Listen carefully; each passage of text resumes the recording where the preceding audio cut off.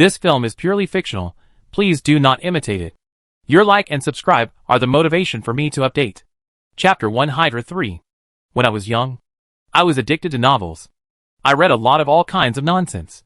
Sometimes I fantasized about how I could pretend to be a slap in the face. How I could dominate the world. How I could recruit heroes from all over the world. How I could expand my backyard into a palace. How I could use a pair of the iron-forged waist and the steel-forged spear stand proudly among the flowers. When I get older, I always smile when I think about the thoughts I had when I was young. Because after being severely beaten by society, I realized that unless it is the same world as in the novel, and the protagonist has to have the halo of wisdom, otherwise ordinary people will travel to a completely unfamiliar world. In this world, the mortality rate is as high as 99%. Because no matter how great your ability is, you have no platform to display it. And you can't find a place to work hard. The best thing is to be knocked down by someone with a sap. Stripped naked and thrown into the smelly ditch. Normal start. So even if it's time travel, it's best to travel to someone with status, such as a noble. And he became a noble through time travel. Yen Su. No. Now he is Owen Hydra, a distinguished viscount of the North Border, who owns an ancient castle full of history, a vast territory, and loyal citizens. As a noble, as a lord, he is supreme here, even if the emperor's orders are not fulfilled by him. Is he proud? No. He is still so humble, and such a gentleman. Well, these are all modified terms. In fact, he was sitting on the half-remaining earthen wall of the castle, wearing old aristocratic clothes, watching the serfs not far away cultivating with sticks and stones. The barren land beneath my feet made my balls ache, and my heart was filled with sadness. This standard of living is better than that in impoverished mountainous areas without water and electricity. At least everyone can have one piece of clothing, so they won't starve to death, and they won't be snatched from their dens by wolves in the middle of the night. Even though he was a lord, he only lived in a drafty old castle, ate unpalatable coarse food, and worried about being robbed by bandits all day long. He traveled through time and became a noble, with rights including first time, knight, and rights. However, the living conditions made him feel like he was living as the great goddess Anha, which was simply miserable. Touching his growling belly, Yen Su. No. He had already accepted his fate. Now he is Owen Hydra, a distinguished viscount of the North Border.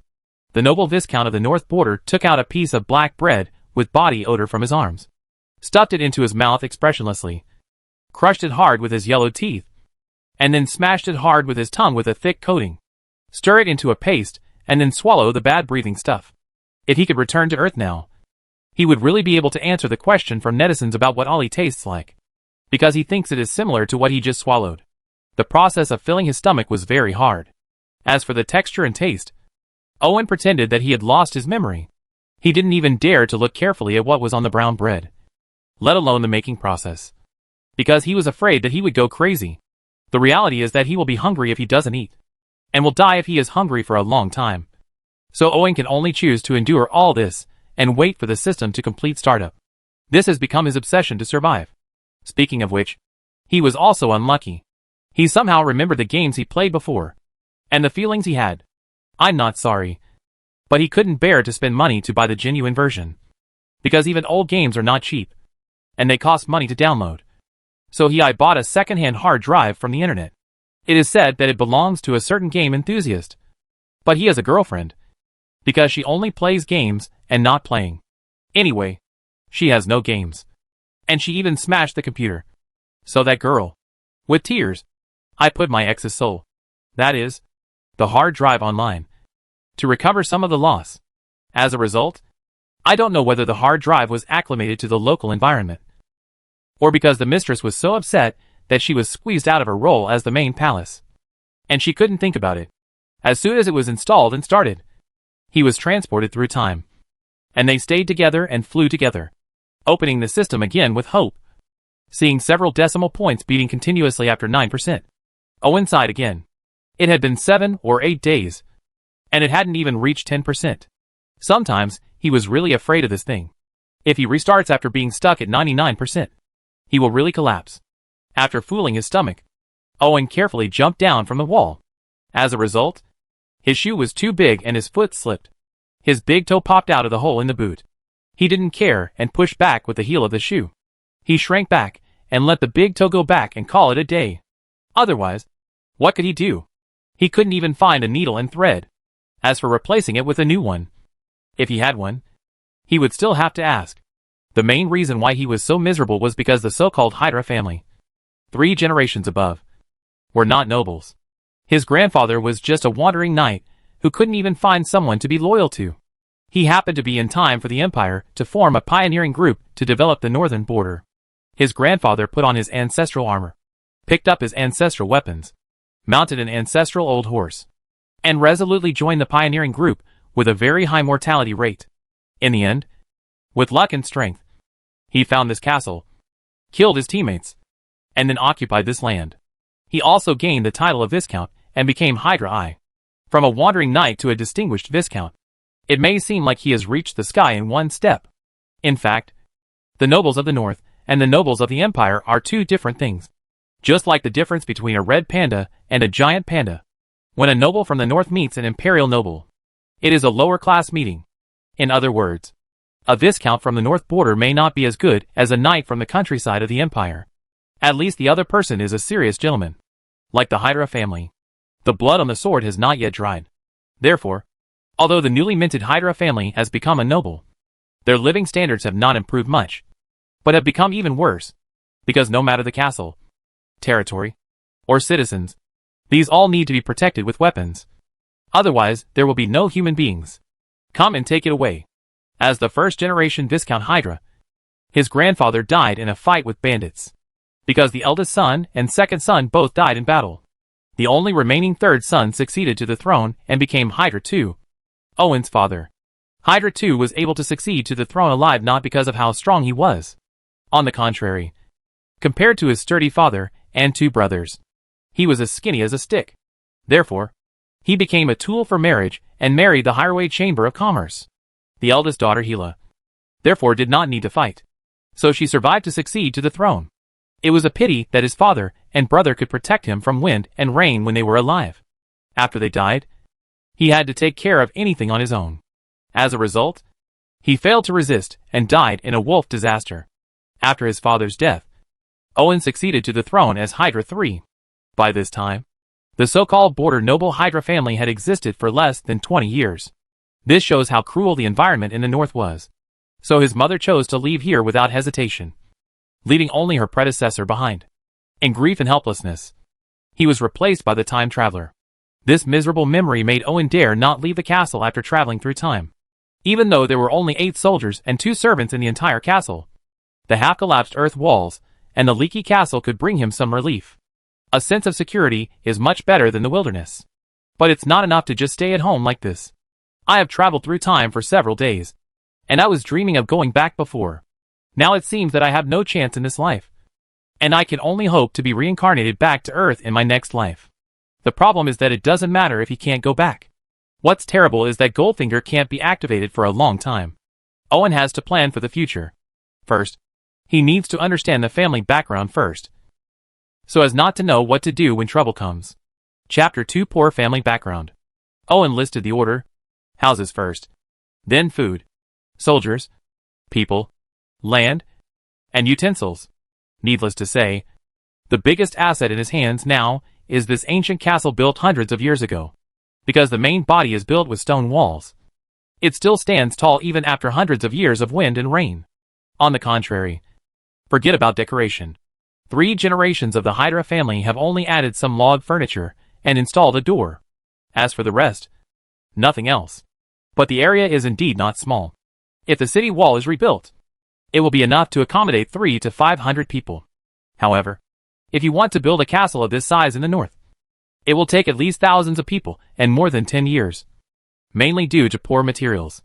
To do it, you need to quarry the stone from a distance, polish it, and then transport it back bit by bit. This is the most labor-intensive and time-consuming part.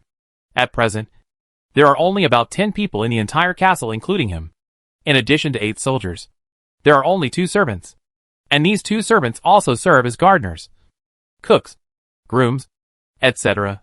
Originally there was a housekeeper, 2 maids and several guards, who were part of the dowry of the predecessor's mother. However, After the predecessor's father died, the predecessor's mother took them away without any regret, leaving only the predecessor, replaced by him in loneliness and suffering. In this case, Owen had to do many things by himself, not to mention enjoying the decadent aristocratic life. Fortunately, he is not really an aristocratic young master. He can do laundry, cooking and cleaning, but he doesn't have the tools at hand, and he is still getting used to it. The most difficult thing for Owen to get used to was at night. In such a big castle, just these few people would cry and howl when the wind blows in the middle of the night. They would lie on the wooden bed wrapped in animal skins and wake up several times a night. They would not dare to go out to relieve themselves. As for how to solve it, you have to think about it yourself. In fact, it feels even scarier to go out to the toilet, because the castle toilet is built like a hole in the bay window. Not only can you sit on it with your butt hanging in the air, you can also clearly feel the updraft outside the castle. At the same time, if the people below are looking up, you can clearly see a budding daisy or a vomiting black chrysanthemum. Later, because some people used weapons such as crossbows and extended spears to assassinate people, this kind of toilet was also improved. For example, something like a garbage channel was built underneath, leading directly to the moat. However, there are still thin warriors who choose to go up against the shit and use daggers and iron.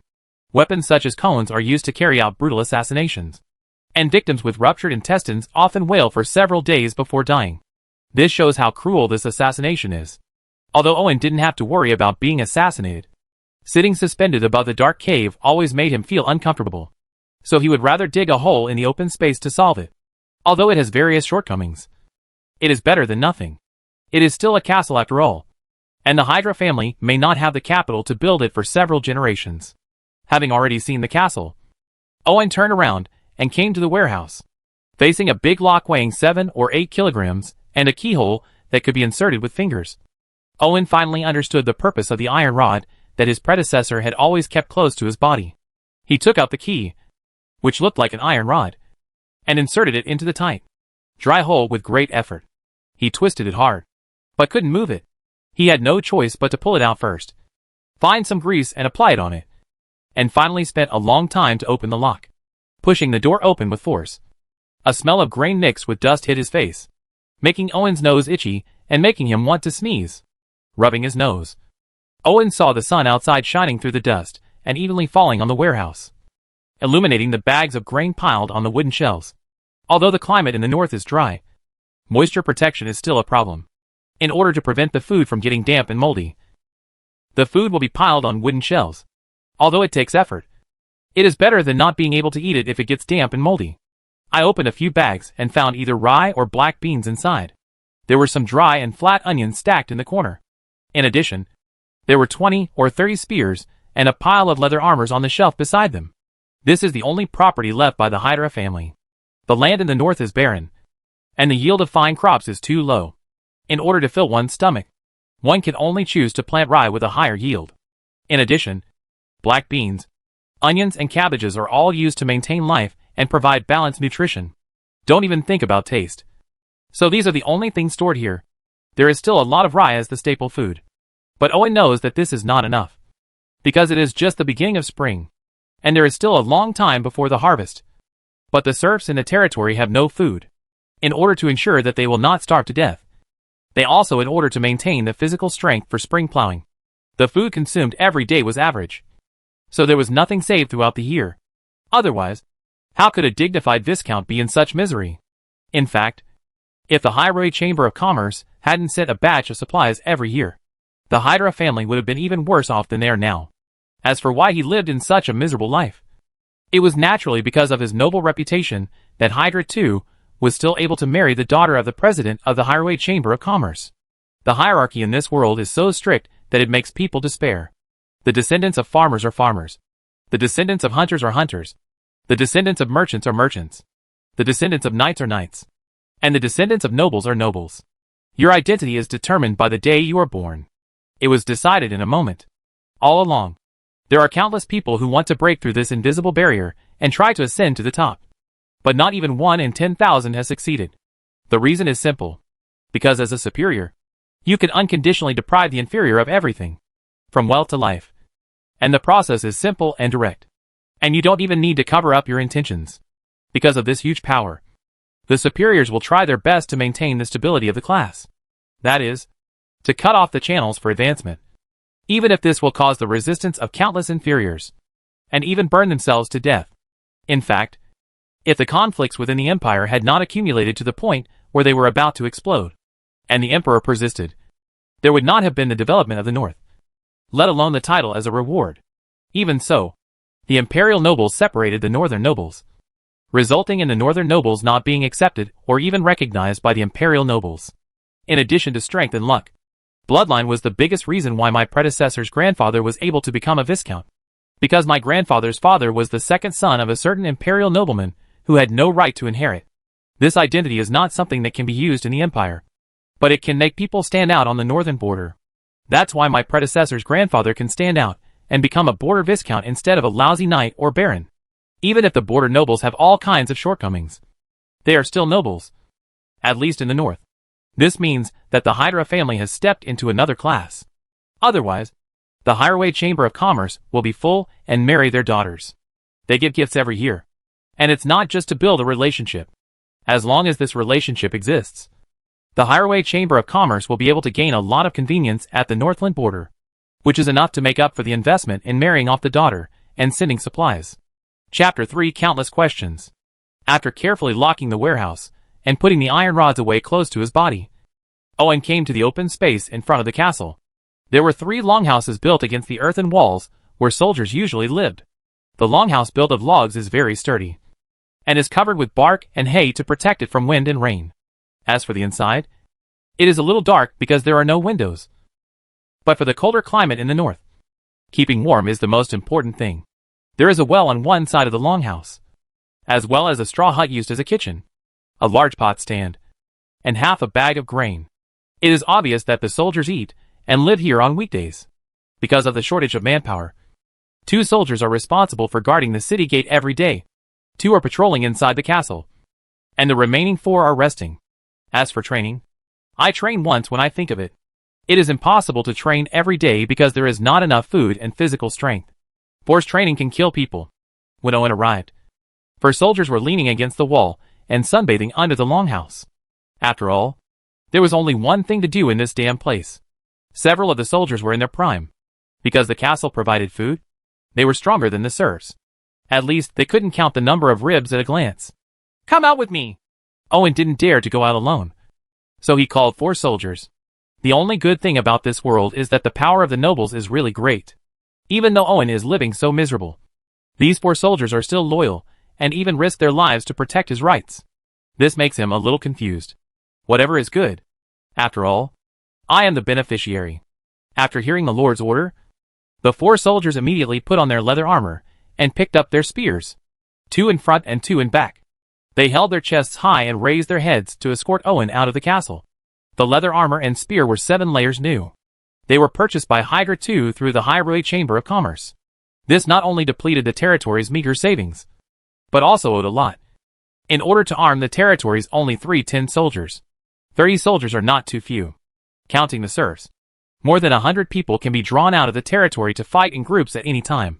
Unfortunately, the last wolf disaster caused most of the soldiers at the front to be killed or injured, which left Owen a little less confident. To put it bluntly, the power of the nobility comes from land and force. Land without force alone is not enough. Owen is having a headache because 8 soldiers cannot provide him with a sufficient sense of security. The problem is that the background of the Hydra family is unclear. They have no money and no people. The serfs in the territory can do just fine, but they are far worse as soldiers. Therefore, Owen has no way to recruit soldiers for a while. Not everyone can be a soldier, and they usually choose free farmers because they have a certain degree of freedom and wealth. In order to ensure that they can always have these, they will desperately protect the rights of their lords. Otherwise, they will lose everything once they change their lords. However, the territory of the Hydra family has no citizens at all. The so-called free farmers. They are all serfs without personal freedom. Most of them are refugees who have lost their land, as well as criminals and speculators. After arriving here with the pioneering team, in order to survive, they sold everything they had, because they have struggled with hunger all their lives. The serfs in front of them have no energy at all. In addition to numbness in their eyes, There is only fear of the lords and soldiers. As for communication, Owen has tried, but their vocabulary is so poor that it makes people speechless. Many serfs only knew 20 or 30 sentences, because they could only use these in their monotonous lives, and any more would be beyond their understanding. It feels like saying Coca-Cola to a primitive tribe in Africa. They simply can't understand what you mean. A serf who lives almost like an animal, and a soldier who only knows how to obey. Owen has given up on the idea of burning glass to make gunpowder and cement, because unless he knows how to do everything himself, without any helpers, any project will be impossible. It was the start of a 5-year plan. Not to mention that Owen himself couldn't figure out the theory and process of these things. After all, no serious person would learn how to refine these things. Thinking about these troubles, Owen continued to patrol, focusing on farmland.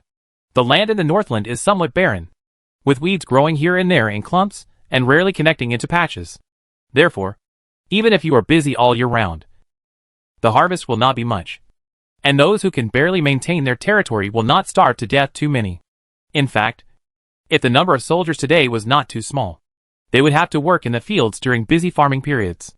Only big nobles could afford to support large-scale soldiers who were completely off the job. But not an insignificant northern border noble like the Hydra family. Not far after leaving the castle, Owen discovered numerous problems. He has never farmed land, but he has never raised pigs. How can he not eat pork? It's just that the farmland here is not the square farmland he is familiar with. Perhaps round farmland is popular, but there are no ridges and no ridges. The so-called spring plowing is to simply clear away the shrubs with a stone knife, and then use a sharp wooden stick to poke a hole in the ground. Throw 2 or 3 seeds into it, and cover it with soil to prevent birds from eating it. Even if you think about it with your buttocks, you can understand how hacked up this planting method is.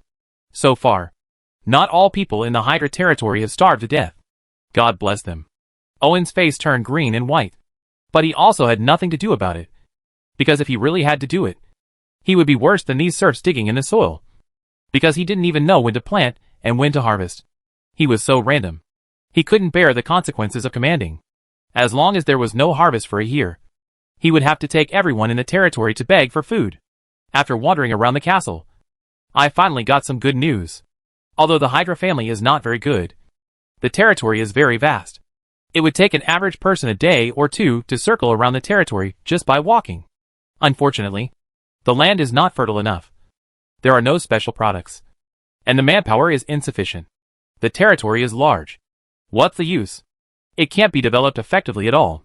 But increasing the territory's population is not an easy task. The best way is to rely on the natural reproduction of the territory's people. Such territory people are more loyal, and are also the heritage of those great nobles, who have been passed down for more than 100 years. With these, they can even follow the emperor's words. Listen if you want to hear. Don't listen if you don't want to hear. Of course, the Hydra family, which had gone through 3 generations in less than 20 years, didn't have the capital. If it had, would he still worry? As for other methods, it is to buy serfs or take in refugees. Serfs were not expensive, because many of them were desperate refugees, who were basically willing to sell themselves into slavery if they were given a stutter. The problem is that the wear and tear on their bodies is too great, and even good food and drink cannot make up for it. Let alone no lord would do this. There are too many uncertainties in the latter, because many refugees often turn out to be bandits with their faces covered, and taking them in it will become a destabilizing factor for the territory. Countless questions weighed heavily on Owen's heart. So after returning to the castle, he cried silently in his room, not even daring to make a sound, because now he only had a SHL of a nobleman left. Once broken, what is the difference between him and those serfs?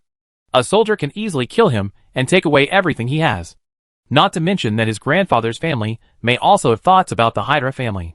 Such a situation of internal and external troubles under this situation. Even he, a time traveler with a middle-aged soul, could not withstand the pressure and fell into collapse. If life has given him anything, it is that as long as he does not have the courage to face death, he can stand up and continue walking despite the pressure.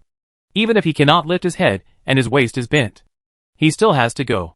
Because even if you stop, no one will pity you, let alone give you a hand. Chapter 4 on the importance of Goldfinger. After crying all his tears, Owen picked up the earthen jar on the table and filled it with a few mouthfuls of cold well water. Even at this time, he was still sensible and did not drink more. Because if he drank a lot of cold water in one go, he would most likely have a stomachache. And getting sick in this Lish place was tantamount to stepping into the gate of L. Owen didn't want to die yet. So he lived hard. Owen, who couldn't sleep at all, began to think of ways to break the situation. He was now faced with not enough food, not enough soldiers, and not enough population. Each of the three major problems was intertwined and became a deadlock. Without enough food, you cannot feed more people. Without enough people, you cannot earn more wealth. Without enough wealth, you cannot train more soldiers. The reality is that he can't do anything. And he doesn't dare to expose the reality of his territory. Otherwise, let alone wild beasts, the nearby bandits and noble neighbors will gather with their knives and forks raised. Owen was an ordinary person before time travel. After time travel, this body is just an ordinary boy. At most, he learned some knight skills from his father, and some writing from his mother. But nothing else. He suddenly realized that he was just an ordinary person, both before and after time travel. He did not have the ability to come up with a solution to defeat a situation in a flash. And he neither had the ability to fight one against 100, nor the determination to kill. Even if I think hard all night, other than lying down and waiting to die, I can only try to regain the love between mother and son. Cooperate with the Highway Chamber of Commerce to swallow up the Hydra family territory. And see if I can make a living in the Highway Chamber of Commerce in the future. After all, he has 99 multiplication powers. The back of the watch is quite smooth. For the time travelers, this is definitely a shameful loss to Grandma's house. But for ordinary people, it is the most realistic choice. Because reality will not give you the chance to be willful, let alone spoil you. And you will never be beaten when it is time to do so. He won't show mercy. And he won't blink when it's time to kill you. Fortunately, although Owen is an ordinary person, he is still a time traveler with a golden finger. This is the key to his breakthrough. And it is also the capital that prevents him from facing the cruel reality and accepting his fate. This shows the importance of golden fingers to time travelers. If there is no golden finger, the time traveler can simply ask all the heavens and worlds to send an army to death. The system still couldn't start normally. But when the progress bar reached 10%, a bunch of folders appeared in front of Owen along with a burst of garbled characters. Only a few of them were openable. And most of them were gray and broken. Tank Battle, Super Mario, Little B, Contra, Street Fighter, Half-Life, Invincible Heroes, Age of Empires, Mount and Blade, Three Kingdoms, World of Warcraft. After seeing the names of many folders, Owen suddenly realized, we know the reason why the system has been unable to be fully turned on. If a game is a cheat, then Irving has so many cheats that they can be wholesaled. But this also leads to conflicts with each other. So it has been unable to be opened. Owen doesn't care about this at all now. He just wants to see what can help him get through the trouble in front of him. Because the system has not been fully started and is currently stuck at 10%. The functions provided are limited. Owen can only use the progress value of the system to exchange for some in-game things, such as items, skills, or characters. However, it is best to choose something that fits the current world. Because the further you go beyond the scope of the world, the more progress value will be consumed. Especially technological products. Even daily necessities. The progress value consumed is beyond imagination. To put it simply, if this world were in ancient times, then the progress value of a cow might only be exchanged for a piece of modern soap. Let alone those sophisticated machines. Although the progress value will continue to recover. Continuous extraction in a short period of time will cause the recovery speed of the progress value to be greatly reduced. It is like continuously draining a well, and it takes time to recover. Therefore, Owen must be cautious because he has no chance to do it again. With Goldfinger, Owen's energy returned. He rubbed his face vigorously, cheered up, and began to pull out the games in each folder one by one. Many games give Owen too many choices. But there are not many that he can use at the moment because they are restricted by the world he is currently in. For example, Owen is jealous of the various tanks in Tank Battle and the various firearms in Half-Life. But firstly, he doesn't know how to use them. And secondly, the required progress points are too much. So even if he can redeem them, he still has to use them. Ammunition and maintenance issues. The price/performance ratio is too low. After careful selection and comparison, Owen found that Age of Empires, Mount and Blade, and Three Kingdoms were more in line with his current situation and needs. Among them, Mount and Blade was the most suitable for his current status. Because once he gets the game with the character template, he can not only gain the ability to protect himself, but also directly recruit new soldiers in the territory without spending progress points to exchange for units from the system. But after more in-depth consideration, Owen rejected this idea, because the troops recruited in Mount and Blade required payment of salary, which was far less cost-effective than the troops in the Imperial era. Not to mention that after building the barracks, indigenous troops could also be trained. Opening the folder from the Age of Empire, a large amount of information appeared in front of him. It is mainly divided into two categories. One is arms, and the other is buildings. The buildings were too expensive, and with the current upper limit of progress value, they couldn't be exchanged for anything good. So Owen set his sights on military units. I don't know how the system sets prices. Different arms have different prices. Farmers and militia are cheaper, less than a whole number, followed by infantry and archers, which are exactly a whole number. Cavalry is more expensive than infantry because horses are included. But the highest price is it still needs to be a top-level soldier, one that he can't reach now. Owen weighed it carefully, and instead of looking too far ahead at the high-level units, he started with 5 swordsmen and 5 infantry archers worth a little progress value. I have seen countless systems in novels, but this was the first time I experienced it in person. Owen was so curious that he didn't even blink. But there were no sound or light effects, and 10 large living people suddenly appeared in front of him. The magic of the system can be studied later. Owen first made sure that what he said worked well. If these soldiers did not obey his command, then their work would be in vain. Moreover, staying in the bedroom with 10 men, no matter how you look at it, quite dangerous. There is no problem with language communication, and there is no problem with obedience to his orders. Although the reaction is a bit dull. He wants these soldiers to fight, not to do things. This shortcoming is not a shortcoming. After all, cold weapon combat is very cruel, and the brain flexibility may be a talent. But on the battlefield, a flexible mind makes it easier for them to think too much. For cannon fodder, this is obviously unqualified. Moreover, these soldiers in the Empire era do not need salary. They only need food and accommodation, and they will work hard for you. This is great for Owen who has no money. Patting this person's shoulder and touching that person's arm, Owen was so happy that he almost cried. This meant that his life was saved, as long as he accumulated enough soldiers who could kill him. Now, he couldn't wait to write an article on gold. Essay on the importance of fingers to time travelers. Chapter 5 System Arms and Materials.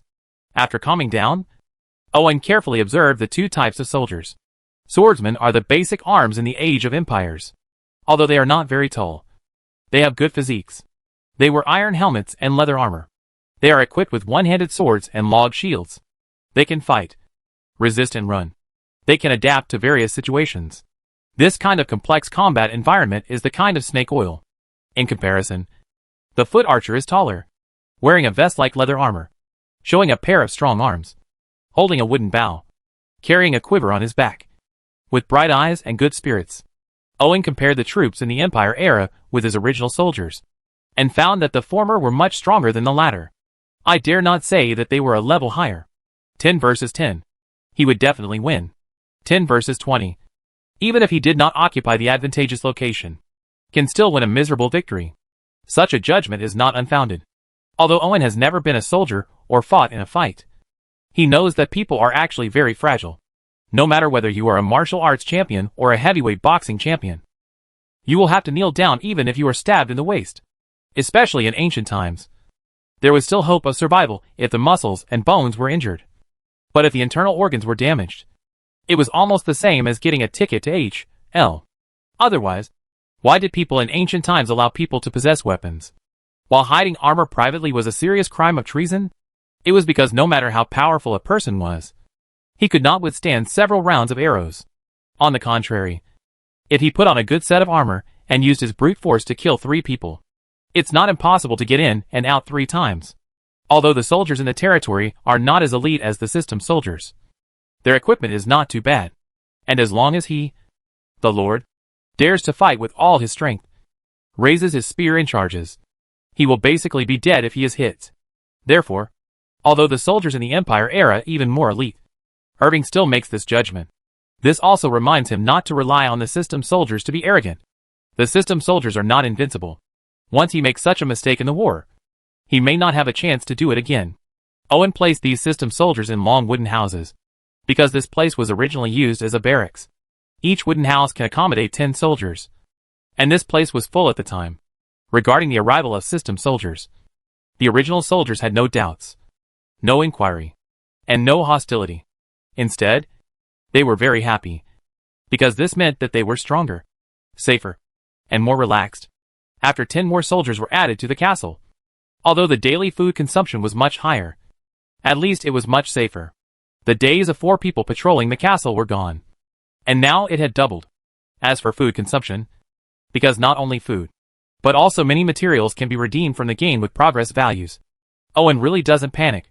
Of course, all of this is in exchange for progress value, and progress value takes time to recover. So it seems that the resources are unlimited. But in fact, Irving still needs to be careful and plan in advance. Otherwise, if something goes wrong, the problem will not too small. Therefore, he first needs to calculate the consumption of soldiers and serfs in order to reserve enough supplies in advance as an emergency.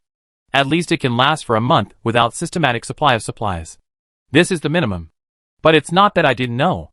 After doing some calculations, I discovered that the problem was really big, due to the lack of animal protein and fat. Both soldiers and serfs had large appetites. Soldiers are better off, and are guaranteed at least 1 kilogram of food a day. But this is still a limit. If there is no limit, it will be 3 to 5 kilograms a day. The problem is that when 1 kilogram of food a day is still coarse food, let alone training, it is difficult to maintain normal physical strength. Therefore, the soldier's food can only be increased but not reduced. In comparison, the serfs were even worse. Half a kilogram of grain boiled into porridge was enough for a day. No wonder the territory purchased serfs every year in my memory.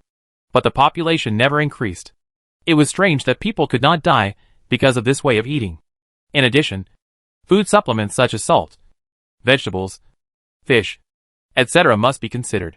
This is not only related to health issues, but also to morale. At the same time, clothes, shoes, equipment, and other consumables must also be prepared in advance. Irving's head is getting big after all. Not counting combat and high-intensity training, a soldier consumes at least 1,000 kilograms of food. 4 sets of thick and thin clothes, and 8 pairs of shoes a year. He must have at least 1 spare set of equipment. There are far fewer serfs, but no matter how small they are, 1.5 kilograms of grain a day must not be saved.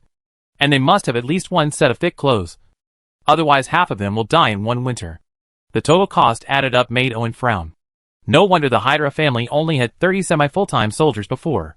It wasn't that they didn't want more, but mainly because they couldn't afford them. Now that we know the approximate consumption, let's calculate the issue of resource replenishment. Although the system can exchange materials, it is not free. 1 progress value can only be exchanged for 10 units of grain, which is 1,000 kilograms of wheat, which is equivalent to the consumption of a soldier for 1 year. This is just the infantry. If the cavalry consumes more. After all, the war horses don't just need to be fed with grass. They eat grains, beans, eggs, and salt. Not only do they eat more than people, they also eat better than people. In addition, it seems that the ratio of progress value to food is very high, which is very cost-effective. But 1,000 kilograms of food represents a loyal soldier who is willing to die for him. No matter how much he thought about it, he felt that he was at a loss. Irving immediately crossed out some of his previous plans. He could not relax on the civil aspect either. Farming must be done in advance. Not only must we focus on growing food and get rid of dependence on systematic food as soon as possible, we must also reserve more craftsmen, such as carpenters, stonemasons, and blacksmiths. These are not only closely related to life, but also very important for the military. With enough farmers and craftsmen, Owen will greatly reduce his dependence on system resources, so as to save more progress value to exchange for soldiers. Because the loyalty of system soldiers is difficult to replace. Interestingly, in the system exchange, the price-performance ratio of sundries exchange is higher than that of food, cloth, candles, pottery, as long as they are not metal, are not much higher than food in exchange. But if you sell them, you can definitely make a lot of money, and you can buy more food and other supplies. But considering his own lack of strength and the lack of suitable talents, Irving gave up the idea after thinking about it for a long time. Because what he needs now is more accumulation. Rather than being in the limelight and attracting too much attention. The emergence of the system can be said to have freed Owen from the growing panic in his heart. So he deliberately spent some progress points to buy items and decorate the castle, so that he would not have to live in a historical ruins all day long. After decorating it, he would feel more alive and sleep. Also more practical. In fact, Irving didn't buy many things, except for candles and lanterns, which were bought in boxes. More of them were spices and food, because delicious food always makes people feel better. In addition, Irving also bought a pig bristle toothbrush, green salt for cleaning teeth, and bath beans for bathing. After putting on new clothes, he looked completely new. Other than that, Owen didn't waste any more progress points. Chapter 6: The Visitor is Ill-Intentioned. After thinking about it for several days, Owen finally decided to limit the number of soldiers to about 50. This number of soldiers is really nothing, because just guarding the castle requires at least 100 or 200 people, let alone the entire territory. It can be said that 100 and 200 is never too little, and 300 and 500 is never too much. The problem is that the foundation of the Hydra family is too shallow, and Irving cannot go too far. Besides, 50 off-duty soldiers are not a small number, and the total consumption is not a small sum. If there is no external supplement, it will cost almost 100 less in a year. To point out progress points, he has to set aside some extra progress points to develop the territory, so he can't use them all here, because the recovery speed of the progress value is limited. In order to make reasonable use of it, Irving divided the subsequent development of the territory into 4 stages, and the second stage has been conceived at present. In the first stage, the total number of swordsmen and archers was expanded to 20, plus the original 8 soldiers, for a total of 28 people. The 2 previous servants were then added in, and they were responsible for food and carriages. This way, as soon as there is a need, 30 people can immediately go to war. But when perfecting the first stage, Owen discovered that soldiers were not enough. He also needed scouts and doctors. As for scouts, Owen chose the Imperial-era scout cavalry, although the price of cavalry is relatively high. Even a light cavalry scout requires 3 points of progress. However, because the northern land is relatively flat, mounted scouts are obviously more suitable for the environment here. As for the doctor, originally the monks from the Empire era were a good choice. They were kind of a beggar version of the priest. Unfortunately, now they can only store up to 10 progress points and cannot recruit monks worth 15 progress points. So Owen can only choose to ride and slash. Although a companion who is good at treatment needs to be paid, it is better than nothing. The first phase of planning has been completed. In the second phase, the number of system soldiers will be increased by 10. And then, they will be mainly exchanged for farmers and craftsmen to develop agriculture and economy. Although farmers in the Age of Empire are cheap, they are all talented. They can not only farm, but also log, quarry, fish, hunt, slaughter, and build. Apart from their poor combat effectiveness, they can be called a decathlon. However, after testing, Owen found that the role of system farmers is not as exaggerated as in the game. They can knock out city walls and buildings with just hammers. In fact, they can only be called craftsmen. They know some crafts, but they are not very proficient. In front of the real craftsmen can only make a start. However, after Owen's research, he found that as long as other abilities are deleted before exchanging farmers, more professional craftsmen will be summoned, such as lumberjacks, miners, fishermen, hunters, butchers, and craftsmen, who can perfectly fill the vacancies in the territory. At the same time, the various items in horse riding and slashing also provided the territory with sufficient supplies. As long as a blacksmith shop was built, serfs no longer needed to use wooden sticks as farm tools, which greatly improved production efficiency. It can be said that these 2 games alone have put Irving's territory on the fast track.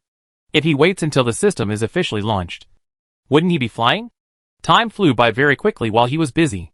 Owen, who had no experience at all, kept adding bricks and tiles to the territory with a hammer and a stick. Fortunately, the slow recovery speed of the progress value gave him more time to think, so he would not make mistakes while busy. On this day, the scout came to warn him. After hearing the description, Owen suddenly understood. "I came quite early this year. It seems I can't wait," Owen said with a sneer, because he knew who was coming. "Assemble the soldiers and all enter the castle." Owen had already prepared for the arrival of this day, so he ordered calmly. Owen climbed onto half of the city wall and raised his brass telescope. A thick black line that was originally blurry in the distance turned into a caravan. 5 carriages need so many people to protect them? Ha ha. This is a bad sign. Owen counted the number of caravan guards and said with a sneer.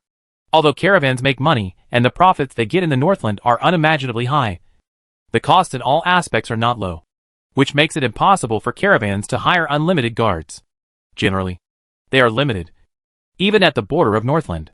In such a dangerous place, an ordinary caravan will not have more than 2 guards per carriage, because the boys and the grooms can take up arms and fight when necessary, which is not a small number.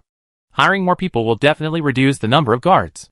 In terms of profit, although there is no money to be made, for businessmen, making less means losing money, so they must plan carefully.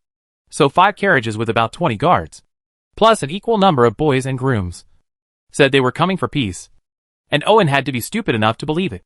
Owen knew very well what kind of goods the Highway Chamber of Commerce shipped every year. It was completely unworthy of hiring 20 guards. With so many guards now hired, in order not to lose money, he must make some extra money, such as seizing a noble along the way. Territory, no matter who it is, as long as it is not a noble. It is very taboo to seize the territory of a noble. The surrounding nobles will come to attack the rebel unconditionally, and then divide the poor guy's territory, even if the unlucky noble was still alive. In order to thank the good neighbors around him for lending a helping hand and asking them to put down the bleeding knife, he would still have to bleed profusely. The problem is that the situation of the Hydra family is a bit complicated. The so-called family is only Owen. So according to the tradition of the nobility, once he dies, his mother also has the right to inherit. If the Highway Chamber of Commerce is willing to spend money to operate, it may not be possible for the Hydra family to inherit the title. This is enough for the Highway Chamber of Commerce to take a risk. As for why he didn't just deal with him before, but left instead, it was of course because this kind of thing couldn't be done carelessly. Otherwise, once the nobles around him got caught, he would definitely be beaten. To put it simply, the Highway Chamber of Commerce wants to put on a show, take itself out, and then legitimately occupy the Hydra family. This requires timing and time to arrange, so it has been delayed until now. Although he knew that the Highway Chamber of Commerce had bad intentions, Owen had no intention of violently solving the problem, because businessmen in any world had one thing in common. That is, they did not do business at a loss. So he did not hide it when he saw the caravan coming. When you get there, open the city gate directly, putting on a clean and neat aristocratic costume, and riding a docile training horse. Owen showed an elegant smile belonging to the aristocracy, and led all the soldiers to surround the caravan. Faced with the siege of soldiers, the guards of the caravan were very nervous. Although they gripped their weapons tightly, their eyes were a little panicked, because they knew very well what would happen if they faced a large number of soldiers. Otherwise, why would they be so well behaved when facing nobles? It's not because you can't beat it. Caravan guards are all like this. But boys and grooms are even less good. Even if they are not professionals, they can still see that their hope of victory is lower than the salary increase. So they are still willing to sacrifice their lives. At worst, they will surrender when the situation turns bad. After all, working for someone is not a meal. The guards and clerks could tell that the situation was not good. And so could the caravan manager. The sword and shield soldiers are in front. The spearmen are following closely. And the archers are holding down the formation. Once they fight, they will definitely die in large numbers. So the caravan manager cannot just watch the conflict between the two sides. Even if they came with bad intentions before, they can now. They just want to be reasonable. Really, not lie to you. Chapter 7: Compensation and the Maid. The person in charge of the caravan is still an old acquaintance, Code, and the Highway Chamber of Commerce is responsible for the management of the Northland border. No matter where he is, he keeps himself clean and tidy, treats people politely, and is a handsome middle-aged man with a gentlemanly demeanor. No matter whether my predecessor's mother got married or returned to her parents' home forever, this middle-aged handsome man was always responsible for picking her up and dropping her off. Obviously, he was responsible for the one who planned to do something tough this time, who knew him well. But this time he couldn't do it. Unexpectedly, the originally pitiful, weak, and helpless young man would silently become angry, and they would become the weaker party. In this case, the previously planned means of house arrest, persuasion, annexation, etc. are obviously useless. These soldiers alone can take them all down. Core didn't think these soldiers were farmers in disguise, nor could they be hired. Just the spirit of these soldiers, and their obedience to Owen's orders could be seen. Now the master's plan was over before it even started.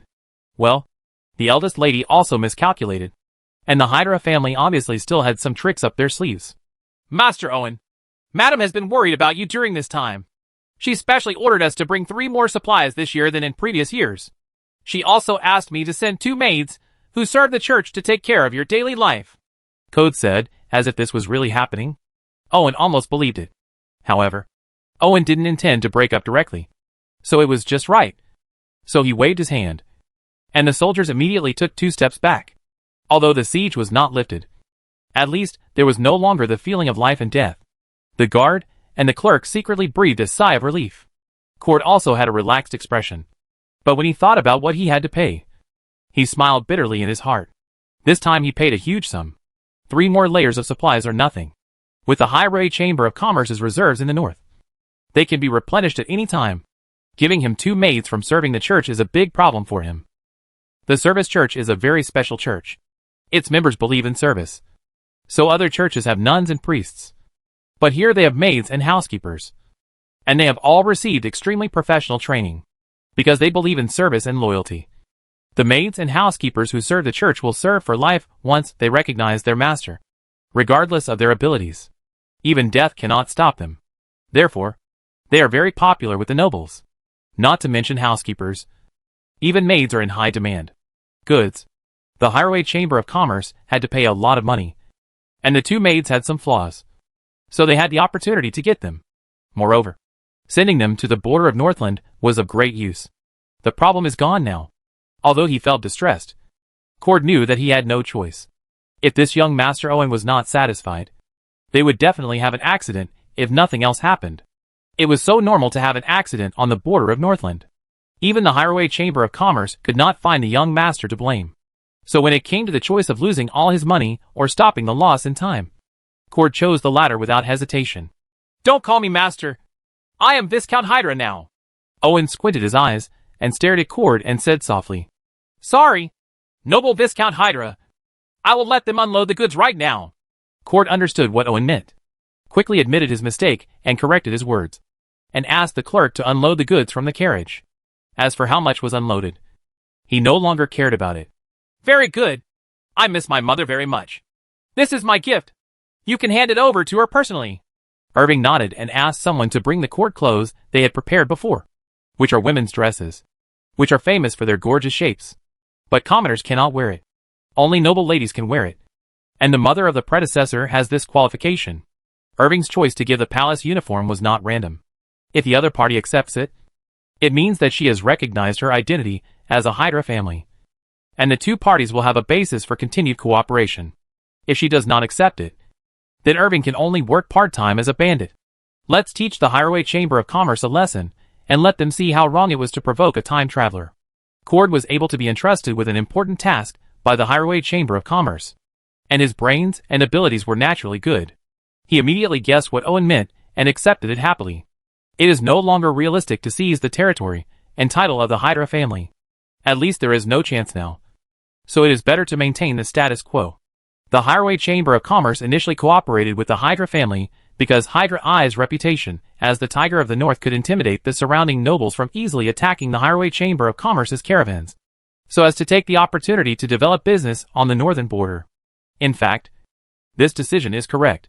Nowadays, the Highway Chamber of Commerce is not a big deal in the Empire, but it already has considerable influence on the northern border and has reached cooperative relationships with many northern nobles. After all, the nobles on the northern border still have it has not developed to the level of self-sufficiency, and has gradually understood that plundering alone can only last for a while. Only a good cooperative relationship can obtain a steady stream of materials, even if it requires wealth. The problem is that without a caravan, the money cannot be spent. So the Highway Chamber of Commerce has developed rapidly in recent years. When Bori, the president of Highway Chamber of Commerce, chose to marry his daughter, he did not want to seize the Hydra family, but intended to deepen the relationship between the 2 parties. Although it was his decision to develop the border business in the north, he was also the founder. But the Chamber of Commerce does not belong to him alone. So people inside will not sit back and watch him monopolize this part of the benefits, and use this to completely control the Chamber of Commerce, because this is not in their interests. Although Borui was the president, he couldn't kick out all the collaborators. So he came up with the idea of marrying off his daughter. The northern border nobles were regarded by the imperial nobles as country bastards, but their aristocratic status was recognized by the empire. This was Borui's opportunity. After all, no matter how desperate the imperial nobles were, they would rarely marry the daughter of a businessman. Marriage will also impose many harsh conditions, which is far less straightforward than the Hydra family. However, Hydra 2 died suddenly, and Hydra 3, who inherited the title, was too young, which made Borui think that he could have sex with me. It's obviously not going to work now. Who would have thought that the Hydra family would actually hide their secrets? It's better to choose to continue to cooperate and recover some losses. Cord is not the kind of person who can't figure things out. On the contrary, he is very decisive. He immediately changes his attitude after thinking about it, making it impossible for Owen to find fault. After unloading the things, the caravan left. Although the two parties had the intention to continue cooperation, they almost stopped fighting just now. It was not the time to continue to stay. Not to mention that Code had to go back and report this matter to see what the president said to Hyde. Considering the attitude of the Law family, and the loss this time, the Chamber of Commerce will also need to make up for it. It seems that my life will be difficult in the future. Cord couldn't help but shook his head when he thought of this. Hiring so many guards was a sum of money, and the supplies that he had not planned to spend were a sum of money. The two chambers of commerce spent a lot of money to acquire church maids to serve the church, to the chamber's next developments in Northland. Now all these are gone.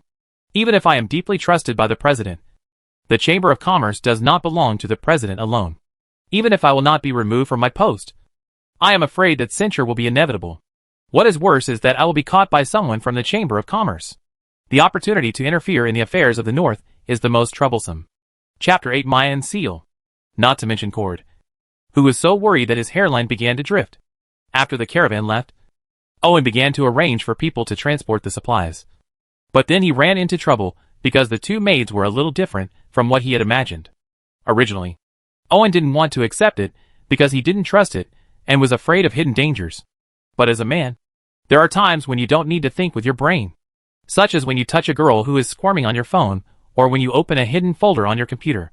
In particular, Owen is not past the age of daily opposition in his previous life. He is in a difficult period of transition from weekly salary to monthly payment. At this time, not only is he not short of money, but he has enough ammunition that he would want to catch a mouse if he sees it in the castle. Mother's level. So he got interested. The maid who serves the church is not a popular commodity. Just like the black card in his previous life, it has no certain capital and status, and cannot be bought with money. This is also what is weird about Irving. The Highway Chamber of Commerce has some money, and some influence in the North. But if you want to say how powerful it is, you are just joking. They have married their daughter to a noble on the North border. How big can it be in the Empire? Ability. It stands to reason that they are not qualified to contact the serving church. But by chance, the president of the Highway Chamber of Commerce did a favor to the local serving church. In addition, the two maids had some flaws, and they also indicated that they were to be given to a certain noble in the North, rather than for personal use. This is how I got it. After reading the contracts of these two maids, Owen understood what the flaws meant.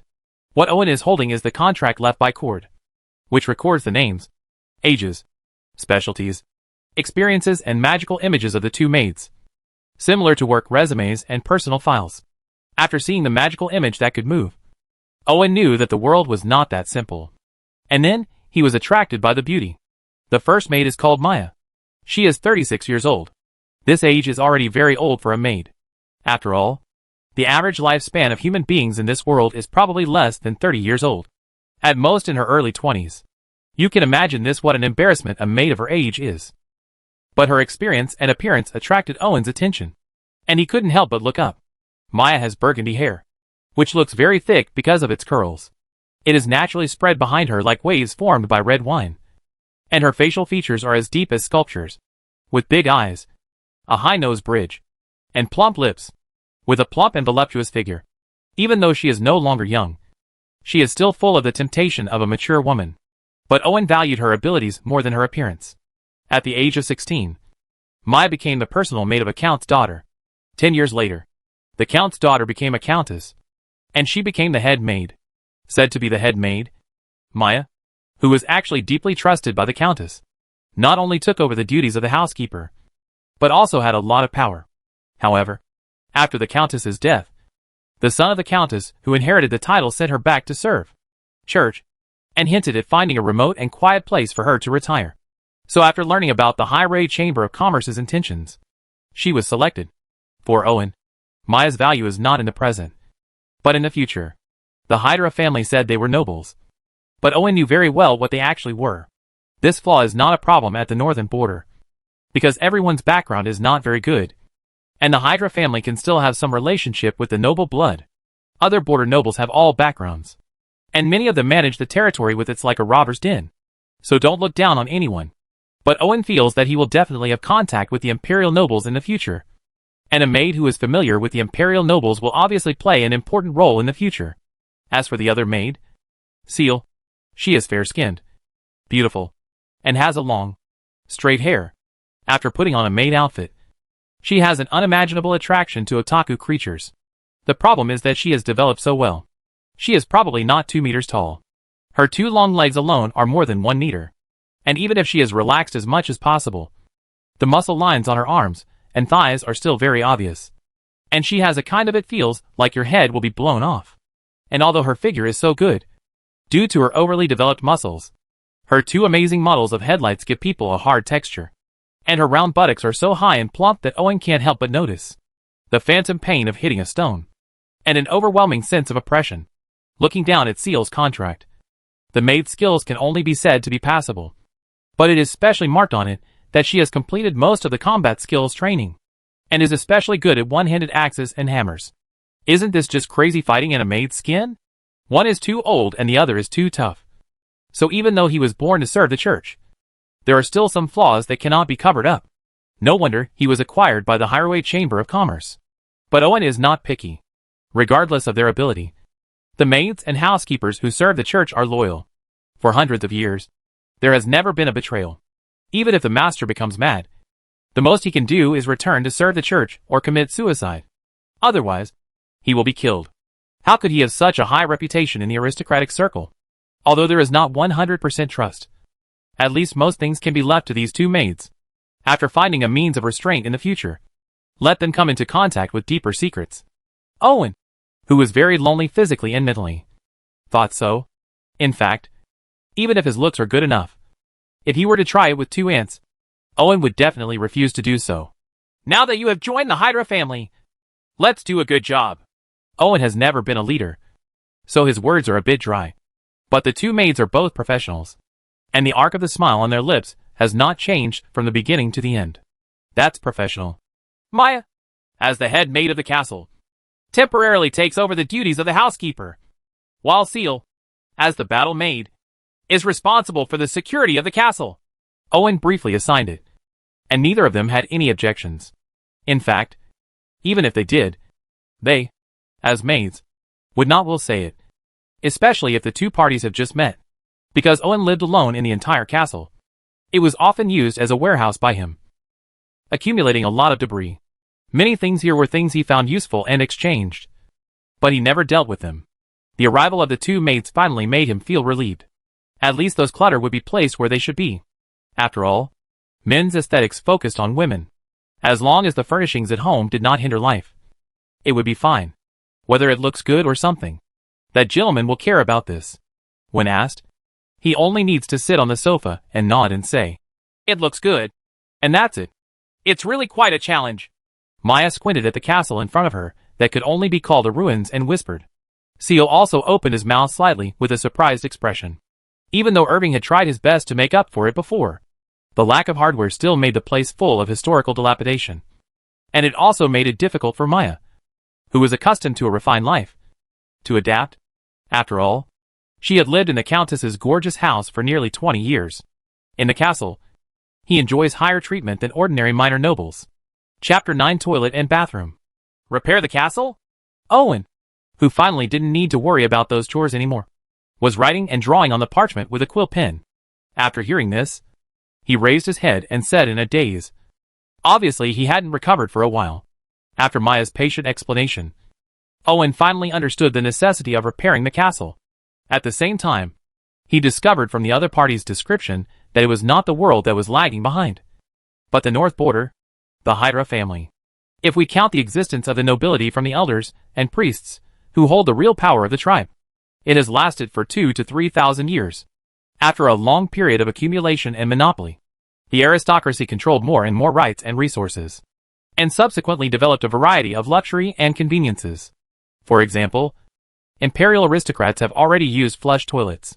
The bathrooms are not only laid with brass pipes, but are also connected to boilers that can provide hot water. The design is exquisite and beyond the imagination of poor people. In terms of enjoyment alone, the imperial aristocracy has reached the level of the wealthy people in the 1970s and 1980s in the previous life, and even exceeded it. As for the reason, although there are no electrical appliances in this world, there are unscientific things like magic. He was born on the border of the north, grew up in a castle, and moved around the territory. Among the people he came into contact with, only his parents and the housekeeper spoke eloquently. As a result, Owen's knowledge was probably not as good as that of a businessman who traveled all over the world. Therefore, his judgment of the world was problem. Owen obviously didn't realize that this is a world with magic before, and knights and other professions do not just wield weapons.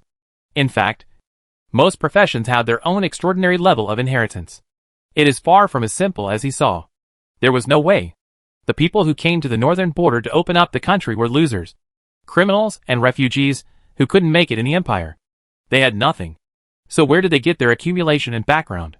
Fortunately, Maya, as the most trusted person of the Countess, had contact with Chow Chow, and it was also from her that Owen learned about the more real side of the world. Although the extraordinary power of this world has not reached the level where a forbidden spell can destroy the world, it still cannot be underestimated. I am afraid that it cannot be done by relying solely on the military units of the Empire era. This makes Owen, who is already under a lot of pressure, feel even more anxious. Owen plans to revise his plan again. He must find a way to break through the upper limit of progress value as soon as possible.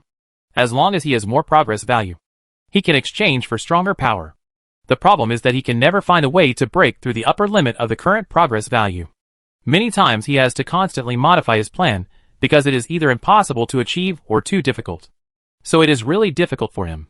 Fortunately, there is no problem in repairing the castle.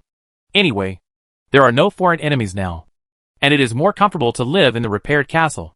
Therefore, Owen cooperated with Maya to mobilize resources to carry out a simple repair of this centuries-old ruins. But don't think about flush toilets and brass pipes. The cost of shipping them reminded Owen of Jioshin pills, and he could only wait to exchange them from the system later. Due to limited conditions, Maya just asked the craftsman to simply repair some damaged parts of the castle, and then focused on building new toilets and bathrooms, which were squat pits and large bathtubs with water channels. Owen is extremely satisfied with the latter too, even if he spends more progress points on it. He feels it is worth it. Instead of squatting on the bay window hole where you feel like you will be sucked into the black hole, you can move across the rivers and lakes at will. How refreshing that feeling is. The most important thing is that Owen found the toilet paper.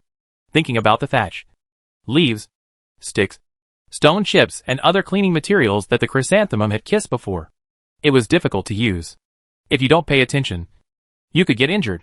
What's even more embarrassing is that, if you don't wipe it clean, after it dries, you will suddenly find that you have fallen into pieces, and you will be like a social death scene.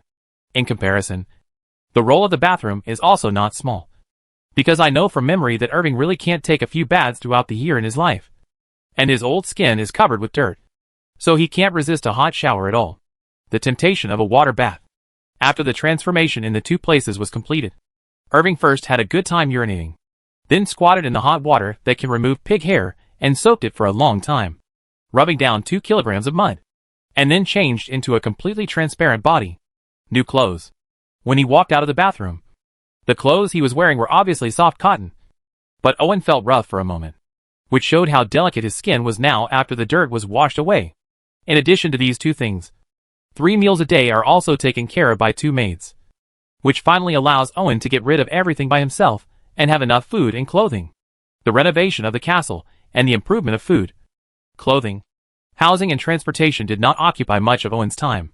Even some impulses belonging to this age were suppressed by him because he had too many more important things to deal with. He was well fed and clothed, but he was stabbed to death. Was this considered to be a death rather than a well-fed ghost? So how dare Irving relax? From his memory, Owen knew that the border of Northland was not safe. Otherwise Hydra 1 and 2 would have disappeared. In the Northland, whenever there is a lean period or a harvest, it is the time for banditry. Some of these robbers are refugees or criminals from the Empire. Some are local aboriginals, who are now being driven further north by northern barbarians. And some are lords, who have taken the lead in getting rich. In any case, killing for the sake of stuttering is simply not for them. A piece of cake. Although the Northland border has been developed for more than 20 years, it is not much different from when I first came. There is not enough to eat every day, and people starve to death every year. Therefore, in order to survive, killing and grabbing food has long been integrated into life. If there weren't too many people in the Empire who couldn't survive, and people would run to the north with dreams every year to find a living, this ghost place would have been deserted a long time ago. It's a pity that the better places on the border of Northland have been occupied by people for a long time. There is no food and no shelter. If you don't want to sell yourself into slavery, you can only become a bandit. The previous Hydra 1 and 2 had many robbers hanged to death and many fights with their neighbors during their lifetimes. Stealing food, money, and people was commonplace. Otherwise, how could the family support hundreds of soldiers during its heyday? At the same time, there are 3 knights, grandfather and uncle. You must know that the cost of supporting a knight is more than 10 elite soldiers. How did these come from? Of course they were stolen. However, the Hydra family acted so arrogantly, which naturally aroused public outrage. When my grandfather and his eldest uncle and his second uncle led soldiers to exterminate the bandits, all 3 of them died in the battle, and most of the soldiers were lost. No one would believe it if there was nothing fishy in it. If the bandits had this level of fighting power, they would have occupied the territory for themselves and become nobles long ago. So I understand how these people died. This has become the norm on the northern border. Here, everyone is waving their fists. Whoever has a bigger fist can fill his stomach, become stronger, and grab more things. On the contrary, there is no way for the coward to survive here.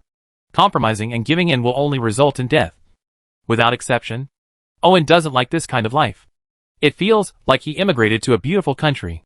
Unfortunately, just like his previous life, he can only actively adapt to life and cannot let life adapt to him. Chapter 10 Villages and Watchtowers. In addition to bandits, there are also beast disasters in the north. But the time of occurrence of the latter is not fixed. Generally, wild beasts will be more violent before winter, and more ferocious at the beginning of spring. Wild beasts often enter the territory and cause casualties. Therefore, every noble lord he likes hunting. Firstly, he can obtain rare meat. And secondly, he can also reduce the risks in the territory. At the same time, every few years, a coalition army will be formed to go to the barbarians in the north to harvest grass and valleys, giving full play to the power of the weak and the strong. These issues need to be prepared in advance to prevent regrets later. So Irving has been busy with these business matters. The problem of bandits was imminent. They could not break into the tall castle guarded by soldiers. But the serfs did not have this condition. After being robbed, they could go to other nobles to exchange for food. This made Owen very distressed. It stands to reason that the castle is large enough to accommodate all the serfs in the territory. But the Hydra family has never done this before. Even if serfs freeze to death in their dens every winter, these serfs are not allowed to enter the castle. Irving struggled to understand this approach, but he had no intention of violating the tradition. When you are in doubt, it is best to refer to what your predecessor did. This way, even if you miss many opportunities, you will not make any bigger mistakes. The problem is that Owen cannot just sit back and watch the serfs being plundered by robbers. These serfs are all his property. After thinking about it, Owen decided to gather the serfs and build a village, which would make it easier for him to station troops to protect the serfs from bandits. Originally, serfs did not have houses and lived in dens in the ground. Just find a sunny place to dig a hole, dry it in the sun, and spread it with a thick layer of hay, and sleep in it at night. This thing can only be used for emergencies. After all, people are not mice. Living in a den for a long time will definitely cause problems. However, the lifespan of serfs is short, and many times they die before the disease occurs. So no one cares about this. Since Owen decided to get rid of his dependence on systematic food, a large number of indigenous farmers were indispensable. So he could not sit back and watch the territory continue to lose people. Therefore, he decided to take advantage of the slack time to let the craftsmen take these serfs to build some straw huts. Add mud walls before winter, and it becomes a thatched house. Although it is simple, it is better than a den in the ground. In this way, too many people will not freeze to death in winter. There is no technical content in the straw shed. You use wooden sticks to set up the frame, and then lay the braided hay on top of it in layers. It can be built in half a day, so it didn't take long for a small village to appear not far from the castle. Although they are all simple straw sheds, Owen still made plans in advance. All straw sheds face north and south, so that they can get more sunlight and ensure that moisture does not accumulate in the straw sheds. At the same time, sufficient distance was left to facilitate future expansion. Drainage ditches were dug in advance and public toilets were built. It can be said that he did everything he could think of and do. Next, let the serfs build a fence around the village so that no one will be picked off by wolves at night. Perhaps because they had a home, the serfs rarely became active. This made Owen very happy, and then arranged for craftsmen to start building a sentry tower at the entrance of the village, which would be a guarantee for the safety of the village. As a defensive building, the sentry tower must not be made of mud. It must be made of bricks. Otherwise, it would not be funny to kick it. But in this case, it is necessary to lay a foundation and erect piles and beams to increase stability and frame strength. The amount of work is not small. Fortunately, there are plenty of stones under the castle wall, which can be used directly to build a sentry tower. Otherwise it would be even more troublesome. These stones were originally part of the city wall, because the castle wall was made up of 2 layers of stone walls inside and outside, with the middle filled with soil. This saves more materials. So although half of the city wall collapsed, the stones were not lost and were all buried underneath. Just dig it out and use it. In fact, the Hydra family has always wanted to rebuild the city wall. Firstly, to enhance the castle's defense, and secondly, to make it look better. It's just that rebuilding the city wall requires too much manpower and takes too long. So the Hydra family has never rebuilt it. Owen wanted to repair it, but after calculating the cost, he decisively gave up and could only put it into later plans. These peasants from the imperial era have strengthened their craftsmanship after only retaining their construction abilities. Originally they could only help build a house in the village. Now, as long as they are not too complicated and exquisite buildings, they can get started and work with tools. It took 3 days to dig the foundation, then lay stones and bury the pillars. In less than half a month, the sentry tower was built. The built sentry tower is square and looks quite strong, because it is supported by wooden pillars and beams inside. So it has a total of 2.5 floors. The first floor is a storage area where food, drinking water, and equipment are stored. Even the metal farm tools used by serfs will be stored here. The second floor is where soldiers rest. Owen specially asked craftsmen to build canopy beds, so that when necessary, the tower can garrison more soldiers. At the top is a lookout with parapets, where soldiers can stand guard and shoot arrows to kill the enemy. The appearance of the tall and solid sentry tower gave people a strong sense of security. At least the serfs' originally numb expressions relaxed a bit after they knew that their safety was more guaranteed. In fact, they could also feel the changes in their lives during this period. First of all, there is more food. They can't say that they are full every day, but at least they won't feel weak every day. And they won't be so hungry that they can't sleep every night. Plus, they follow the sentry in the village. With the appearance of the tower, these serfs truly saw hope. They might no longer be expendable items, but could potentially become real territorial citizens. After the guard tower was built, Owen stationed a total of 15 soldiers here. They patrolled during the day and kept vigil at night.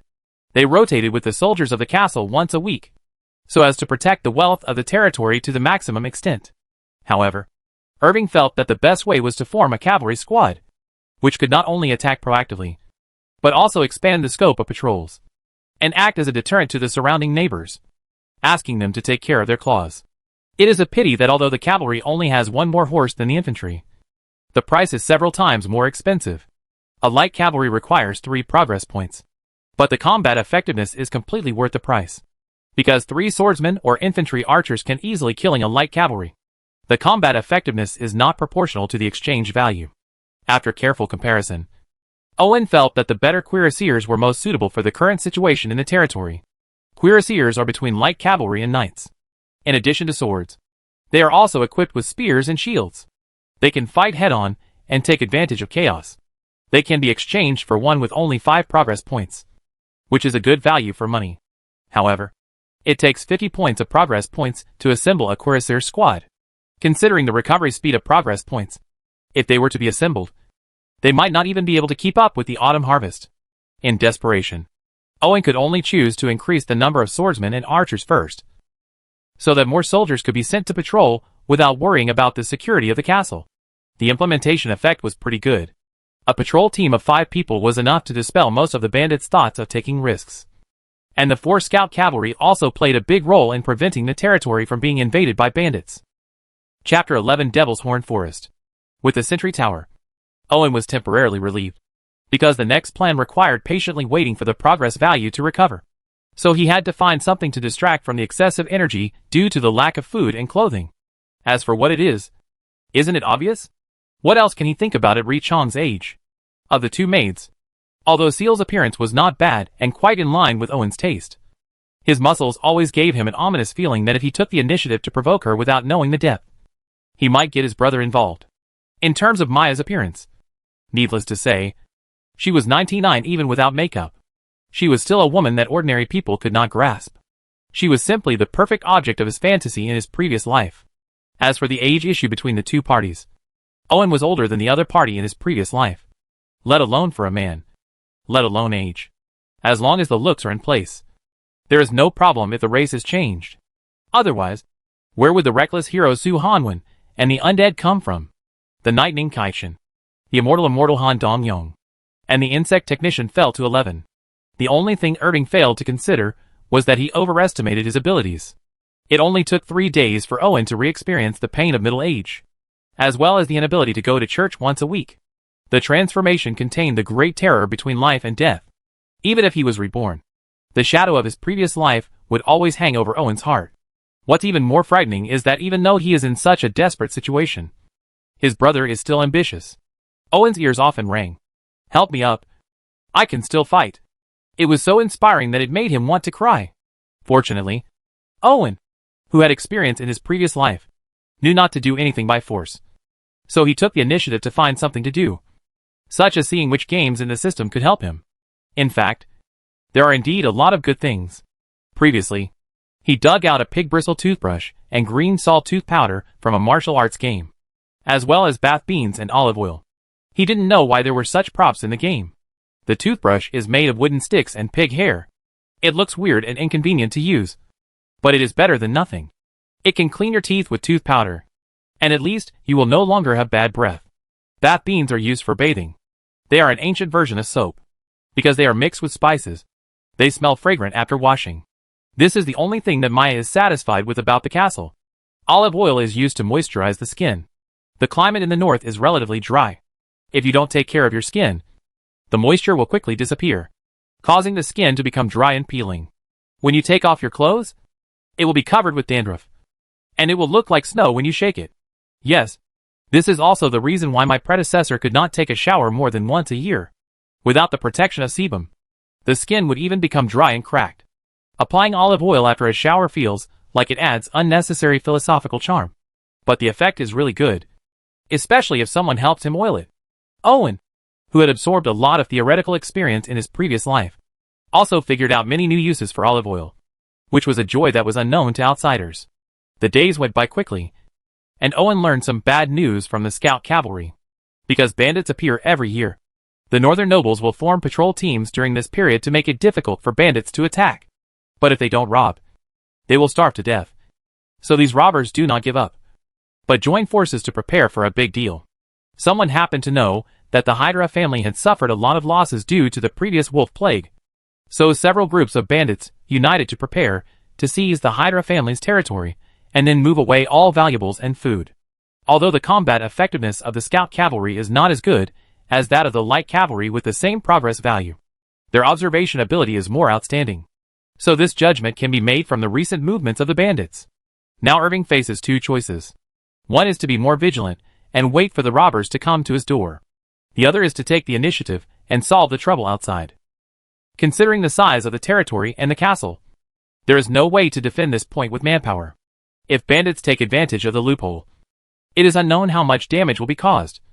So Owen decided to take the initiative. The scout cavalry had already pinpointed the approximate location where the bandits were gathering. Since there was no food stored at all, the bandits couldn't stand it for long, either tonight or tomorrow. So Owen decided to summon the soldiers immediately. At present, Owen has 15 swordsmen, infantry and archers, 8 ordinary soldiers, and 4 scout cavalry, which is not a small number. However, the castle and the Watchtower still need to be garrisoned. This division of troops seems to be a bit tight. Look, after arriving, we have to continue to increase the number of soldiers, considering that this battle would not take too long. Owen left only 8 ordinary soldiers holding spears and chose to go into battle with more elite system soldiers. Master, Seal is very strong.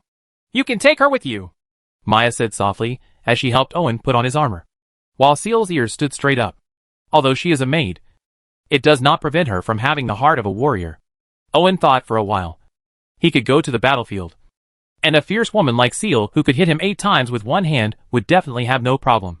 So he nodded. Owen was not joking when he appointed Seal as a battle maid.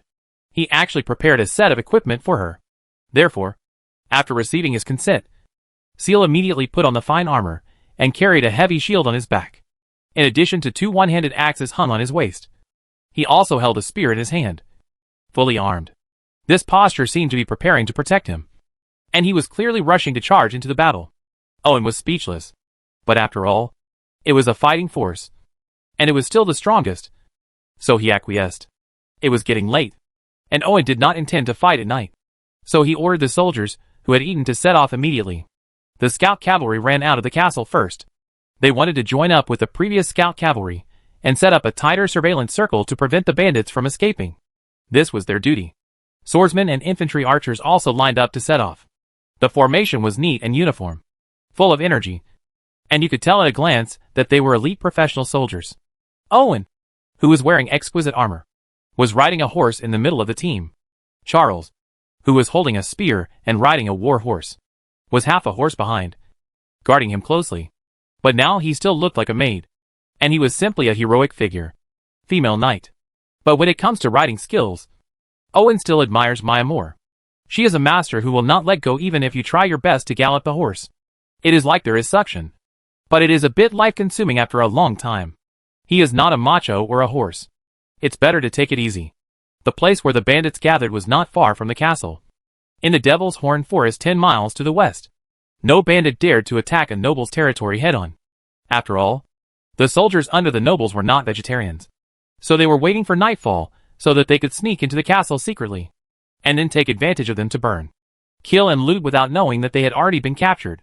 Keep an eye on them, waiting to kill them and go back to celebrate.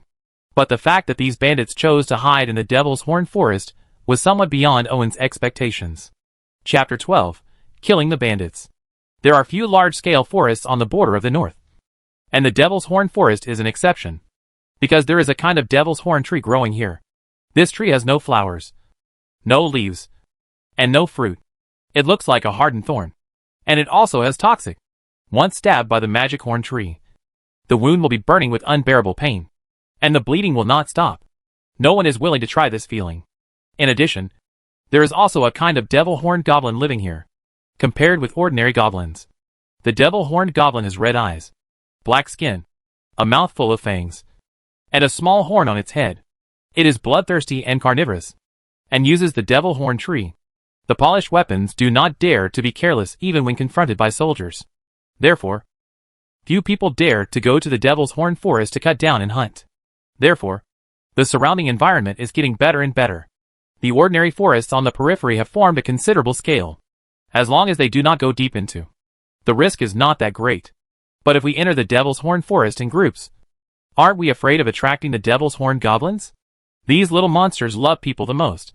After all, people don't have thick fur or tough bones. They are really a rare delicacy. Maybe these robbers thought they would be fine if they only stayed for one night. But the problem was that they would have been discovered long ago. 10 miles is not far, and Owen slowed down. When they arrived outside the forest, the soldiers had just finished warming up, so they went straight into the forest after a short rest. The scout cavalry could not only ride on horses. They had already secretly entered the forest to determine where the bandits were gathering. So Owen, led by the scouts, went straight to the destination and quickly blocked the bandits. 20 or 30 lazy and dirty robbers were lying or sitting together, in order to prevent being discovered. They didn't even light a fire. They were now struggling to chew black bread or something unknown with their big yellow teeth, preparing to replenish it. After gaining strength, I moved at night, but when I looked up, good guys, no need to wait. The other party is here. In the forest, all the infantry archers could not gather together. Owen arranged for 2 infantry archers and 2 swordsmen to form a team to focus on long-range attacks. The wooden bow of an infantry archer is not a very good bow and arrow, but it can still hit a person within 30 to 50 meters. With the sound of bow strings, each feathered arrow twisted its body like a snake, but miraculously hit the enemy along the silky arc. Not many of them missed. Although the enemy is hit, don't expect to kill a robber with 1 arrow. Feathered arrows are not bullets, and hitting the enemy will not cause cavity damage. So as long as it does not hit the vital point on the spot, it will not die.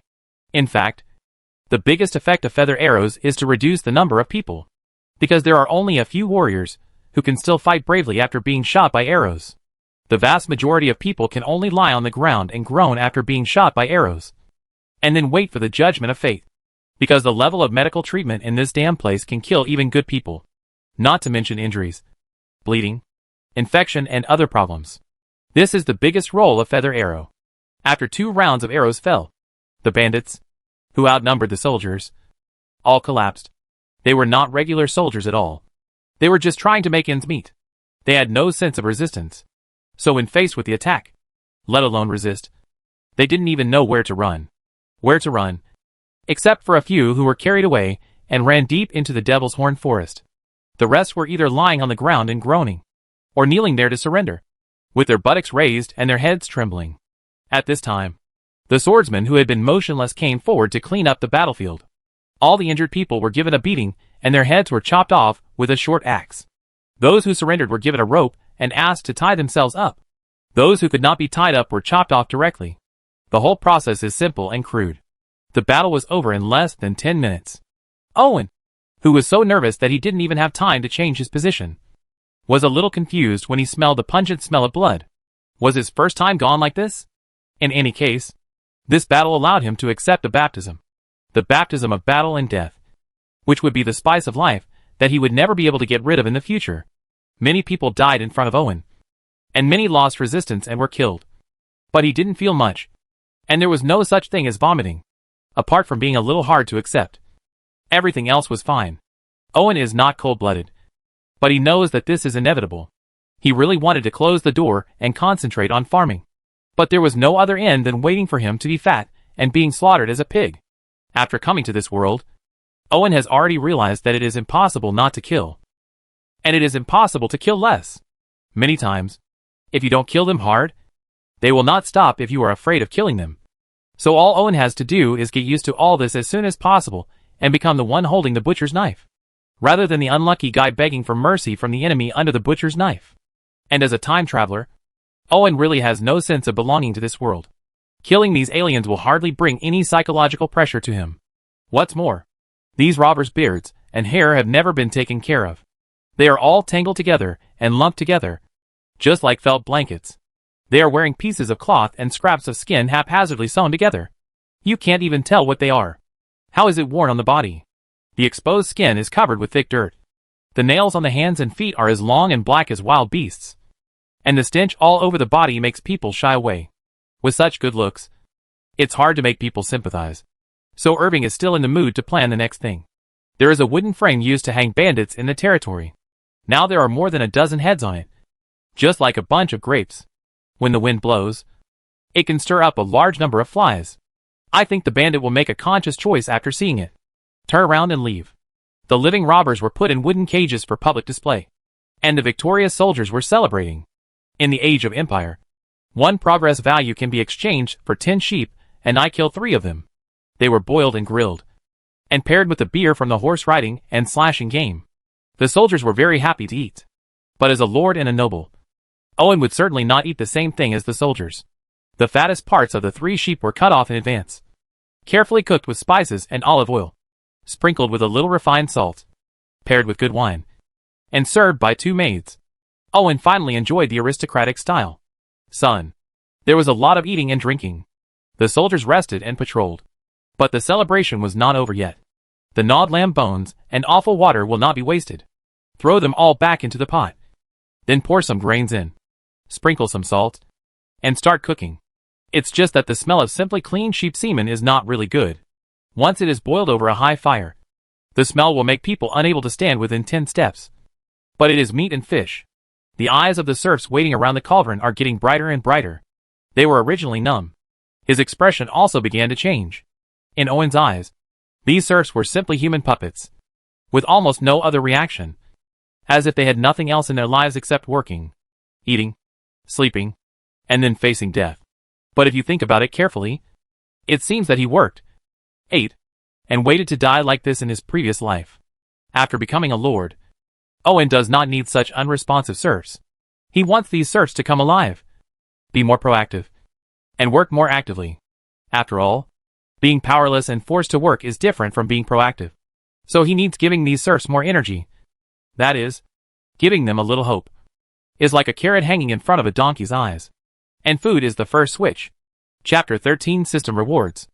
Although the scale of this battle was very small, and the results achieved were not worth mentioning, it unexpectedly met the conditions for a system progress value breakthrough. Owen didn't know whether it was fighting or killing. Anyway, it was a good thing to break through. So he also obtained additional rewards. Soldiers, professions, skills, and buildings, a total of 4 items, are completely randomly selected. However, tonight he needs warm embraces and white love to wash away the blood in his memory. So let's wait until later. After a night of hard work, Owen, who had entered a state of continuous age, had no fluctuations in his heart. He lay lazily on the recliner in the study and chose to draw rewards. Ninja team, Templar profession, iron shirt skills, blacksmith shop building. The ninja squad is also a unit. It comes from a certain Japanese-style game. It was ignored by Owen because it was not suitable for this world. After some research, I found that at least the ninja unit does have merit. These ninjas are not from Konoha, so they don't know chakra, let alone shouting anything with their hands. Due to the pursuit of stealth and agility, these ninjas are thin and lack large muscles, so their frontal combat effectiveness is not very good. But in terms of stealth and sneak attacks, they are indeed good. In a Western-style castle like this, ninjas have too many ways to sneak in, and there are too many ways to sneak attack and assassinate. At least it is easy to go up against the shit and make the target die. It's a pity that Owen has no target for the ninja to display his skills. So he lets the ninja lurk in the castle and take charge of secret guarding, especially at night.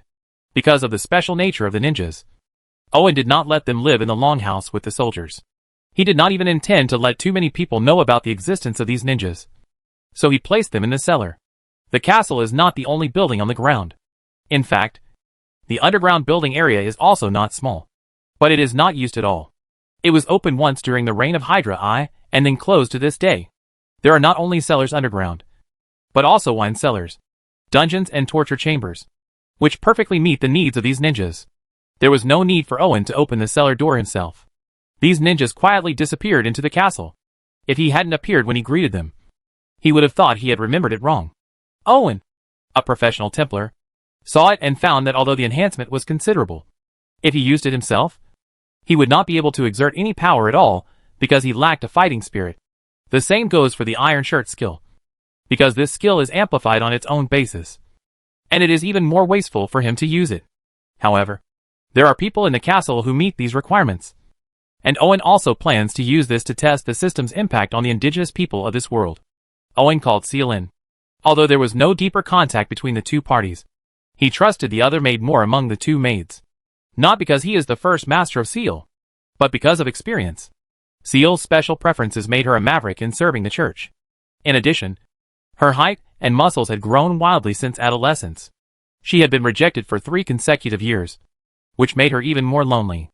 Until the arrival of the Highway Chamber of Commerce, who was not qualified to be selected, had the opportunity to step out of serving the church and start her career as a maid.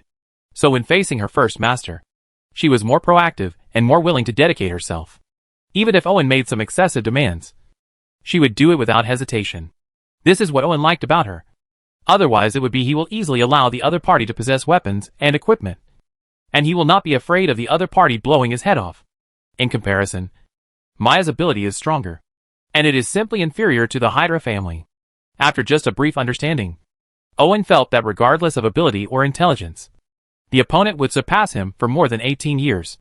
If there is no Goldfinger, his subordinates, most of the soldiers came from the system, so Owen would have to worry about when he would be left out.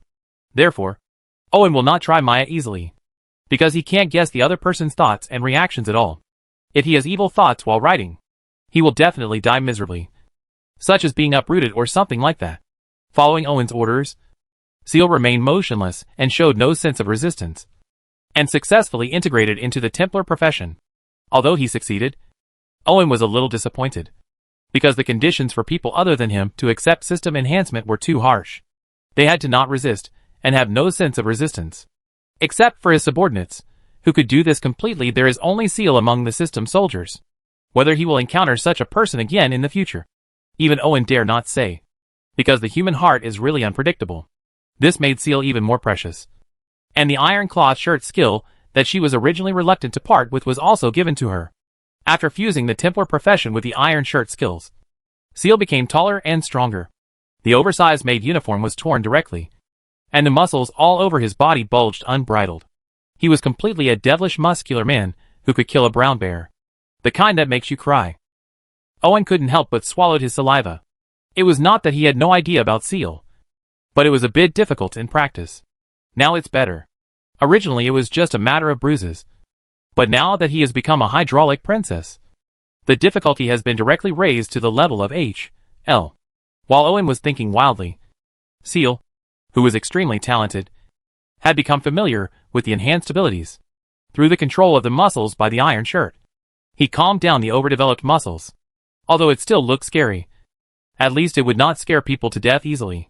Although Seal was curious about the changes on her body, Owen told her not to ask or tell, so Seal put the matter down, then turned to look at a dark corner of the study, and reached for the one-handed hammer on his waist. That's the secret guard of the castle! Owen knew where it was, but he was still a little surprised that Seal could detect the hidden ninja. It seemed that the ninja was not as powerful as he thought. After reaching a certain level of strength, he could perceive. In this way, ordinary tasks can be handed over to ninjas, and special goals should be forgotten. The emergence of the blacksmith shop has solved Owen's urgent need. After all, iron is an important part of the progress of civilization. Before the territory, let alone blacksmiths, there was no carpenter. Moreover, farmers can become craftsmen, but not blacksmiths. Now that there is a blacksmith shop, many plans can be implemented.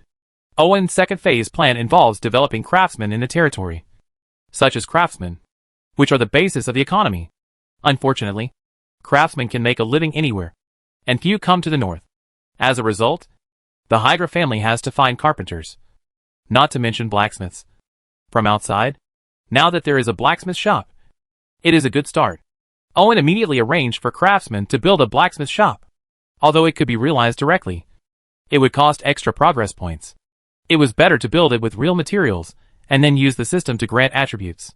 Because the blacksmith shop can be equated with the military industry.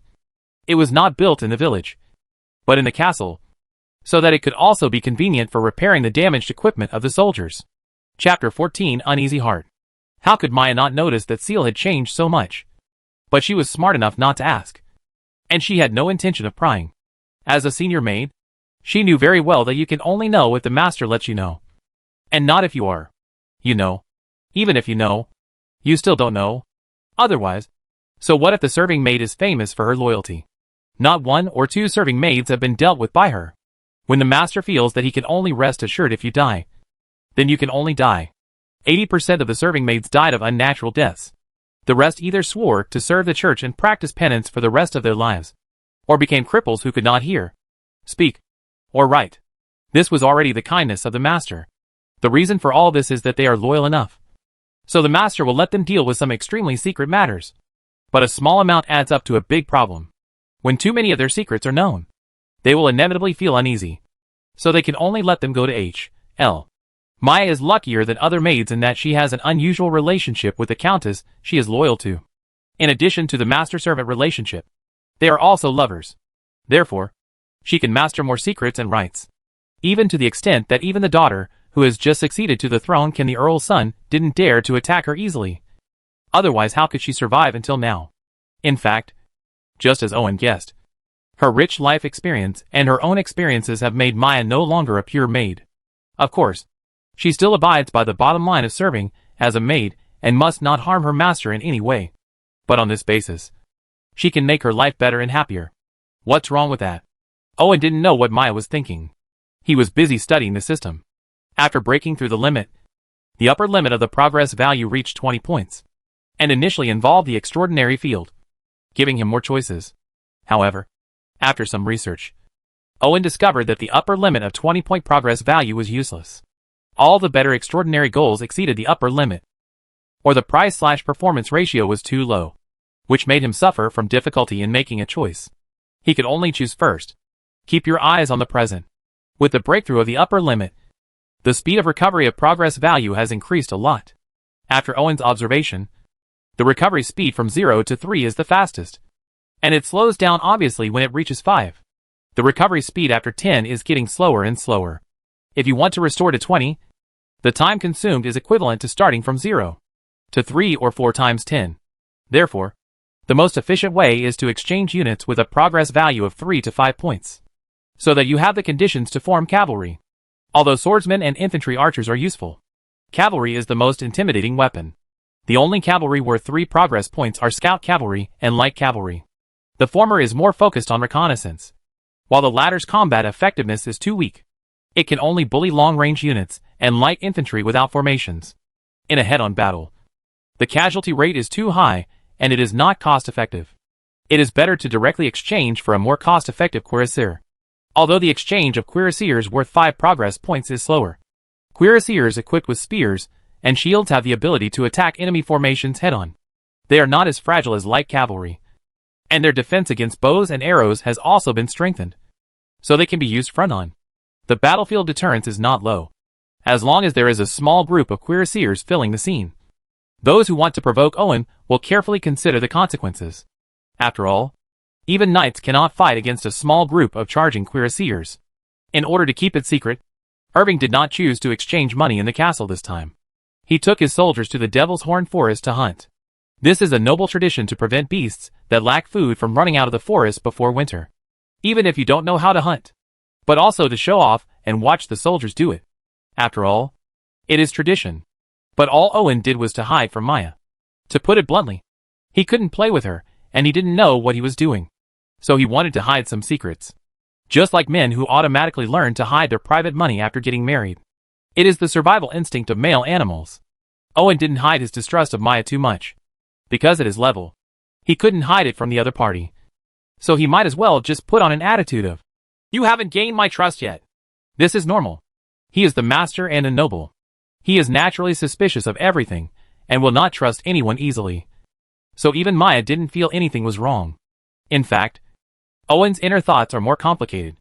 As a time traveler, he has a strong sense of loneliness and relies on Maya, both physically and emotionally. But he also does not completely trust her. The reason is also very simple. Experience. Too much life experience has created a complicated heart. This is why Owen is willing to trust Seal, but can never let go of Maya. In the previous life, the price of trust would have been heartbreak and loss of money at most. But in this world, the price of trust is often more direct, because killing is too simple. And who knows what kind of torture he will suffer in order to dig out his secrets. And even more so, there are too many unknowns about what means he will use to control him. The unknown and fear make it difficult for Owen to trust someone. Even Seal can only be regarded as half. As for completely gaining his trust, Owen felt it was impossible. Even if he died for him. This was a world with magic. Anything could happen. And death was not irreversible. So he couldn't be too careful. Therefore, although the two parties had some in-depth exchanges that exceeded the boundaries, and they enjoyed and were obsessed with each other, Owen is not a young boy who is easily carried away by love. He will easily throw away everything for so-called love or lust. The training of life makes it easier for him to calm down and not be easily impulsive, because he often cannot afford the price of impulsiveness. Based on various concerns, Owen instinctively wanted to keep a few hands. The Devil's Horn Forest was just the first step, and it would not be the best. If it could be used, it would not be in vain for him to spend all his efforts. As for why we chose the Devil's Horn Forest, firstly, it is relatively close to the castle, and secondly, because it is very dangerous, and no one usually comes close. Not to mention the poisonous horned trees, and the cunning and ferocious horned goblins. The beasts living here alone are enough to take away the lives of most people. So except for desperate bandits, few people are willing to set foot here. It's secretive enough once you get there. However, although the periphery of the Devil's Horn Forest is relatively safe, it is only relatively safe. Therefore, in addition to exchanging some farmers, Owen also needs to exchange for some additional troops. Some powerful troops. Otherwise he may not see any living people next time he comes. It stands to reason that Owen should not waste precious labor here when the city wall has not yet been rebuilt. But who told him that he did not act completely rationally? And he was a stupid novice. Many times, the plans he racked his brains to write were not implemented at all. It has been put to use, which makes the efficiency of his use of Goldfinger pitifully low. Otherwise, he would not have given Maya a lot of work despite clearly not trusting her. It was not to improve efficiency and avoid waste. Moreover, the arrangement in the Devil's Horn Forest was not so much a backup plan, but a way for Owen to calm his inner anxiety. So he invested a lot of energy. Chapter 15. Not here to suffer. In Owen's plan, a strong wooden stronghold will be built here, which is expected to accommodate hundreds of people and dozens of horses, most of which are soldiers. The farmers will only serve as builders and lumberjacks, so that once the castle needs support, this force will rushing to the battlefield quickly can change the situation of the battle. So this is no small project, and all aspects need to be considered. Each farmer's progress was worth 2. And Owen exchanged 10 of them for them to cut down trees and build long wooden houses, which would also be the basis of the future wooden village. After all, in his plan, this place would exist for a long time. A wooden wall and a tent could be no. Even if these soldiers never complained to him. After redeeming them, these soldiers are no longer insignificant data in the game, but flesh and blood. Although Owen would not give up the idea of letting them fight or even die because of this, he would at least ensure that their living standards were not too low, so that his conscience might feel better. Apart from farmers, soldiers are the focus. Owen chose long swordsmen and crossbowmen. 3 progresses are worth 1, so they can only be exchanged for 1 each. But it should be enough in the early stage. The long swordsman is an advancement of the swordsman, using an extended one-handed sword as a weapon, because the sword is longer and more powerful to swing. The moves are also more complex. Unlike the swordsman, who can only make up for it by stabbing the sword in his hand. The problem of insufficient lethality. While the attack power increases, the long swordsman can also skillfully use the shield in his hand, combined with the more sophisticated armor on his body. In addition to being slower, he is more suitable for battlefield survival than the swordsman. The crossbowman's shooting speed is not as good as that of the infantry archer, but the arrow path of the crossbow is straighter in a short distance. The armor-breaking ability is stronger, and the speed is faster. Even a strong brown bear will not feel uncomfortable if it is hit by an arrow from the crossbow. The advantage of the crossbow over the bow is that it is string-hung. When using it, you only need to pull the trigger, which saves the action of pulling the string. This makes it more suitable for playing a role in the forest where the environment is complex, and you don't know when you will encounter the enemy. Although he didn't need too many soldiers in the early stage, he had to add at least about 10 or 20 people, plus more valuable cuirassiers. Owen found that his whim once again destroyed his previous plan, but he was already used to it. Aren't plans just like novel settings meant to be changed? Anyway, he still had a whole winter. After the construction of the wooden village is completed, the exchange of the cuirassier squad he wants is almost complete, and he can go directly to the castle by then. Otherwise, popping up one by one will definitely arouse unnecessary suspicion. A small group of cuirassiers wanted to determine where they came from on the vast and sparsely populated Northland border. Unless they were followed all the way, it would be impossible to know.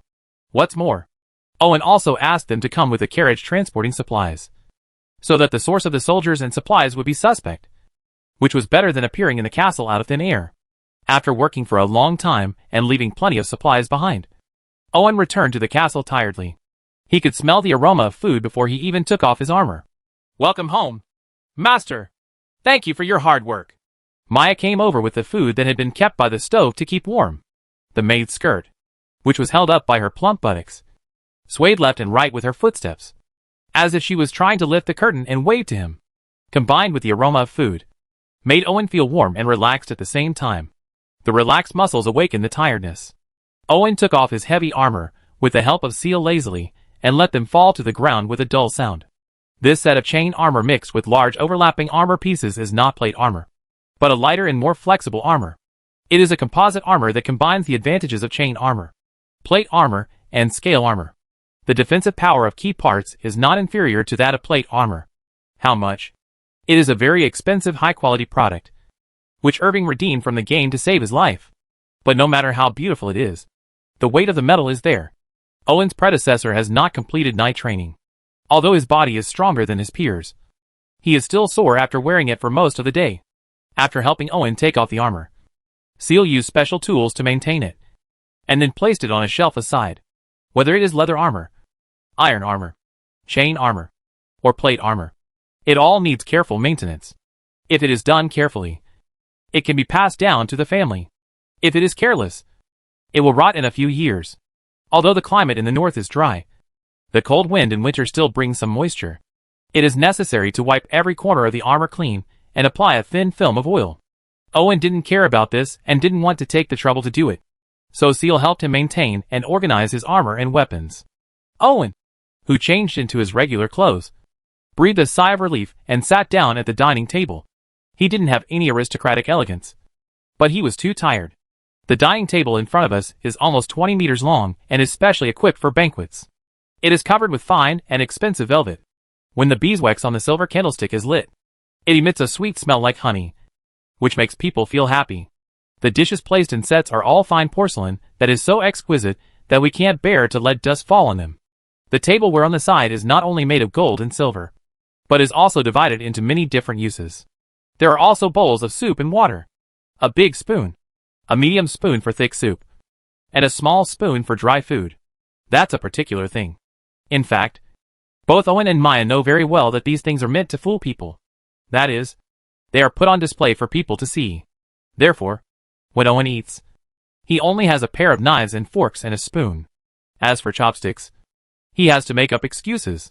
Plus, attracting attention is useless. Today's dinner for Irving is beef stew with tomatoes and potatoes, pan-fried fish belly, vegetable salad, and whole wheat bread. It looks simple, but is actually not simple. Cattle have always been the main force in farming. Even the lords are reluctant to kill and eat them, unless they hunt bison.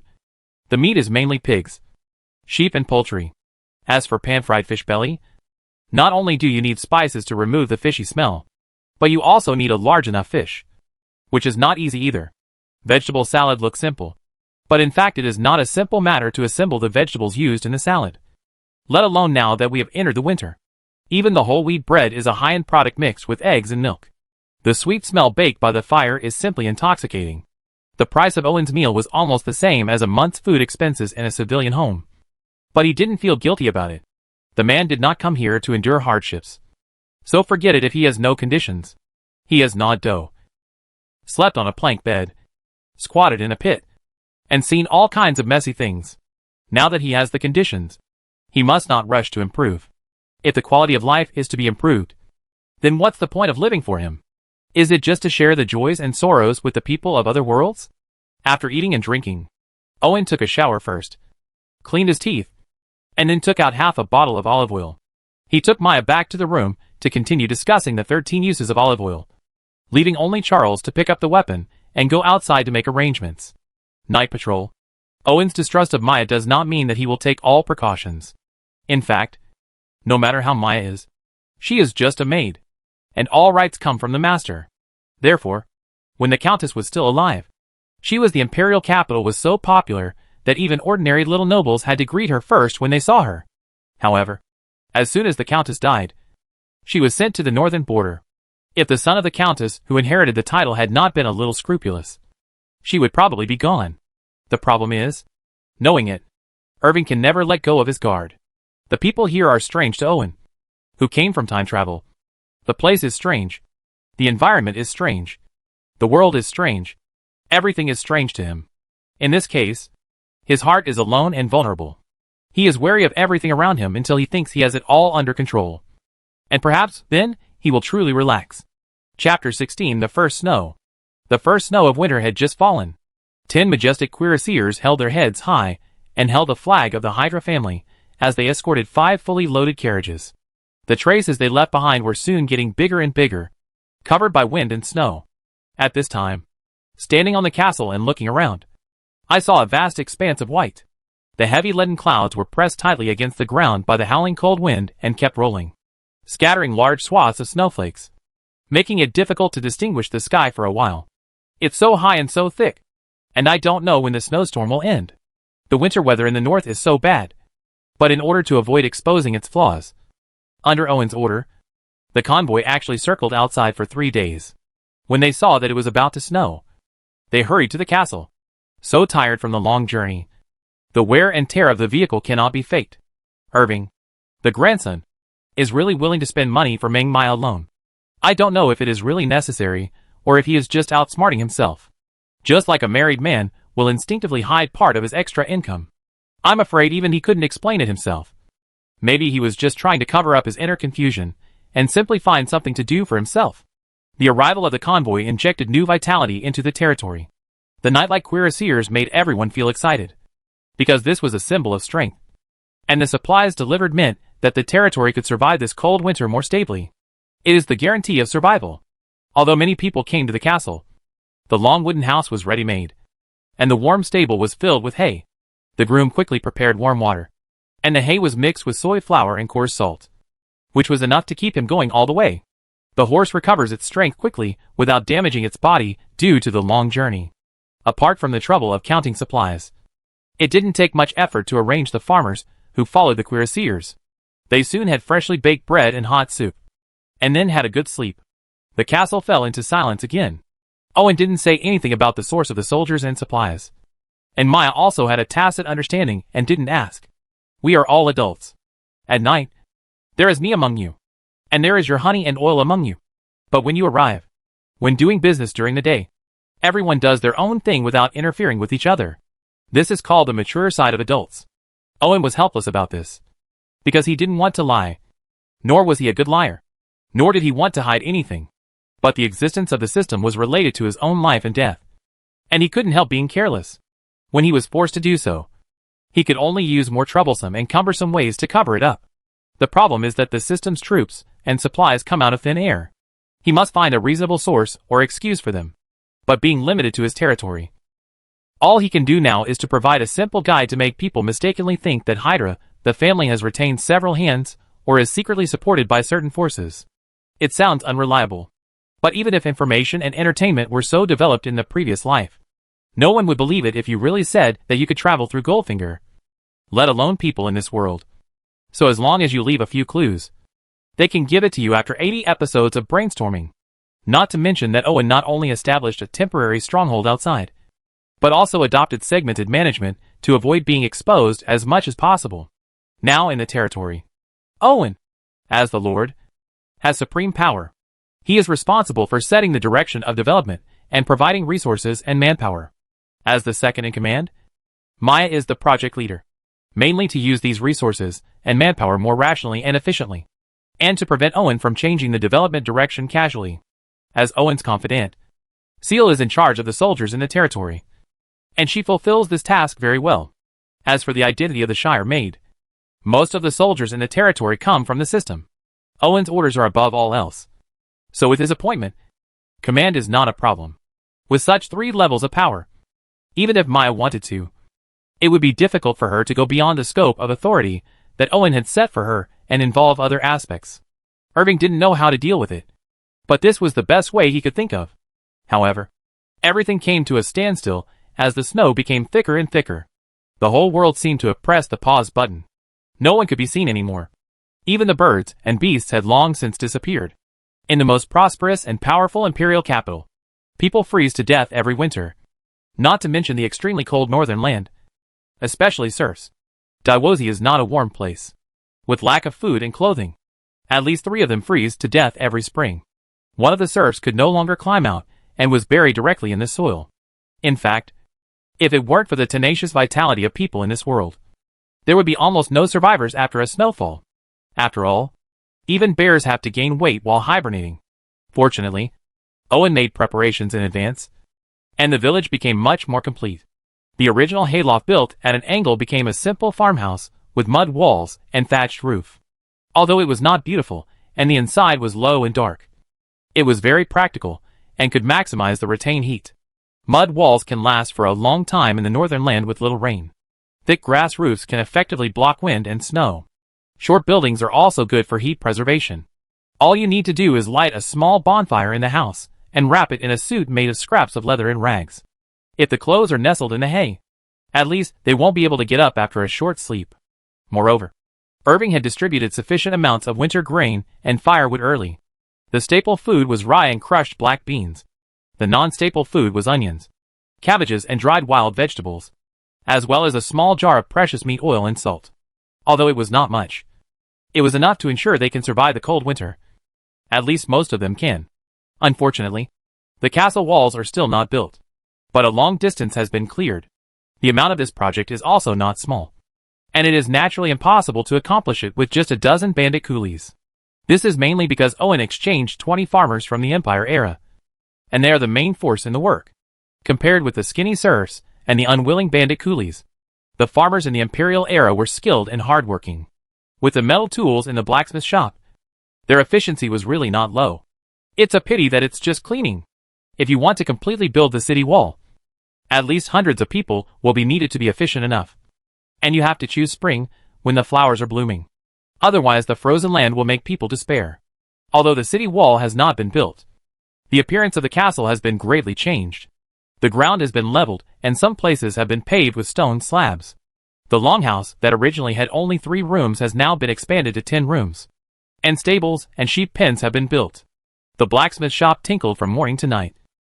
And the bakery next door also continued to smoke, making the place a little more lively. The damaged areas inside the castle have been simply repaired. Carpets, curtains, and decorations have been added. These additions have turned the historical atmosphere of the castle into a sediment of heritage. At least it no longer looks like an archaeological relic. Owen, who has been busy for a long time, finally has some time to breathe. Over the past 6 months, he has been constantly stirring his brain, trying to find golden ideas. Unfortunately, he has not accumulated enough wisdom. Just like tofu brain, no matter how much he stirs it, he cannot turn out the abalone. Poor him, you can only plan the development of the territory based on what you have learned in the past life. But when you actually implement it, you find that what you exchanged for your hair is like shit. Just like an author who worked hard to create an outline of hundreds of thousands of words, but ended up digressing from the topic just after 100 chapters. And it was still impossible to change it. And I suddenly felt devastated. Chapter 17, starting a new game. It's snowing heavily, and it's freezing cold. Owen can't make any big moves. After all, going out in this weather is just asking for death. So it's impossible for a large number of people and supplies to come to the door. Otherwise, it will insult Maya's IQ. It just so happens that he can take a good rest, summarize the results achieved during this period, and make a draft for the next development. After all, no matter how bad the plan is, it is still a plan. You can't just stop doing it because of repeated revisions. At least you have a planning brain. There will be a general direction in it, and you will know how to modify it even if you modify it. In fact, planning is not difficult. There are only a few hundred people in the territory now, and everything is lacking. All he has to do is to see which part of the vacancy should be filled first. But because he lacked everything, he often went off topic while doing what he was doing. Owen had nothing to do about this, because the territory was so poor that he was just like carrying a bag of cement to build a house. And even that was not enough. Fortunately, his efforts were not in vain. This year, the serfs in the territory will not freeze to death due to the construction of villages. This is a good thing. He will buy some serfs before next spring, so that there will be more manpower. After all, no matter how big the territory is, no one can do it with sufficient manpower. More advanced farming techniques will be learned under the leadership of systematic farmers, and coupled with metal farm tools produced by the blacksmith shop. If nothing unexpected happens, the territory will usher in a bumper harvest next year. In this case, preparations need to be made in advance to prepare for war. On the Northland border, a good harvest is not necessarily a good thing, because it will attract many bandits, who will take everything away, and don't expect them to leave rations or even seeds. This is why the Northland border has never developed, because there are too many robbers. And many times your neighbors are the most dangerous, and will send you to HL, otherwise. Why would Owen accumulate soldiers if he didn't immerse himself in farming? But Owen is not afraid at the moment. because by the time of next autumn harvest, the territory's military strength will be at least doubled, enough to protect his wealth. Now the number of soldiers in the territory is quite considerable, with 20 swordsmen, 20 foot archers, 8 spear-bearing native soldiers and 12 spearmen, for scout cavalry, and 10 cuirassiers. In addition to without knights, the combat effectiveness is already comparable to the peak of Hydra I. This military power is enough to conquer the territory of any baron on the northern border. Even a viscount will feel like facing a powerful enemy. It is a power that Owen is proud of. But the price was that more than 100 progress points were lost, which he had accumulated for nearly 3 months. At the same time, there are dozens of craftsmen and farmers, a lot of materials, and dozens of progress values. There is also the wooden village in the Devil's Horn Forest. There are currently 20 farmers, 10 swordsmen, 10 crossbowmen, and 4 scouts stationed there. They are also a strong force. But it also cost him a few dollars. 10 progress points. If it weren't for the recovery speed getting faster and faster after the upper limit of the progress value reached 20, he wouldn't have been able to accumulate so much. It can be said that Owen's accumulation for the past 6 months is all here, and this is what allows him to spend the winter with peace of mind. However, Mount Owen's progress value during this period would be wasted if not used. So Owen wanted to find a reasonable use direction. With something on his mind, Owen decided not to stay in bed today. Although the cold wind was still howling outside the closed window, he still used strong willpower to open his eyes. But it was still very cold. The entire castle was just made of stone, which had no thermal insulation effect. After Irving had the conditions, he first had the doors and windows repaired, so that at least he wouldn't hear the wind blowing in through the wide gaps and taking away the little heat. As a lord, Owen's conditions were naturally better. Not only were the doors and windows tightly closed, but there were also thick curtains to block the cold air. There was also a fireplace facing the gorgeous bed, which finally kept the indoor temperature at a tolerable level. In fact, Owen is hypocritical. Compared with those serfs shivering in the cold wind, he is simply living in paradise. It's just that from being frugal to being extravagant, and getting used to a better and better life. Naturally, I can't bear the hardship. Pulling the rope on the side, the bell next door rang, and Maya, who was already prepared, walked in. First, he added 2 pieces of dry firewood to the fireplace to raise the temperature of the room. Then he picked up the copper kettle on the side. The water in it was at the right temperature. He poured it into the copper basin so that Owen could wash his face and brush his teeth. After washing up and changing clothes, Seal brought breakfast: warm oatmeal, freshly baked bread, bacon and fried eggs. This is Irving's breakfast. After breakfast, Owen moved his hands and feet indoors and did a set of radio gymnastics. After his body warmed up, he went to the study alone. After closing the door, Owen took out a stack of parchment from the secret compartment. These were the game contents he had sorted out. They were mainly about horseback riding and slashing and the age of empire. From arms, buildings to resources. They were all listed in the book. It's Chinese characters, but I'm not afraid of being seen. Even with the magic of understanding languages, it's hard to see what's wrong. These 2 games provide Owen with a large number of choices of troops, buildings and resources. If he were to simply be a lord, these 2 games would be enough. But the problem is that this world is not simple. Owen learned from Maya that there is extraordinary power in this world, such as fighting spirit, magic, miracles, orcs, elves, and demons. These all exist. As for why he has never seen one before, the reason is simple. Engineers and programmers can only be regarded as ordinary professions in big cities and are very common. But will they go to remote mountain villages without electricity to find jobs? The border of the north is the edge of the edge. Not even as good as the countryside of the empire. How could someone with extraordinary power come here? But Owen felt that he had to be on guard. After all, with the system at his side, a mere border lord was definitely not his upper limit. In other words, attracting extraordinary power would be a matter of time. So he planned to make some preparations in advance. When the progress value is 10 points, most of the open games do not involve extraordinary power. Although the monks and holy objects in the Empire Age involve extraordinary powers, the exchange progress value is above 10 points. After the progress value reaches 20 points, the extraordinary realm begins to unfold for Owen. The problem is that he doesn't like the low-end extraordinary power, and he can't afford the high-end one. Therefore, although it has been a while, Irving still has not made a choice. Don't even think about things like Invincible Heroes, World of Warcraft, and the dark god of destruction now. Firstly, the background setting is too ambitious. Secondly, the upper limit of power is too high. It has reached the realm of gods. It is not at the current level of progress. If the value can be turned on, you can only find games that have some mysterious elements. But the upper limit is not high.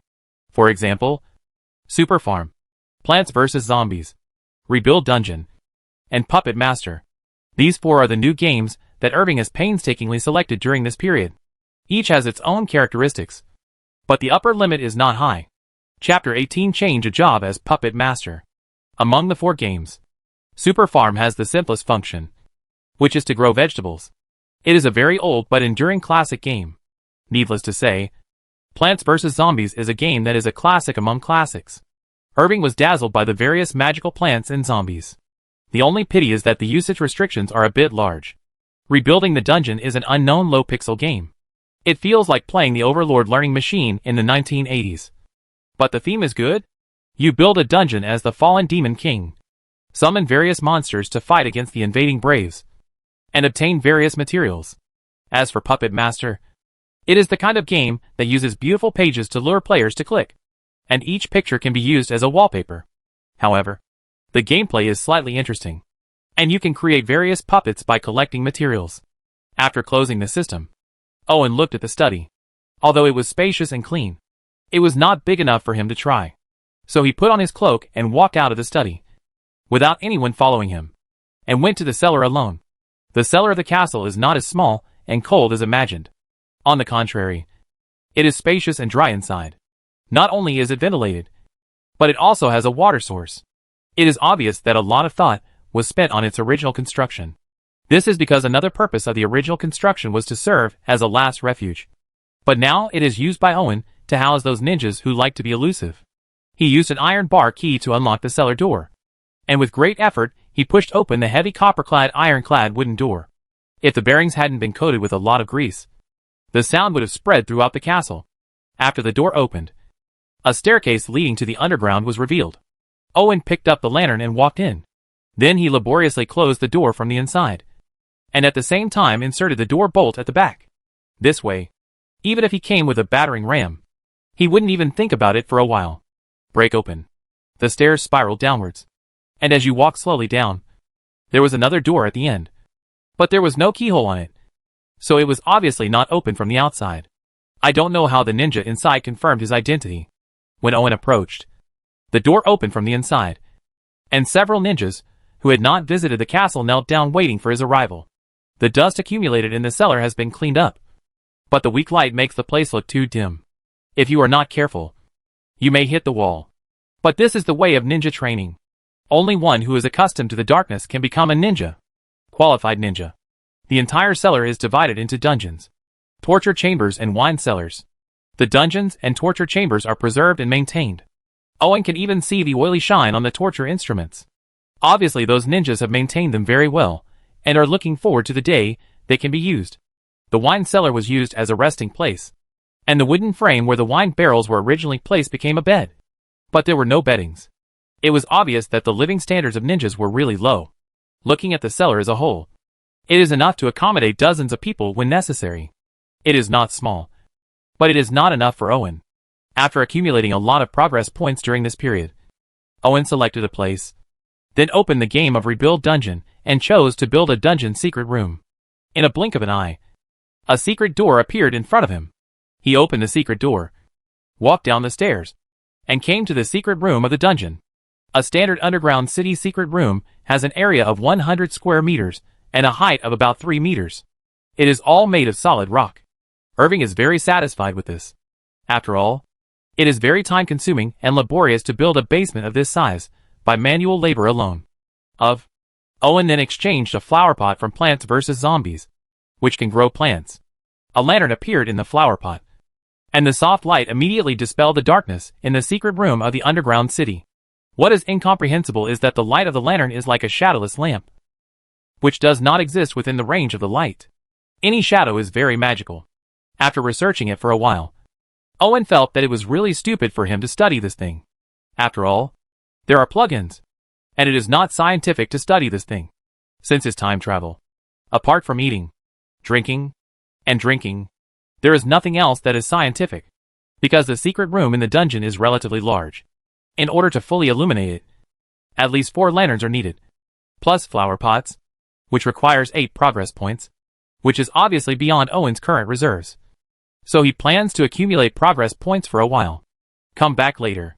Before leaving, Owen left behind some daily necessities and ninja tools. The most important thing was a sunflower, letting the sunshine shine in the cellar for the first time.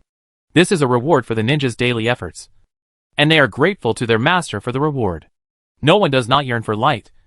Even ninjas are no exception. So although sunflowers can only illuminate a small area, they are very precious to them. Owen was not in a hurry to continue to expand the underground space. A secret room in the underground city was enough for him for the time being. After accumulating some progress points, Owen faced 2 choices. One was to redeem the Demon King's monster summoning technique, and the other was to use the Puppet Master's puppet technique. Since he could choose both, Owen didn't hesitate long and chose Puppet Master first, because puppetry requires time to learn and master, during which he could wait for the progress value to recover. The Puppet Master is not an overly powerful extraordinary profession. After all, the upper limit of redemption is only 20 progress points. So he cannot roll fireballs with his hands, nor can he flash them at will. He is more like a craftsman who makes figures, but as long as the materials are followed can often create miracles. However, if you want to become a puppet master, you first need to complete the spiritual enlightenment and awaken your spiritual power before you can proceed to the next step of learning. This is why Owen chose to change his job as a puppet master first, because no matter how you think about it, you know that summoning is definitely related to the spirit association.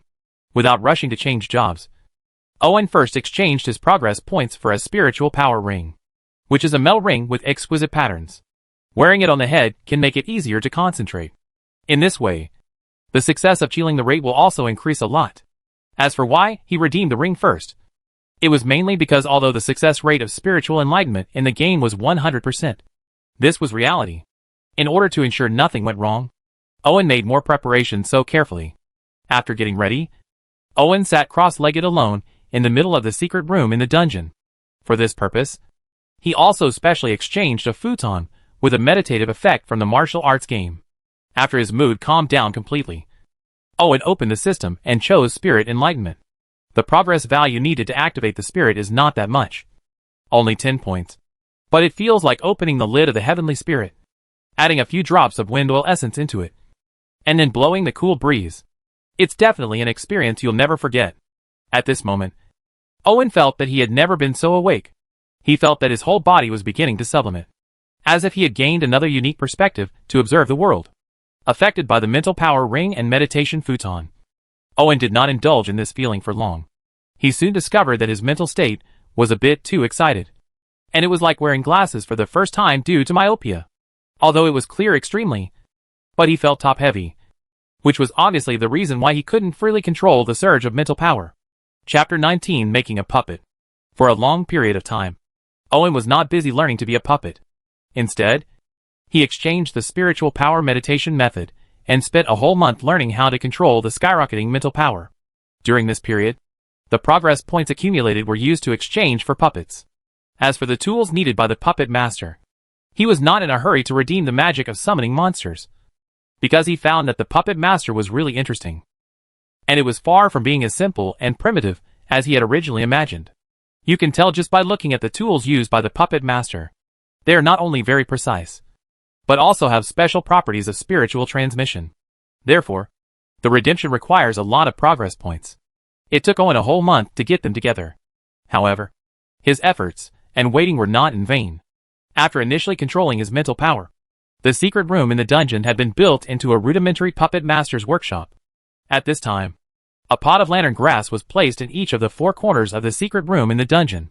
The soft and bright light made the place clearly visible. A large and heavy multifunctional workbench was placed in the middle, which was very conspicuous. The puppet master is a profession that relies heavily on tools and materials, so a multifunctional workbench is indispensable. This frees the puppet master from tedious manual work and enters the era of high-precision processing. Therefore, although it costs Owen a lot of money, less progress value, but worth it. After a lot of effort, he was almost ready. After looking at the accumulated progress value, Owen suppressed his excitement and sat in front of the workbench and began to familiarize himself with the functions of the workbench. The workbench is very precise and has a variety of processing functions, from cutting and polishing wood to processing gear bearings. There are also 2 mechanical arms that can bend steel bars and carve patterns on meters. The only disadvantage is that there is no computer control, so all processing needs to be guided by mental power. Therefore, if the operator is slightly distracted, the processed parts will be scrapped. However, the higher the mental power, the stronger the control, and the higher the strength and precision of the processed parts. This is why becoming a puppet master requires spiritual enlightenment to activate the mental power. Now that everything is ready, Owen plans to produce his first work. It's better to say production than assembly. After all, Irving would definitely not be able to design a puppet out of thin air now. Fortunately, the game Puppet Master cannot be so hardcore that even a graduate student can't even get started. In fact, each type of puppet has various types of universal accessories. After purchase, you can modify it on the original basis, as long as you don't be too exaggerated and ask for other things too high.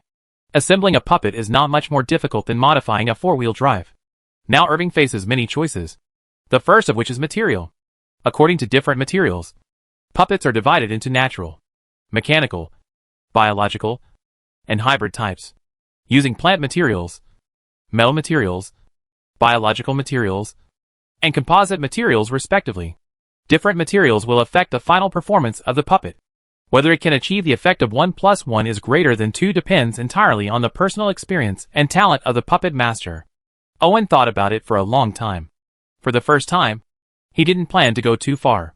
He just made one in a regular manner and then talked about it. The first is the spine, which determines the overall structure of the puppet, such as height, weight, reaction, etc., and is also the core of the entire puppet frame. Among several materials, Irving chose a universal silver alloy mechanical spine. The characteristics of this spine are that it is sensitive enough and has high conductivity. After redeeming it, the silver-white mechanical spine lying flat on the workbench looks very high-tech, especially the densely packed metal wires on both sides. These metal wires will connect all the parts on the entire puppet body and play a role in nerve conduction. This alone makes people feel very incredible. This is not a puppet. It is clearly a futuristic bionic robot.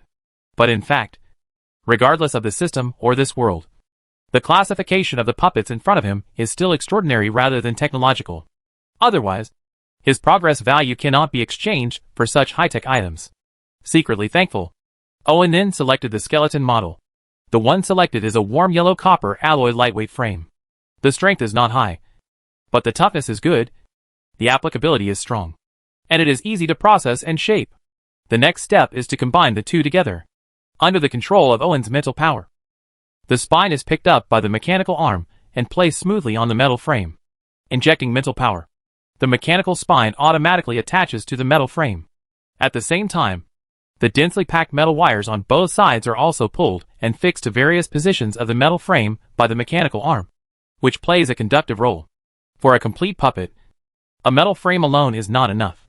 The puppet is a very precise structure, so various metal parts were replaced by Owen one after another and installed inside the frame for fixation.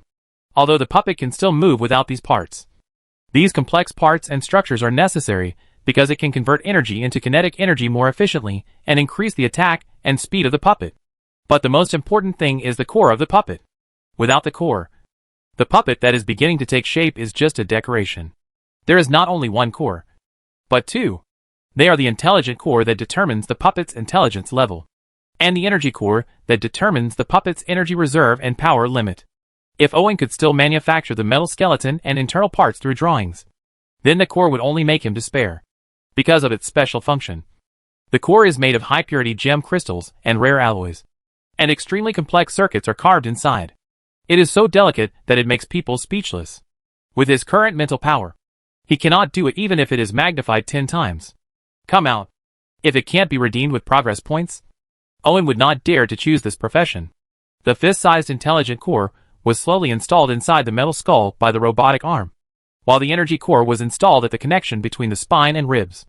As Owen used his mental power to activate the core, the puppet began to vibrate continuously. This is not a problem, but a way to activate the puppet itself. Simply put, it is to activate the metal skeleton and internal parts. after the intelligent core is activated. Although it contains a small amount of energy, it is not enough to activate the entire puppet.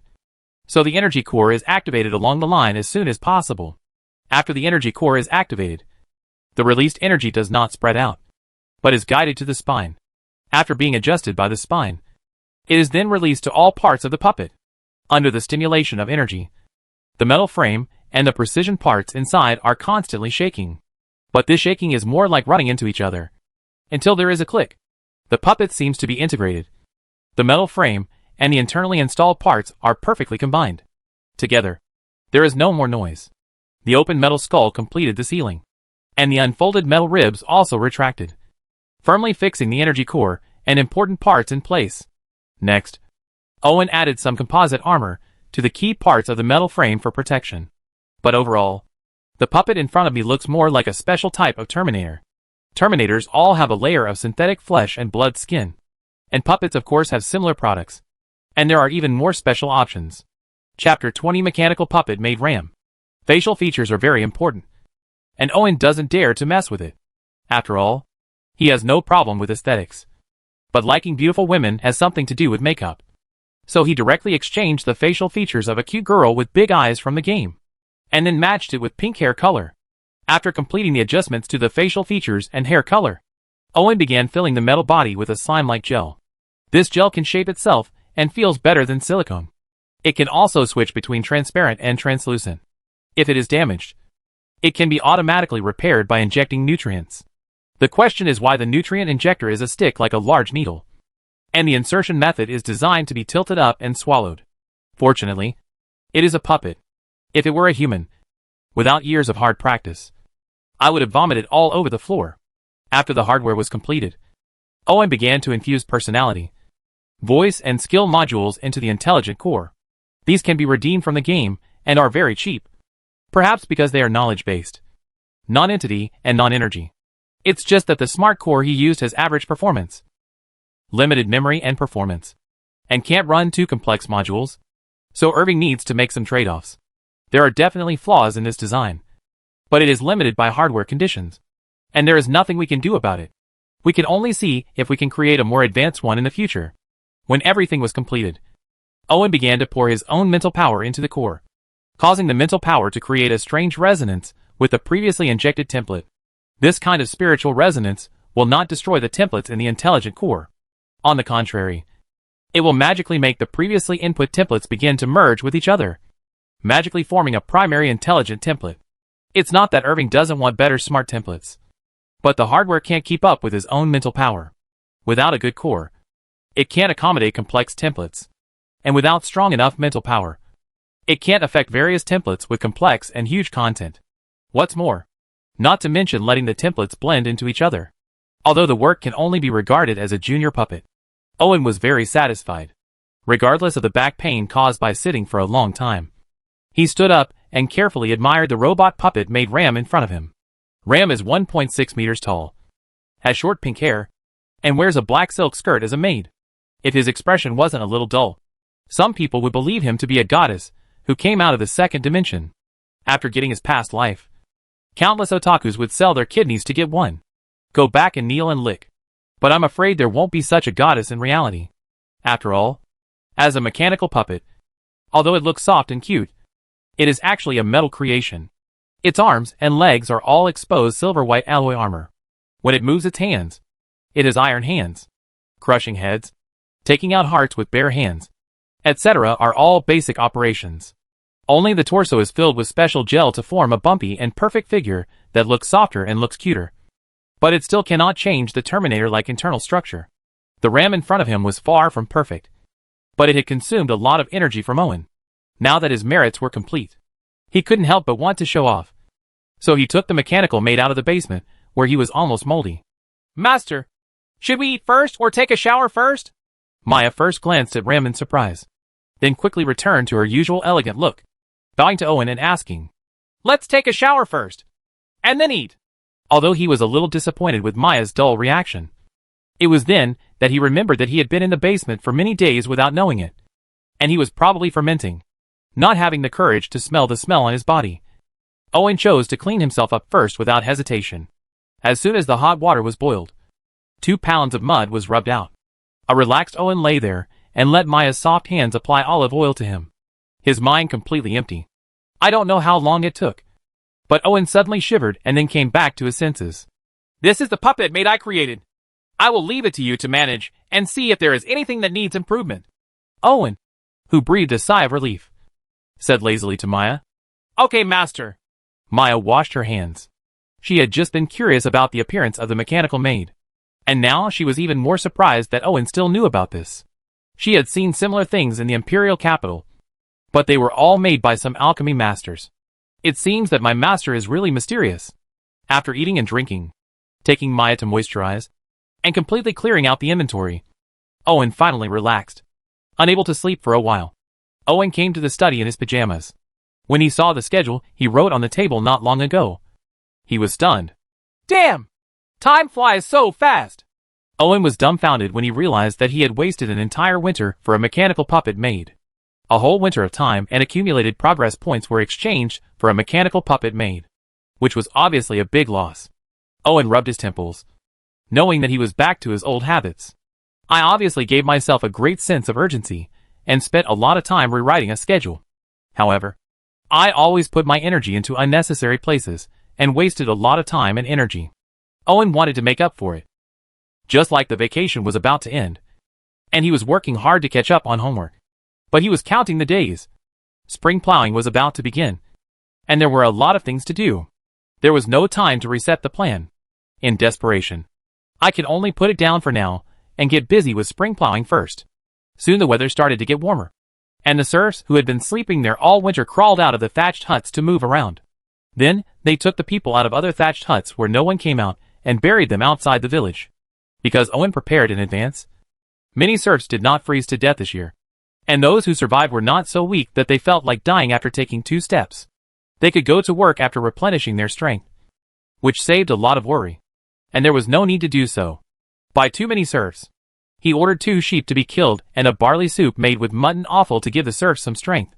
The remaining meat belonged to him and the soldiers.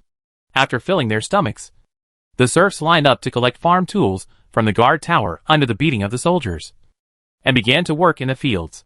Owen also began to prepare to go out.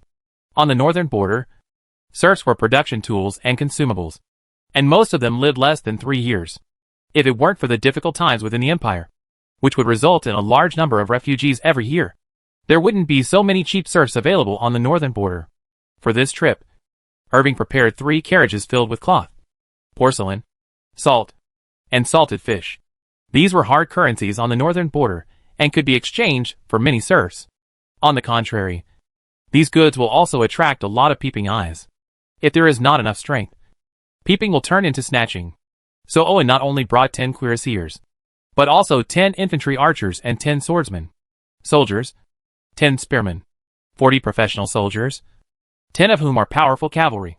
May not be a big deal within the empire, but in the bitter cold land on the border of the north, they are enough to make all the lords drool with envy. At the same time, they try to show off their own abilities. The kind side, sure enough, when you are strong enough, the world will always be kind to you. Chapter 21 Mara Town. With only a simple map in his hand, and only 1 or 2 memories in his mind, Owen gritted his teeth and set off with the convoy. The only good thing about the northern border is that the road does not need to be repaired at all, because the terrain is flat, and you just need to find the right direction to walk. However, it is relatively easy to get lost. Once you lose your way, you will not even know where you were while walking, because this damn place has no reference at all. If Owen hadn't redeemed a special item from the system, he wouldn't have dared to go out, because he himself wasn't sure he could find his way back. Fortunately, this compass-like prop works quite well. It has 2 sides, yin and yang, which can be separated. After separation, it will always point in the direction of the other party. So as long as one compass is left in the castle, he will not be afraid of not being able to find his way home. Along the way, Owen desperately tried to perfect the map with only simple lines in his hand, but found that he had overestimated his ability. Although he has always overestimated his ability, this time the blow was even greater because there was no way to start.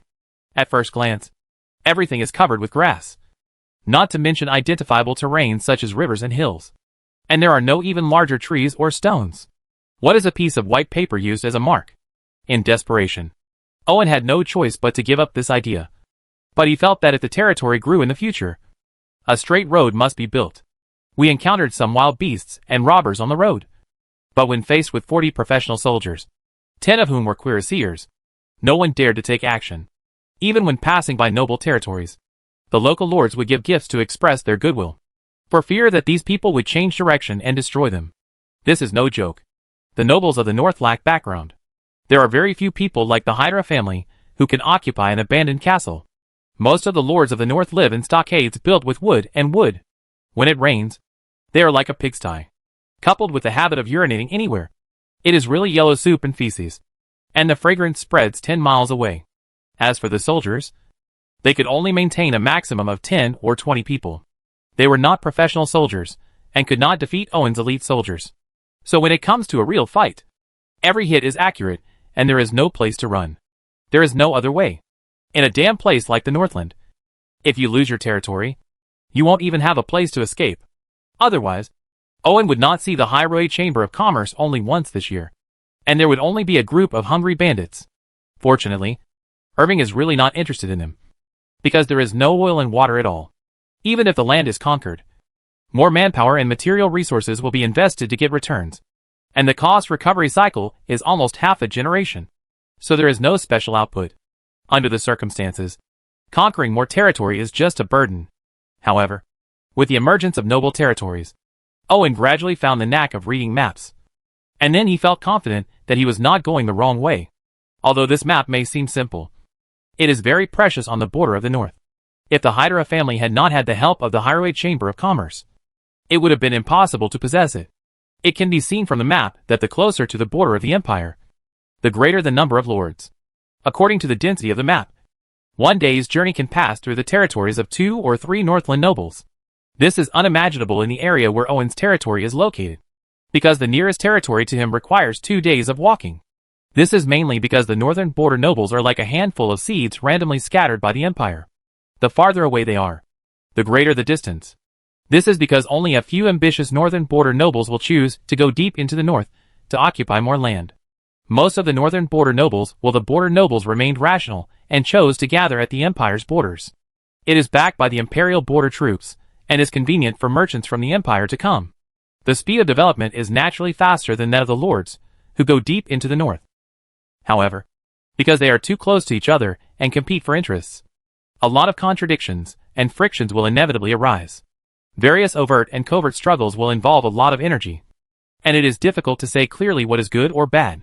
But this is exactly what the empire wants to see. The scattered northern border nobles are just a piece of food, but when they get together, their size can also be considered a threat. So they often fan the flames inside. This has little impact on Owen, because his territory is too far from the border of the empire. Even if he goes non-stop, it will take several days, and it is surrounded by wasteland. The nobles in the empire will not hit him if their brains are kicked by a donkey. Idea. The destination of Owen's trip was not to a few large towns near the empire's border, where most of the wealth of the entire Northland was gathered, and where the imperial nobles harvested the wealth of the Northland's border. But he was just to buy some serfs, and there was no need to go there. Besides, based on the many novels he has read, if he, as the protagonist, dares to get close to such a place, he will definitely offend a descendant of a certain imperial noble for various reasons, and then be targeted and hunted down. Although the other party will definitely be killed in the end. He lost to the halo of the protagonist, and was slapped in the face by his pretentiousness. But he was full of food, and instead of planting the fields, he ran for excitement. Was it because all the work in the territory was done? Or was Maya no longer fun? Therefore, Owen's destination is the town of Mara, which is located in the middle of the Northland border. It is one of the transfer stations connecting the north and the south. It is only 3 to 5 days away from his territory. The Northland border is fan-shaped, and similar transfer stations are like fan bones, allowing goods from the north to the south to flow, because there is more than one similar transfer station. Although the importance is there, it is not that great. As a result, the competition for interests is not so fierce. Naturally, it will not attract big sharks, and the risks are much less. At least with the strength that Irving has shown now. All they received was kindness. Whether it was the guards in Mara town, who liked to eat cards, or the bandit spies who came here to look for prey. They all learned to smile after seeing Owen's team. Owen was not surprised by this, and looked at the place in front of him that had only appeared twice in his memory. Mara Town is not a small town, but its permanent population is only about 300 people. Because most of the people here are herdsmen, the area is naturally much larger. The location of Mara Town is unique. Not only is it one of the transfer stations connecting the north and the south, but the water and grass here are good and suitable for grazing. Therefore, this Count Mara is one of the few lords who can form a large-scale cavalry. The problem is that there is a difference between cavalry and cavalry. When Owen entered the town, he saw the cavalry in Mara Town. Most of them were herdsmen who had transferred jobs. They had good horsemanship and were good at using scimitars, but their combat effectiveness was not satisfactory. There is no problem in dealing with low-level bandits or half-hearted soldiers of other lords. But if they are faced with Owen's cuirassiers, even if the number is doubled, they will definitely lose. After all, a scimitar less than 3 feet long versus a lance more than 2 meters long. A simple leather armor versus a sophisticated breastplate. A free and undisciplined versus a well-trained one. You know who will lose and who will win. Training, equipment, morale, cooperation. These are all too different. Without enough numbers, it is impossible to bridge the gap between the two sides. Moreover, Owen's other arms are not vegetarians. Spearmen, swordsmen, and infantry archers are all in formation. A small number of cavalry really dare not charge. At least the light cavalry in Mara Town do not dare. Chapter 22 Transaction. The movement made by Owen and his group was not small. As the ruler of Mara Town, this Count Mara quickly learned the news. This Count Marat was originally an ordinary businessman on the border of the empire, mainly providing grease for the maintenance of weapons and armor for border troops. After learning that the empire was going to develop the northern border and open up titles, he was ambitious and immediately formed a small group, the Small Caravan, relying on its connections with the border troops and a little bit of good luck, successfully earned its first pot of gold. Later, it built the town of Mara deep into the northland border at any cost, and obtained the title of Viscount. Although Viscount Marat is older now, he still maintains strong energy and single-handedly controls all affairs in the territory. So after hearing the news, he immediately remembered the news about the Hydra family, as one of the first pioneers to come to the border of the north.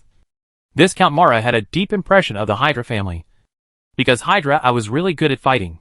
After all, he was a businessman and had some capital to start a business. But the other party started from scratch and carved out a territory in a chaotic period.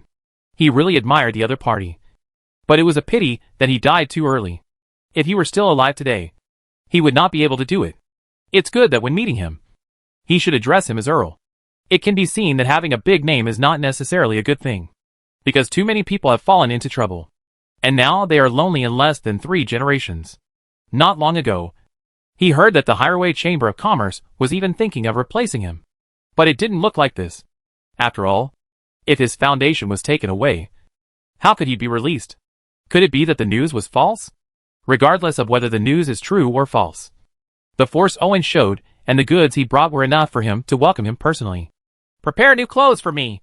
Watch the riding boots and horses, and inform the cavalry to be more vigilant. This Count Marat stood up and asked the servants to help him change into noble clothes specially designed to welcome distinguished guests.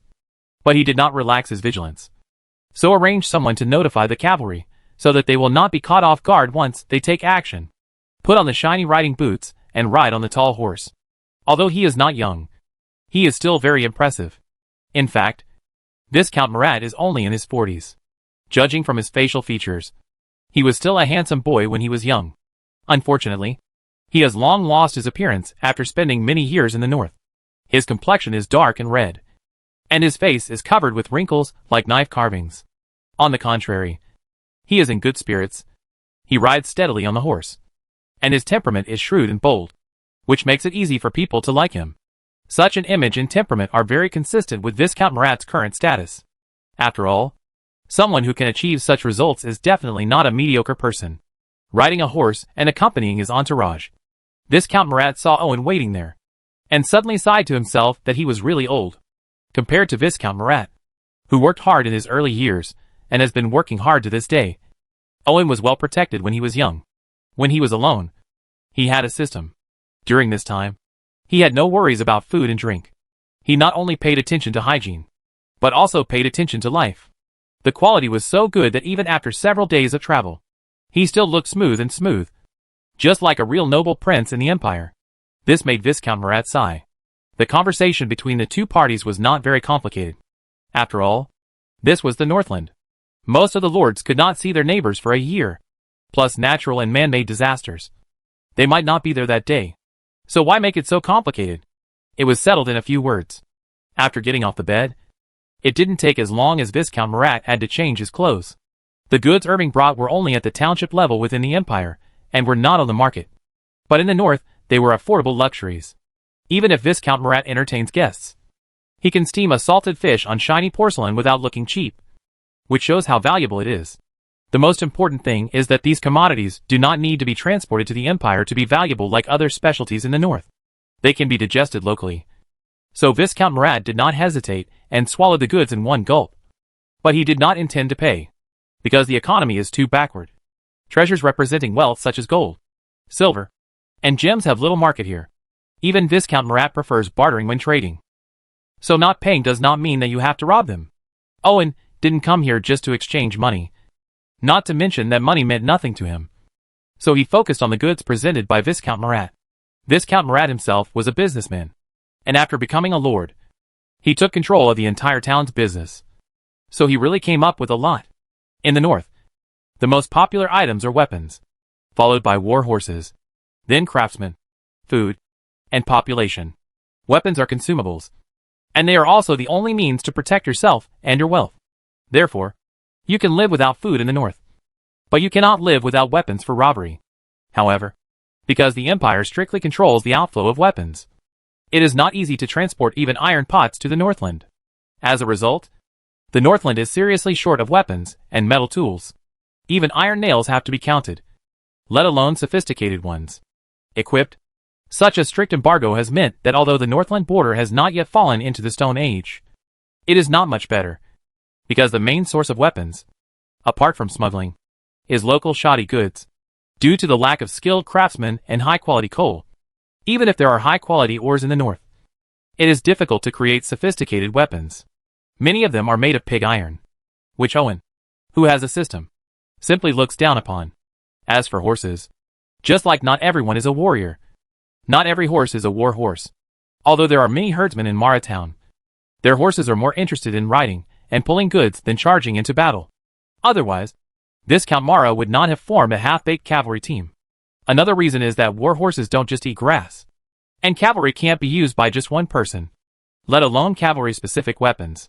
Therefore, even though Viscount Murat has many herdsmen and trade routes, his cavalry is still more like armed herdsmen, which shows how difficult it is to form a large-scale cavalry. Shaking his head, Owen finally settled on a group of refugees. There are tens of thousands of refugees coming from the empire every year, and there is an endless stream. However, the population of the northern border has not increased much over the years. The reason for this is very simple. The death rate is too high.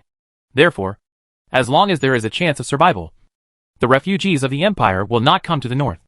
Unfortunately, for the sake of stability within the empire and the development of the northern border, a large number of refugees, criminals, and prisoners were all driven to the north. Those who did not leave were hung on the gallows. Deceived. So they have no choice. This road is called the Road of Death, because the refugees do not have much food supplies at all. Although the empire will provide some food, it is conceivable how much will be left after going through layers of Kana. So in order to save their lives, they have to not selling themselves into slavery, and eating everything they can find on the road. Even so, only some adults can persist to the north. The young and old can't see them at all, and they are all skinny. They are really afraid of falling if the wind blows. One place. What's even worse is that the living conditions in the north are so harsh that there is no time or resources for these serfs to recover. They have to work hard to fill their stomachs, which ultimately makes their lifespan very short, and they become cheap consumables. Chapter 23 Serfs. The goods Owen brought were enough to exchange for 150 serfs, which shows how cheap serfs were. This was mainly because the serfs had no cost at all. As long as they came to the northern border alive, they would make money. So Viscount Murat thoughtfully gave them 300 straw cakes as a gift. Palm-sized grass cakes were the main food of serfs. They were made from grass seeds, tree bark, and a small amount of coarse grains. The finished product was as hard as a clod of soil. But eating it would bring a strong feeling of fullness and be difficult to digest. Many the weak, old, and young died from this straw cake. The serfs were deeply impressed by the straw cake, full of resentment and desire, because it was their hope for survival, even if it was just a false hope, because eating this food cannot meet the needs of the human body at all. In addition to fooling the stomach, daily activities rely more on one's own reserves. Therefore, people with weak bodies cannot survive to the Northland. Even if they do, their bodies will almost collapse and fall. There are many root causes of diseases, so the Northern lords regard serfs as consumables, because the cost of keeping them healthy is too high, which is far less troublesome than replenishing a batch after consumption. As for issues such as cruelty or inhumanity, this is not a civilized society. Besides, regardless of the empire or Owen's previous life, the only difference is that one is a bloody bite, and the other is processed and served on the table, in addition to the eating appearance becoming more elegant. In essence, but it makes no difference. Directly naming 150 serfs, Owen did not stop at Mara Town, but left Mara Town with the serfs like a flock of sheep. The next time he comes back will probably be next year, because the serfs were too weak, which slowed down the team's speed. They didn't get far even after half a day's walking. Irving had anticipated this, and asked the farmer, who followed him, to set up a pot and light the fire. As soon as the water boiled, the whole bag of semolina was poured into the pot, sprinkled with a handful of salt, and then stirred vigorously with a wooden stick picked up casually. At the same time, all the wild vegetables collected on the road were thrown in, so that the originally monotonous color was thickened. The soup became colorful. Although the color is weird, and the taste is unacceptable, it is a long-awaited delicacy for the serfs, because they can only eat something that can barely be called food before setting off on the road. Holding the wooden bowls issued to them, they queued up to receive a bowl of thick soup while being whipped by the soldiers, and then found a place to sit down. The bowl of wild vegetable soup in their hands at this time was like the whole world in the eyes of the serfs. There was nothing else. They ate so seriously and carefully, chewing every bitter wild vegetable fully, with expressions on their faces. It was so greedy that Owen had a creepy feeling when he saw it. At the same time, he understood why the Empire would continuously force the refugees in the Empire to die in the north. Because once these seemingly humble and inconspicuous serfs gathered, it will be like a spark, completely igniting the already decayed Empire. That's why we made this decision to treat the symptoms rather than the root cause. We just don't know how long it can last. But this has nothing to do with Owen. His territory is thousands of miles away from the core of the Empire, so there is no such thing as leisure. After a night's rest, another bowl of wild vegetable soup in the morning made the serf's face look a little brighter. Owen was not too surprised by this. Human beings in this world have very strong vitality. Otherwise, how could they have migrated hundreds of miles just by eating grass, and survived a winter in a hole without food and clothing? In order to take care of these weak serfs, Owen deliberately slowed down his pace, and had 3 meals of wild vegetable soup a day to slowly fill the extremely depleted bodies of these serfs. However, he would go out with the cavalry every day, and he would bring something every time. So when they returned to the castle, the convoy was not only full again, but there were also 6 more scout cavalry, and 10 more oxen in the team. I chose to add scout cavalry instead of the more cost-effective cuirassiers, mainly because although the scout cavalry has little combat effectiveness, it is really useful for patrolling and exploring. In addition, the territory is so large, and the devil horns need to be taken into account. In the forest, Owen specially expanded the number of scout cavalry. At present, 10 scout cavalry just meet the daily patrol needs of the territory. As for farm cattle, they are an important production tool. Even if the exchange price is not cheap, Owen still specially exchanged some for better spring plowing. After delivering the carriage to Mai in the castle, Owen ordered the soldiers to bring the new serfs to the village. When he first built the village, Irving deliberately built it larger and reserved enough open space to accommodate the new serfs. After seeing the village and thatched huts, these serfs' originally numb expressions became a bit brighter. Hope, because this means that they will no longer be treated as cheap consumables. Although they cannot become civilians yet, at least they see a glimmer of hope. So they work very hard. Not to mention that their first job is in the village. They will build themselves a thatched hut in the open space. Before winter comes, they will also have a simple but cozy thatched hut. When it comes to survival, no one will be lazy. So Owen can safely leave the affairs here to the soldiers. Anyway, he only needs to watch them work. In the castle, Maya carefully and responsibly registered the goods that Owen brought, and then transported them to the warehouse for storage or immediate distribution. This was something that Owen could not handle in a timely manner because he lacked management skills and could not always distinguish between priorities. So he just leave all these things to Maya, and she does a great job. Now Maya has figured out some of Ram's abilities, such as timing, recording, calculation, etc. It's like carrying a computer with her, which greatly improves her work efficiency. So she takes it with her wherever she goes. Owen is happy to see the results. After all, the mechanical puppet maid can also be a means for him to prevent Maya. After taking a shower, changing clothes, eating, and taking a nap, Owen once again fell into a state of doing nothing, because Maya had already done everything she could do now, and even planned the mission until 3 months later. Maya arranged things in an orderly manner, and Owen was too embarrassed to cause trouble. So he unknowingly came to the cellar again. Every man dreams of having a secret base, and Owen is no exception. So when he has the ability and time, he puts a lot of energy here. The cellar on the first floor has been renovated to make it more suitable for ninja life and training. At the same time, in order to facilitate the inspection of the castle, Owen also exchanged some secret passages in the dungeon. This hidden secret passage is perfectly integrated into the castle. Allowing ninjas to becoming more elusive also gave Owen many more escape routes. As for the underground secret rooms on the second floor, it has been expanded to 3 rooms, covering a total of 300 square meters, after being illuminated by more lanterns. This 3-meter-high space does not seem stuffy, but appears very spacious. The entire space is now divided into 3 areas by Owen, namely the work area, the experimental area, and the living area. This is why he stayed here all winter. Chapter 24: The Demon King's Halo. Although he didn't have time to make puppets during these days away from home, Owen had more time to sort out the knowledge about puppet masters. The background of Puppet Master's game is an imaginary history. There have been knights and magicians, as well as elves and monsters. It is similar to his current world, only more peaceful.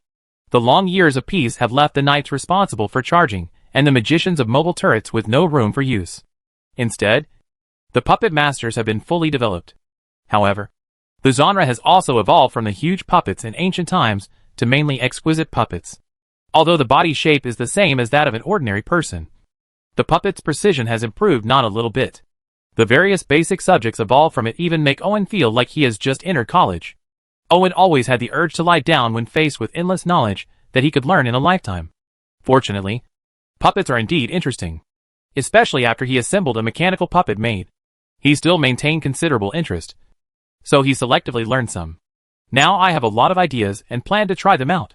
After exchanging many blueprints from the game, Irving began his own difficult journey of imitation, with the help of a multifunctional workbench.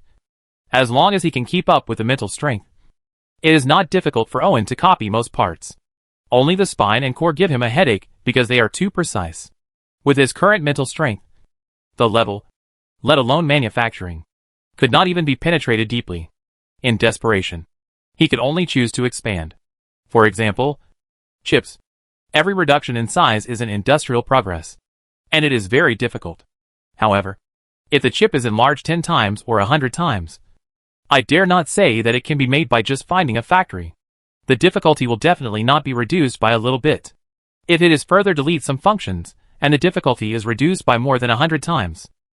So Irving took this stupid approach, first increasing the size, and if that didn't work, then deleting the functions until the manufacturing conditions were met. Irving didn't have the confidence to build it based on the blueprints alone. So he exchanged a mechanical spine from the game, and then copied it while dismantling it. The problem is that the mechanical spine exchanged in the game is similar in size to a human being, and it looks delicate.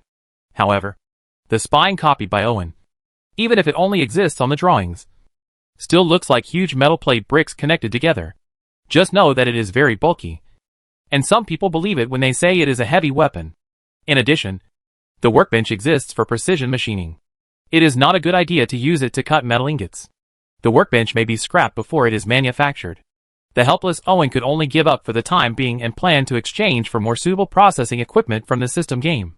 In fact, there are many games with modern backgrounds in the system. In theory, as long as he is given enough time, he can establish a complete industrial system and even advance it into the interstellar era. The problem is limited to the current world. The demand for exchange value for non-magical items is too high, which is not cost-effective at all. So Owen can only continue to think of ways. Full of inspiration. He was stuck in the first step, which made Owen feel very uncomfortable, and at the same time a little bit frustrated, because he felt that his golden finger was so powerful, but it made him have a difficult start, and no one else. Is my ability so poor? Owen began to doubt his life. Fortunately, he has a woman. After some in-depth and detailed operations, he can enter the sage state and let him think carefully. Simply relying on exchanging parts from the game to assemble puppets would completely fail to take advantage of his new job as a puppet master. After all, his original idea was to form a Terminator force, and it was simply unrealistic to rely entirely on progress points to exchange parts. However, due to his own abilities and external factors, he had to stop temporarily and chose to continue learning puppetry while accumulating progress points. Since the path of Puppet Master is temporarily unavailable, let's try another path. In fact, Owen faced two choices at the beginning. One was the Puppet Master route, and the other was the Devil route. Due to some concerns, Owen finally chose the Puppet Master with a more complete system. However, limited by his own abilities, he had to focus on the Demon King's route again. As a Demon King that can be activated with a progress value of 20, it is naturally a shrunken version. There is nothing but a Demon King aura and monster summoning skills. Otherwise, Owen would not choose to be a Puppet Master. During the period of accumulating progress points, Owen didn't have much to do. He just strolled around every day, just like a young man. There is no way. Owen's territory is too small for Maya, and she only needs a few words a day to complete the day's tasks.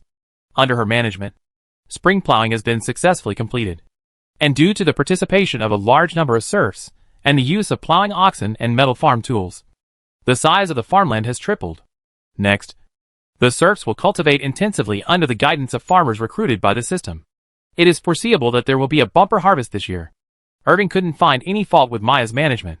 Comparing it with the plan he made, it seemed to be comprehensive, even mixed with advanced management experience from the previous life. But it was useless. You can't use business management to manage a medieval aristocratic territory.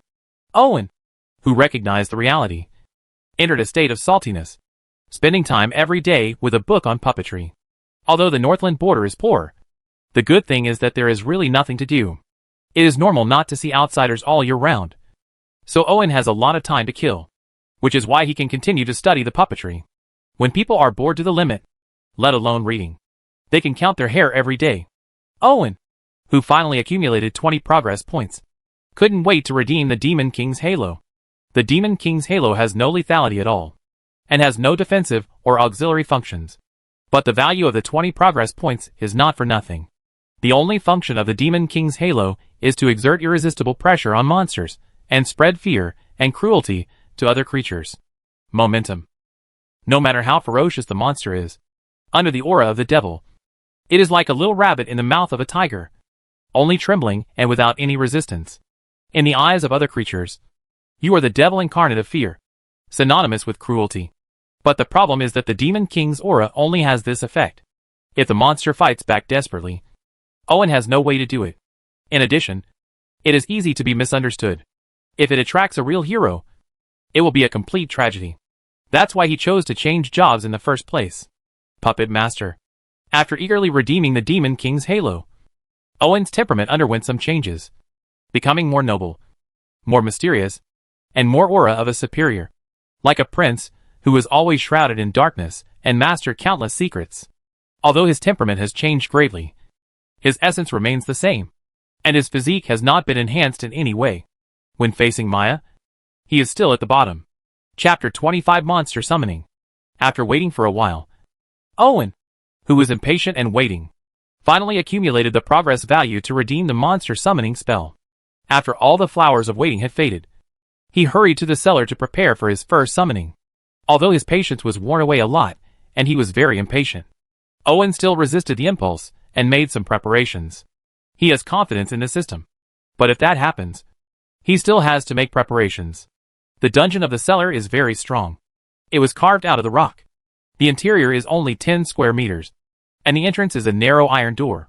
At this time, Owen was standing at the door. As long as he took a step back and closed the iron door, even if he summoned an ogre, He would have to stay inside. Not to mention that behind him was a group of ninjas who were waiting for him. He buys some time, after specially applying some grease to the iron door to make it smoother when closing. Owen took a deep breath and used his mental power to activate the monster summoning technique. Because Owen has no magic power.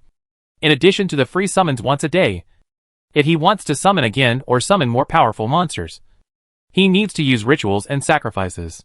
Of course, it is easier to use the progress value directly. In the game settings, you can only summon goblins, slimes, vipers, and demon sheep for free.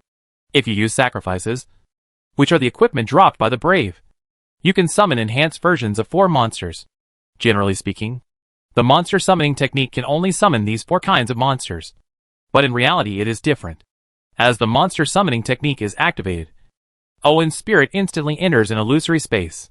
This place is like a kaleidoscope, changing every moment, and those light spots of different colors are monsters. Once connected, the monsters will be summoned. Obviously the magic of monster summoning has changed in reality. However, there are 4 light spots closest to him, almost close to his face, unless they are specifically avoided. Most of the summons will fall on them. They are obviously the 4 monsters in the game. Owen had no intention of avoiding these 4 monsters for excitement. If a powerful monster was summoned and was out of control, he would be seeking death. So he just randomly selected one of the 4 light spots. Goblin. Owen recognized what it was at a glance, and couldn't help but frown. Goblins are cruel and cunning in nature, and they wanted to fight back after being summoned. However, after seeing the cold eyes of the ninjas behind Owen, they gave in and nodded and bowed, trying their best to please. But Owen knew that if he dared to expose his back to the other party, this goblin will never miss the opportunity to cut off his waist and explode his anus.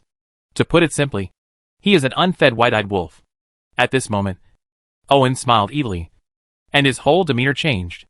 Under the influence of the Demon King's halo, Owen is like having a beauty effect turned on. His whole person is shrouded in invisible shadows. Only a pair of blood-red eyes and white teeth form a creepy smile. The overall effect is like the special effects used when the Demon King appears in early anime are the same. Although the special effects are only worth 50 cents. I have to say that the effect is really good. Not to mention the timid goblin. Even the ninja behind Owen was so frightened that he took a step back and even couldn't help but kneel down on one knee. This is still the Demon King's aura mainly targets monsters. But the next change, even Irving found it incredible. How to put it this way? As a Japanese military force, ninjas also have Japan's unique morbid thinking. That is, good people cannot die well. And the worst is the idea of heroes. Simply being nice to them will sooner or later backfire. If you act cruel and heroic, they will be willing to die for you. Although due to the system, the ninja obeyed Owen's words, even if he carried out orders that required death. But after this psychological change, loyalty turned into fanaticism. As expected, the worse a man is, the more people love him. Kill it! Owen took a step back and said coldly. As soon as he finished speaking, double-digit shurikens pricked the goblin into a hedgehog before his expression could change. A moment later, the thin body fell into a pool of green blood. Owen didn't even frown at this. The puppet master profession did not bring a direct improvement to Owen's strength, but it allowed him to awaken his spiritual power and gain very keen perception. In addition, the goblin's spirit was weak and single, so he just clearly felt the other party's emotional changes. The Demon King's aura is indeed effective. The goblin's heart is full of fear, and he does not dare to disobey his orders. However, once the Demon King's aura is turned off, the fear will gradually weaken. Although he will still be afraid of him, it will become more so as time goes by. The blurred memory led to hesitation in his orders, and even the possibility of betrayal. Even if he could avoid this situation as long as he turned on the Demon King's halo regularly, it was still unacceptable to Owen. Loyalty is not absolute, and there is absolutely no loyalty, Owen whispered to himself, and the ninjas behind him all bowed their heads to the ground with fanatical eyes upon hearing this. At this time, even if they were allowed to commit suicide, they would not hesitate at all. Owen felt the emotional changes of the ninjas, although he didn't know why they became so fanatical. Since it was beneficial to him, he did not intend to delve into it, and instead continued to study the magic of monster summoning. Irving was not too frustrated about the failure of his first attempt, because it was just an attempt, and because he still had a system. This was his greatest confidence. praising the greatness of the system father again in his heart. Owen did not intend to wait until tomorrow and spend some progress points to complete a summons in the system. He was still a goblin, even if he didn't turn on the Demon King's aura this time. Owen saw the loyalty in the other person's eyes and smiled with satisfaction when using monster summoning in the game. Although it can only summon 4 fixed monsters and loses infinite possibilities, it will be guaranteed by the system. No matter what monster it summons, its loyalty will be 100%. The only difference is passive loyalty and fanatical loyalty. Sure enough, loyalty is the most important thing.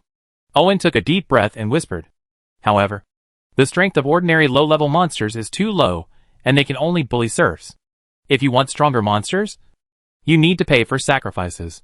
This made Owen notice 2 things that he had ignored before. One is the hero's equipment, and the other is synthesis furnace. The brave equipment are the knight's sword and armor increase attack and defense. Ranger's bow and cloak increase range and speed. Priest's hammer and codex increases health and recovery. The mage's staff and runes increase magic resistance and magic power. Each piece of brave equipment is worth 5 points of progress, which is much more expensive than ordinary weapons. But it is worth the price. At least Owen thinks it is worth it. The knight's sword in front of me is heavy and thick, with its center of gravity set back and its tip elongated, like a short spear. In fact, the knight's sword itself is a small knight's gun, which is used for charging on horseback. But this does not mean that it is used for foot combat. Weak. In fact, the knight's sword, which is full of weight, has a strong armor-breaking ability. When used to deal with infantry, it is simply a killing opportunity. This is just the most basic. When Owen holds the knight's sword, it is like receiving some kind of blessing. His body is strengthened, and he automatically masters the knight's sword. The only disadvantage is that it consumes too much physical strength and is difficult to last. Chapter 26 Goblin General. After half a set of knight swordsmanship, Owen felt a little exhausted. So he handed the sword to the first goblin summoned from the game. The goblin knelt down on the ground in great excitement, took the knight's sword with both hands, and then, as if a certain condition was met, a light flashed all over his body, and it evolved. When the light dissipated, the appearance of the goblin, who appeared in front of Owen, changed drastically. His height changed from less than 4 feet to a muscular goblin over 5 feet tall. His simple weapons turned into a heavy axe and buckler, and he also wore a strong iron armor. His temperament has changed from cunning and wretched to fierce and sturdy. If it weren't for the aquiline nose that is still conspicuous, some people would believe him to be an orc. What's even more interesting is that this goblin can actually speak, obviously having a lot of intelligence. Master Demon King, the goblin warrior is waiting for your order. The short and stocky goblin warrior knelt down on one knee, lowered his head, and said in a tone full of awe, "Do you know where you come from?" Owen suddenly became curious and wondered if he could learn some secrets of the system. So he asked, "Lord Demon King, the goblin warrior came from the underground city and came to open up a new territory for you." The goblin warrior straightened his chest and said without hesitation. This answer was not beyond Owen's expectation. After all, if the secret of the system could be figured out so easily, he wouldn't be the father of the system. However, judging from the answers, the goblin warrior's IQ is not low, but he just doesn't know what his strength is. From the outside, his strength should not be inferior to that of a long swordsman with a 3-point progress value. As for whether he can reach the level of a 2-handed swordsman with a 5-point progress value, I don't know. It's not a life and death struggle. You can't tell. But he was kicked in the head by a donkey. He wouldn't let his 2 men engage in a life and death fight. At this time, Owen suddenly had a new idea. Since the brave knight's sword can allow goblins to evolve into goblin warriors, can other brave equipment allow goblins to evolve into special goblins? There were restrictions in the game before, but now after being redeemed by him, although it cannot completely exceed the game, it can complete more combinations and changes within the framework. After a period of experimentation, Owen found that his idea was correct, and that goblins were really malleable. By combining different brave equipment, they could advance into different professions.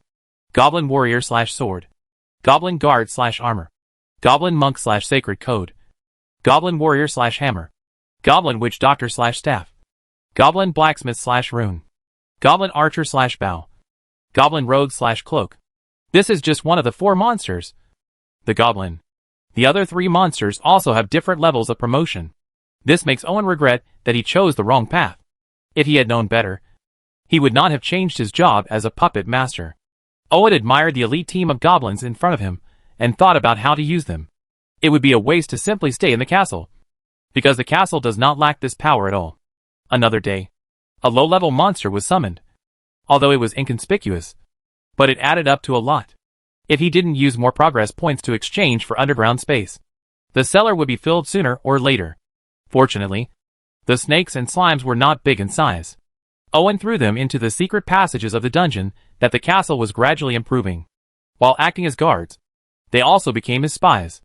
Goblins and demon sheep are not good. The former has an uneasy temper, while the latter has a particularly violent temper. As one of the 4 monsters, the demon sheep has black fur, red eyes, and 2 hammer-like argali horns. It is much taller and stronger than other similar monsters, although it has no hands and feet and cannot use weapons. Its head can kill people.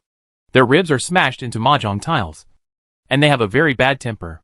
If you lock them in the cellar, they can tear down everything here. So Owen decisively gave the first summoned goblin warrior a piece of brave armor and upgraded it to a goblin general. While becoming taller and stronger, Goblin General also automatically mastered the ability to command goblins, and also a considerable influence on other low-level monsters, which made Owen very satisfied, prioritizing the construction of a secret passage to the underground city outside the castle. Owen ordered the Goblin General to take his goblins and magic sheep to the Devil's Horn Forest to compete with the Devil's Horn goblins there. The Goblin General, who is 2 meters tall, has a slender body and is full of explosive power, takes the weapons and food given by the Demon King and confidently heads to the Demon Horn Forest. They will defeat and conquer the Demon Horn goblins there and become the Demon King. Settle a new territory. Owen has no intention of interfering with the movements of this group of monsters, apart from regularly letting the Goblin General take away a batch of free summon monsters. It has little to do with what results can be achieved. After all, even if the entire Devil's Horn Forest is occupied, how can it be? Now, in addition to focusing part of Owen's energy on studying different promotion combinations for different monsters, he is also looking forward to the redemption of the Synthesis Furnace. The Synthesis Furnace can strengthen the hero's equipment and monsters in the game, turning them into the Devil's weapons and stronger monsters, which is of great use. And Owen still hasn't given up on making puppets. The Synthesis Furnace can obviously play a huge role in it, so it is imperative to exchange for the Synthesis Furnace. The only problem is that he needs to wait patiently. The progress value recovers more slowly as time goes by. To accumulate 20 progress points, it will take at least 10 days and a half. This makes Owen more and more eager to break through the current limit of progress value. Unfortunately, he has no clue. He wants to randomly select a neighbor and try to kill his family, but never made up his mind. Waiting. Still waiting. The progress value is like a choked oxygen tube. No matter how urgent Owen is, he still takes his time. He is so anxious that he gets angry, and Maya even comes up to it to no avail. But the system dad never let go of the progress. No matter how anxious Owen was, he could only wait. And after waiting, he felt calm. Master, you haven't patrolled the territory for a long time. Maya, whose legs were a little sore after squatting for a long time, slowly stood up, smoothed her damp skirt with her hands, took out a handkerchief and wiped the corners of her mouth gracefully, turned around and spoke to Owen, who was idle, in a calm tone. Oh, territory. Owen, who had almost forgotten that he was still a lord, recovered from his recollection. Just as he was about to reach out and rub his face, he suddenly smelled something. He decisively went to wash his hands and face, and changed his clothes before speaking to Maya seriously. Inform Seal and prepare your horses. I want to inspect the territory. Okay, Master. I'll inform you right away. Maya nodded, first opened the window for ventilation, and then walked out of the study with her increasingly plump hips, leaving Owen with more aftertaste. After Maya left, Owen rubbed his waist and thought about whether to add a bed to the study. However, the bedroom is next door, so adding a bed here is a bit redundant. Even with the blessing of the scene, it is not necessary. Otherwise, get a swing. In his wild thoughts, Owen walked down the stairs and came to the gate of the castle. The fully armed Charles was already waiting there with his horse, and beside him were the cuirassiers who were ready to go. Chapter 27 Territory Changes. Summer has passed before you know it.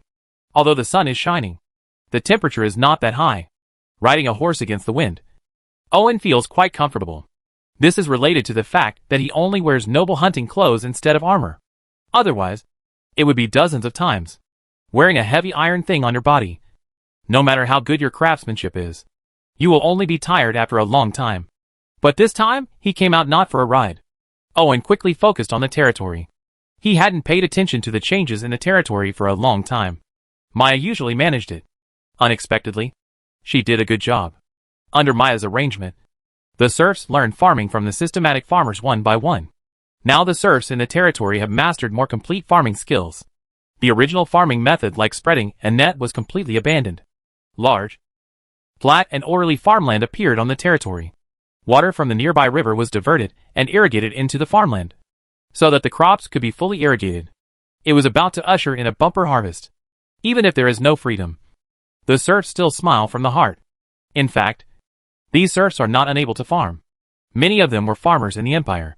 It is pure nonsense to say that they cannot farm. Maybe their farming skills are not as comprehensive as those of the farmers in the system. But they are certainly not too bad. Otherwise he would have starved to death long ago. But anyone who has had the miserable experience of being a refugee, being forced to sell himself into slavery, and being sent to the bitter cold northern border as a serf would not be able to get motivated, let alone the toll the journey north has taken on his body. The losses have never been compensated. It's a shame that I have the energy to cultivate intensively. But now, not only the farmland looks decent, but the villages are also gradually improving due to their efforts. Not only do they have strong fences, the original simple thatched sheds have also disappeared, replaced by neat and uniform farmhouses. Although they are still very simple now, they are already a good start. In addition, when the farming was busy, I had 3 meals a day, 2 dry and 1 thin. It was not very good, but it was enough to fill my stomach. Naturally, I had some hope and started to work hard. Owen is very satisfied with the changes in the territory. It is not in vain that he handed over the management of the territory to Maya. And it is not in vain that he rewards the other party day and night. Now that the other party is so moist, he deserves a lot of credit. However, during this inspection, Owen was also troubled, as the crops in the farmland began to mature and harvest was not far away. There were more wild beasts and robbers in the wild. Although wild beasts do not eat food, they do eat humans. Seeing that the weather is getting colder, it will become more and more difficult to hunt.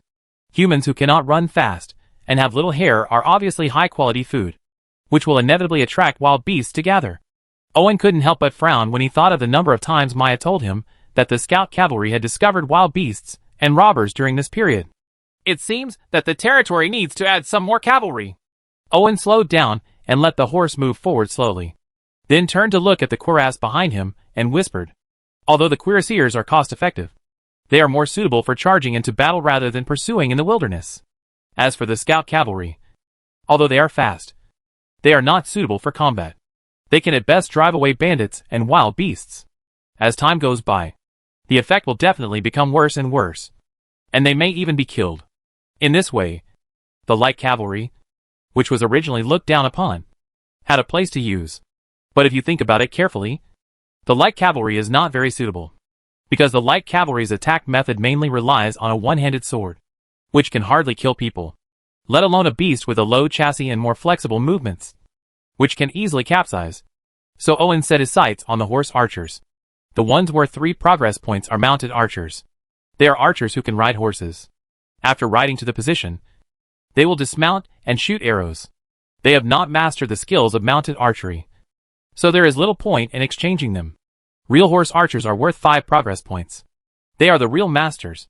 Not only are they good at riding, they can also use recurve bows suitable for mounted archery. Whether they are chasing the enemy or being chased by the enemy, they can gallop on their horses. They launched a powerful counterattack. Everyone was a good kite flyer, and it was not easy to deal with bandits and wild beasts. Owen knew what to choose without thinking too much. But the exchange for horse archers had to wait until he exchanged for the synthesis furnace. After all, the exchange progress value was small, but it was too painful to reach 20. In addition to patrolling around the castle, Owen also took time to visit the Devil's Horn Forest. The development of Mujai was very slow. After all, there were still too few manpower. Fortunately, General Goblin stayed here with many monsters during this period. Although he was not good at construction, he was able to cut down trees and hunt without any problems. which solved a lot of troubles. However, the Goblin General will not stay here for too long.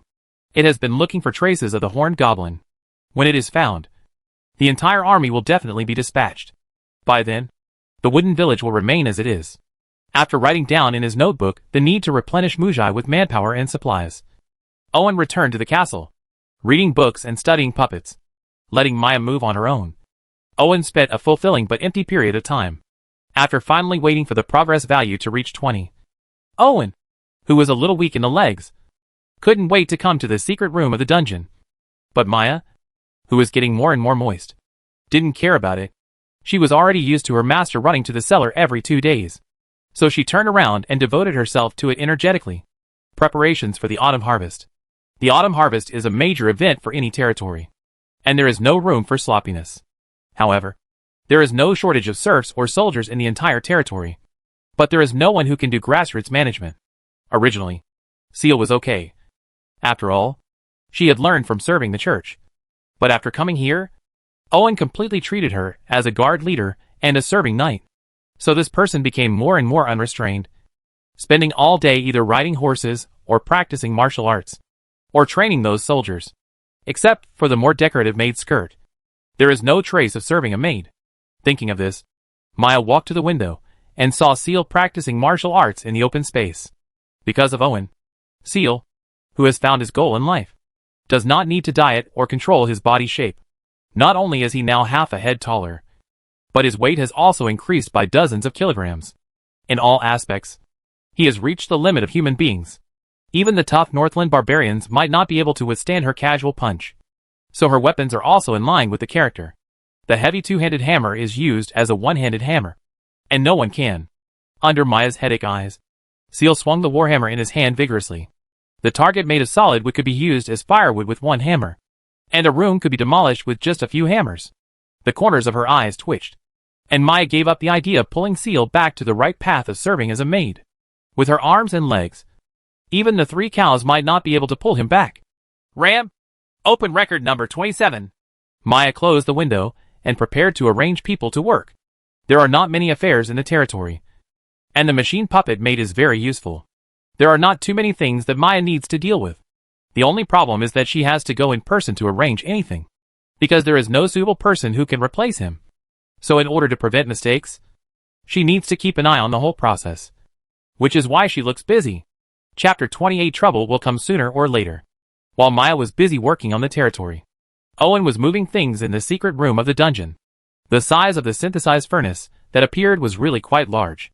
If he hadn't expanded the secret room in the dungeon to 300 square meters and 3 meters high, it wouldn't be able to accommodate it. Even so, it still occupies nearly half of the area, so a large enough space must be cleared. In this way, the original layout of the dungeon secret room was destroyed, and many things were piled up together, making it look a bit messy and crowded. It seems that we need to replan and build a second-level dungeon secret room.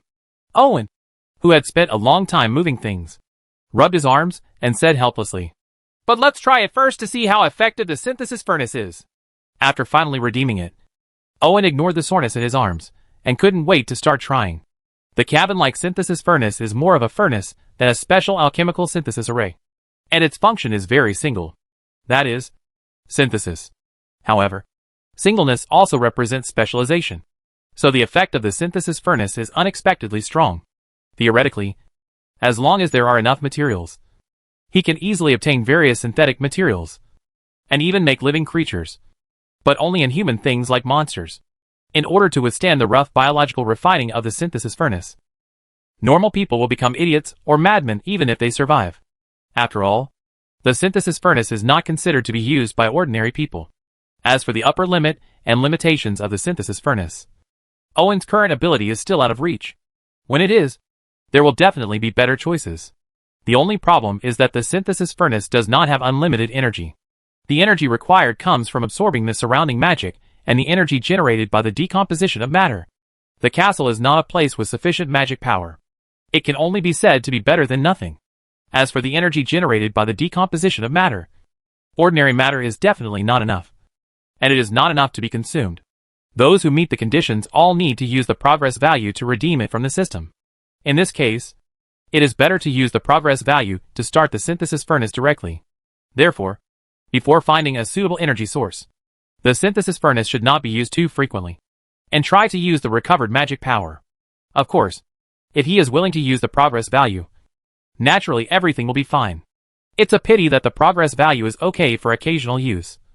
But he can't bear the consumption for long-term use. After all, the more the territory develops, the higher the demand for progress value. The self-sufficient territory that Owen imagined is still far away. Next, Owen was not in a hurry to research the synthetic furnace. After redeeming it, he had plenty of time to study it. Now he mainly uses the progress value to exchange for troops and supplies to increase the foundation of the territory. Because the lower the progress value, the faster the recovery. Before the autumn harvest, Owen exchanged 10 horse archers. The remaining progress value was mainly used to fill the Devil's Horn Forest wooden fortress, where the strength was still a bit weak. Owen soon discovered how wise it was to exchange for horse archers. Archers are a type of light cavalry and are particularly good at riding. Not to mention bandits. Even wild beasts cannot outrun them, as long as they enter the shooting range. Death is only a matter of time, so they are hunted one after another. The dry and rotten heads on the gallows last year were quickly replaced by new ones. At the same time, there were more free coolies in the territory.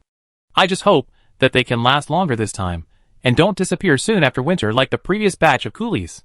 Owen would feel compassion for the serfs, improve their living conditions, and let them survive the cold winter safely, let alone force them to work in the winter.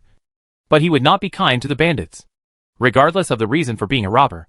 When you choose to be a robber, you are already prepared to rob others of their wealth and live through violence.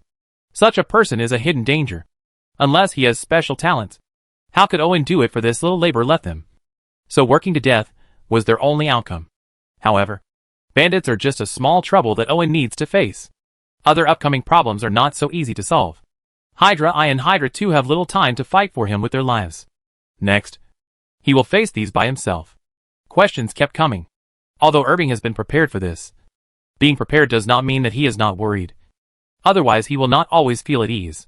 The most troublesome thing for the lords on the northern border was not the barrenness, but the fact that almost all of them, except themselves, were enemies. The endless bandits and malicious neighbors are a constant headache. But the real danger is the northern barbarians and the beast tide. Although barbarians are human beings, they are taller and stronger than ordinary people. Especially their bones are not only thick, but also very hard. Their skin is rough and fleshy, and their pain-sensing nerves are weak. They have strong tolerance for harsh environments.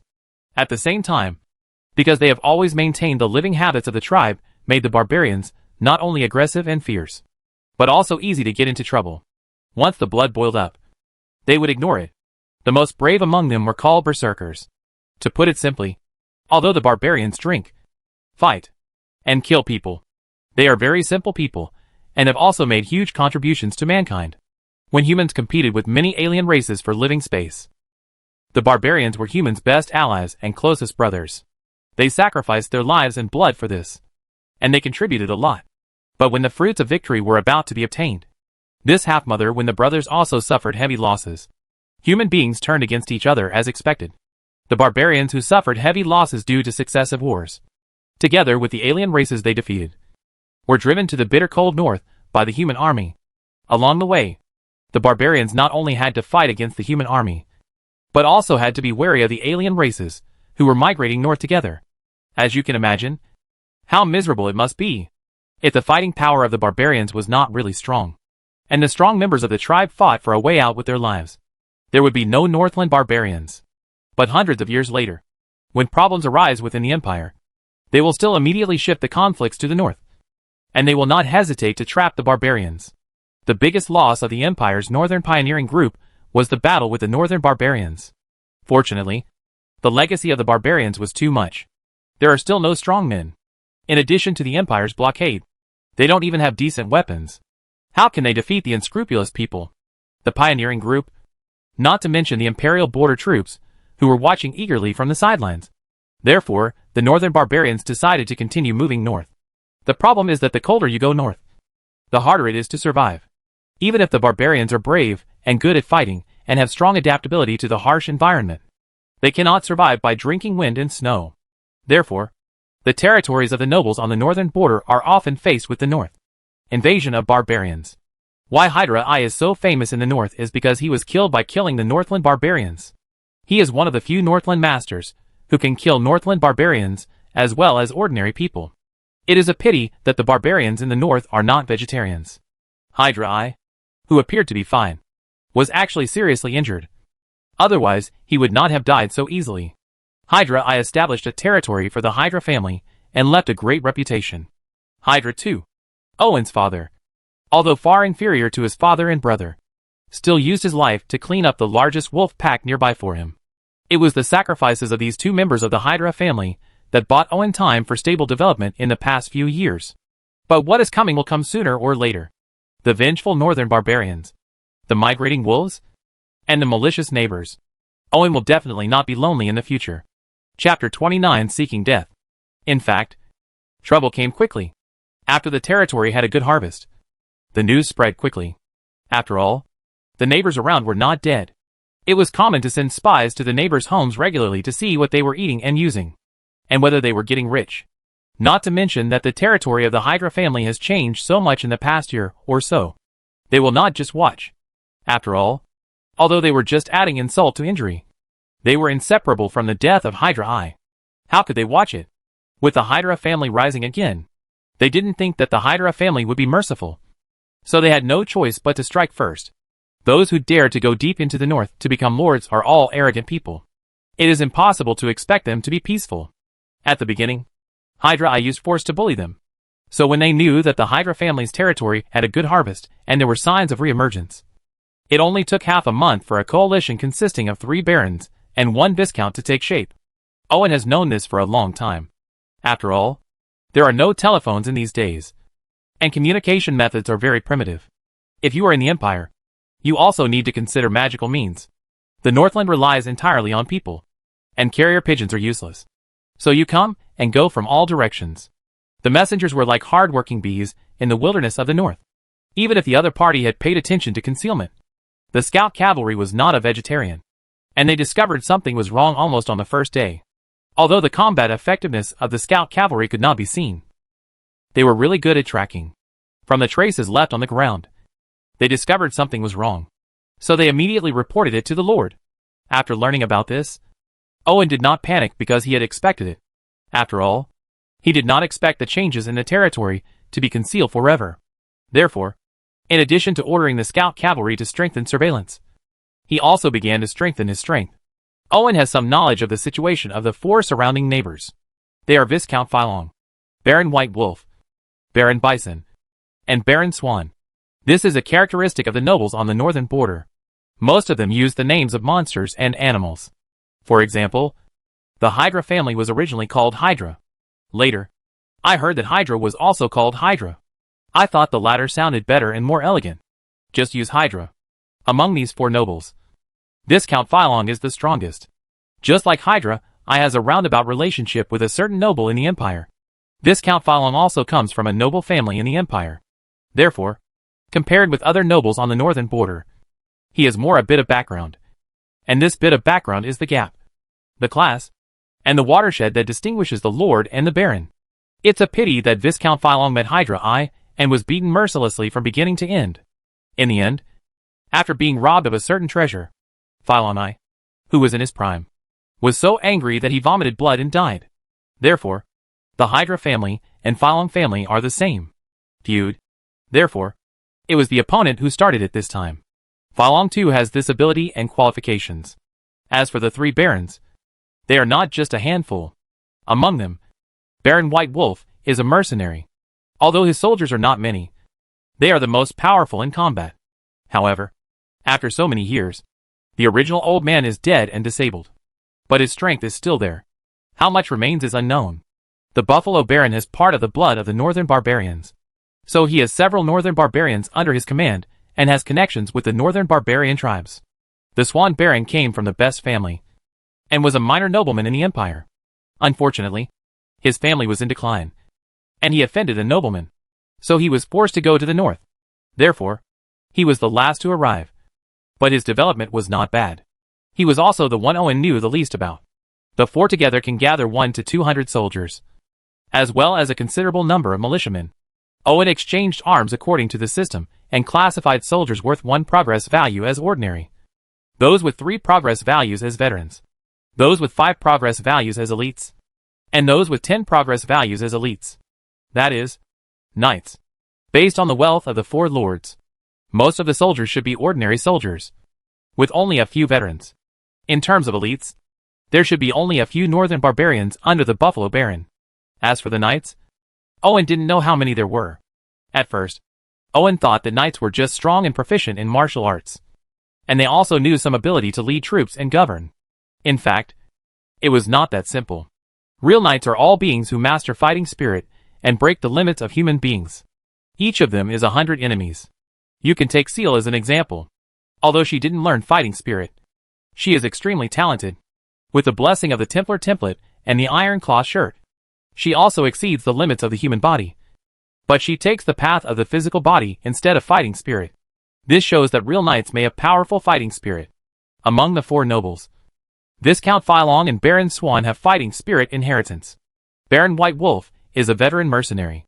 Owen is not sure whether they have fighting spirit inheritance. As for Buffalo Baron, he probably doesn't have fighting spirit, but he has the blood of the northern barbarians, and his fighting ability cannot be underestimated. The Hydra family originally had a legacy of fighting spirit. Otherwise, Hydra I and his sons used to suppress those 4 families. But now, they are gone. Not only is the inheritance of fighting spirit gone, but also the few things that can be called treasures in the Hydra family are gone, including the flying dragon egg snatched from Flying Dragon Eye.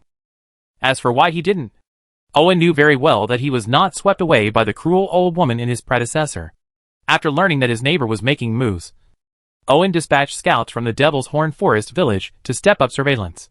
Interestingly, the place where the other party decided to meet their troops was actually next to the Devil's Horn Forest. But it's not surprising, because the Northland is empty, and only the Devil's Horn Forest can provide cover. Therefore, unless they plan to alert Owen to join the army directly under the castle, or to catch a day's journey before starting the fight, this is their only place. Choose. You are really asking for your own death, Owen said quietly. Originally, he had prepared to fight a battle to defend the city, and was prepared to lose everything outside the castle. Who would have thought that the other party would really choose the right place to bury them? Wouldn't it mean to live up to their good intentions? Such a long time was enough for the Goblin General to establish a firm foothold in the Devil's Horn Forest and conquer many Devil's Horn goblins. The Horned Goblin is also a goblin. When faced with the Goblin Warriors and Goblin Generals, who have a higher level of life, they have no intention of resisting desperately, because this is an internal fight, and it is also the Goblin's duty to obey the strong nature. So the problem facing the Goblin General is not how many men he has, but how many goblins he can feed. Even if the goblin is extremely hungry and can eat humus, it is not a bug after all. If it wants to last for a long time, it must have a decent food source. The problem is that goblins have no talent for farming at all, not even for herding. Apart from gathering and hunting, they can only plunder. But the Devil's Horn Forest is in a special situation. There are no targets for plunder at all. There are some outside the forest. The problem is that the closest one is the Demon King's territory. As for other human territories, they are far away. This is why the Goblin General has a headache. The Goblin General now controls all the monsters under the Demon King. But it has not forgotten that all these were given by the Demon King, which means that it can be replaced at any time, because it is eager to prove its ability to the Demon King. Fortunately, the opportunity came.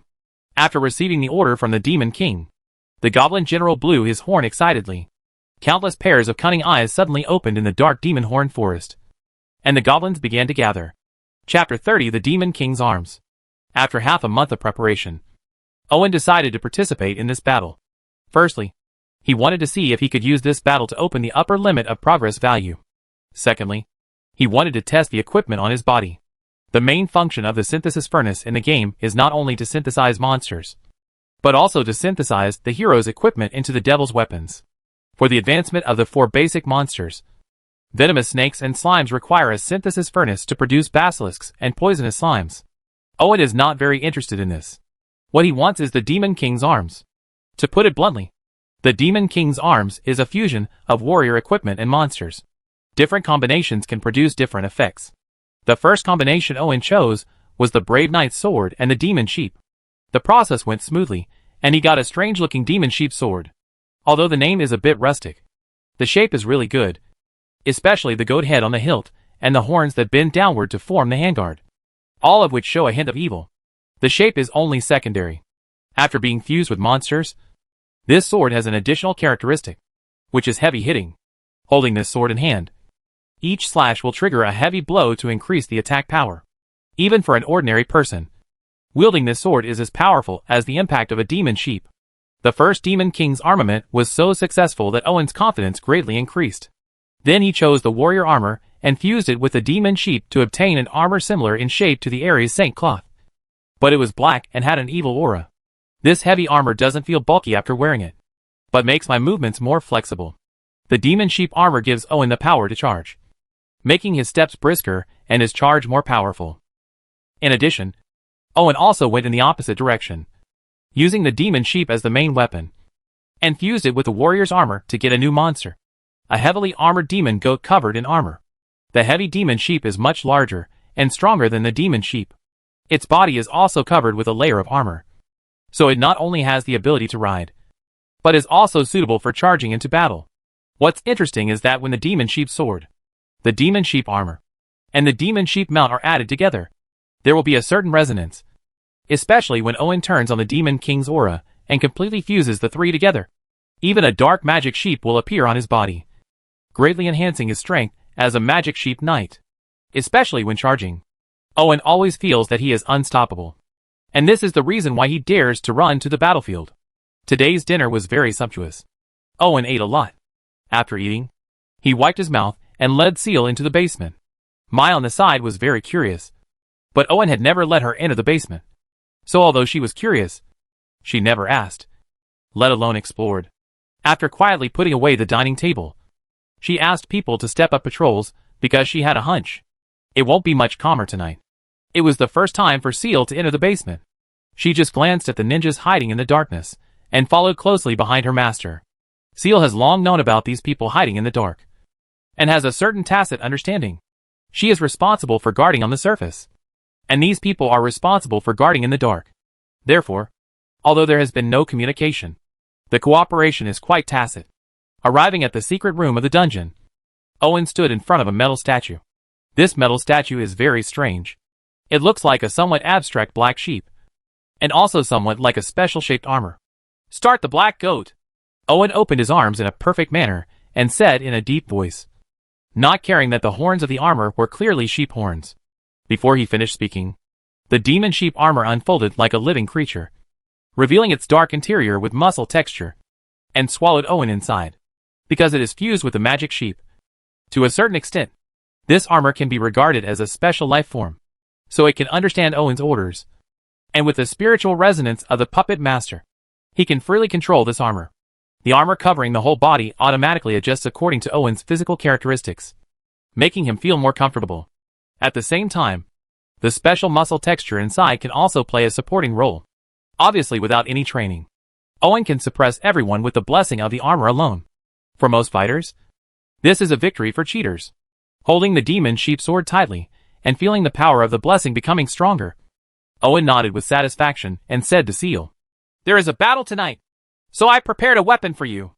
After speaking, Owen lifted the oilcloth on the side, revealing a strange weapon. This is a two-handed war hammer, but the head of the hammer is in the shape of a sheep's head. The more protruding sheep's mouth has a certain ability to break armor, and the two coiled horns on the back of the head have powerful bludgeoning damage. The most important thing is that it is also a Demon King's weapon, which was created by Owen's fusion of the Brave War Hammer and the Demon Sheep, fully utilizing the heavy-hitting characteristics provided by the Demon Sheep. Unfortunately, the shape didn't suit Owen's aesthetic, so he chose the Demon Sheep sword instead of this Demon Sheep hammer. Seal doesn't care about the appearance of the weapon.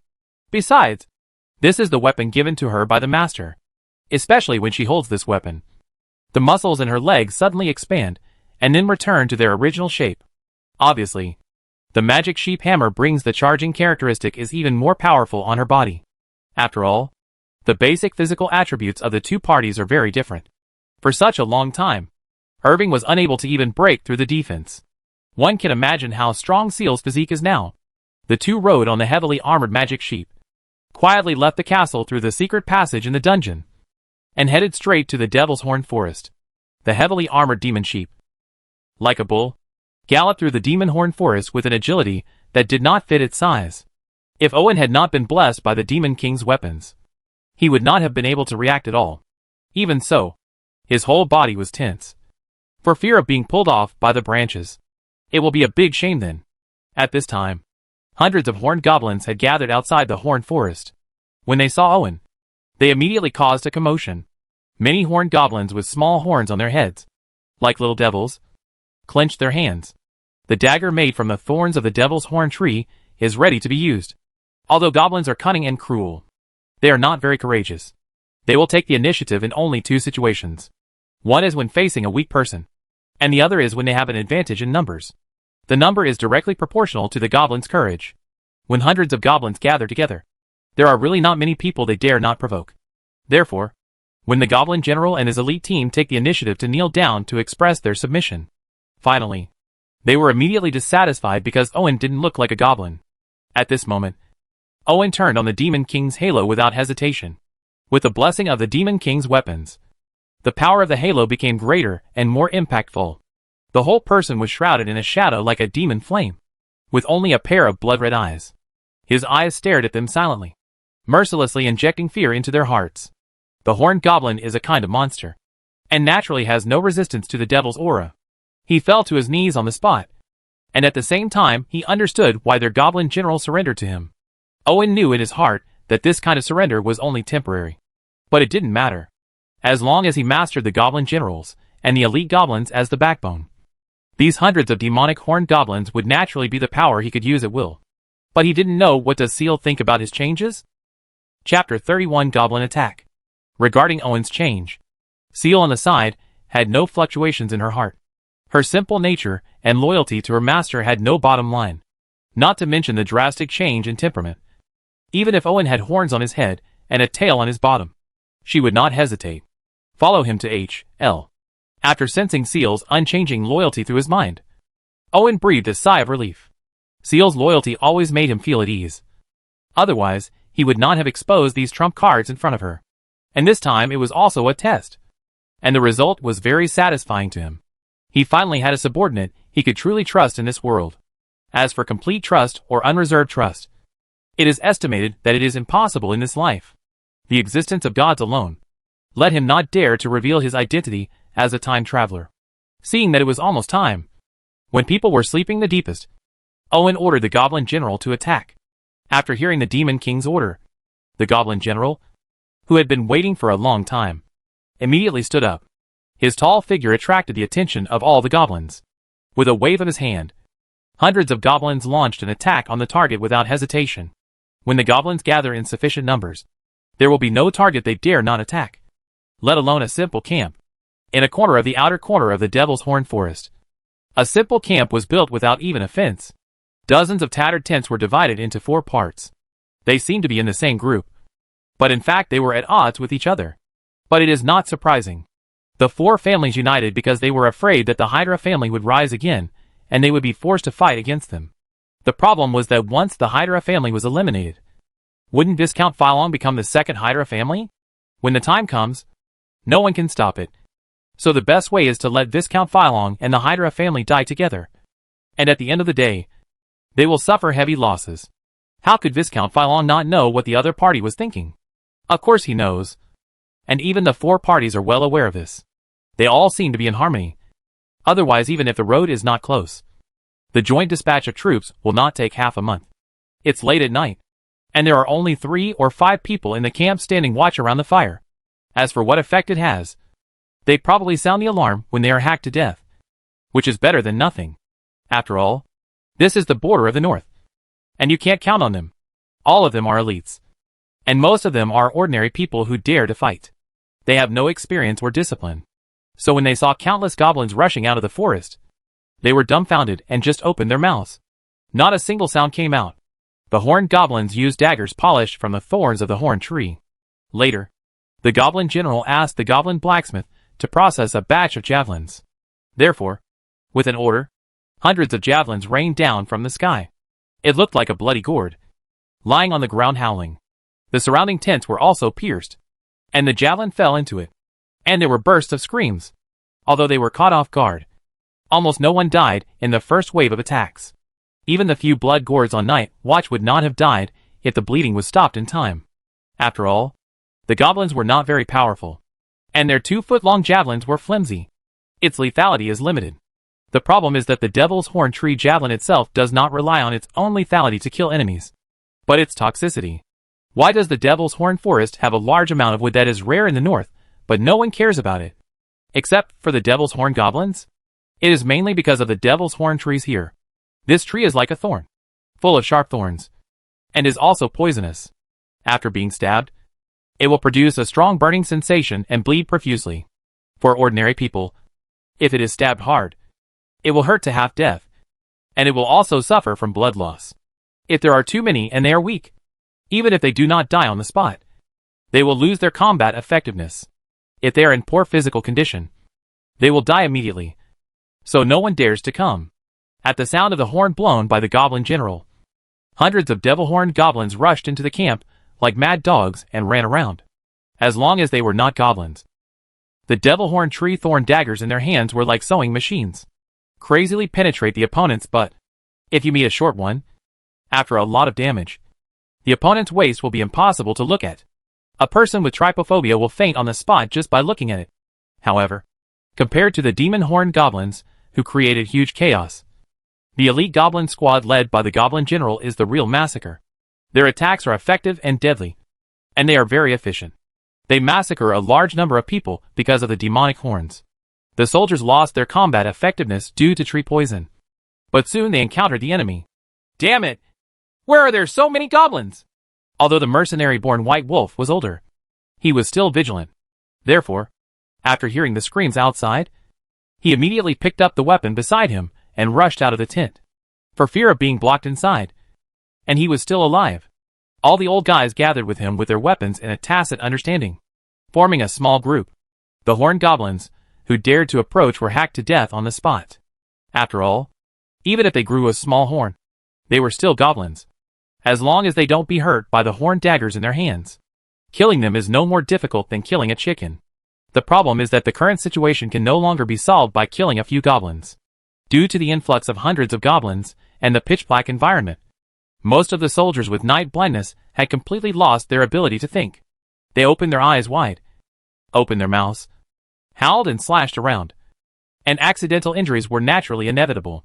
Then the camp became more chaotic. Now even if White Wolf steps forward, he cannot find the soldiers. Even if he finds them, he will not be able to effectively execute the order in such a panic. In desperation, White Wolf can only go to the other 3 nobles first. The bison is the best to find. Although this man is already a noble lord, he still wears the fur that barbarians like. With his tall stature and the roar he makes when wielding his axe, he is simply conspicuous. Just like the White Wolf, the bison also gathered with several of his northern barbarian brothers. But compared to the White Wolf, who knew how to find people, this one just bent over and poked his butt to chop the goblins running around. It's like a bear playing whack-a-mole. Stop cutting! There is something wrong with these goblins. Find those 2 people first. The White Wolf almost killed the red-eyed bison before he dared to get close. This man is not young, but he still has a bad temper. I don't know what his temper is. How did he become a noble lord? Okay, the bison said with a heavy breath. In fact, he didn't want to chop anymore. After all, he was old. It was very difficult to bend down and chop the goblins that were running around like gophers. How long did it take? It made a terrible squeaking sound. And if I cut it again, I was afraid that I would fall down and moan, covering my waist. The 2 of them took their close men and began to search for Viscount Phylong and Baron Swan in the camp. However, the bonfire in the camp had already been kicked away and extinguished, leaving only a few sparks. It was difficult to light a cigarette, let alone lighting. And there were brothers running around everywhere. Bryn and the soldiers, even if they don't have night blindness, they won't be able to find them for a while. But if the delay continues, everyone may die. Chapter 32, First Encounter with Fighting Spirit. How come there is such a tall goblin? The Swan Baron has a handsome appearance and a neatly trimmed mustache. He usually pays attention to appearance, but now his clothes are messy, and there is an extra wound on his face. He was still scratched by the Devil's Horn javelin. At this time, The wound was swollen, and the severe pain made his face twitch, and he looked very embarrassed. However, he did not panic. Instead, he noticed the difference of the Goblin General for the first time and identified the other person. This is the key point of this battle. Kill it! Otherwise, even if we escape, these soldiers will be dead. This Count Phylong has light green hair, which is the most obvious feature of the green dragon family. But his blood is weak, so the color is not dark, and his eyes are not the emerald color of the main bloodline, but greenish-brown. That's why his father was sent to the remote northern border to become a border noble. It is because his bloodline is considered to be too thin to be passed down. Otherwise, even if he has no talent, he will be left to continue his bloodline, and he will gain the glory of the green dragon family and live a true noble life. Therefore, Phylong too hated both his father and himself, because his bloodline was not pure enough. He lost the opportunity to become a human master as soon as he was born. He was driven to the remote north like a dog to fight with other wild dogs. Food. But this Count Phylong never thought of himself as a wild dog. So even in the remote northern border, he always maintained the demeanor of a noble, even if he spent a large amount of unnecessary expenses for it. In this ghost place, only the Swan Baron, who is also a noble, can appreciate it. So the two have already formed an alliance. So after the chaos, the two did not show up, but hid immediately, with the purpose of letting the White Wolf follow the Bison lead the charge. However, at this time, this Count Phylong still cared about the noble manners. The power of the Goblin generals and elite goblins was beyond his expectation. The soldiers were casualties too fast. Once the soldiers suffered heavy losses, he would win the final victory. How much confidence do you have left? I am afraid that if I am not defeated in a minute, I will end up like a stray dog. So I roared angrily, compared with the two people who were a bit rude. The White Wolf, who was a mercenary, and the Bison who relied on his own bravery to get ahead were much more decisive. It's not like Viscount Phylong and Baron Swan, who have some background. They achieved their current status only by fighting hard with the swords and axes in their hands. During this period, they encountered countless life and death crises, so they did not panic. But he tried his best to gather the strength in his hands. And when he couldn't find Viscount Phylong and Baron Swan, he didn't hesitate for long, and finally chose to rush towards the Goblin General together. Now is not the time to calculate gains and losses. If we don't make a strong counterattack, all these soldiers will die. After all, ordinary soldiers will fall to the ground without any resistance after being poisoned by the horned tree, allowing the horned goblins to slaughter them. Once they lose all their soldiers, all their years of hard work will be in vain. What's more, they don't have the energy to make a comeback now, so they have to fight no matter what. Facing the menacing White Wolf and Bison, the Goblin General showed no fear. He wielded his heavy blade to fight one against two. He was stunned to suppress the two of them in fight. As for the mercenaries, northern barbarians and elite goblins brought by the two, they are not vegetarians either. They have diverse professions and work well together. So the two sides fight like crazy. If it had been 10 or 20 years earlier, the Goblin General would not have dared to be careless against either of the two. The problem was that both of them were close to 50 years old now, and they were not from noble families. After fighting all the way, their bodies they have been overdrawn for a long time.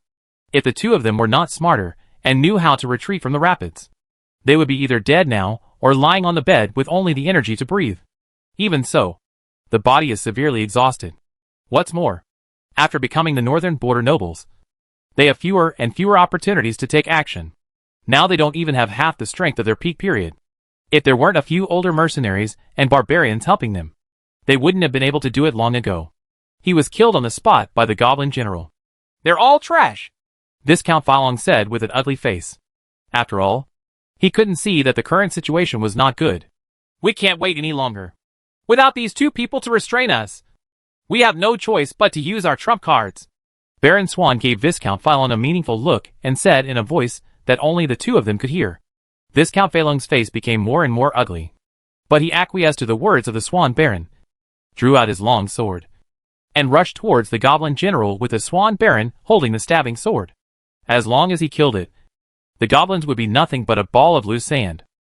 Owen, who was quietly hiding in the dark, saw Do Chi for the first time, compared with the White Wolf and the Bison, who were nearly 50 and almost unable to fight. The 30-year-old Phylong Viscount and the 30-year-old Swan Baron were in their prime. Although the two people who were born in the imperial aristocracy, did not receive many resources from their families. They still had a grasp of the basic fighting spirit. The predecessor didn't know much about fighting spirit. After all, Hydra 2 passed away early, and the predecessor's mother obviously had ulterior motives and wiped out the family's heritage. So Owen learned more about it from Maya. The initial fighting spirit came from knights, who polished their bodies to the limit. As reserve nobles, knights had the time, energy, resources, and conditions to train their bodies to the limit and polish them to perfection, thus awakening fighting spirit. Therefore, initially the fighting spirit is called the knight's breathing method, which is a training method that places extremely high demands on the body. Later, the knight's breathing technique gradually spread and was improved by other professions, making it less difficult to practice and no longer demanding so much on the body. After all, not everyone has such good conditions. But on the contrary, after modification, the power of fighting spirit has also been reduced a lot. For this reason, fighting spirit skills have appeared, using skills to make up for the lack of fighting spirit. Viscount Phylong and Baron Swan both use swordsman fighting spirit. The swordsman profession focuses on attack and flexibility. The physical conditions required to activate fighting spirit are low, and there are many gorgeous fighting skills, so it is very popular with the nobles. However, although both of them use swordsman's fighting spirit, they were quite different. Phylong Viscount's fighting spirit is mainly concentrated on his shoulders and back, in the triangular area of his body. After pouring fighting spirit into it, the muscles on his shoulders and back bulge high, as if hiding a pair of folded flesh wings. When he explodes, the fighting spirit is released, and the muscles on his shoulders are the muscles were like ignited boosters, pushing the long sword in his hand to cut through the air at an alarming speed. With a harsh scream, an elite goblin was killed on the spot before he could react. The sword's edge after the stroke. The blood from the neck spurted out more than 1 meter high, which showed that the sword had many pieces. However, this kind of explosion puts a lot of pressure on the muscles, and Viscount Phylong cannot use it continuously. The Swan Baron's fighting spirit is more dispersed, mainly concentrated in the joints, which makes his movements flexible and graceful. A stabbing sword makes a lot of noise, but it is far less deadly and efficient than the Flying Dragon Viscount. Chapter 33 I Surrender. According to the classification of fighting spirit mentioned by Maya, both of them are primary fighting spirit, which means that fighting spirit is not enough to spread throughout the whole body and is difficult to last. So it can only be blessed in specific parts. The advantage of this is that it consumes less and only requires targeted training of specific parts, which greatly reduces the difficulty of practice. However, both of them are in their 30s, and are still at the elementary level of fighting spirit. This shows how talented they are, or that they have no talent at all. After practicing seriously, if it were a white wolf or a bison, they might not have already reached the intermediate level of fighting spirit. Even so, the fighting skills mastered by the two people should not be underestimated. The Goblin General will not be at a disadvantage against anyone. It is only a matter of time before he even kills his opponent. But 1-on-2. There are 2 experienced ones. The old guy is definitely unstoppable. Fortunately, the elite goblins resisted desperately, buying more time for the Goblin Generals and giving Owen a chance to intervene. Char! Kill them! Now Owen has suppressed his excess sympathy and pity, and is no longer flustered by the screams coming from the soldiers in the camp.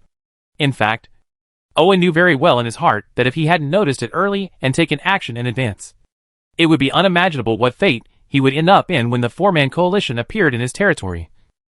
So he gave the order without mercy.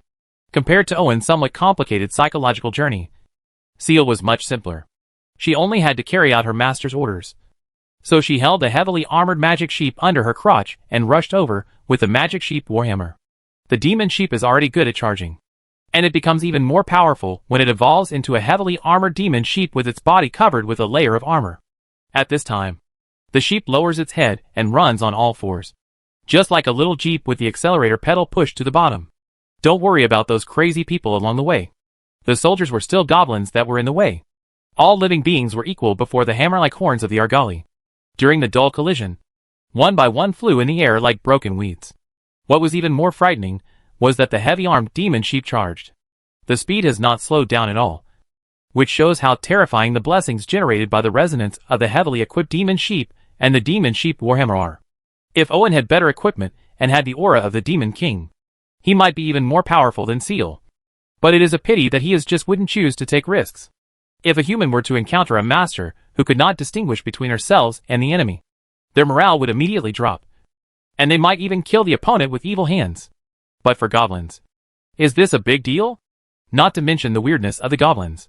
Facing Charles's menacing charge, the Flying Dragon Viscount and the Swan Baron instinctively retreated immediately. But this time the White Wolf and the Bison were exposed. Although Charles doesn't have much combat experience, her combat intuition is very amazing. She can tell at first glance that Viscount Phylong and Baron Swan are not easy for her to win, because the opponents are too flexible.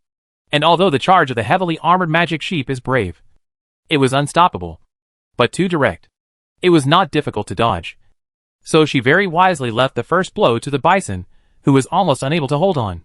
It was obviously a two-handed warhammer, but in Charles's hand, it was as light as a one-handed hammer.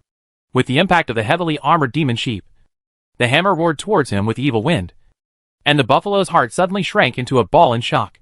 But it was useless. Old body, and the physical strength consumed by the continuous hard battle with the goblin general. The Bison, who was still capable of reversal when he was young, can only wait for death. It's not right to say that he was waiting to die. The Bison's body was too depleted, and the battle just now was too fierce.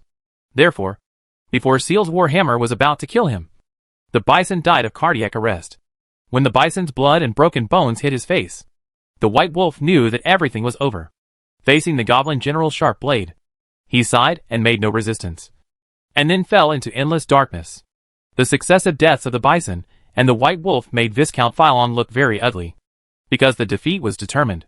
Just as he was about to escape, he suddenly felt a pain in his waist, and a well-made stabbing sword actually pierced one side of his waist, making him just like a skewer and not daring to move at all. Dochi is not omnipotent. At least the primary level of Dochi cannot stop the bleeding, causing Viscount Phylong's vital part to be pierced, and he is bleeding profusely. However, he does not dare to move at all, because Viscount Phylong knows very well that once this part is injured, he will be dead if he misses even a little bit. If the wound does not expand, there is still a little hope of survival. So he tried to calm down his emotions, and said to the Swan Baron behind him, "Seize me as capital for surrender. Corins, you are still so smart and decisive. Just like when we formed an alliance." Viscount Phylong was actually not sure of Baron Swan's thoughts, but the knife pierced his waist. If you want to say you have good intentions, you can't even tell lies with your eyes open. Considering the situation in front of you, you know that the other party most likely wants to surrender, but is worried about what will happen after surrender. So he has the highest status, and the person who is the messenger of the Lord takes it, and uses it as a bargaining chip. This was the wisest choice. If he was not the leader, he would have wanted to stab someone in the back. But unfortunately, he was the one being stabbed now. "In this case, please stop resisting. Lord Viscount, your life will be more valuable." Although Kalunsi was still in such a mess, his eyes were cold and ruthless. The sword that pierced Viscount Phylong's waist was firmly in his hand. Can separate the opponent's kidneys into cashew nuts at any time. "Then have you ever thought about whether the goblins will accept your surrender? Or will they roast you on the fire?" Viscount Phylong said sarcastically. "There is no shame in surrendering. The problem is that the other party is a goblin. Surrender to the other party. No less than jumping into a boiling soup pot and bringing your own condiments." "Don't tell me you didn't recognize it. The knight riding the sheep-shaped monster just now was a human being." Corins was not an idiot, and even an idiot would not surrender to the goblin. He had thought about escaping before. Although with the speed of the opponent's mount, the chance of escaping was very low. There was still a glimmer of hope. What's more, he could run away from Viscount Phylong, and then he could reveal that the other party was the leader, using the other party as bait to buy yourself more time to escape. However, when Corins found out that the demon sheep knight was a human being, and that the giant goblin who was the leader of the goblins respected him, he understood where the real way to survive was. "I surrender!" Corins shouted, decisively calming the entire audience. Facing Seal, who was riding a heavily armored magic sheep, and whose warhammer was still dripping with blood, Kalunsi held the sword in both hands, lowered his head to his chin, and pressed it against his chest. Even though he was in a mess, he still stood upright. This was the standard of a noble. A posture of surrender. And even if you lose, you must lose with dignity. Seeing this, Seal hesitated. As a maid, she had learned aristocratic etiquette, and knew that the other party was surrendering as a noble. However, as a maid, She did not have the right to execute the other party on behalf of her master. So after a simple stoppage of bleeding, the tied-up Viscount Phylong and Collins were personally escorted by Goblin General and sealed to Owen, who was at the very back, waiting for him to approve their fate. Chapter 34 Noble Rules. Owen, who has always turned on the Demon King's halo, does not look like a young boy. His whole body is shrouded in shadow, exuding an aura of cruelty and fear, which makes Viscount Phylong and Kaluan C tremble uncontrollably. This has nothing to do with will. Everything is the body's instinctive reaction. Viscount Phylong, who was bleeding from his waist, suddenly saw death's sickle on his neck under the pressure of the Demon King's aura. He rolled his eyes and fainted. Corrins was a little better. Although he was dizzy, his hope of survival was at stake. He gritted his teeth and persisted. However, under the huge pressure, he couldn't help but regret his choice to surrender. Because this, no matter how you look at it, you don't look like a merciful lord. I, the noble lord of the northern border, Hydra III, hereditary viscount, accept the surrender of Swan Baron Corinth, and allow you to serve for me. Owen pondered for a moment, and then took off his helmet to reveal his true face, and then put Swan Baron Corinth in his hands. C's stabbing sword was returned to him, and this move immediately made Kalunsi breathe a sigh of relief. Regarding Owen's identity, Kalunsi was a little surprised at first, but after thinking about it, he didn't think there was any problem. After all, there are only a few lords in this damn place, and the 4 of them have joined forces. Now 2 are dead, and 1 is about to die. He and the Hydra family are the only ones left. So no matter how unbelievable it is, it will be the only answer. And this is why Owen chose to reveal his identity. As for whether commanding goblins to kill humans is evil or not, will it be used as a basis? In fact, this kind of thing is not a problem for the nobles at all. Even Corrins does not think it is a basis for it. Because for the nobles, they only have 2 powers. There are 2 kinds. One is used by oneself, and one is not used by the Viscount. As for what the power is, and whether it is evil, it actually doesn't matter at all. Next, Irving personally killed Viscount Phylong, whose name he couldn't even name, and left Corinth behind. As for why he killed Viscount Phylong but accepted the surrender of Baron Swan, there were only 2 people alive. When one of them had to be chopped to death, he was the only one. After all, judging from the condition of Viscount Phylong's waist, he probably wouldn't have been chopped off on the spot. You won't live long if you die. At the same time, Owen's reason for doing this was to try to improve the system's progress value. So he killed one and lowered it. However, it was different for Corinth, because he could survive and get a good result. Fortunately, the other party was also from an imperial noble family. If he had met other northern border nobles, Corrins knew that he would have been hacked to death long ago. The difference is mainly due to the fact that after a long period of time, the internal rules of the imperial nobility have been relatively perfected. There was definitely no harmony among the nobles. In fact, the early struggles between the nobles were very cruel and direct.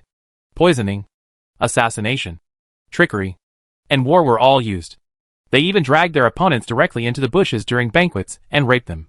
It is not uncommon for someone to use poison and claim that the other person committed suicide.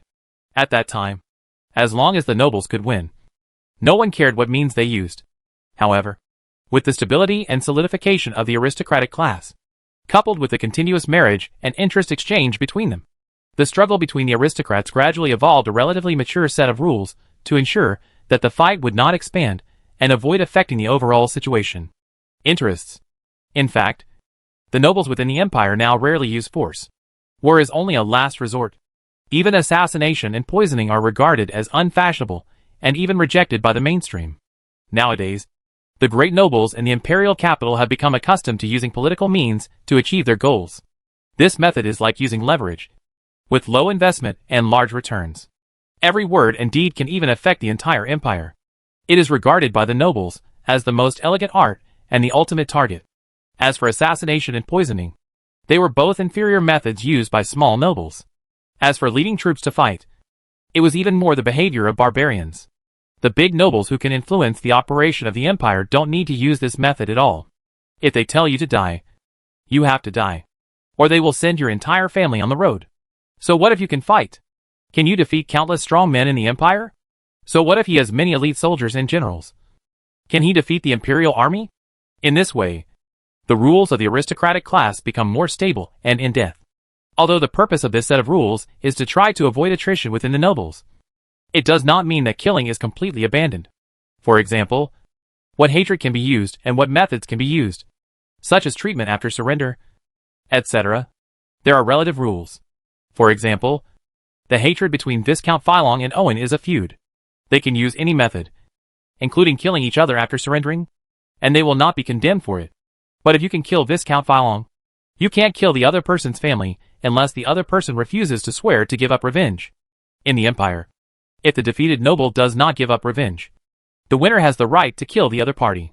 However, if the other party swears to give up revenge, then he cannot kill him and has to let the other party's family live.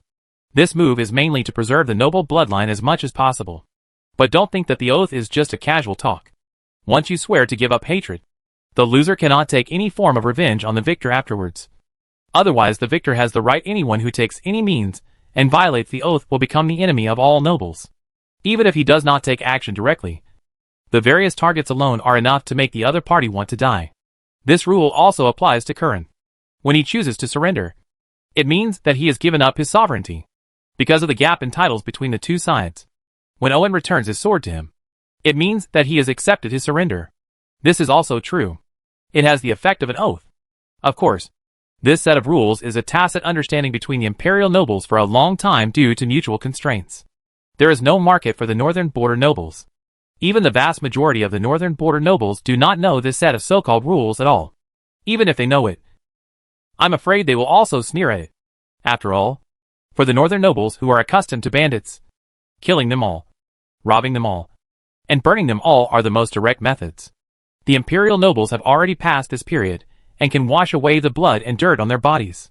And I wiped the corners of his mouth and retracted his fangs, making an elegant gesture, despising the barbarism of the northern nobles. The battle was over, and Owen asked the goblin witch doctor to treat the magic horn tree poison on Corrins. Then, he heard the sound of biting and the excited noises of the goblins coming from the camp not far away. Goblins are not vegetarian animals. They also like human food. Not to mention the weapons, food, tents, clothing, and even a spoon in the camp. They are all good things to them, and are the targets of mutual competition. Everything in the camp will be rewarded to you. Don't stay too long. Take all the goblins back to the Devil's Horn Forest after dawn. Owen knew very well what was happening in the camp, but he had no intention of stopping it. The Demon Horn Goblin was not summoned by him through the system, and he has no loyalty to him. If he steps forward to stop him, even if he relies on the Goblin General and his own Demon King Aura to achieve his goal, there will still be hidden dangers. So instead of it's thankless. So it's better to pretend not to see it. After all, it's not him who suffers. The Goblin General took the order to control the Horned Goblins, who were scratching too much, because too many elite goblins were killed in the battle. The effect was not very good. The Goblin General hacked to death several of them before he managed to do it. Order these Horned Goblins to carry supplies back to the forest. Chapter 35. Madam is really a wise choice. After daybreak, Curran, who was getting better from his injuries, rode around with a flag in his hand. Many soldiers who had escaped and hid nearby gathered around him after seeing him. Goblins are not soldiers, so they don't know how to encircle and suppress them. Even if the Goblin General wanted to command like this, the Demon Horned Goblin couldn't carry it out. So there were actually a lot of things that slipped through the net last night. However, although many soldiers escaped from the camp, most of them did not go far and hid not far away. This is not because they are stupid and don't know how to run far away when the camp is taken away, but because this is the Northland. Without food and water, running around will only lead to death. So they just hide nearby, get up and wait for the goblins to go to the camp to collect supplies. Even a water bag and a piece of bread can increase their chances of returning alive. But after Swan bearing Curran showed up, these soldiers, regardless of which noble they belonged to before, now gathered together as if they had found a backbone. Because without the leadership of the nobles, they were just a mess. Let alone the group of goblins.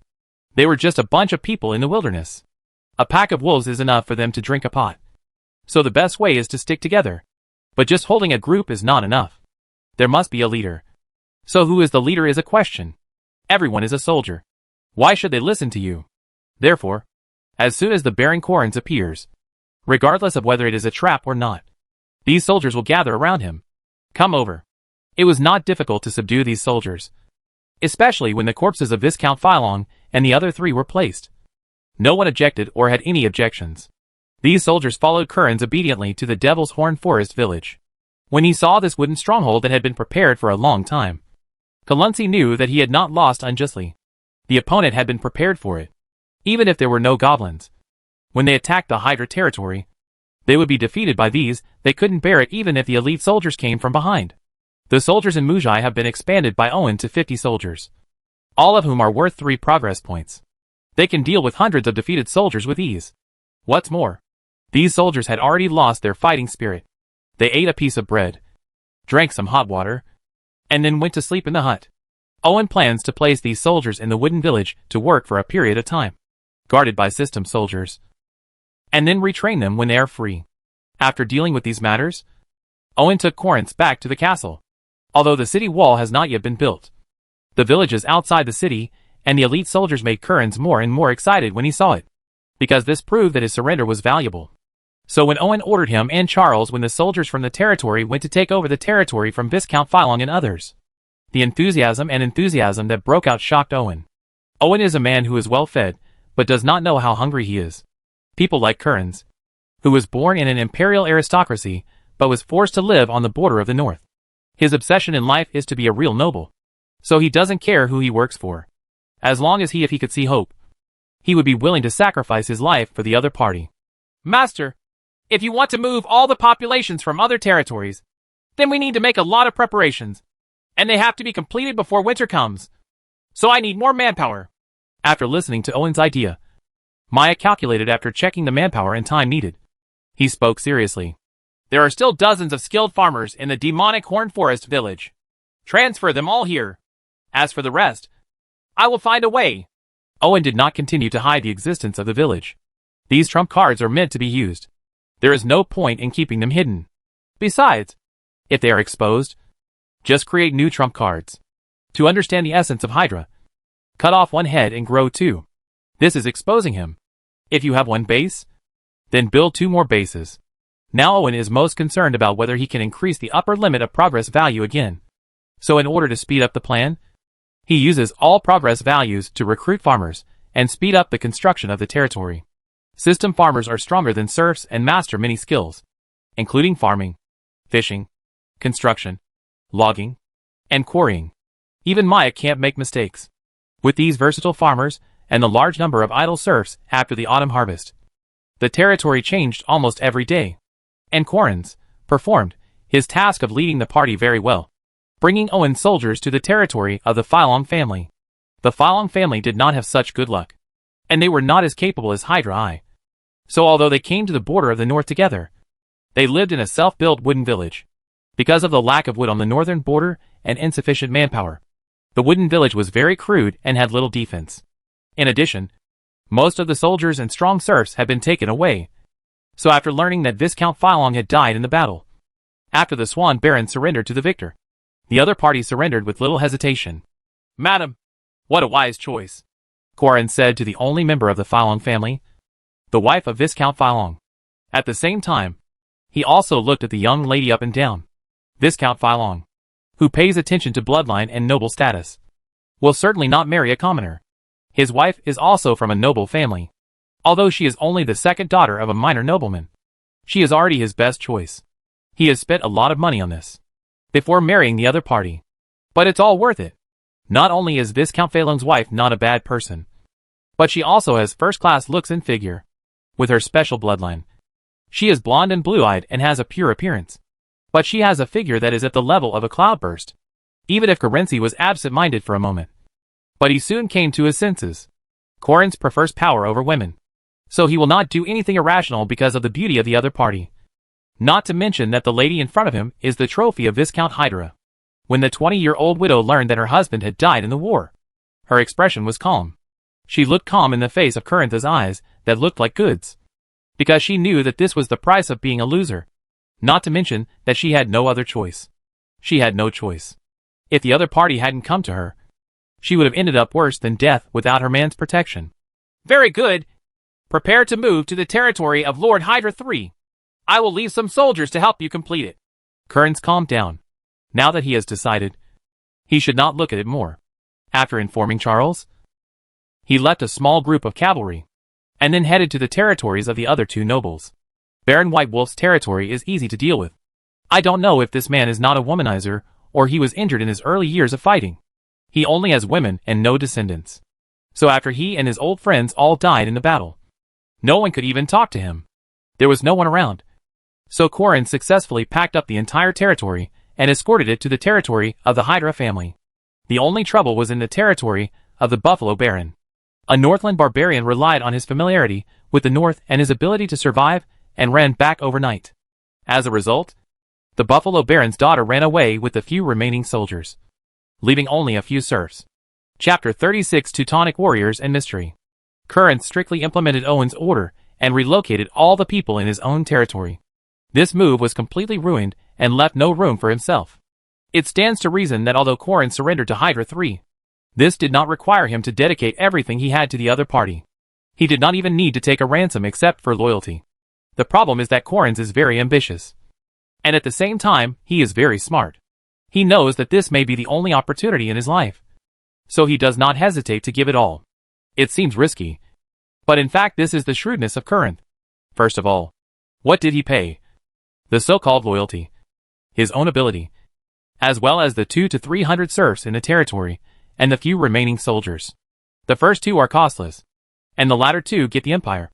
And not even a knight will look at him seriously. So it seems that Corinth has spent everything. But in fact the real investment is not much. And the fight is still with a small and broad idea. Corinth is very clear that if Hydra 3 rises in the future, no matter how much he invests now, there will definitely be more returns in the future. After all, Hydra 3 has no talents at all. If he is not reused, he will be reused.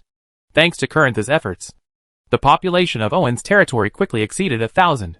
At this time, the upper limit of the system's progress value was finally raised. After the sound of the ding, Owen breathed a sigh of relief. He clenched his fists excitedly and swung them hard in front of his chest. At the same time, his hips kept moving forward, just like a male dog coming in spring. It was obvious that he was happy.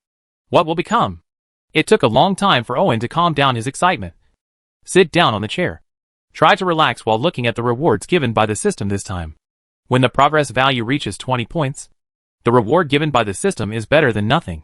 However, the reward when it reaches 30 points this time is very good and can be called generous. Teutonic Knight 10. Lord Template. Mysticism. Town Center.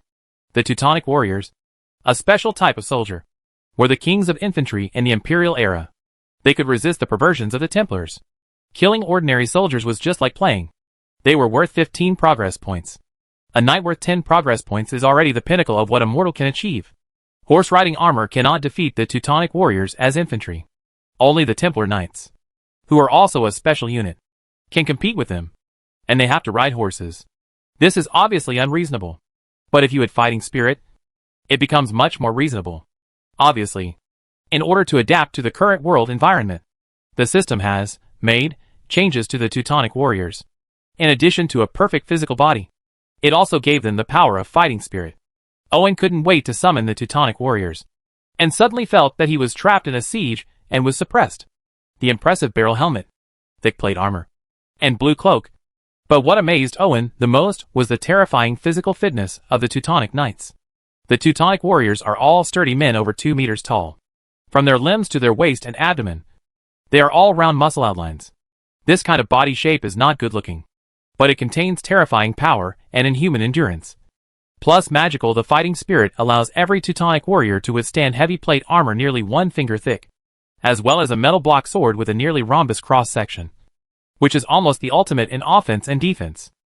However, the disadvantage is that almost no war horses can withstand their riding, and the movement speed is inevitably affected by the armor, making the Teutonic warriors more suitable as mobile fortresses to resist the enemy's attack, or to break the enemy's direction. As for pursuit, it is better to forget it. They can't even catch up with the goblins. But this is not a problem for Owen. The system gives him unlimited possibilities.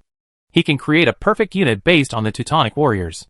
The next Lord Template is what Owen has been waiting for a long time. After all, who can resist the temptation of killing monsters and upgrading? Let alone a Lord Template suitable for farming explosive troops. The only problem is that this Lord Template comes from the romance of the Three Kingdoms. which makes Owen very worried that he will not adapt to the local environment. After all, the painting styles are different. Command 20. Force 15. Intelligence 12. Politics 25. Charisma 30. The Lord template is very simple, has no skills, and does not have any superfluous functions. But the effect is surprisingly good. The command attribute allows Owen to command soldiers, especially system soldiers, almost perfectly, as if there is some kind of automatic error correction mechanism. Even if his expression is not in place, system soldiers can still execute his orders 100%. The only problem is that Owen's command attribute is not high enough, and the number of soldiers he can lead is limited. It is meaningless for large-scale wars. Even for now, it is better than nothing. Needless to say, the role of force and intelligence attributes is needless to say. With its numerical value, bullying ordinary people is likely to capsize, and it needs to be strengthened. However, Owen is not surprised by this. Although he is a time traveler and has a system, he is quite self-aware. He never thinks that he is a genius, let alone that he can fight back in desperate situations. So he hides in advance. Otherwise, giving his men something to think about is the only thing he should do. The political attribute has two functions. One is to let him learn to be thick-faced and have a dark heart, and the other is to let him understand internal affairs management, which is very suitable for his current identity and situation. As for charisma, which is the highest attribute, achieving such a result is all due to this face. And this also proves that he is indeed somewhat handsome. The only thing that makes Owen regretful is that this set of Lord templates has no levels. If you want to improve the attributes, you have to do the corresponding things, such as fighting, practicing martial arts, reading, management, and narcissism. Although it is troublesome, the advantage is that every time you practice, you will get a point of gain.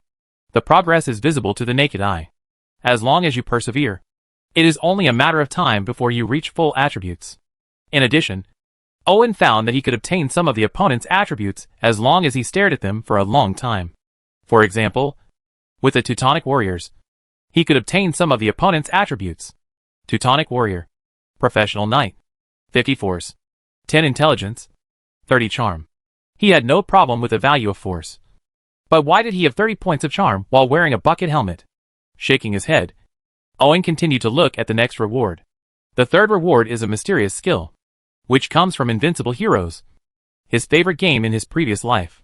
The world of Invincible Heroes is somewhat similar to the world Owen is in now. The level limit is not low, so the mysterious technique did not disappoint him.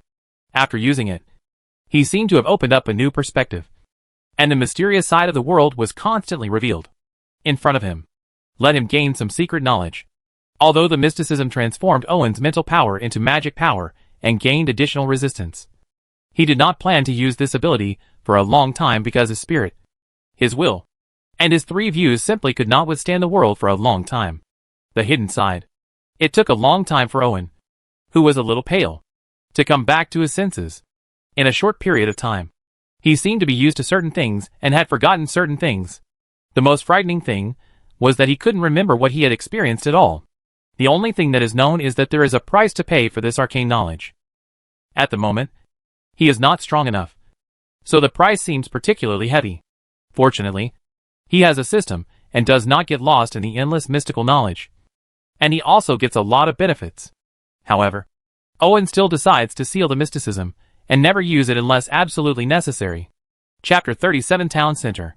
Although the mystery caused a lot of fright to Owen, the final town center gave him some comfort in his heart. The value of the town center is not low, even after the progress value reaches 30 points. In the Age of Empires, games such as Mount and Blade have been fully opened. He can exchange it for any unit and building. However, the exchange of up to 30 progress points in the town center still makes it difficult. He was deterred. Don't forget, the progress value will recover slower the further you go.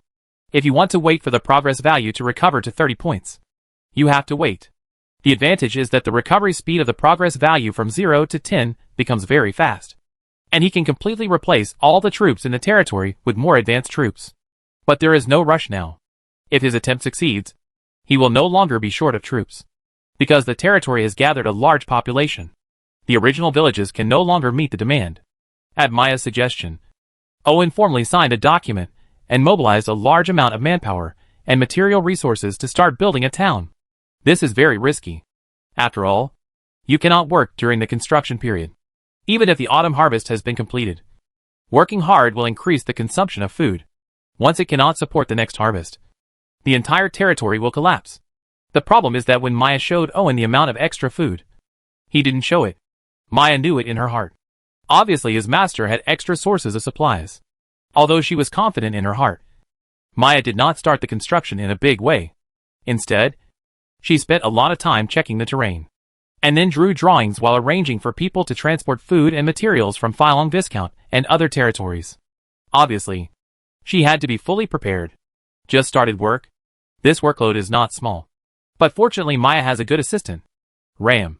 In fact, Owen still hasn't fully understood Ram's role. He just assembled it according to the instructions. At first, he was more excited about making high-end and other skills. Later, he felt that the reaction was not realistic enough. So he left it to Maya. What a scumbag style. It was under Maya's in-depth research that Ram's abilities were slowly developed. But not in combat, but in calculation. In Owen's opinion, Ram's intelligent core is very rudimentary and cannot even simulate emotions. However, this does not mean that Ram's intelligent core function is weak.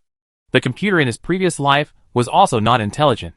Can you say that the function of the computer is poor and the computing power is low? In this world, the running speed of Ram's intelligent core is stronger than the computing power of 10,000 smart businessmen, which is more than enough to support a territory of more than 1,000 people. Maya dictated the design, and Ram accurately drew it. After some modifications, the drawings and orders were distributed one by one. Organizing tools, leveling the ground, transporting supplies, and stocking up on building materials. Everything is in order. The entire territory is running smoothly, and the first phase has been initially completed. The so-called first stage is the thatched house, because the vast majority of the territory is occupied by serfs. And although the thatched house is simple, it is enough for them. And now is not the time to pursue perfection. Getting through this winter safely is the most important thing, because Maya divided the entire town into several areas in advance. It did not affect Owen's plan. The question was how he explained the sudden appearance of the town center. Unlike the blacksmith shop that was rewarded before, the town center rewarded by the system this time does not need to be built and can be directly completed. But such a big building suddenly appeared, and it was impossible to explain it by working overnight. After thinking about it for a long time, Owen couldn't think of a way, let alone a reasonable explanation. He simply didn't explain that he loved so and so. At midnight, Owen, escorted by the Teutonic warriors, slipped out of the city through the secret passage of the underground city. Without any delay, he materialized the center of the town directly in the center of the town. The process of manifestation is more like teleportation. But Owen knows that this is not the case, because the town center has a foundation, and buildings are built on the foundation. This cannot be explained by teleportation. However, Owen did not delve into this, because he knew that this was just a useless effort. He first understood the structure of the town center like a tour. The town center is like a cake, 3 levels high, and the area becomes larger as you go down. The first floor, which is the largest, is divided into 2. The back looks like a warehouse, and the front looks like a business hall. It's clear at a glance that there's nothing interesting to see. The second floor is more sophisticated, except for a common area. The remaining area is divided into office-like single rooms. The largest room is a suite, and even has an independent bathroom. Interestingly, Owen discovered that the toilets in the town center had ceramic baked sewer pipes, as well as water pipes made of copper pipes, with convenient water from the water tower on the top. From the perspective of convenience, this place is more suitable for living than the castle. However, considering safety, Irving gave up the idea. Half of the third floor is a platform with a water tower, and the other half is a watchtower and bell tower. Although the town center is good, its real function is not just the external building, but the attributes given by the system. As long as the attributes are not cancelled by the system, even if the external building is destroyed 100 times, the attributes will still take effect as long as it is rebuilt. So Owen didn't put too much energy on this. After sending the alerted patrol away, Owen began to study the true function of the town center. After owning the town center, although you cannot directly summon farmers with food, you can spend a small amount of progress points to convert the serfs in the territory into system farmers. 1 progress point can convert 5. Originally, 1 progress value could only summon 2 farmers. But this time it more than doubled, which was obviously more cost-effective. The only problem is that this conversion is not unlimited. It is first limited by the number of serfs in the territory, and secondly by the population limit in the town center. At present, the population limit of the first-level town center is only 1,000, and the population limit can be increased after upgrading. If you want to upgrade, in addition to reaching the population limit, you must also build enough system buildings.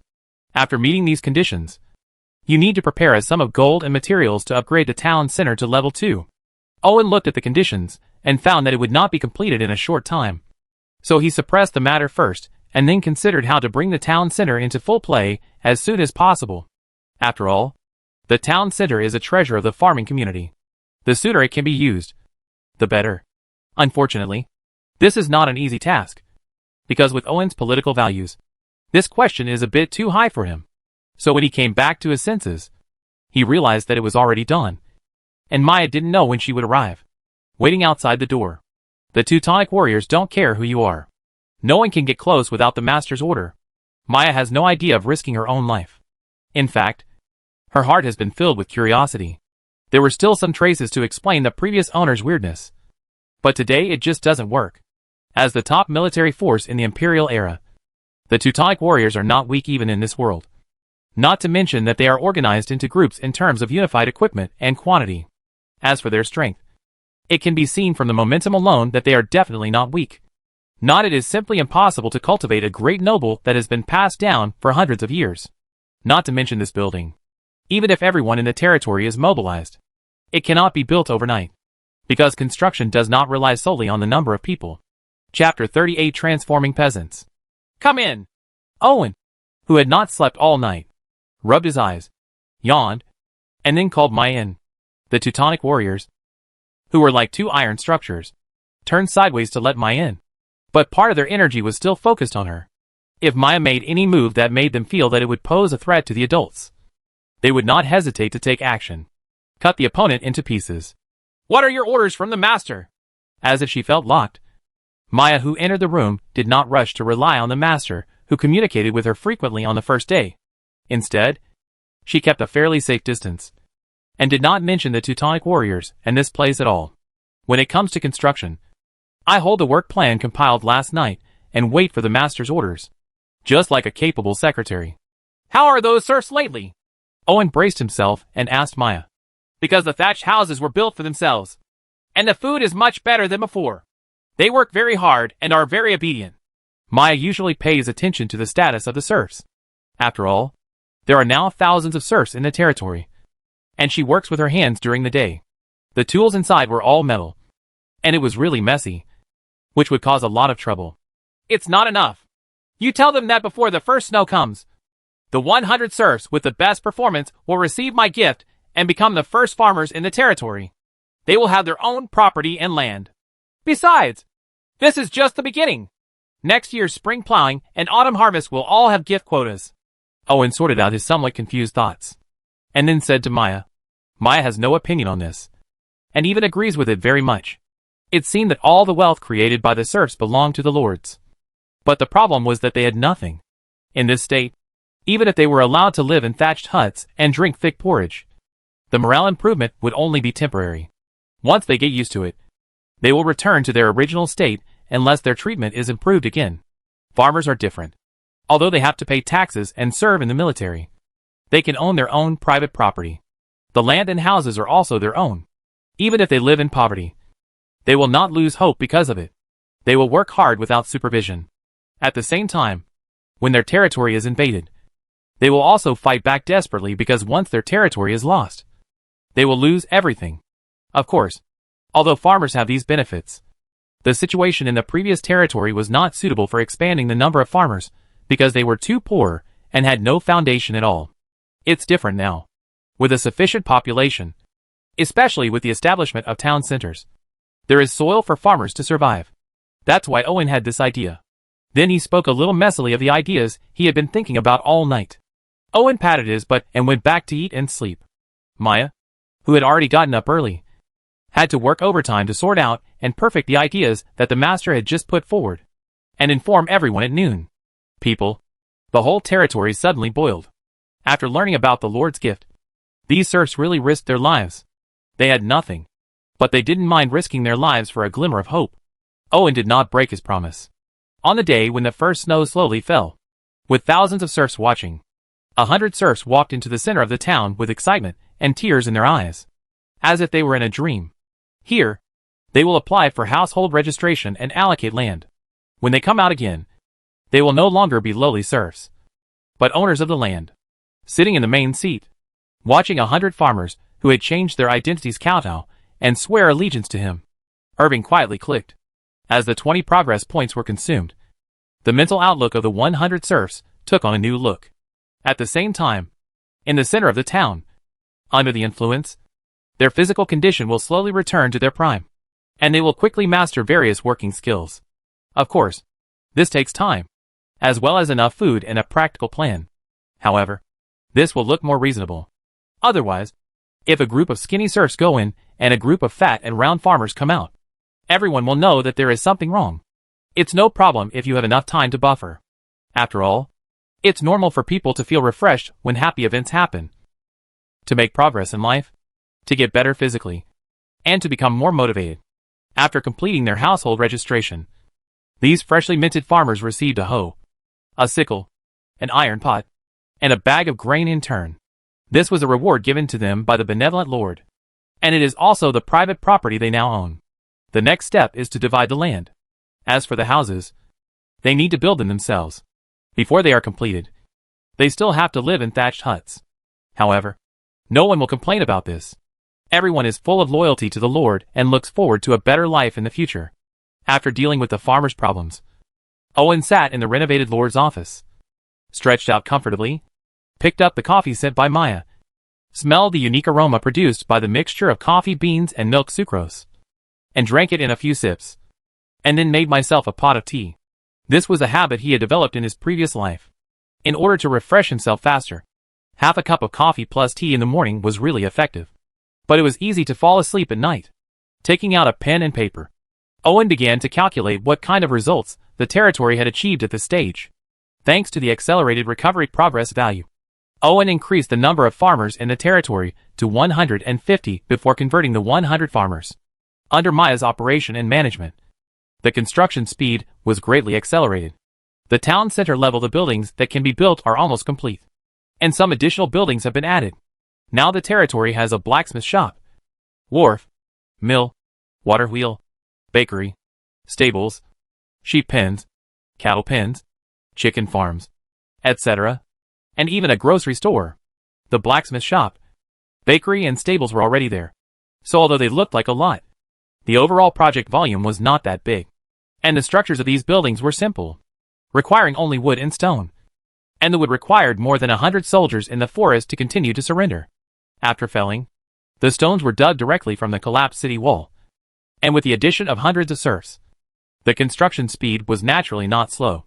Of course, only one building is definitely not enough for some buildings, such as water wheels, mills and bakeries. If you want to irrigate more farmland, you need more water wheels. If you want to grind the harvested grain into something with a better taste and easier to absorb, flour also requires more mills. Not to mention that bread that satisfies thousands of people cannot be baked by 1 or 2 bakeries. There is no rush for this. We can wait until next spring to mobilize manpower to continue construction. Owen's focus is on the barracks and shooting range. Just like the town center, barracks and shooting ranges also have the ability to transform. In addition to training system farmers into militiamen, it can also take longer to train militiamen into units worth 1 progress value. During this period, no additional progress is required. Value. Unfortunately, this is the upper limit for farmers, and also the upper limit for first-level town centers. In addition, ordinary soldiers can also be trained into system soldiers. Owen has tested it by reducing troops. 1 progress value can transform 2 ordinary soldiers into system soldiers.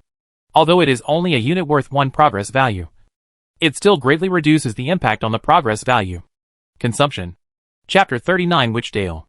I happily admire the achievements achieved during this period. Although I only provided some immature ideas and not enough materials, and did not even actually participate in the management and operation, I still accounted for at least 2/3 of the time. The credit, if you round it off, is all your own. After all, Who made you the lord? And everyone is his subordinates. If the credit is not yours, who else can it belong to? Of course, Owen is still quite dishonest. If someone really has an opinion, he can definitely stand up. The gallows is still empty. After entertaining himself for a while, Owen drank a cup of tea and continued to deal with the affairs at hand before his mental state was over. The newly joined serfs have completely returned home. As long as the gifts continue, these serfs and farmers will be his strongest supporters. As for the more than 100 surrendered troops, they can be transformed through the barracks in winter. Then the final problem remains only with Swan Baron Corinth and Phylong Viscount's wife Dale. As the first nobleman to seek refuge with Owen, Corinth is ambitious and capable, and at the same time unwilling to settle for the ordinary. He is similar to the elite man who stepped on his colleagues to climb up in his previous life. You may not like him, but you cannot deny his ability. This kind of person is a disaster to his colleagues, but he is not a threat to Owen. After all, have you ever seen a boss who is afraid that his subordinates are too capable and motivated? Corinth's ambitions and abilities need a platform to display, and all the rewards and honors he has received come from Owen. So as long as he still has ambitions and wants to climb up, he will only sink deeper and deeper throughout his life. There is no way to escape from Owen's clutches. After all, no working man can resist the temptation of promotion and salary increase to become a manager. Therefore, the only problem he faces now is Viscount Phylong's wife Dale. As soon as they met this person, Owen was reminded of the many unspeakable comics he had read in his previous life. Because it was impossible for such an unscientific figure to appear in reality. Even plastic surgery would not work, and it lacked natural beauty. The blonde Mrs. Dale's figure was exaggerated to such an extent that she stood face to face with her lips still 1 foot apart, back to back, and the gap in between was big enough for a dog to jump over. For the first time, Owen was afraid of exposing his shortcomings. After all, he was just an ordinary human being, Pansien, Deng Shilu, and he only lacked the character donkey. Of course, the problem is not due to Owen's little thoughts, nor is it a problem of his powerless ability, but Maya's certainty that the other party has the blood of a witch. As the head maid of a countess with special hobbies, Maya has dealt with as many as 800 women, ranging from different ages to different races, from different figures to different coat colors. She is a well-informed witch who has weighed everything with her hands. 1. So you can recognize it immediately. There are many types of spellcasters in this world, and although mages are the current mainstream, they are not the only ones. The reason why mages are the mainstream is that this profession is more popular. As long as you are smart enough and study hard for 10 or 20 years, you can always perform a few tricks. Even if they are not practical, you can do it with your smart mind and accumulated knowledge. There is no problem with having a noble advisor. Not to mention that a few great mages have the terrifying power to destroy cities and land. So the status of mages is very stable. Next are warlocks and wizards. Their spellcasting abilities do not come from learning and mastering mysterious knowledge, but from their own magical blood. To put it simply, they rely on talent to make a living. Although they both rely on blood, warlocks and wizards are very different. The biggest difference is that the blood of warlocks is dominant. The biggest advantage of explicit bloodline is that it is easy to activate. Perhaps an impulse towards the opposite sex in adolescence will trigger a riot of magic in the body and awaken as a warlock. Although this kind of awakening may not be serious, awakening is awakening. It is a precious step from a mortal to a spellcaster. The problem is that the magic power of a warlock is very active and is easily affected by emotions, which in turn is easily affected by magic power. This leads to the warlock's flamboyant personality, his tendency to act in a high-profile manner, and his lack of rational thinking. What are you looking at? The one who can pick up a beer bottle and start a fight while eating barbecue on the roadside is a warlock. In comparison, wizards are more silent and bleak, because their bloodline is hidden and their magic power is difficult to detect and use. However, they also have some special features that make it difficult for them to be accepted by ordinary people, and they are often ostracized and framed, and once caught in extreme emotions, the originally hidden magic power will burst out. This is not a good thing, because negative emotions can only attract negative energy, which will cause the magic produced by one's own blood to be contaminated, which in turn will affect oneself, becoming more extreme and distorted. Especially witches, who are more susceptible to persecution, and emotions have become more extreme, so witches have a very bad reputation. However, they lack the ability to protect themselves, which has caused countless tragedies. Unfortunately, Viscount Phylong's wife Dale is a witch, and is in the critical period of awakening her magic power. Therefore, her mood cannot fluctuate too much, let alone too many negative emotions. Otherwise, once the magic power is contaminated, the whole person will become extreme, and it will be difficult to please Owen, who has a grudge against her for killing her husband. The curse alone will be enough for him to drink a pot. Fortunately, it is for this reason that although Dell has been married to Viscount Phylong, there is no physical relationship, because Viscount Phylong pursues perfection. Only when Dell stabilizes her magic power will the offspring they give birth to be even better. This is more important than life to Viscount Phylong, who was expelled due to the deterioration of his bloodline. Otherwise, even a man would not be able to bear it when facing a beauty like Dell. Of course, Viscount Phylong endures it very hard, so he usually can't see her without seeing her, let alone intimate actions. Therefore, Dale really doesn't have much feelings for Viscount Phylong, and the two parties are more like a couple in name. Somehow, after knowing this, Owen secretly rejoiced for a long time. Maybe he would not be considered a thief like this. But Dell's problem is always a hidden danger. After all, many patients with depression cannot see it on the surface. If she is also the one who holds everything in her heart, she will not know that she turned dark that day. Owen has a headache about this, because the witch's methods are too secretive and difficult to resist. Warlock's magic power is very active, so they are good at explosions and have amazing destructive power. They are loyal supporters of the 5 fireball gods. For them, there is nothing that a fireball cannot solve. If there is, then your fireball is not big enough. The magic power of wizards is relatively obscure, and often requires guidance through complex rituals and various materials to be effective. Therefore, wizards are mostly good at potions, as well as spells such as transformation and curses. Owen couldn't accept being poisoned, turned into a pig, or cursed, so he opened the system and found a certain game. Chapter 40: The Magic of Hogwarts. Thanks to the extraordinary popularity of the previous Harry Potter series, in addition to movies, various games are also emerging one after another. In Owen's view, the wizards in the Harry Potter world fit the world's definition of wizards very well. Although the upper limit is not high, the breadth is good, and they are very suitable for farming. For example, if he transforms the castle into something similar to Hogwarts Academy, such a magic castle would be very interesting to think about. And because of mysticism, Owen has magic power, and also has the foundation to learn magic. However, the 12 points of intelligence attribute give him 120 points of magic value. He can't figure out whether this value is high or low. But this did not prevent him from immediately redeeming Hogwarts textbooks for grades 1 to 7, as well as work robes, pointed hats, protective gloves, cloaks, a crucible, a set of crystal vials, a telescope, and a brass scales, and most importantly a magic wand. Owen did not choose the wand used by the protagonist, nor the most powerful Elder Wand, but a standard wand used by students. The standard wand has no special properties. Its only property is stable output. However, for beginners, stability is the most important thing. Not to mention that a standard wand without special attributes can allow Owen to better observe and learn various magics without deviations due to the attributes of the wand. In addition, there is a reason why Owen chose the magic system of Hogwarts as the introduction to the legal profession. That is, it is simple enough to get started. A group of primary school students were able to release magic and refine potions in the first semester after being taught by a professor. You can imagine how easy it is to get started, as long as they have magic power. Owen can't be said to be smart, but at least his intelligence is normal. And the puppet master brings him strong mental power, and the mystery brings him stable magic power.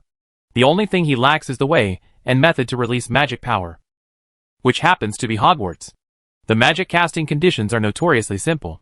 Clear water like a spring. Owen held the wand and raised it slightly, and a thin stream of water was released from the head of the wand. The process was very smooth, without any bifurcation, and the round and powerful water flow drew a beautiful arc, landing smoothly. A small hole was made on the ground within a short time. Perfect! After stopping the magic output, the last few drops of water dripped from the head of the wand. Owen took a deep breath, and then slowly exhaled, feeling proud that he had successfully cast magic for the first time. At least his feet were not wet, regardless of the effect. At least he successfully and stably released the magic once without any mistakes in the whole process. Which is good. After all, he did not have a professor to teach him. Of course, to be able to do this, in addition to his own efforts, The role played by this standard wand is also indispensable. Standard wands are specially prepared for students. And stability is the only requirement. After all, students' magic is not stable due to their growth period. It often breaks out due to emotional loss. If it is not restricted, I am afraid that Hogwarts will die every year. A few unlucky students. And because they have been using standard wands, many students still do not choose to change their wands when they become adults. After all, the stable and long-lasting standard wands are very convenient to use in daily life, and there is no need to worry about breaking anything. Of course, in addition to standard wands, there are also enhanced wands and black wands. The former is a powerful wand dedicated to aurors, and the latter is a wand used by dark wizards that can enhance dark magic. Further up are the special wands used by several protagonists. The prices are high and not affordable. After all, the magic in the Harry Potter series is not known for its power. So high quality does not mean high power. After finding the trick to perform magic, Owen successfully mastered many simple magics in the next period of time. To be honest, magic is really interesting. If he hadn't been reluctant to give up the wonderful prospect of being a puppet master, Owen would have really wanted to give up this profession completely and focus all his energy on magic. However, the profession of puppet master is not weak either. It brought a lot of advantages to Owen in the early stage, especially the existence of mental power, which was simply cheating. The wizards in Harry Potter often need to rely on emotions to drive magic, and spells and wands are all used to guide magic. The reason is because their mental power is not strong enough. Only a few wizards master wandless and silent spellcasting, because they have stronger mental powers and are more familiar with magic. Owen doesn't have these worries, because the puppet master's powerful mental power can even perform nano-level operations. Even if he doesn't have such strong mental power now, he still gets half the result with twice the result when using it in magic learning. So learning puppetry is really not a big deal for him. A waste of time and energy. During this period, Owen has been studying magic attentively, but exchanging teaching materials and practicing magic will not consume much progress points. After all, he can't think of refining potions, so he used the accumulated progress points to exchange for some things.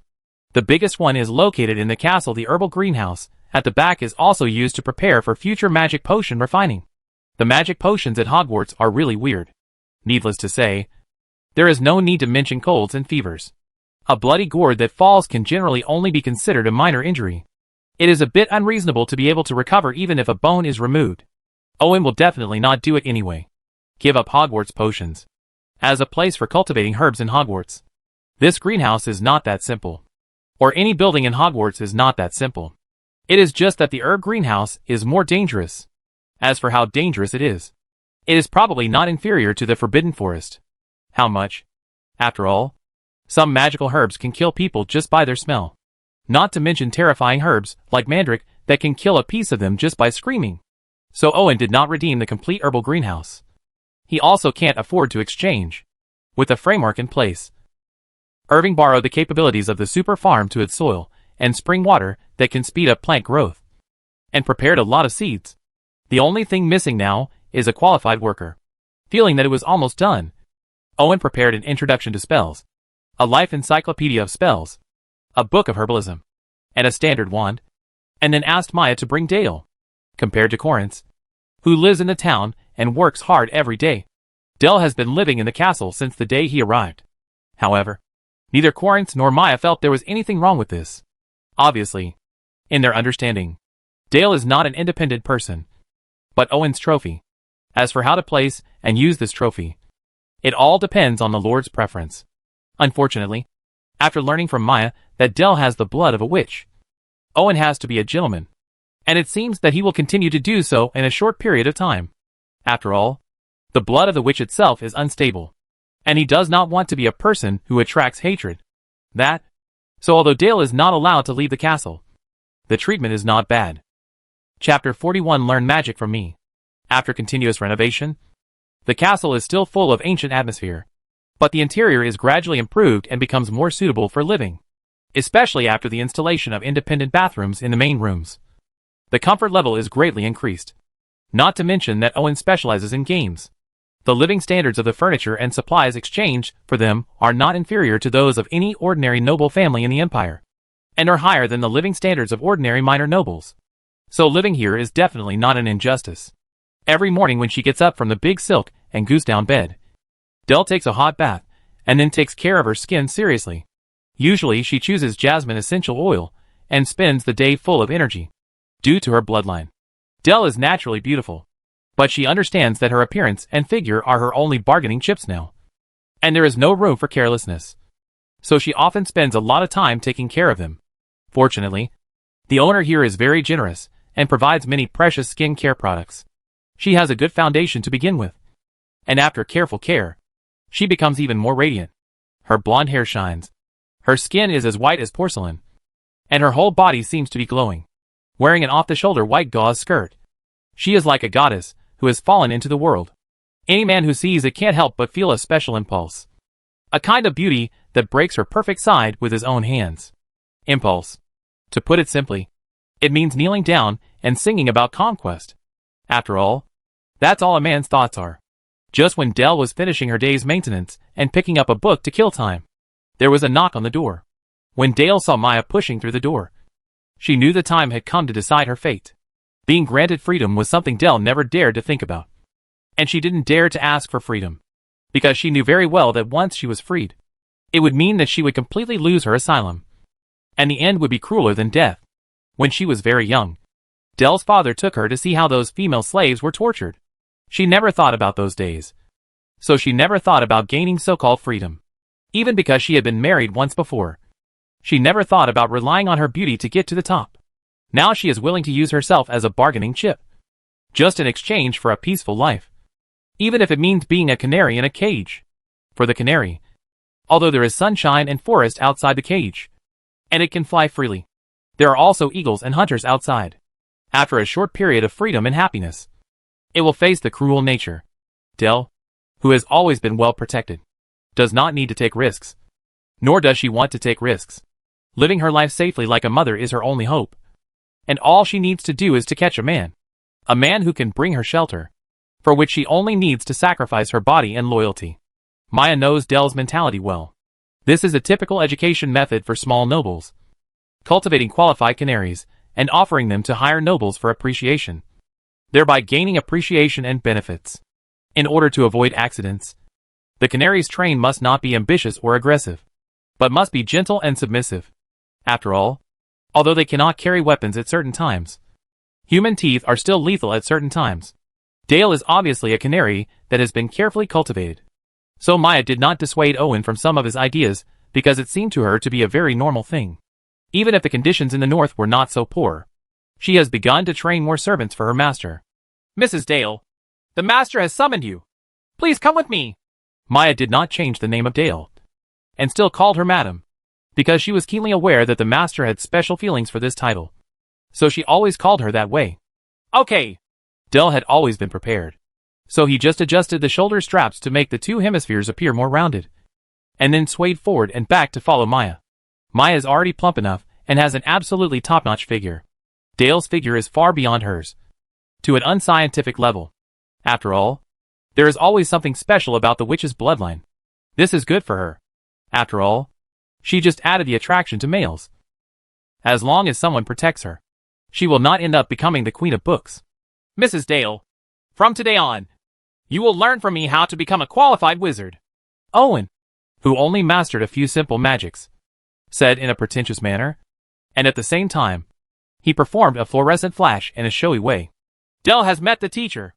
Before the fluorescent light came on, Dell lifted up her skirt with both hands and bowed in obedience. Owen suddenly gasped. He had seen a golden bell hanging upside down before, but this was the first time he had seen a basketball hanging upside down. It was really eye-opening. Relax. Don't be nervous. Let's sit there and start today's class. After calming down, Owen pretended to be relaxed and pointed to the side and said, There is a sofa in the study room. It is very wide and long. It is larger than a single bed. It is covered with thick and soft cushions. It is very comfortable to sit on. It has a very good impact absorption effect. Owen has tested it personally. Now he's sitting on it, with a basketball on one side. Or, no, Dale on the other side. And Maya on the other side. I started class without any distractions. Owen did not let Maya leave. Firstly, he was afraid that something would go wrong when he and Dale were alone. Secondly, he felt that Maya should also have a special bloodline. but he didn't know whether it was too thin or hidden too deep. And he couldn't sense it very well. Clearly. So he planned to teach together. It is better to say that it is teaching than reading according to the textbook. Owen does not dare to show his learning experience. Because he is not a smart person. If he really takes himself seriously, and teaches with what he takes for granted as the truth, he will not be able to teach. It would be troublesome to lead two smart people into the ditch. After all, they haven't exchanged my power of thinking, and can't reach the level of saying what it is. So I just read it as it is. But the three of them sitting together were a bit crowded. A bit soft. And a bit bouncy. Owen calmly put the book down with a stand. And then, in order to distract his attention, he looked at the attributes of the two of them while reading. Name, Maya. Age, 38. Occupation, maid. Command, 40. Force, 40. Intelligence, 65. Politics, 60. Charisma, 70. Specialties, management. Always able to organize messy affairs in order. Name, Dale. Age, 22. Occupation, witch. Command, 5. Force, 5. Intelligence, 20. Politics, 5. Charisma, 80. Specialties, witch blood, 10. Potions, plus 5. Transformation, plus 3. Curse, plus 1. Summoning, plus 1. Although this was not the first time he saw the attributes of the two, Owen still sighed. Maybe he was the only one who was normal. Maya's intelligence, political, and charm values were as high as 60 or 70. He could understand it. After all, she had seen her abilities with his own eyes. But why were her command and force values also at 40? Doesn't this mean that when Maya is serious, beating herself is just like playing? No wonder she loses every time she fights, and ends up with back pain.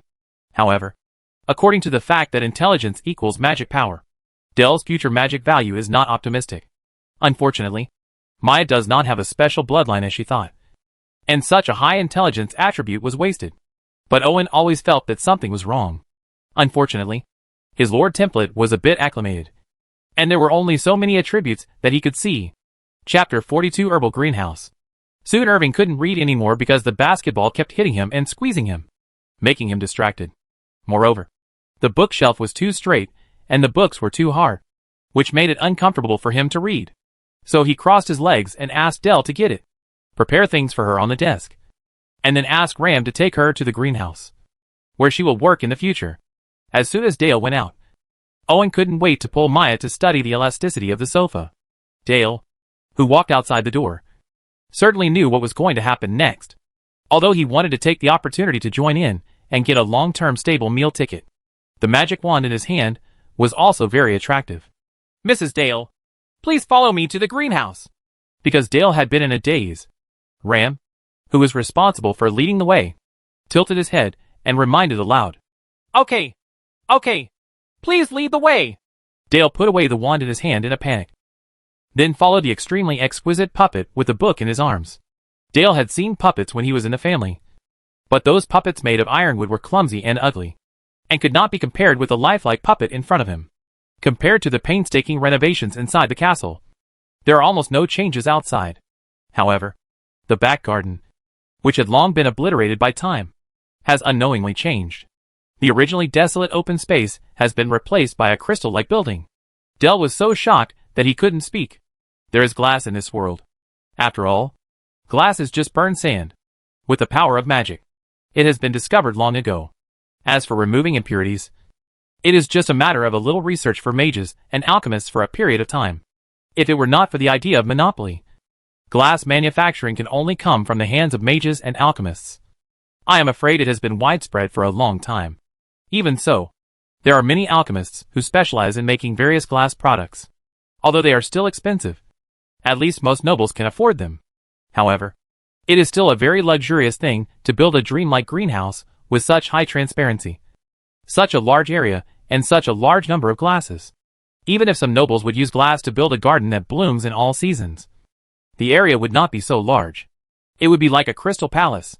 Dell couldn't help but get excited when she thought that she was going to work here. The planting work that she originally resisted did not seem to be unacceptable now. Mrs. Dale, this is the guard of the greenhouse. Please remember to water and fertilize them. This will make them happy. Ram pointed to several strange plants in front of the greenhouse door and said to Dale, Are these plants really weird? Dell has never seen such strange plants. And why are these plants the guards of the greenhouse? Are they poisonous? Dell suddenly covered her mouth and screamed, and involuntarily took a step back, because the movement was too large and the waves were very rough. Unfortunately, only Ram was present. These plants actually have eyes and mouths, Dell said in disbelief, as he pointed forward with one hand and pulled Ram with the other. Mrs. Dale, this is the guard of the greenhouse. Please remember to water and fertilize them. This will make them happy, Ram repeated again. Obviously her intelligence core is only stronger than Xiaodu. So in the face of in response to Dale's question, she chose to repeat what she had said before. Dell carefully followed Ram into the greenhouse, and then completely forgot about what happened just now, because it was so beautiful here. In the movie, the greenhouse of Hogwarts is not shown too much. There are occasional scenes of classes, which are also squeezed into a glass room. In fact, this is to facilitate teaching. The inside of the greenhouse is much larger than what appears from the outside. Just like Dale. To the point of being unscientific. But this is not surprising. The magic of Hogwarts is very strange and unreasonably powerful in some aspects, such as the expansion of space. The interior of a suitcase can actually expand the space like a small nature reserve, which shows how abnormal it is. What's more, it is a greenhouse. If you want, you can even stuff a forest inside. Although Owen has only opened a small part of the greenhouse, the area is still large enough. And the light, temperature and humidity inside can be adjusted. Owen has previously adjusted this place to the most suitable environment for plant growth, which is the season of spring flowers and flowers. With the soil and spring water of the super farm, the seeds that were originally scattered have already grown. Walking here is like being in a forest. Generally wonderful. Mrs. Dale, this is your place of work. Please plant according to the herbal manual. I wish you a happy work. Ram nodded to Dale, who was still in shock, and then turned and left the greenhouse. It's incredible. Dell covered her chest, opened her mouth, and said in disbelief. In fact, her action didn't mean much. Her hands were a little far away from her heart and couldn't calm her heart that was beating rapidly due to shock. So she should have put her hands on her back, which was closer. Dell soon got used to it. She felt like she had returned to the grove in her hometown. It was not a big place, but the scenery was beautiful. If she was bored, she would go for a walk and her mood would always get better. It had been 2 years since she came to this bitter cold Northland, and she had almost forgotten where she was. Unexpectedly, she found that feeling again in this castle. Suddenly, Dale found that it was obviously a good thing that she came here. Otherwise, what if she became Viscountess Fong? She would still be shivering in the cold wind. Dell, who was in a happy mood, found 2 more tree houses in the greenhouse. They were very beautiful. One was a place for preparing herbs, and the other was a place for placing books. But now it was empty, waiting for her to fill it. When Ram returned to the study, Maya had already arranged her clothes, and Owen was lying on his back, his eyes as dull as a salted fish. It was obvious that the previous ambitious test had ended in failure. By the way, take this book and this ring. If you don't understand, you can ask me. Owen raised his hand and was about to rub his nose, but gave up and took out the already prepared one from the drawer. The thing is the spiritual meditation method and the spiritual power ring. Dell had just arrived a few days ago and had received the extraordinary knowledge he had bestowed upon her. Maya had been worked day and night by him for 2 years, and she felt guilty for not giving him any benefits. After all, he was not a heartless person, not a ruthless scumbag. Besides, with the growth of his territory and his own strength, his originally panic-stricken heart has calmed down a lot, and his wariness against Maya is a bit ridiculous now that he thinks about it. Although Owen will not lose his vigilance because of this, he will not overreact. After all uneasiness comes from his own weakness. So Owen gave the spiritual meditation method to Maya. Presumably she can play a better role. In fact, the reward for Maya is more than that. But it is just his conjecture now. To verify it, more time and experiments are needed. Chapter 43 Building a Dungeon. Winter has arrived, and under the urging of a thick layer of white snow, the territory has once again fallen into silence. The heavy snow has covered up all activities, except for Yu Yen and Owen, who are still busy. After exposing the goblins and the Devil's Horn Forest village, Owen has always had a sense of urgency. In addition to strengthening the strength of the first 2, he is also eager to create more trump cards, more bases, and more troops. So it is rare to have time and enough progress value to focus on building dungeons. under the original dungeon secret room. Owen plans to exchange for dungeon secret passages, dungeon secret doors, dungeon traps, dungeon secret rooms, and dungeon palaces, just like playing with assembly toys, and build them under the castle according to his own ideas, a 3-story underground city. This is definitely a big project. According to Owen's vision, the first floor of the dungeon will be built into a maze, with classic monsters as guards, while the second floor will be used as a production and planting area. After all, the dungeon also needs to be self-sufficient, and the third floor will be used as a production and planting area.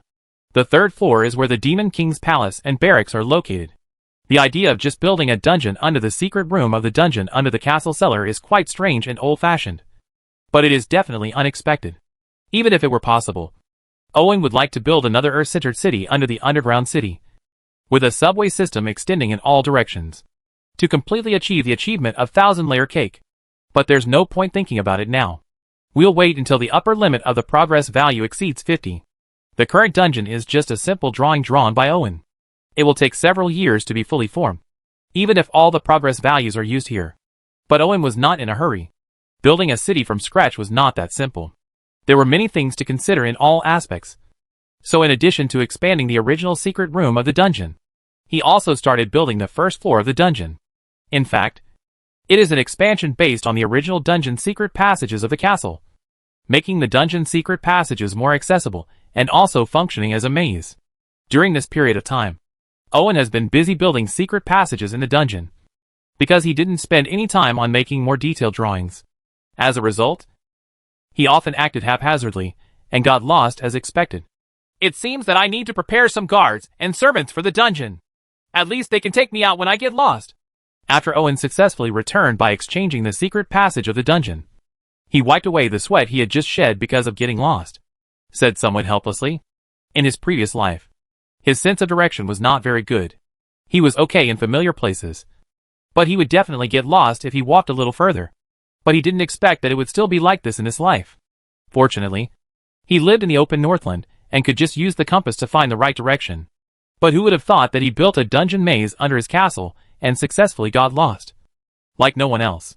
This solidified Owen's idea of preparing servants and guards for the dungeon, because he couldn't solve the problem by exchanging secret passages in the dungeon every time he got lost. Now he randomly summons one of 4 monsters every day. Among them, Goblin and Demon Sheep are sent to the Goblin General. He is trying to train a group of Goblin Demon Sheep cavalry. For this purpose, Owen has specially prepared them for him some equipment. Now the only ones left in the castle are poisonous snakes and slimes. They wander in the secret passages of the dungeon all day long, catching mice and insects in the castle, and at the same time cleaning up the dust in dead corners to keep the castle clean and tidy. But as a guard and a servant, Owen needs someone bigger and smarter. In fact, the goblins were pretty good, but they were too ugly. So he sent all the goblins to the Devil's Horn Forest, out of sight.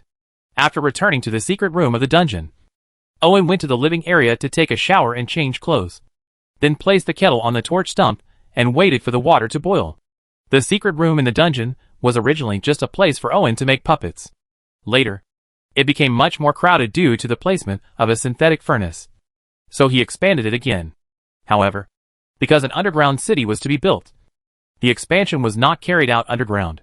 Instead, the area was expanded to 600 square meters on the original basis and divided into 3 major areas. In addition to the work area and synthesis area, there is also a more complete living area.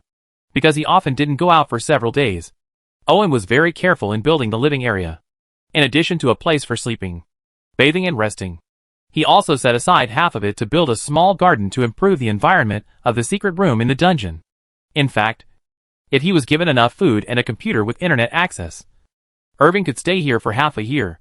Unfortunately, there is no internet in this world, so Owen can only find ways to pass the time on his own. Owen, who was dressed freshly, was sitting in front of the workbench with a cup of coffee and was lost in thought. He felt his foot being touched. When he lowered his head, he saw that it was a slime. He casually grabbed a slime the size of a volleyball and played with it in his hand. Although this strange creature is a kind of monster, it feels very good in the hand. It is very elastic and can relieve stress when pinched. It is also warm in winter and cool in summer. If you continue to bigger, Irving suddenly thought of something and exchanged the intelligent core of a puppet. After setting the intelligent template, he merged it with the slime in the synthesis furnace. As a result, he magically got a slime maid. The slime maid is about 1.6 meters tall. It looks like a maid figure made of jelly. It is translucent and feels very springy. Because it has no bones, it cannot walk with its legs and can only squirm. But the speed is not high, not too slow, because its essence is slime. Slime Maid has the ability to transform. You can personally knead it into any shape, completely satisfying some unspeakable little thoughts in your heart. Unfortunately, slime's body fluids are acidic and not weakly corrosive. Whether they are captured small prey or clean debris, they can be decomposed after a period of time. This limits the use of Owen's imagination, while also retaining his remaining moral bottom line. After all, she's such a beautiful woman. She's so awesome. Due to his special physique, slimes are immune to most physical attacks, but they lack attack methods. They can only wrap their prey until it melts and spit acid. However, as long as the appearance is good enough, Owen doesn't care about this flaw at all. So he made a lot of them. In addition to the dungeon chambers and dungeon mazes, he also plans to put some in the castle. The slime maid's intelligence is not very high, but simple tasks such as cleaning, serving tea and water, and welcoming guests are still no problem. After all, the integrated intelligent core is not fused in vain. After using slime to solve the servant problem, Owen's thinking was completely opened up.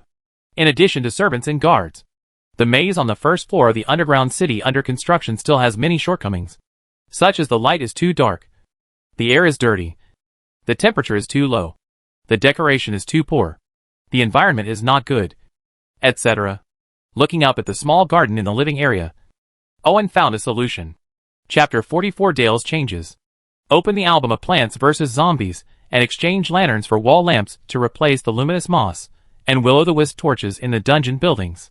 In addition, in the maze, Owen plans to build small gardens at regular intervals to improve the poor dungeon maze environment of. The core of the small garden is a fountain, surrounded by green plants. Because there are sunflowers that can produce sunlight and sunshine mushrooms that release sunlight, there is no need to consider the issue of plant growth. However, due to the persistence brought by his previous life, he always felt it was a pity to see a piece of land with bare grass and grass. Irving simply exchanged many seeds from the super farm. He planned to plant a kind of fruit or vegetable in each garden, so that he could use as a marker to avoid getting lost. It can also meet the needs of the castle throughout the year. For guards, temporarily use plants such as pea shooters instead. Although plants cannot move, positional warfare is the specialty of plants. What's more, there are no enemies in the dungeon now, which is enough. Taking the slime maid with him, Owen returned to the castle, because the ceiling of the castle had been improved, and with the torch stumps in the corners, the temperature inside was maintained at a level where cooling would not freeze people. However, it was still far from comfortable. So on weekdays Maya would go to the greenhouse to work. But Dell didn't dare to have any objections to this. Instead, he served tea and water every day and baked cookies to honor the chief steward of the territory. Owen took the slime maids for a stroll in the castle. Beautiful porcelain and oil paintings were placed on both sides of the corridor, as well as exquisite weapons, shields and knights' gorgeous full-body armor. The expanded windows were inlaid with large pieces of glass, making the winter the slightly dim sunlight shines in, casting a veil of time on these decorations, bringing more sense of history. These items were all carefully selected by Owen from the game. They can be obtained even in the Empire, but the progress value required for redemption is not much anyway. He also exchanged many similar things to fill in the castle's heritage. Arriving at the greenhouse, Dale was using cooking magic. With the waving of the wand, the ingredients and kitchen utensils danced flexibly in the air without any collision. It was obvious that her talent as a witch had been gradually developed by the magic of Hogwarts. After taking a closer look, Dale's attributes were revealed. Name, Dale. Age, 22. Occupation, witch. Magic value, 280/300. Command 5. Force 5. Intelligence 30. Politics 5. Charisma 85. Specialties, witch blood 10. Potions +5. Transformation +3. Curse +1. Summoning +1. The intelligence attribute increased by 10 points in one breath, and the already outstanding charm attribute also increased by 5 points. The most important thing is that her magic value finally appeared, even without the help of a wand. Dell can still use the witch's magic. However, compared to witches who need to use complex rituals and potions, as well as specific and strong emotions to release magic, they only need to gracefully wave the wand to get the desired results, which is obviously more in line with Dale's aesthetics and preferences. So to H.L. with the evil magic of witches, elegance is eternal beauty. Master, there are freshly baked blueberry biscuits and milk tea at just the right temperature. Do you want to try them? Seeing Owen coming in, Dell's eyes lit up immediately, and he held a bowl of blueberry biscuits and milk tea with a smile on his face. Blake came over and asked, "Bring me a cup of milk tea. Besides, you've changed a lot. It seems like you're living well here." Owen's eyes instinctively moved down to take a look. It was indeed quite big. So he swallowed and said to Dell, "Good master. This is all a gift from the master." Dell didn't know when she called Owen master like Maya. This also means that she has completely accepted her current life and identity. Because compared to her previous life, she has nothing. She was so dissatisfied. Not to mention that the master had solved the hidden dangers of her witch bloodline. She had heard that the witch bloodline would distort itself when out of control, becoming more and more uglier and more like a monster. Therefore, Dale's original submission to Owen was only due to the gap in strength and status between the two parties. But now, he is completely willing. Faced with this title, Owen certainly would not correct him. After drinking a cup of milk tea, he asked Dell to take him to Maya's office. Walking on the path in the greenhouse, Owen found that the place was well taken care of. Some herbs had been planted and were growing well now. They would be ready to be picked soon. For this reason, Dale was currently working hard to learn how to refine potions. Fortunately, witches are good at refining magic potions, and Dale is very talented in this area. So the progress is encouraging. And Owen will soon be able to obtain batches of white essence. Now one of the two rooms in the greenhouse has been occupied by Maya and transformed into her study.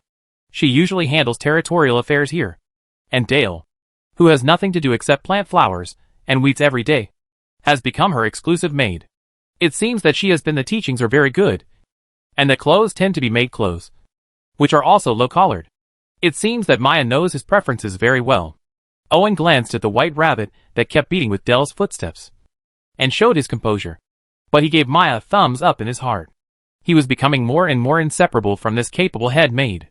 When she opened the door, she saw Maya behind the desk taking care of her official duties seriously. She also wore the mental power ring given to her by Owen, which allowed her to concentrate more and work more efficiently. This metal headband did not reduce Maya's appearance, but brought a unique sense of beauty. However, under the light of the lantern plant, Owen found faint crow's feet in the corners of her eyes. Just when he was feeling a little emotional that time was not forgiving, a noise on the side caught Owen's attention. It turned out to be Ram. This mechanical puppet maid, who he has not used many times, is organizing the bookshelves on both sides of the room according to Maya's orders. Many of the books on them were given to her by Owen. Some are novels and travel notes to pass the time, and most of them are about management and economics, science, psychology, architecture, and other professional books. These tomes were translated into the voice of this world by Owen through the system. But he still couldn't stand it, even though he knew that learning it would play a huge role in territory management. After redeeming it, he kept it on the bookshelf in the study room as decoration. After discovering that Maya was interested in these books, he simply gave them to her. "Master!" Maya noticed someone coming in. When she looked up and saw that it was Owen, she immediately put down her quill, stood up, and walked over from behind the desk to salute. Then she set her sights on the slime maid at the back, because she knew the master came here this time probably for these strange maids. In fact, Dell is also very interested in the jelly-like slime maid, and she is secretly poking and playing with it with her fingers. It is completely inconsistent with her mature appearance, but she is quite cute. When there is no need to worry about food and clothing, a silly maid is the joy of life. Otherwise it is a disaster. Fortunately, Owen is qualified to enjoy these joys of life. Chapter 45: Maya's Hidden Dangers. This is the slime maid. Although she is not very intelligent, she can still do some chores without much problem. I brought some out, and you can watch it arrange them. Owen sat on the sofa beside him, and picked up Dai comfortably. I took a sip of the milk tea that was served to me. It was rich in milk and tasted really good, but it was a bit too sweet. Maya wore the mental power ring given to her by Owen. The spread of mental power made her keenly aware that these strange-looking slime maids were a type of puppet. But they were not completely puppets. They were obviously puppets. The masters knew work during this time. So he nodded and felt very satisfied. The area of the castle is not small. If it weren't for the poisonous snakes and slimes to clean up the mice and dust, Maya would spend a lot of time cleaning it every day. At the same time, she also needs to prepare 3 meals a day for the master and take care of the master's daily necessities. At the same time, we also have to deal with the affairs of the territory. Things are much better now. Seal, who no longer looks like a maid, is responsible for guarding the castle. Dale is a good cook and is responsible for 3 meals a day. Now that she has a slime maid who is responsible for chores, she is much more relaxed. In fact, Owen also has this consideration. Although Maya is a bit special. After all, she is almost 40. Her energy and physical strength have declined, and things in the territory will become more and more complicated in the future if she is allowed to be distracted by these daily chores. Energy is not worth the gain. In addition, Irving has also been looking for ways to strengthen. There are currently 2 types. One is professional strengthening, and the other is bloodline strengthening. Like Seal, she fused the template of the Templars. And he, for example, fused the puppet master profession, which is considered the first type of enhancement. This kind of enhancement has small hidden dangers, but the disadvantage is that it relies more on one's own basic abilities. If one is not strong enough, even if it is integrated with a powerful profession, it will not be able to play much role. The second kind can be said to be a step to the sky.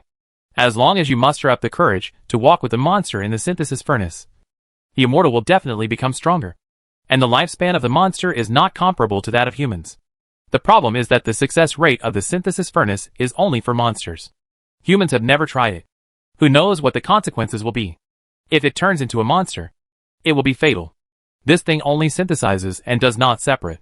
If it weren't for these scruples, Owen would have used all means to strengthen himself.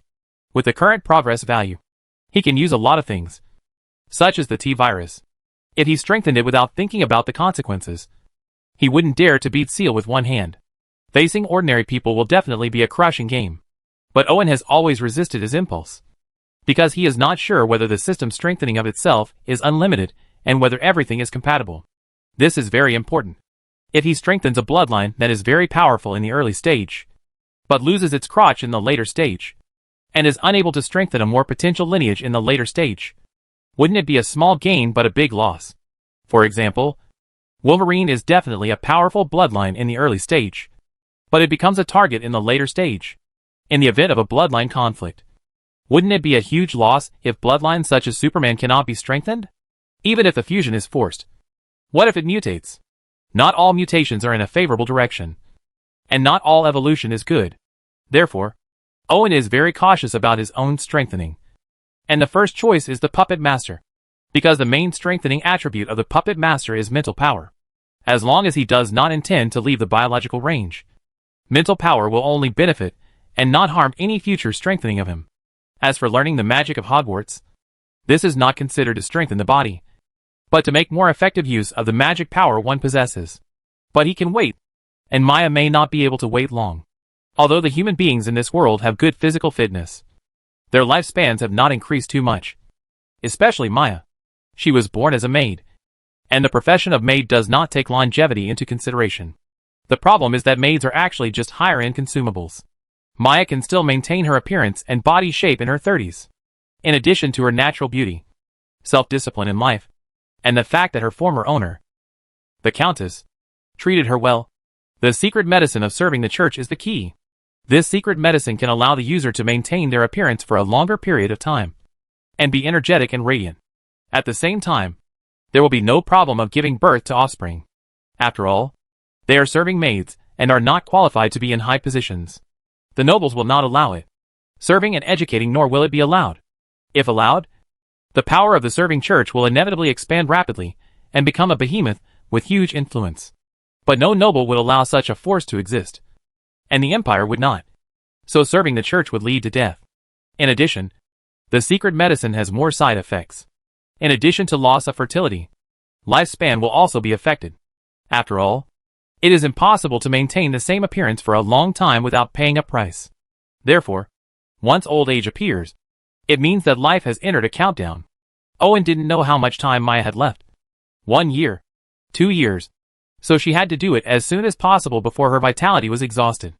After all, any strengthening required a good body, and there was no need for a body that was exhausted. Methods can withstand reinforcement. Even good reinforcement. Owen, who returned to the secret room of the dungeon, was in no mood to continue building the dungeon. He rarely fell into a long period of contemplation, and finally made a decision. Although Owen still can't completely trust Maya, it is undeniable that he can't do without her now. Whether emotionally, in life, or in career, he can't do without Maya. So he takes a little risk and the little price is worth it. At the same time, this is also an insurance. Owen discovered from Seal that he can control the system's strengthening effect on people. Simply put, if he is willing, he can make the system strengthening on others invalid or even disappear. Just like the buildings and troops he exchanged from the system. They can be cancelled, but the progress value consumed cannot be recovered. To strengthen a person whose vitality is about to be exhausted, Owen still has some guesses as to what the consequences will be if the strengthening is cancelled. Not to mention his dark heart. Whether he is a traveler who is always lonely and anxious in his heart, or a bored lord in a barbaric land, he is not allowed to have any excess kindness and goodwill, because it will kill him and kill many people at the same time. Giving longevity and strength to the men he relied on was obviously a cost-effective thing. So Owen began to make preparations. In fact, there was not much preparation required, because Owen had wanted to strengthen himself too many times. So he quickly came up with a plan suitable for Maya. The T-virus, which is Owen's first choice, is derived from the fusion of the Earth's ancestor virus and leech gene fragments, and is horribly transmissible. But it is undeniable that this toy is very effective. As long as it can be adapted, it can enhance the user's endurance and vitality, and at the same time activate telekinesis, which is very suitable for Maya. Irving was excited at the time. The problem was that this thing was genetically modified, and he didn't dare to use it indiscriminately. Chapter 46 T-Virus and Gorgon. Owen was not ready until spring was coming, and he delayed a lot for this. But he believed it was worth it. If successful, it would not only be Maya's new life, but also prove that his thinking was right. Owen took Maya to the dungeon's secret room through the dungeon's secret passage in the study. This was the first time she came to the most secret place of the master. Take off all of them except for the mental power ring. It will be helpful for your next strengthening, Owen said to Maya, and then carefully opened a suitcase, which contained 2 syringes of different colors. If you don't say, it looks like some kind of oral liquid in a blue bottle. But in fact the 2 syringes are T-virus and antidote respectively. This is the T-virus, and this is the antidote. Inject the virus from the soles of your feet first, and then be sure to stay awake and carefully feel the mutations in your body. Once the mutations start to enter the head, immediately inject the antidote into the neck. Owen carefully instructed, although he didn't know if this method was effective. If the virus entered through the soles of the feet, it would definitely enter the brain more slowly than if injected into the neck. As for whether the virus would flow throughout the body along the blood vessels, he could no longer control that much. He is not an expert, and he is even prepared for the worst. Maya took the T-virus and the antidote, and without any hesitation walked into the synthesis furnace, which did not look like a benign place. She stayed with a coffin, and she didn't know if it was prepared for her. After the T-virus injection, Owen couldn't observe Maya's internal changes at all. He could only see the changes in her expression. But Maya's expression didn't change at all, although the maid is not an agent. The training is even more stringent. Whether it is aristocratic manners or emotional control, the maid will not let her emotions be exposed easily, because this may be the difference between life and death. So just rely on Owen's eyesight wanted to see something from Maya's expression, let alone nothing. Just when Owen was wondering if the T-virus was acclimated, the mental power ring on Maya's head began to glow faintly and kept vibrating. This was a phenomenon where the mental power reached the upper limit of the equipment. Apparently the T-virus had taken effect, and the effect was unexpectedly good, and it actually enhanced Maya's mental power so quickly. When the spiritual power ring began to collapse, Maya decisively injected the antidote into her neck without any hesitation due to the steady flow of power. Power had never been her pursuit. After Maya injects the antidote, Owen becomes even more nervous. Mutation is not a program, and it cannot be stopped just by saying it. If the critical point is exceeded, he will ask Maya to activate the preparation plan before she loses her mind. But the consequences are unpredictable. Fortunately, Maya did not disappoint him. There was no abnormality during the observation period, and she remained sane. At the same time, her physical fitness returned to its peak. Her skin became tight and shiny, and the lost cell vitality was obviously restored. But this is not enough. Irving has been preparing for so long. How could he only have one T-virus enhancement? In fact, the T-virus is just to give Maya the foundation for a new round of strengthening. And the real strengthening begins now. As the synthesis furnace started, Owen's nervous palms were still sweating even though he had seen it countless times. Because he was still 70% to 80% sure of succeeding in the T-virus enhancement. And he was only 50% sure of succeeding in the second enhancement. If it weren't for a little selfishly, with Maya's situation there is no need for a second strengthening. Therefore, if Maya fails to strengthen, it is his responsibility. How can this not make Owen nervous? When the door of the synthesis furnace opened, Owen swallowed unconsciously. It seemed that Maya walked out in a unique posture, twisting and turning step by step. He always felt that the long red hair that swept over her buttocks was moving. "How do you feel?" Owen picked up the clothes on the side and handed them over, asking with concern at the same time. "I've never felt so good." Maya didn't go to pick up the clothes, but stared at Owen with a strange look. How can I say that? She will look like a snake when it sees a bird's egg, and the tongue hanging out is not a little bit too long? Even split ends. He shouldn't have chosen Gorgon as the synthetic material. This was Owen's only thought when he was pushed down. T-virus enhancement is really just the foundation. It strengthens Maya's cell strength and life, and at the same time opens up her mind power, giving her stronger mental power. Only in this way can she withstand the drastic changes of merging with monsters, maintain herself, and occupy the dominant consciousness. The second enhancement is the highlight of Owen's preparation for Maya. A Gorgon. The advanced level of the venomous snake is the basilisk, and the advanced level of the basilisk is the Gorgon, which is a high-level monster on the same level as the Goblin General. However, unlike the Goblin General, the Gorgon, which is a Mayan synthetic material, is an upgraded version. It incorporates one more hero weapon than the Goblin General. Therefore, although its strength does not reach the level of a super monster fused with the hero's heart, it is still better than the Goblin General. After passing the Goblin General, it reaches a critical point, and is generally a top-level soldier like the Teutonic warriors.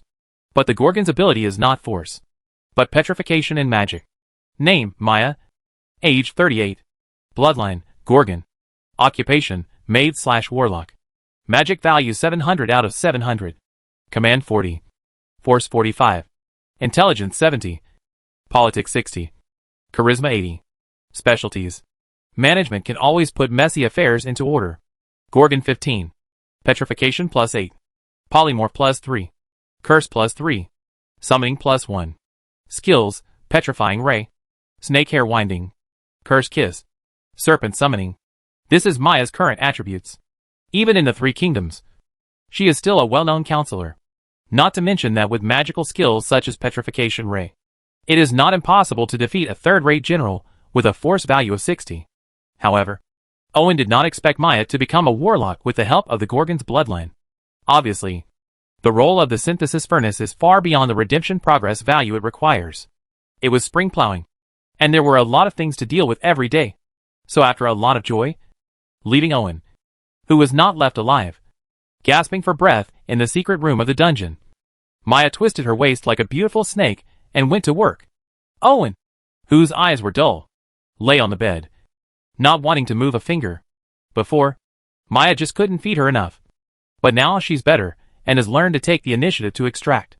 Owen estimated that he had lost at least 3 kilograms, and was slightly dehydrated. This did not include physical exertion. It was simply terrible. Thinking about it now, he felt cold and trembling all over. He couldn't help but wrap himself tightly in the damp quilt, curling up as if he was not wearing anything. Feeling safe, Xiaomi fell into a deep sleep. After sleeping for almost a day and a night, the groggy Owen got up and wandered to the greenhouse. He asked Dell to prepare a pot of nourishing decoction and drink it. Only then did he feel that he was a little warmer. A woman would let herself act like a bear, and Dell, who was destined to do so, could tell just by looking at her appearance that she was using men as firewood. How dare he lower his head and rush in without knowing the depth? Without fear of setting himself on fire? I really don't know how the nobles of the Empire manage to have a lot of women with ease. Owen once again couldn't help but want to strengthen himself. But considering the future, he suppressed this urge. Even if there is no Superman bloodline, The Nephilim of Diablo can still do it. A hybrid of angels and demons. A being that transcends both. And is said to be the first generation of humans with unlimited potential. If he could choose between the two, he would be willing to save 10 years of progress points.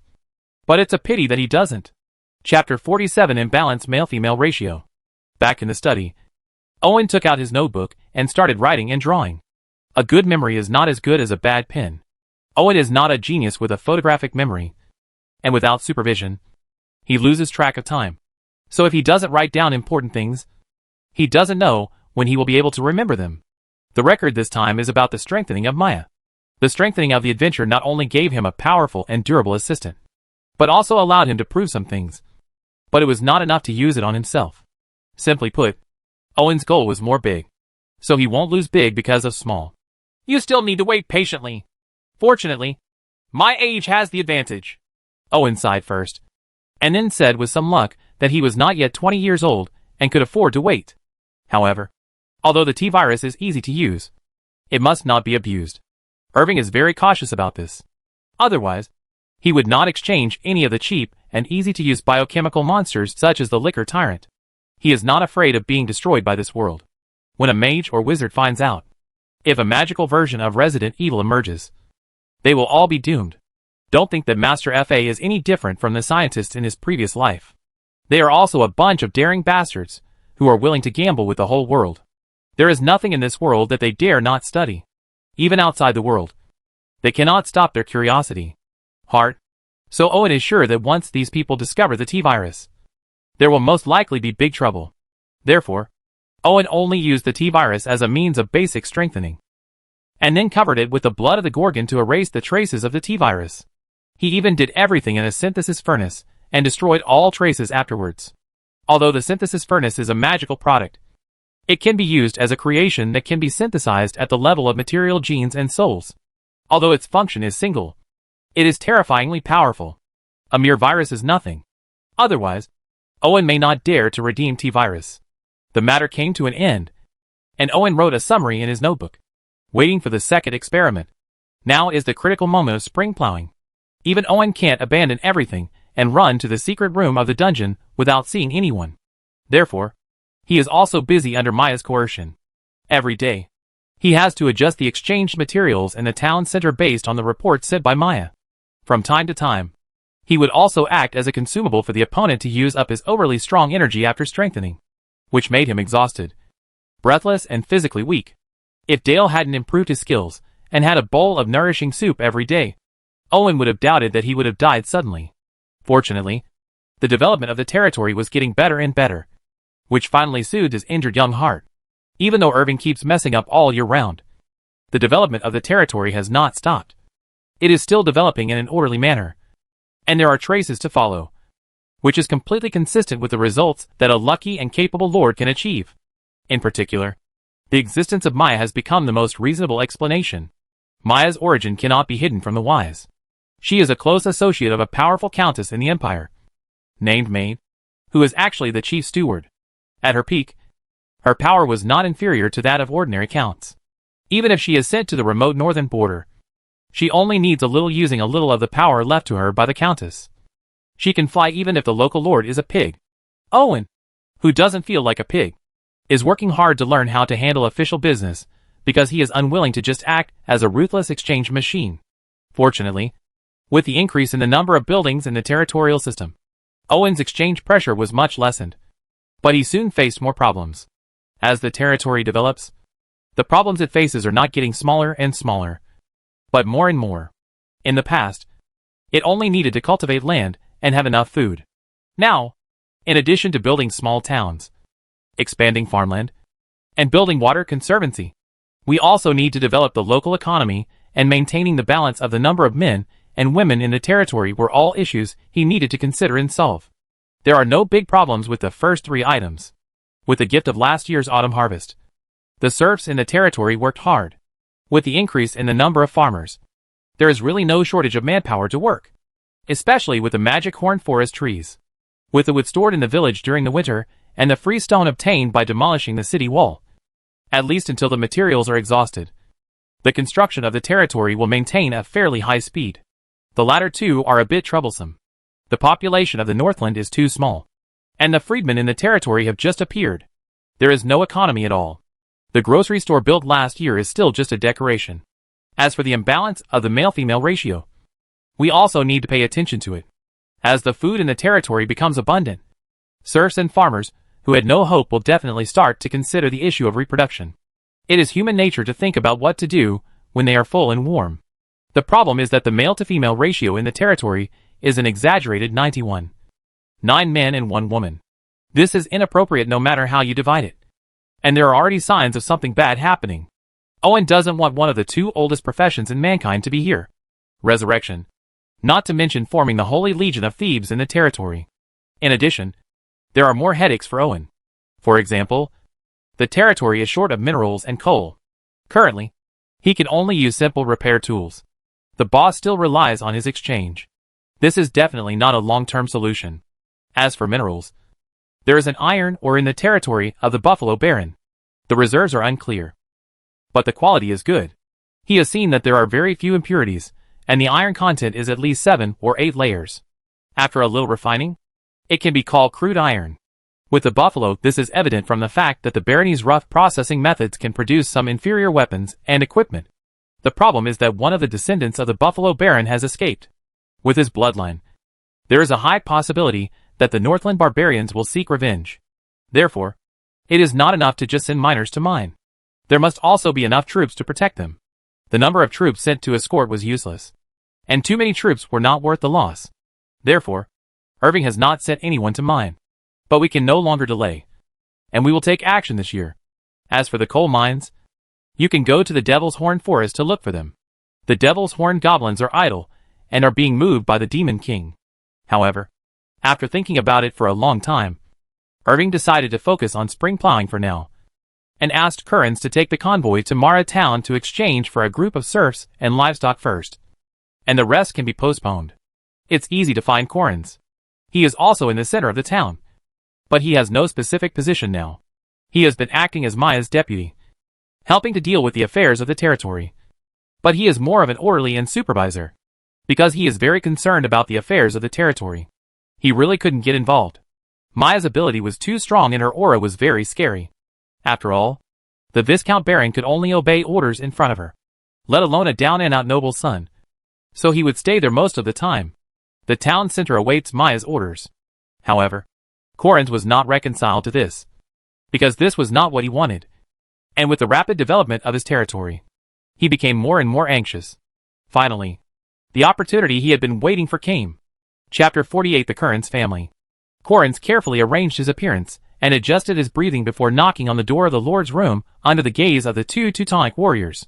As soon as he entered, he saluted with an impeccable posture and greeted him. "Greetings to you, my lord. Good afternoon. Baron Currens, please take a seat." Owen raised his head and pointed to the seat next to him. Although the etiquette accepted by Collins is that when facing a superior, a subordinate needs to stand aside with an erect posture and a slightly lowered chin to show respect. However, if the superior asks you to sit down, no matter how many reasons there are, you must sit down first. Even if you have hemorrhoids, you have to sit down with a smile on your face and look flattered. As for what to do if your pants get wet, just rub them forward as much as possible when you get up and wipe them clean. "I have seen your performance during this period. It is very good. You are capable, ambitious, and not lacking in patience." Current is more than 10 years older than Irving, but Irving still looks like an elder. Tone. But neither of them felt anything was wrong. Many times, the gap in status can offset many things, such as age, ability, and experience. Even a young boy who knows nothing can train a bunch of elite white-collar workers to follow him as long as he wears the title of general manager, like a grandson. Here, the gap in status is even more terrifying. In your previous life, even if you couldn't help but punch that careless bastard, you would have lost your job and been imprisoned in the police station for 2 days at most. But here, the price for daring to offend the superior regardless of status is your family. The fate of young and old is the enemy of the entire class. Currens has long been accustomed to this status gap, and is in awe and anticipation, waiting to one day become one of the feared ones. Therefore, he will not break it, but will only obey. This is why Irving dares to use him. Next, I decided to hand over the management of the territory's commerce to you, mainly responsible for the purchase of serfs and commercial exchanges. Of course, the territory is still in a very primitive stage, and there is almost no commercial soil. However, with the development speed of the territory, it is not possible to how much time will be left for you. So your task is not easy. You must find out the territory within a year or two, and the commercial exchanges between the Northland and the Empire's border to lay the foundation for the subsequent trade development. Irving deliberately emphasized in the Northland tone. Current was obviously a speculator who was good at thinking and knew how to seize opportunities. He immediately realized what Owen meant, and his heart no longer felt the desolation he had just heard about being responsible for the territory's trade. The nobles on the northern border are a bunch of poor people, and they have no business dealings with them. They prefer to snatch and steal things they like. So Owen is alluding to the barbarians of the northern region. In fact, trading with the barbarians in the north is no secret. The best furs in the north always come from the barbarian tribes in the north. Not to mention gold nuggets and gems, which are directly equated with wealth. In some ways, the Northland is not barren. In addition, the vast land and sparse population have not been developed at all, resulting in wealth everywhere. From time to time, it is not uncommon for someone to pick up large pieces of natural nugget gold and gemstones. It's just that it is difficult to develop this wealth in a concentrated manner, coupled with a long distance and high cost. This is the reason why the development of Northland is slow. However, due to the preferences of imperial merchants, the barbarians in the north have now begun to consciously collect gold and gems. So don't think that the other party has no money just because they are wearing shabby clothes. Even in the previous life, there were many professional beggars who took out their BMW keys directly after get off work. Next, Owen rewarded him with several sets of exquisite aristocratic costumes and a fine white war horse as a reward. After all, he would be the face of the territory to the outside world, and dressing decently was the standard. The team will not leave now. Irving needs to prepare goods, so Kearns can just go home and wait for departure. When he walked out of the town center, he didn't let the servants touch him at all. He held his clothes in one hand and held the white horse in the other, and returned home in a ridiculous manner. Owen knew the importance of talents, not to mention that Kearns was not only a talent, but also the first nobleman to seek refuge with him. In order to play the role of buying horse bones for 1,000 gold, he would naturally not let him live in the longhouse. But the farmer was immediately asked to build a villa, and a lot of building materials were specially exchanged for this purpose. The villa is mainly composed of a 2-storied building with a mezzanine balcony, which is where the owner lives. Behind it are 2 long brick houses, which are not only the residence of the servants, but also the kitchen, warehouse, and stables. Everything the owner does not want to see is here, then surrounded with a fence and leave an open space in front that can be used as a lawn or garden. The place is not big, and in the Empire, it would be the residence of a country knight at most. But in the Northland, it is definitely high-end. At least Corin's wife has not stopped decorating the house since she came here. My dear, you're back. Oh, what is this? A fair-skinned and beautiful lady opened the door. When she saw the clothes that Corin was holding, she immediately exclaimed, with her hands folded on her towering chest. She used this to express how shocked she was. Her movements were a little exaggerated, but there was a sense of joy in them. She didn't look like a mother of 2 children at all. Carintha's wife Katie is the daughter of a knight in the country. She looks pretty good, but her character is not calm enough, and she is always startled. However, Corinth just likes her character because she is so understandable. Everything is written on their faces. So the relationship between the couple is not bad. And they have a daughter and a son. Where are Kira and Kermie? Corinth kissed his wife, then handed the clothes she had carried to the excited Katie, and asked the servant to take the white horse to the stable and feed it with warm water and good feed. Kyla is practicing swordsmanship in the back, and Kermie hasn't woken up from his nap yet. Katie happily walked into the room holding the clothes, admiring the exquisite patterns on the clothes, and said to Collins, Kira is the eldest daughter of Corinth. Since she was a child, she learned swordsmanship from a retired knight at her maternal grandfather's house. Therefore, she has a relatively conservative personality. She can't stand her father's pursuit of fame and fortune. She wants to become a knight loyal to her master. Therefore, he doesn't have much communication with his parents and prefers to practice swordsmanship alone. Kermit is the eldest son of the 2, but he is only 3 years old, which is the age for snoozing. Then don't disturb the 2 of them. With the help of the servant, Quarrens took off his riding boots, took off his sword and hung it on the wall, and said to his wife with a gentle movement, "Okay, so these clothes are also given by the Lord?" Katie asked with a pair of big eyes flashing expectantly, because in addition to 2 sets of men's clothes, there are also 2 sets of skirts, one large and one small, obviously for her and her daughter. Prepare? Curran suddenly felt sad. Maybe he had brought too little to his wife and his 2 children. "Yes. Today the Lord appointed me to be in charge of the territory's trade. I will leave for Mara town in the next 2 days. It will take a lot of days, but there may be more rewards when I come back," Corin said to his wife gently. "The Lord is really kind." Katie squinted her big eyes and smiled as innocently as she did when the 2 first met. Maybe he was the only one who had changed over the years. Looking at his wife's smile that was still the same as in his memory, Karen suddenly thought, but what the lady said is indeed true. The Lord is indeed kind. At least Collins has never seen it. Chapter 49 Lack of Talent. At the beginning, Kaluansi wasted no time and gave everything he had worked hard over the years to the Lord, intending to use this to win a future. For this reason, he was already prepared for the whole family to endure hardships together. But the Lord soon gave him a beautiful villa, which was not only fully furnished and equipped with supplies, but also set precious spices and rare ingredients in the north. And these were distributed regularly every month. According to Lord Maya, this is the salary set by the Lord. This was something unheard of for Quarrens. But the result was not bad. Although he lost his territory and serfs, he got a fixed salary, and occasionally bonuses and rewards. So the family's quality of life was improved. On the contrary, it is better than before. Moreover, Collins has found a goal here. The wife can dress herself up beautifully and take care of the children every day. She no longer needs to think about how to cook edible food with monotonous ingredients. Nor does she need to think about whether it is more cost-effective to boil water for a bath that day. Not to mention whether the sudden appearance of wild beasts will hurt the children. Seeing his wife holding a skirt and forcing her daughter, who was practicing swordplay in the backyard, to try on clothes, Quarrens became even more convinced that his original choice was right. Therefore, he must not give up any opportunity and must do his best to show his abilities. While Corinth was cheering himself up, Irving had already prepared the goods in the inner warehouse. The territory's warehouse is divided into a public treasury and an inner treasury. The public treasury stores grain, seeds, farm tools, and some weapons and equipment. Maya can transfer them at will, but the inner treasury cannot.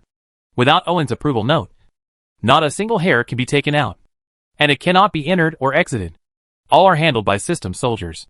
In fact, the inner treasury was Owen's cover for his own exchange, regardless of whether Maya suspected it or not. With the existence of the inner treasury and the secret passage, she could not determine the source of the territory's supplies. After all, Owen was too mysterious in many places. As for why he did this, Owen didn't know. He just instinctively wanted to cover up his little secret. Anyway, it was idle. And wasn't it normal for a man to have his own little secret? No matter how honest a couple is, they may tell each other about their first love. But have you ever seen the man share his seeds with his girlfriend? Or the woman discussing the lengths with the man? A large amount of goods were moved out of the deep underground warehouse, packed into boxes, and loaded onto the car. The same items were still the same: cloth, porcelain, salted fish, and iron pots. Although these things are inconspicuous, they are hard currency in the north. They are more useful than gold and gems. At least it is difficult for you to exchange gold for anything from the barbarians in the north. But an iron pot can be taken away from his tent. Everything, including women. The lords of the north are similar, and the situation becomes more and more the further north you go. It is often difficult to distinguish them from the savages. And in some places even caravans only come once a year or two. Or even no caravans go at all. In this case, what would happen if they had a lot of gold in their hands? Unless they were willing to risk returning to the place. However, the status of a border noble cannot be changed to an imperial noble. So either go back to being a commoner, or go back to be a businessman. It seems that there is only a border line between the northern border nobles and the imperial nobles. In fact, the gap between the two sides is an insurmountable chasm, completely separated. Therefore, even if the northern border nobles made a fortune, they would at most go to the border cities to enjoy themselves. They would rarely abandon everything and return to the empire, because those who did so would end badly. The vast and sparsely populated Northland is fine, and there is no need to come all the way to get you. But when I return to the empire, I can't even say a word to do something with you. It doesn't matter if you are poor. If you have a windfall in your hand, no one will want to go back if you don't want to do it. Because a large number of serfs and large groups of livestock need to be purchased this time. The size of the convoy is much larger than last time. And of course, there must be more soldiers responsible for guarding it. Otherwise they will inevitably not be targeted. On this trip, in addition to the cavalry team consisting of 4 scout cavalry, 10 cuirassiers and 10 horse archers, there were also 20 infantry archers, 20 spearmen, and 20 people responsible for repairing cars, cooking, and doing chores. Militia. These soldiers are enough to kill any border noble in the north, and can keep anyone who sees the convoy sane. And this is not all the troops in the territory. Collins, who was well dressed, looked at the elite cavalry and soldiers in front of him, and his face turned red. Although he still behaved appropriately, he could not conceal his inner excitement. He looked at the energetic soldiers in front of him with admiration. In comparison, the soldiers he had before were just a bunch of rubbish. This is the style that a noble should have. Corrins was intoxicated at this moment. But soon after coming back to his senses, he gave the order, and set off with the convoy towards Mara town. It takes several days for the convoy to go back and forth.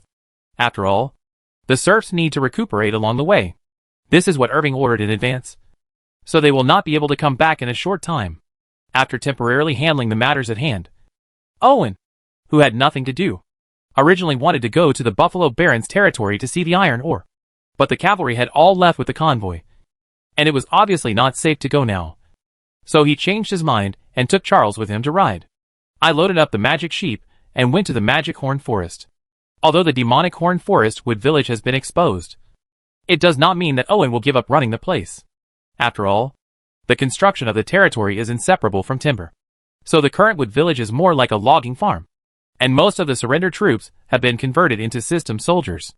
The rest is transformed into farmers acting as lumberjacks here, cutting down a considerable number of trees every day, trimming them into lumber, stacking them in open spaces, waiting for the people in the territory to transport the lumber away. It's just that there is a lack of a manager here, so everyone will only act according to Owen's previous orders. But the problem is that he himself is half a bucket of water, and his thinking is not thorough enough. It is inevitable that he will make some omissions, resulting in the wood village's failing efficiency not being very good. So Irving has been hesitant to redeem a talent from the system. As for why he needs to redeem from the system, firstly, there is a lack of talent in the north. And secondly, there is a lack of the most basic trust. This makes Owen prefer people in the system who are 100% loyal to him. After all, regardless of good or bad, they are always better than outsiders. Trustworthy and loyalty is priceless. In fact, Owen has always been very coveted for the famous generals and counselors in the Three Kingdoms, but has no interest in the famous generals and celebrities in the West, because he does not know who the other party is. Of course, if he can exchange Joan for it, he will not say anything. It's a pity that the race and style are completely different from that of the world, and even the painting style is different. As a result, although the Three Kingdoms series has opened up a lot of games, the exchange value required is extremely high. Otherwise, Owen's soldiers will not be able to use the Age of Empires. The main types of troops are: ordinary soldiers are so expensive, let alone famous generals and counselors. But templates are cheaper and have fewer restrictions. In this way, Irving can choose to compromise and only redeem the template instead of redeeming the entire Three Kingdoms generals. This brings up a new problem. Not everyone can use the template.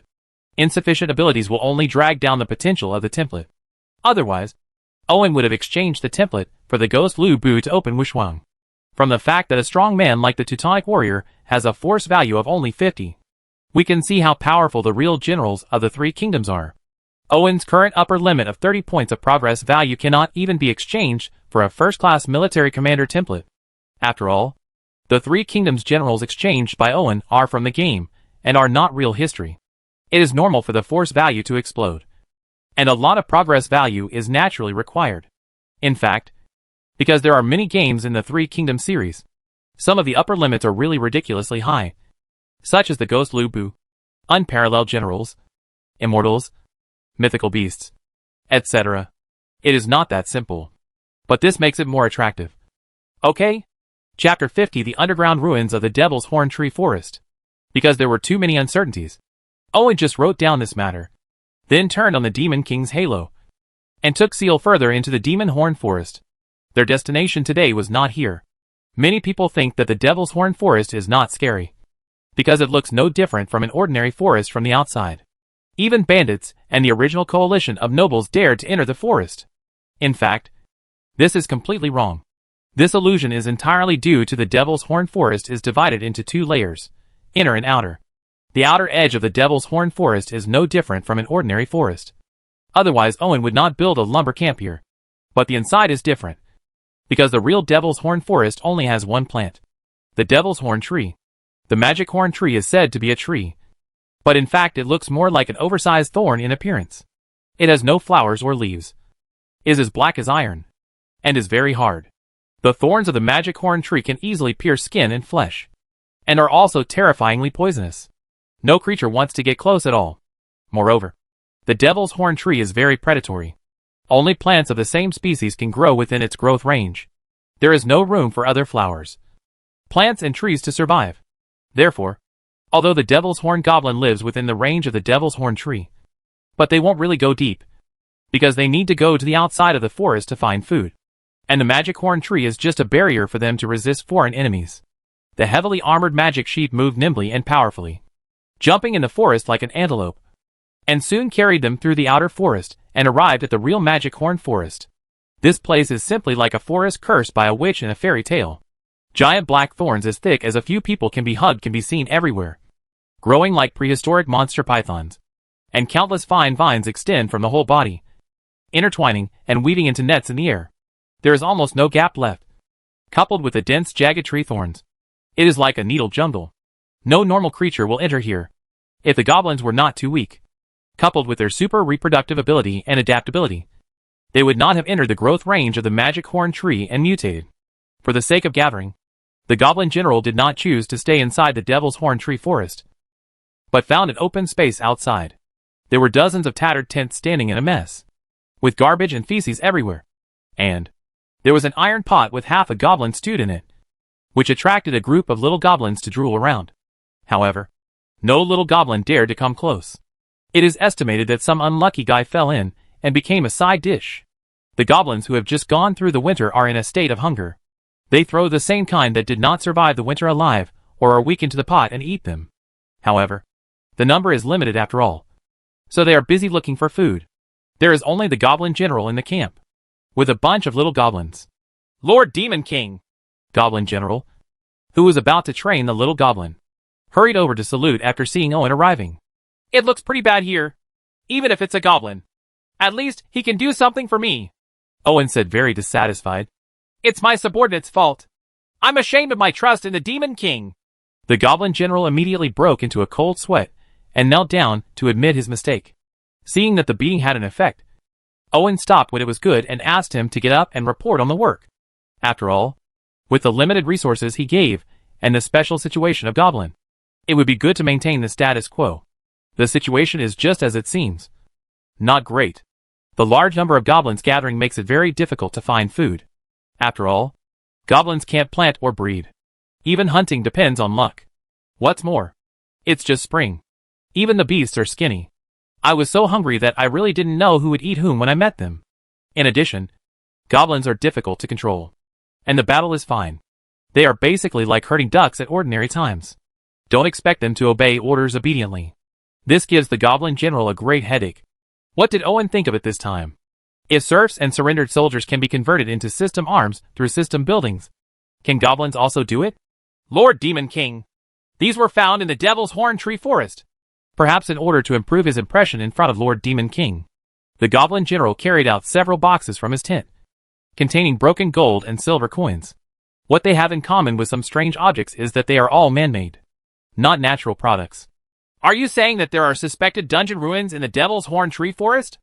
It's not that Owen doesn't believe what the Goblin General said. As a monster in the dungeon game, he can't recognize anything else. The dungeon can only be heard with his eyes closed. He could recognize the smell. What he was surprised about was how could there be an underground city in the north?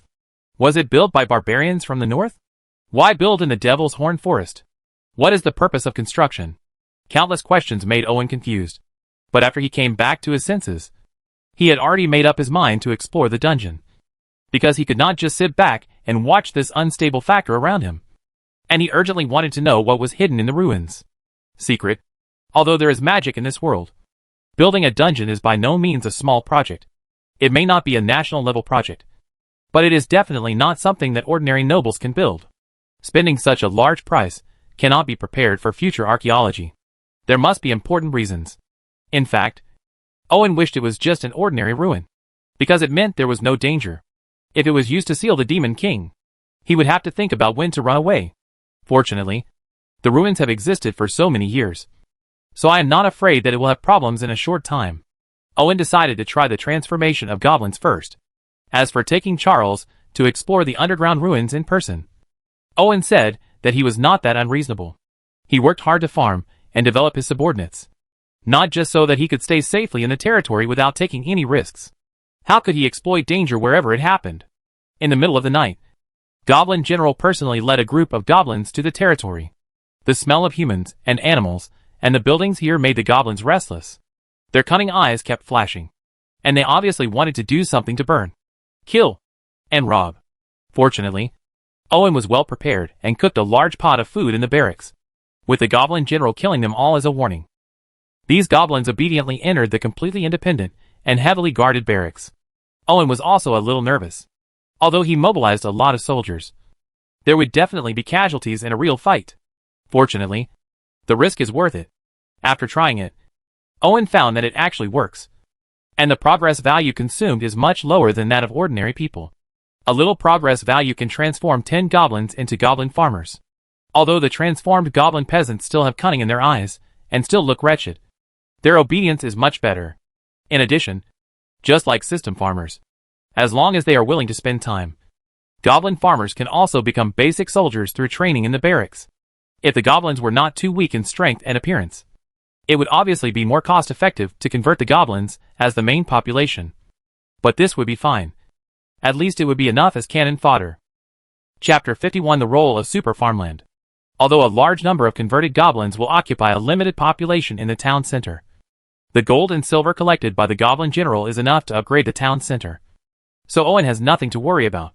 Besides, goblins are basically nothing to him. For consumables, if the population is not enough, just find something to consume a batch. Anyway, he will not have any compassion when facing the goblins. If he does, then look at what is in their pot. When the Goblin Transformation was completed and the town center met the conditions for upgrading, there was no need to hesitate. With Owen's confirmation, a large number of system farmers brought tools and materials and began to expand the town center. This surprised Maya because the spring plowing had not yet begun. Completely over. It's obviously not a wise move to siphon off large numbers of skilled farmers right now. However, as a serving maid, Maya did not stop the master's irrational behavior. Instead, she participated in the deployment and accelerated the progress of the project. Only in this way can production be restored faster and losses reduced. In just 3 days, the town center was upgraded, with the upper population limit reaching 5,000, and the ability to transform civilians into units worth 3 progress points. The difference between commoners and farmers is that the former are better at work other than planting, and are an important basis for the craftsmen in the territory. In other words, one pays food and the other pays taxes. However, serfs who were severely depleted of energy and spirit and were relatively numb could not be transformed into system civilians. Only farmers or civilians with better mental states could be transformed into system civilians. This is troublesome, unless you go to the border of the empire to buy those serfs or slaves who have not been tortured to numbness. Otherwise, the upper limit of the serfs who have gone through the northward migration can only reach the level of system farmers. After all, the system transformation is only carried out on the original basis. Strengthening does not mean making a big difference in life. It has its limits. And even if the conversion is completed, the farmers who have been converted from serfs still have problems such as lack of emotion, slow reaction, lack of spirituality, etc., and they cannot bear relatively complex tasks. This is also the reason for the system. Although farmers are all-rounders, capable of farming, logging, and fishing, they have many problems. If you are not good at it, you can only do hard work. System civilians are different. They are smarter and more flexible, and can take on more complex jobs, such as crafts and service industries. This requires that the person being transformed must not lose hope. At least the spirit has not reached the level of insensitivity. In this way, after being strengthened by the system, it will be like enlightenment, able to quickly learn and master relatively complex crafts, and bear the heavy responsibility of paying taxes. And after long-term training in the barracks, it can reach the level of a unit worth 3 progress values. When Owen saw this, he knew that as long as enough civilians were converted, the foundation of the territory would be established, and it would not be impossible to even dominate the Northland. However, the overall strength of the territory is now considered to be the dominant force on the northern border. As long as he does not encounter the large tribe of northern barbarians, Owen's future life will be worry-free. But this has exceeded the limit of the current territory, because the ratio of soldiers to civilians is too different. He needs to supplement more people and convert more farmers. Otherwise the food produced will not be enough to eat. According to the advice Maya gave him, the ratio of soldiers to civilians should not be less than 10 to 1. That is, 10 farmers support 1 retired soldier. In fact, this ratio will have a considerable impact on the development of the territory. After all, the harvest of the land is not stable, and soldiers often need to select strong people. That is, strong laborers. 10 farmers, excluding men, women, old and young, can only have a few strong laborers in their prime. Not to mention that soldiers need equipment in addition to daily training. Therefore, the pressure on 10 farmers to support 1 retired soldier is not small. Once there is a disaster year, it will be a disaster. Therefore, most lords will maintain the ratio of civilians to soldiers at more than 15 to 1. Even in peaceful years, it can reach 20 to 30 to 1. These are just ordinary soldiers. Cavalry or elites need more support. Knights, for example, need at least 100 farmers to do their best to support them. Otherwise, knights are reserve nobles, because civilians cannot afford them at all. There is no small as a fiefdom. It is not easy to gather equipment. Owen took the time to count the population and strength of the lower territories, including the Devil's Horn Forest and the Goblin Tribe. Castle, Ninja Team 10. Healer 1. Teutonic Warrior 10. Slime Maid 8. Herb Greenhouse, Slime Maid 2. Several Plant Guards. Dungeon Chamber, Slime Maid 2. Dungeon Maze, some slimes, some venomous snakes, and some plant guards. Akita Town, 350 farmers and 828 serfs. 50 for swordsmen, 50 for archers, 50 for spearmen, and 50 for harpooneers. 10 scouts, 10 horse archers, and 10 cuirassiers. Devil's Horn Forest Village, 50 farmers, 30 swordsmen, 30 crossbowmen, and 10 scouts. Goblin Tribe in Devil's Horn Forest, Goblin General, Goblin Shield Guard, Goblin Priest, Goblin Paladin, Goblin Ranger, Goblin Wizard, Goblin Assassin, Goblin Peasant 300, Goblin Swordsman 50, Goblin Archer 50, Goblin Scout 50, Goblin Demon Sheep Cavalry 30. The value is quite impressive, but the ratio of soldiers to civilians is seriously imbalanced. If Owen hadn't cheated, the territory would have collapsed long ago.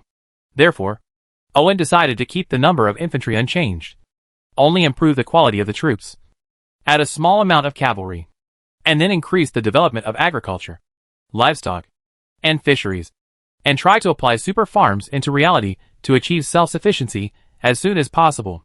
No matter how ambitious the goal is, he must first fill his stomach.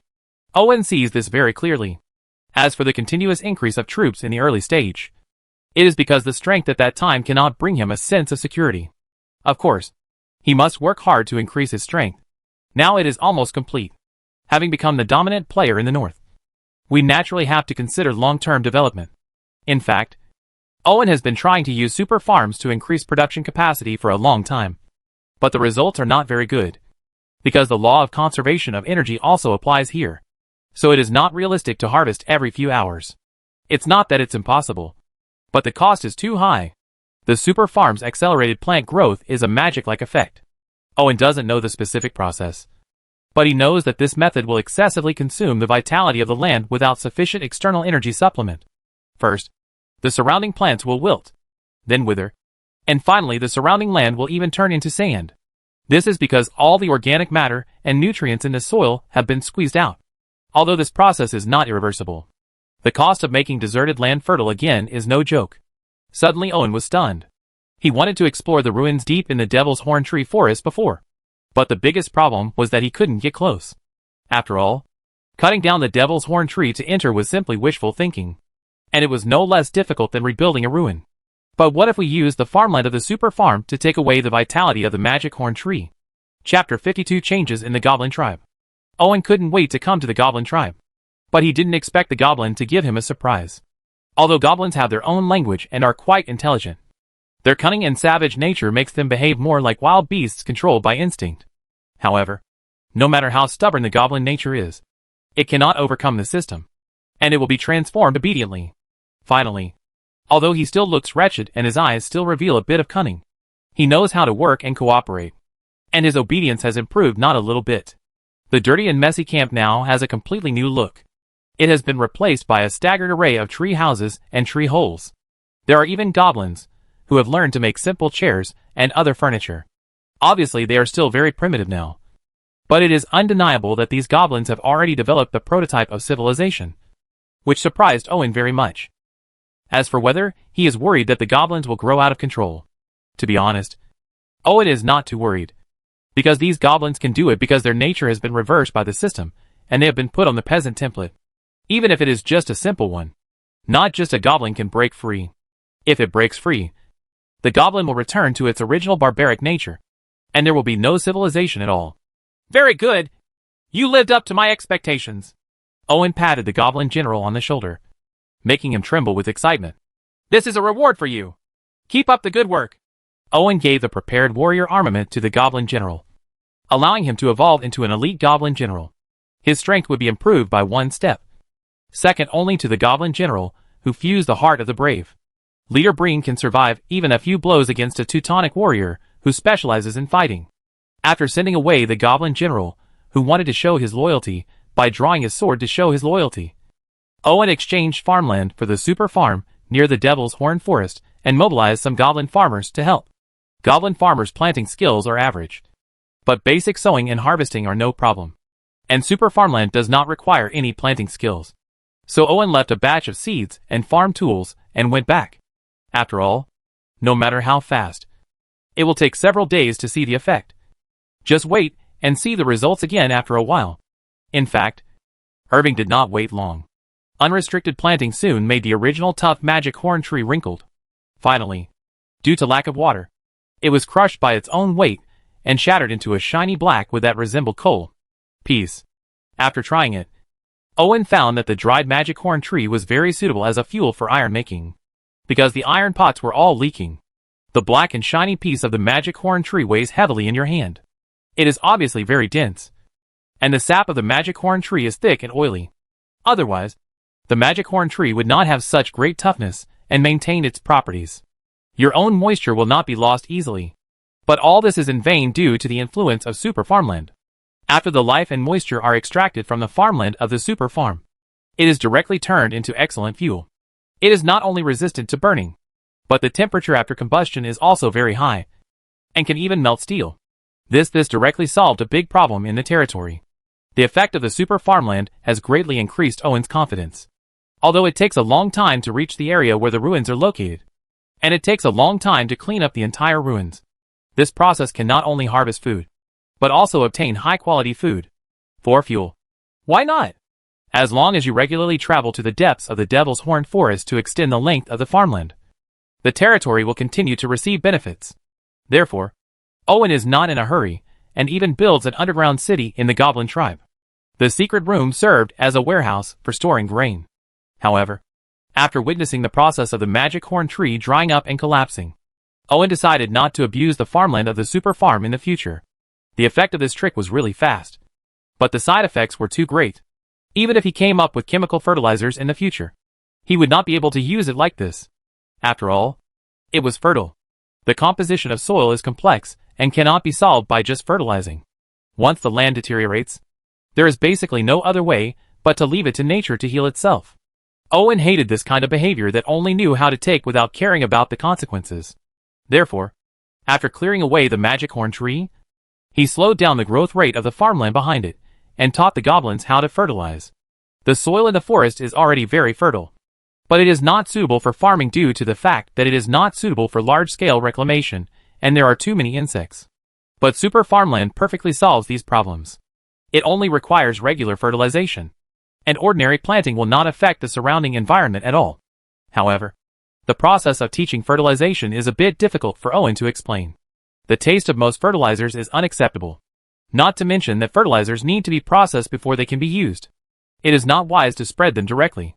This leads to Owen, who follows the script, often having to demonstrate it himself. The goblin didn't care about this smell, and was very active in trying to get Owen out of this unbearable teaching as soon as possible. No one hates hard-working and studious people, and there are no more messy things in the goblin tribe's iron pot. Owen's impression of goblins has rarely changed, but only for the transformed goblins. During this time, the goblin general often started fighting with other goblins, because the tribe had stored a large amount of food, and those goblins didn't know where they smelled it. So they kept coming and tried to rob it, leaving the goblin general too annoying. Fortunately, Owen had considered this situation in advance, and the number of goblin scouts accounted for 1/3 of the entire goblin army. Scouts are very dependent on the environment. In the plains of the north, they are like rabbits on the grass. It is difficult for them to play their due role. However, in complex forests, the best scouts are those who know how to hide themselves and set traps. Threats. Goblins are cunning enough to begin with, and the goblin general is not a fool who relies on instinct. So he has always arranged for the goblins to set up dense traps around the camp. Many foreign goblins were killed by the traps before they even got close. After all, with Owen's support, the goblin tribe did not lack weapons and tools, so the traps they set were even more deadly.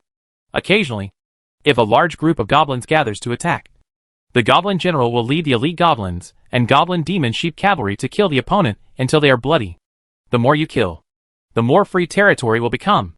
With more territory, it will be much easier to find food, and there will be fewer goblins looking for death. But the goblin tribe is no longer as indifferent as it was before Owen came. Whether it is the output of the super farmland or the magic horn tree blocks used as iron-making fuel, they are important resources that cannot be lost. It looks like we need to spend some money. Owen took out his notebook with a headache. There were more and more projects that required progress values, but that priority had always been a headache for him. Chapter 53, the Second Northland Pioneering Mission. Owen, who felt his nose was about to malfunction due to trying to make fertilizer, had just returned to the territory when he received bad news from Corinth. This made him, who had become more relaxed as the territory's strength grew, become anxious again, and his anxiety increased day by day. This is the second time Corinth has returned. The first time he brought back all the female serfs in Mara town, but they were only 30-50, which did not have much effect on adjusting the male-female ratio in the territory. However, Owen still gave he rewarded and gave him 2 days off. However, Corinth, who had only made this achievement, did not give up. He begged Irving to give him another chance. Since the more people in the territory, the better. Irving once again organized a larger fleet. Corinth was really hard-working. After being gone for more than half a month, he managed to bring back 300 serfs, 100 of whom were women. Owen was delighted, but he was also curious about where he got so many serfs, and he didn't understand until he heard the result. In fact, it is very simple. Mara town is just one of the transfer stations in the north. It is not the only one, and it is not the only one with serfs. In fact, the closer to the border of the empire, the more serfs there are, and the proportion of women is higher. But once the trip was not easy. If you did not bring enough food, the mortality rate of the serfs along the way was not low. With other risks, it was easy to lose everything. Kalunsi also dared to go because the food and grass provided by Owen were enough for his troops. But it was also a lot of effort along the way, and he lost a lot of weight. But this time when he returned, Corinth also brought bad news. The Empire was preparing for the Second Northland Pioneering Mission. The first Northland Pioneering Mission lasted for several years. Tens of thousands of people went to the Northland one after another. They fought with barbarians, fought with wild beasts, and fought with their peers. In the end, only 1 out of 10 people who survived could stand. Even fewer have a firm foothold. In the following 10 years, there were those who took the initiative to dig for gold, those who were passively distributed, and a steady stream of refugees, totaling hundreds of thousands of people. It was these people who used their lives and sweat to create the prosperity of the Empire's borders today. But when this life-devouring land began to breed wealth, some people became impatient and prepared to intervene. In other words, the peach pickers came. According to the information obtained by Corinth, this time the pioneering group is no longer a death pioneering group mainly composed of criminals and refugees. but a group mainly composed of the second sons of nobles who have no inheritance rights. Down-and-out young nobles, wandering knights, and mercenary groups. Plunder group. You're coming here with bad intentions, Owen said with a sigh while sitting in the study. This is not the early stage. We need to compete for land with the barbarians in the north. We must have enough force to survive. Today's Northland is much peaceful. Although there are conflicts between neighbors, no one will really kill him. If not, Owen would not be alive. It was not until his actions were too big that he alerted the neighbors and prepared to attack him. This is mainly because the Northland is too big and there are too few people. There is really not much room for conflict between them. Moreover, if the Northland falls into internal strife, it is impossible to survive. So hoes are more suitable for the current Northland than swords. In this case, is it necessary to form a fully armed pioneer team? The facts are obvious. It is obvious that this armed pioneer group is not here to help everyone build their home together. Owen can even guess what the other party will do. And Maya has specially reminded him about this. Just find a piece of land and occupy it. Then create conflicts and start a war with your neighbors. Then of course, the winner will own everything. You know what you know. But Owen can't change anything. The essence of aristocrats is that they are greedy devourers. And their desire for power and land is endless. In the beginning, the border of Northland was just a place where they discarded garbage, which was insignificant. But when the garbage decomposed and turned into nutrients, the land that began to become fertile was no longer so dispensable. Of course, the current Northland is not worthy of the big nobles, because they don't like it at all. The great nobles are already above ordinary nobles. They have a long history and heritage. The huge territory is more like an independent kingdom. In fact, the duchy is also called a principality, and the marquis is called a princedom. This shows the power and influence of the great nobles, coupled with the feudal nobles who support the great nobles. Each great noble has a decisive influence in the empire. They are the top predators entrenched in the behemoth of the empire. They have no shortage of interests, and cannot be busy for 3 melons and 2 dates. Not enough to lose points. The problem is that there are too many nobles in the empire. Even if the emperor and the great nobles have consciously reduced the enfeoffment of titles long ago, the number accumulated over a long period of time is still an unbearable number. For this reason, canonized nobles have appeared. Enfeoffment is to divide a part of one's own land. Unless the nobles who infect the land betray or completely cut off, this part of the land can never be recovered. And this is an eternal pain in the hearts of the great nobles and the emperor. The canonization is simple. There is only a title but no land. Even if the title can be hereditary, the status cannot be compared with the feudal nobles. It was they who promoted the Northland Development Act in the first place, because their desire for land has almost become an obsession. However, there are also some feudal nobles who support this decision. Firstly, the nobles' desire for land is endless. Secondly, there is only one descendant who can inherit the title. The remaining ones can only find another way to make a living, which is not conducive to family development and risk sharing. Therefore, in the long run, developing the Northland will be beneficial to them. But not to mention the bitter cold in the north. It is still the territory of the barbarians in the north. If you want to develop it, you must use at least 1 million people and material resources. Even the empire cannot bear this outrageous expense. After all, such a huge investment. If you want to see the benefits, will have to wait at least several decades. And no one will do that. So in the end, the Northland Development Act became the Northland Development Corps, which guided the private sector to develop the Northland, and then started to pick the fruits after the completion of the project. This is a conspiracy, and there are many smart people who have seen this. But after seeing it, no one can actually resist the temptation of the land. Even if they know that they will escape death, there is still an endless stream of people going to the Northland. Especially when after the empire moved away from the Northland noble title, which was a big killer, it pushed the development of the Northland to a climax. Otherwise, the heavy death rate would have scared people away. Now 20 years have passed, and although the Northland has not yet reached a mature stage for harvesting, some people can no longer bear it, because when the Northland is truly developed, it will not be their turn to intervene. This is the only thing Irving can be thankful for, because most of the people who take action at this time are small and medium-sized nobles in the empire, and they may not even be the main force of the family. It is more like a casual move, so there is no need to worry about being crushed. Moreover, Owen's territory is far away from the empire's border. The second Northland Pioneer Group will not be able to affect him here, at least in the short term. However, as the territory develops better and better, Some hungry wolves will definitely be attracted to it. And then, there will be constant trouble. Chapter 54 Demon King's Arm Series.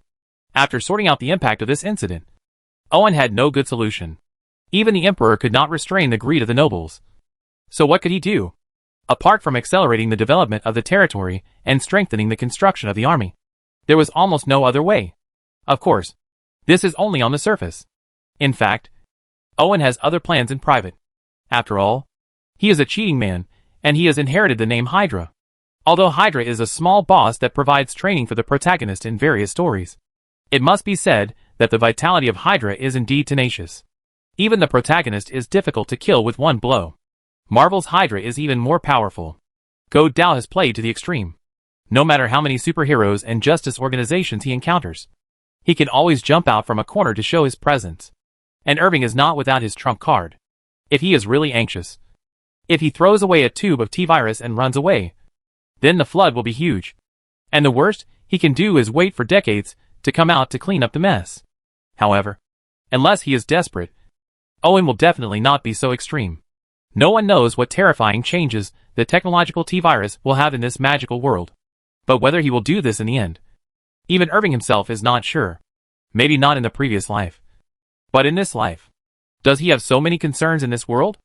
Owen couldn't even figure out what was inside him. Now he was like a balloon that was constantly sulking. He desperately wanted to release the internal pressure. And there was no better way to release it than a woman. Dale behind him had a rosy face and a faint smile, as if watching a naughty little guy go out. But Owen, who came out of the greenhouse, had a troubled face. For the first time, he had the urge not to do it for strength, but to strengthen something. Because it was so embarrassing. If he hadn't retained the dignity of a middle-aged man, he would have collapsed from shame. Owen, who was a little embarrassed to see others, went directly to the secret room of the dungeon, and was busy sorting out a pile of manuscripts left behind by his study of puppetry. It has to be said that the sage state is indeed conducive to men's calm thinking. By sorting out the manuscripts, Owen found that over the past year and more, through continuous self-study, he has achieved good results in puppetry. I dare not say that he is proficient, but at least he knows to get a general idea. It is like knowing that in addition to the steering wheel and accelerator, a car also has a chassis, engine, clutch, air conditioning, fuel supply, lubrication system, etc. If it is an exam, you should start at least 30 minutes. After looking through the manuscript of the imitation plan, which still had a lot of flaws, Irving was quite self-aware. With this ability, it was better not to think about imitating. It was just a waste of time and energy. It seemed that he had to continue to accumulate. But this was still in line with him. Intellectual attributes. Fortunately, through continuous reading and learning to manage territory, his intelligence and political attributes have increased by 3 points. And he can see some hope for the future. Putting the imitation plan aside, Irving planned to revise it and then put it away. In this way, he would continue to learn and revise, and restart the puppet imitation plan when he was confident. Although the puppet imitation plan was put on hold again, Owen got a lot of inspiration from it. The synthesis of the demon sheep armor previously gave him a lot of inspiration, reminding him of Iron Man's suit. The demon sheep armor gives the wearer greater strength and explosive power, while the demon sheep sword bestows the user with superb swordsmanship and skills. Together, the two can directly turn an ordinary person into an elite warrior who has experienced hundreds of battles. And this is only the primary Demon King's arms. Above this, there are intermediate, advanced and real Demon King levels. And each level of Demon King's arms can be strengthened 3 times. If the advanced Demon King's weapons are strengthened 3 times, their power will definitely be no worse than the steel suit. At least not worse than the previous Nano series. The only problem is that using the power of the Demon King's arms is not free. In addition to consuming the magic power of the equipment itself, it also consumes a lot of physical strength on the user. If one's own strength is insufficient, not only will the ability of the Demon King's arms be unable to be used, but it is also easy to become a 3 seconds man. Of course, you can choose to let the Demon King's arms swallow monsters to make up for this consumption, and you can get a considerable increase. The problem is that if you use it like this for a long time, even the Demon King's aura cannot completely resist the erosion of the Demon King's arms on the user. Don't forget, this thing is called Demon King's arms. It is a demonized equipment made by contaminating the hero's equipment with monsters. It is not a good thing. Even so, The Demon King's weapons are still an important basis for Owen's future magical version of the steel suit, so he has not given up researching changes in this area. However, due to the continuous setbacks of the puppet imitation plan, Owen learned patience from it, so he did not rush to the high-level Demon King arms. Instead, he chose the Junior Demon King arms as a try, and then improved it step by step, and finally created a magical version. Steel suit. The primary Demon King's armament does not consume much progress value. It is a hero's equipment worth 5 progress points, and a free summon monster. He can afford to waste it, and the finished product will not break, even if it is used by ordinary people. There are certain hidden dangers. In a crisis, it can also be used for emergencies. As the first synthesized Magic Sheep series, it was obviously successful. So this time Owen focused on Viper, and planned to create a Viper series. It is also a fusion of monster and brave armor. The snake armor is obviously not as thick as the devil sheep armor. It is an ultralight scale armor that looks like directly peeled off snake's skin. Therefore, it wears very close to the body and perfectly accentuates the figure. He lowered his head and looked at the lump below. He originally thought it was a standard model, but now he suddenly lost a little bit of confidence. So he immediately took off the tight-fitting scale armor that a man would wear and a beauty would wear. Despite this, Owen still feels the benefits of this set of scale armor. After wearing it, the body will become more flexible, as if the joints all over the body have become silky smooth. Although it does not increase strength and defense, it can greatly enhance flexibility and instant explosive power. Just like the moment when a poisonous snake is preparing to attack its prey. The second work is the venomous snake soft sword. When it is stabbed continuously, it will make a snake hissing sound and contains highly poisonous. However, in addition to releasing snake venom, the soft sword can also achieve the purpose of detoxification by absorbing toxins.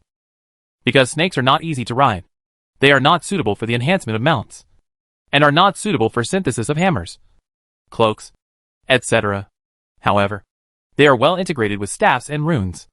Owen synthesized a snake staff and a poisonous snake amulet. The former can summon and drive poisonous snakes, and the latter can increase the power of curses.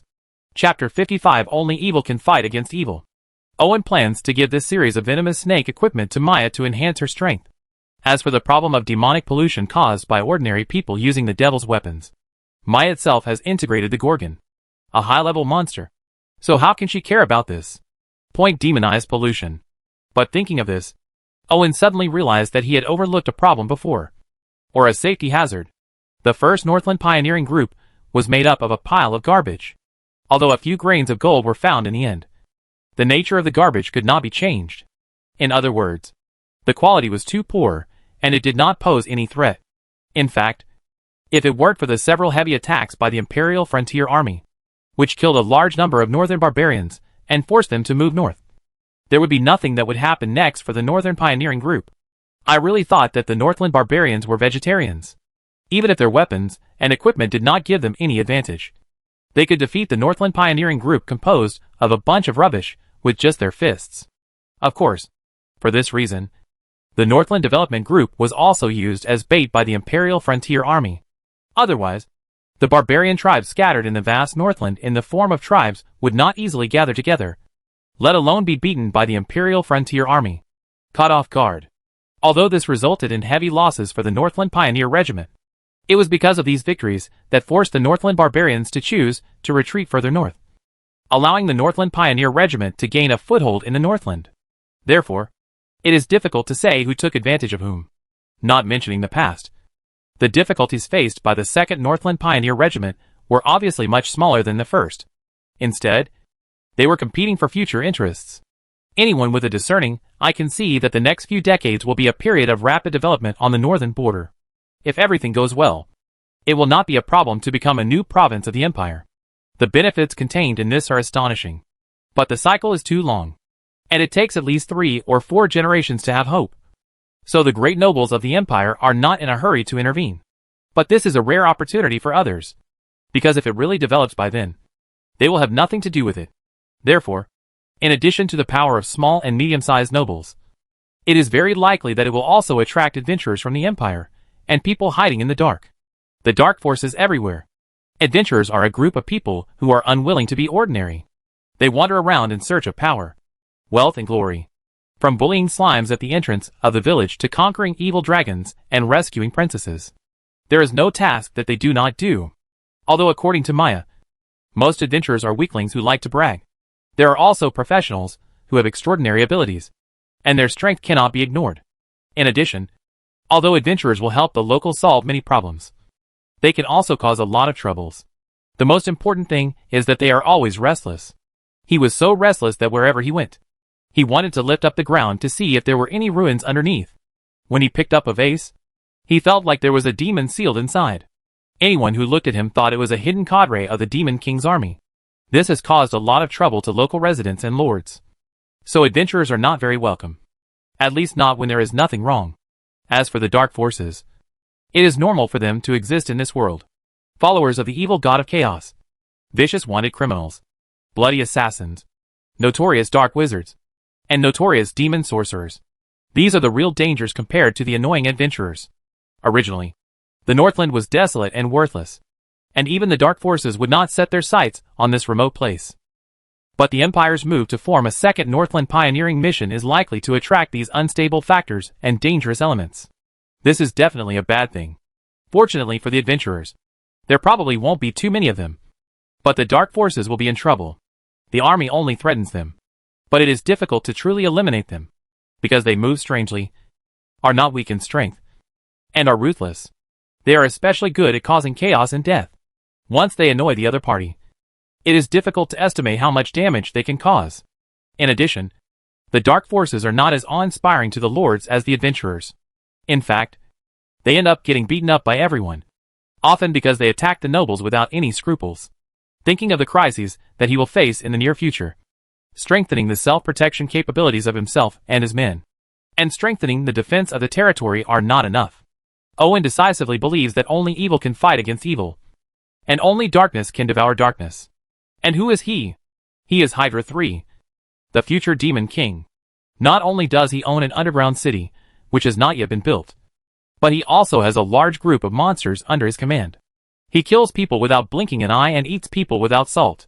Who can be more like him than him? Dark power. Even if he agreed, Hydra would not agree. Long live Hydra. Let the name of Hydra ring through the dark world. After completing Secondary 2, Owen continued to be busy with what he was doing. After all, regardless of his physical age or mental age, he had already graduated from Secondary 2. After the Demon Sheep and the Viper, Owen set his sights on Slime, and suddenly felt a headache, because Slime was not well integrated with all the brave equipment. After all, Slime's characteristic was a pectin-like constitution, and this feature is simply a disaster for weapons and armor. Owen tried to fuse the slime with the staff and talisman to obtain an acid staff and an acid talisman. The effect was better than nothing, so he might as well keep the synthetic slime made working in the castle. Now only Goblin is left among the 4 major monsters. But whether it is a series of synthetic green Goblin equipment or a wretched version of Goblin Maid, Owen cannot convince himself to accept it, even if the Goblin Maid might become beautiful. Thinking about the original appearance, as well as the hooked nose and the mouth full of fangs, all distracting thoughts disappeared immediately. And the Goblin should continue to work as a thug in the Devil's Horn Forest. They are both monsters, but because of the difference in appearance, they are treated completely differently. This shows the importance of appearance. It is not an exaggeration to say that appearance determines fate. The synthesis of the primary Demon King's weapons is almost complete. Although there are more combinations, there is no need to continue. Owen needs to accumulate more progress points to try more advanced synthesis. The intermediate Demon King's weapon requires 2 pieces of brave equipment to be synthesized as the main material, and it also requires an advanced monster, so the consumption is doubled. For practical reasons, Owen chose the most cost-effective warrior armor and the advanced demon sheep as the fusion materials. Needless to say, the enhanced version of the brave armor mainly depends on the advancement of the demon sheep, a half-goat who walks on 2 legs. The demon goat is half human and half goat, with the head of a goat, the upper body of a human, and the lower body of a goat with reverse joints. Just like the cunning demon in mythology. But the demon goat is not as powerful as the devil. Although his strength and agility are beyond ordinary people, he relies more on instinct to fight. He rushes in front of the enemy like a boxer and beats him crazily. Therefore, in Owen's evaluation, it is worth at most 3 progress points. However, the demon goat is just the introduction to the demonized armor. And the way of fighting is not important. Chapter 56 Evil Demon Armor. The synthesized demon goat armor is much more powerful than the demon goat armor. It does not refer to the strength of the armor, but to the internal increase. The demon sheep armor is just a simple armor. The increase is more like some kind of blessing magic. The higher its own attributes, the better it performs. The demon goat armor is different. It looks like a living thing inside, with green blood vessels and blood-red muscle bundles all over it. There are also gland-like organs that are constantly squirming, and a kind of transparent and colorless mucus is secreted from the inside. The helmet, the blood-red eyes revealed an evil will. Damn it. This thing is alive. Owen could feel the demon goat's armor's desire for flesh and blood. Not to mention that using this armor was like crawling into the abdomen of some creature. Even if there was no smell, he would not try to use it. In addition, the external shape of the demon goat armor also looks too evil. If the demon sheep armor still has a strong sheep style, it is somewhat similar to the black painted Ares golden saint cloth, especially the huge horn spanning the shoulders. Then the demon goat armor can only be said to be purely demonic. Not only is it sharp and angular, it also exudes an evil aura. It is the kind that a righteous character will definitely cut twice before crushing the bones and ashes. Thinking about himself wearing a demon goat armor and leading a group of monsters under his command, and then showing off the dungeon. No one believed him even if he said he was not a dark force. Now it's settled. When facing adventurers, he is the noble Lord Guangzhouwei. When facing the invasion of evil forces, he is the evil and ferocious dungeon devil. Who dares to compete with him for territory? Owen is quite satisfied with the demon goat armor as long as he doesn't wear it. But the name is not nice. So he subtracted one word and called the new series the Demon series. Although the Demon Man series is far stronger than the Demon Sheep series, the evil atmosphere is too strong, unless he plans to appear as a negative image in the future. Otherwise it is best not to use it. Besides, it is too disgusting. So after building a set of demon swords, Owen chose to seal them on the 3rd floor of the dungeon, and then find ways to strengthen the basic Demon Sheep series. The first is the material. The special thing about the hero equipment, as the main body of the synthesis is not its hardness. So in terms of defense, it is only equivalent to sophisticated plate armor. If it were an ordinary world, this strength would be enough. But unfortunately, this world is not ordinary, so it must be strengthened. The enhancement of brave equipment is very simple. Just fuse equipment of the same type, and it can be fused up to 3 times. In fact, each fusion is the main material required for the next stage of the synthesis of the Demon King's weapons. And the 3rd time must be the fusion of the brave heart. That is, up to 3 pieces of brave equipment and 1 brave heart can be fused together. This is the upper limit of the game, which is also the upper limit of the synthesis furnace. Owen had never redeemed the heart of the brave before, because the heart of the brave, worth 20 progress points, was not cheap. In addition, he didn't know what the heart of the brave was for, so he never redeemed it. This time he planned to strengthen the demon sheep armor to its limit. A brave heart was essential. At the same time, he also wanted to see where the limit of the synthesis furnace was. In fact, the limit of the synthesis furnace is not as difficult to touch as imagined. As a product of 20-point progress value exchange, the powerful functions of the synthesis furnace are more aimed at the brave equipment and monsters from the same game. Even so, if you want to break the limit, you still have to this special substance. The heart of the brave is needed for enlightenment. In addition, although the synthesis furnace also has magical effects on ordinary substances, the upper limit is not as high as imagined. This obviously limits Owen's future performance. But for the upper limit of the progress value he currently has, the synthesis furnace is still it's enough. The 2 newly exchanged brave armors were combined with the original demon sheep armor.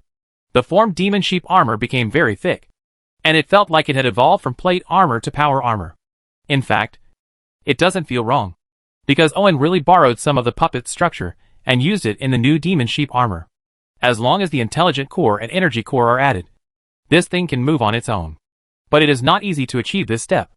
Owen only unexpectedly discovered that mental power can cooperate with the synthesis furnace to perform more detailed operations before repeatedly fusing the Demon King's weapons.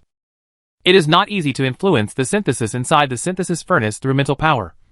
Not to mention that he has to persist until the synthesis is completed. Part of his mental energy, which serves as the mold or framework, will be lost during this process, causing him to be mentally depressed for several days before he can recover. But the good thing is that this part of the mental power has not disappeared. but has been integrated into the synthetic items, giving him a high affinity for the synthetic items. Otherwise, the demon armor would not only be disgusting, but also quite dangerous. Later, during Owen's continuous research, he mastered the ability to shape the puppet mechanism through the synthesis furnace, and used it on the enhanced version of the demon sheep armor. Of course, Owen's current mental strength cannot directly synthesize more complex structures, such as mechanical spines. Therefore, on this basis, he successively integrated mechanical spines, intelligent cores, energy cores, magnet mushrooms, etc., and finally integrated the blood red hero's heart gem. It was also at this time that Owen understood the role of the hero's heart, which was similar to a simplified version of the Philosopher's Stone. It could completely integrate all items and functions, and at the same time, to a certain extent, prevent the user from being affected by the emotional impact of the Demon King's weapon. This is the reason why the strengthening of the Demon King's weapons requires a brave heart in the end. And it is also the key to why the Demon King's armor looks so evil. Although Owen possesses the Demon King's aura, he will not be contaminated by the demonization of the Demon King's weapons. But as a demonic object full of negative energy, the negative impact on his spirit and emotions is still unavoidable. The mood is definitely different when you go out for a spring outing in sunny weather, and when you walk in the mud on a rainy day. You can adjust yourself in a short period of time. But over time, you can't even think about not being depressed. Fortunately, due to the continuous strengthening process of the demon sheep armor, the proportion of monsters has been reduced, and the color of the final demon sheep armor has turned into a low-key and luxurious metallic gray, which looks much more pleasing to the eye. In addition to the color, other aspects have also changed, such as the height increasing to 2 meters and the weight exceeding half a ton. To be honest, without the support of the exoskeleton frame of the puppet structure, wearing this thing would be really fatal. If the helmet strap is crooked, the neck will be broken. But with the exoskeleton frame, coupled with the fused mechanical spine, intelligent core, and energy core, the demon sheep armor still has the ability to act autonomously even without the wearer. Once worn, it is even more powerful. This is not the real ability of the demon sheep armor. Its internal structure is what even amazed Owen, compared with the disgusting and uncomfortable biological tissues inside the demon man armor. Although there are similar biological tissues inside the demon sheep armor, they do not appear disgusting. Countless tough fibers form rubber-like muscle bundles, crisscrossing the armor's internal space. They don't look like living things, but more like biochemical synthetic materials, with good anti-collision and shock-absorbing effects. And this is only the most basic function. When Irving actually wore it, he personally felt the function of this layer of biological tissue. Chapter 57: Smoke coming from ears. How can I say that? It feels like countless slippery little hands caressing your whole body, and like a warm python with its skin wrapped around you. It feels very weird. It feels a little uncomfortable and nauseating at first, but after you get used to it. But unexpectedly, I felt like I was being wrapped around Maya and constantly asking for it. Once you accept this setting, your mental strength suddenly penetrates and seems to be integrated with this layer of muscle tissue. It feels like you suddenly become extremely strong, just like a skinny boy suddenly turned into a big and round strongman. Obviously, this is because the muscle bundles give the user the illusion of extra strength. In addition to enhancing the strength of the muscle bundles, this layer of tough biological tissue can also help the wearer share the pressure from the outside world, which is very effective. Owen can even easily lift 1 or 2 tons of weight. And this is not the limit. After all, the outer armor is the puppet structure combines a mechanical spine and an energy core. And the power output is also not small. At the same time, Owen also noticed that the armor had some hidden functions, such as the magnet mushrooms he had specially integrated into it. But these functions still needed to be developed before they could be used. The only drawback is that it is too heavy. Not to mention ordinary war horses. Even the heavily equipped magic sheep cannot bear the weight. Maybe he can consider getting off the chariot. The ultimate version of the magic sheep powered armor was named Boss Sheep Armor by Owen. And this set of armor did not require a special place to store it. Following Owen's will, it turned into a Heart of the Brave necklace and was worn around his neck. The heavy and huge armor turned into a small necklace. The process was very magical. So Owen chose to dress again out of curiosity. It was very exciting when the armor was released. The pieces of armor quickly spread out in all directions, with the Heart of the Brave as the center, covering the whole body in the blink of an eye. There was a smooth stretch with a hint of industrial beauty. And there was also the sound of metal armor colliding and rubbing. It can make any boy excited, and want to fight the supervillain for 800 rounds immediately. Although men will always be boys until they die, Owen didn't indulge in it for too long. He was almost done playing it a dozen times. It's okay to synthesize another weapon next. Owen was finally able to breathe a sigh of relief. And only then did he realize that he had wasted too much time and progress on this. But what he got in return was the ability to protect yourself, and the peace of mind are worth it. I don't know how long it has been. Because he was obsessed with synthesis, and the secret room in the dungeon was made too comfortable. Owen actually forgot how long he had been here. Although if something happens, Maya will definitely come to inform him. The problem is that he has not contacted the outside world for too long, which makes him feel a little more anxious. This is definitely not because the little brother has always insisted on never bowing his head. So Owen went directly back to castle. As a result, I almost froze to death as soon as I came out. Opening the door to look at the snow, the trembling Owen suddenly realized that it was already winter. He had actually stayed in the secret room of the dungeon for half a year? But it's not surprising. The progress value needs to be waited for, and the synthesis needs to be tested. In addition, during this period, inspiration continued to emerge. Owen suddenly seemed to have an enlightenment on puppetry.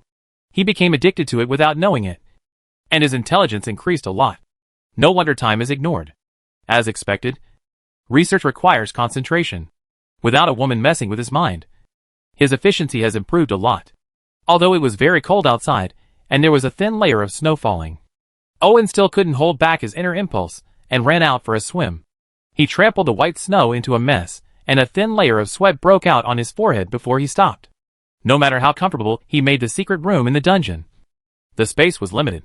If you stayed in it for a long time, you would inevitably feel a little depressed. So as soon as you came out, you couldn't wait to release your inner impulse and ran to the snow to have fun. In the end, you were still wearing single clothes. As expected, he caught a cold. With such a small body, it was a dream to think that the cold and heat would not invade him. So after changing into a pair of thick clothes, Owen sniffed and went to the greenhouse to find Dell. Of course, he can exchange cold medicine from the system. But doesn't this mean he has one less reason to go to Dell? Although it doesn't matter whether there is a reason or not. At least it is interesting. Under Dale's care, the greenhouse is already in full swing, filled with common magic herbs in Hogwarts. However, there are many poisonous snakes wandering around here, which makes it appear to be full of dangers. Because it is warm and comfortable here, and there is a lot of food. Many rats came here some time ago and bitten the plant guards. So Lord Maya mobilized a group of venomous snakes in the castle. Here there is no need to hibernate. And you can also help catch mice. While brewing the refreshing potion, Dell told Owen some recent trivial matters. As gentle and considerate as a wife making soup for her husband. Wrapped in thick clothes and warming himself by the torch tree stump. Owen was enjoying the feeling now. He couldn't help but think that he was not young anymore. He would be 20 years old in another year. Maybe he should think about his lifelong events in advance. The refreshing potion was very successful, thanks to her witch bloodline sensitivity to magic potions and the sufficient raw materials. Dale has learned the methods of brewing most of the potions commonly used in daily life at Hogwarts. Hogwarts textbooks I also taught myself to the 4th grade. Although the first 3 years of the course are more about laying the foundation, Dale's talent cannot be ignored. Of course, this is also related to Dale's witch blood and her already being an adult. But at this rate, she will be able to study all the textbooks on her own in a year or two and become an official wizard.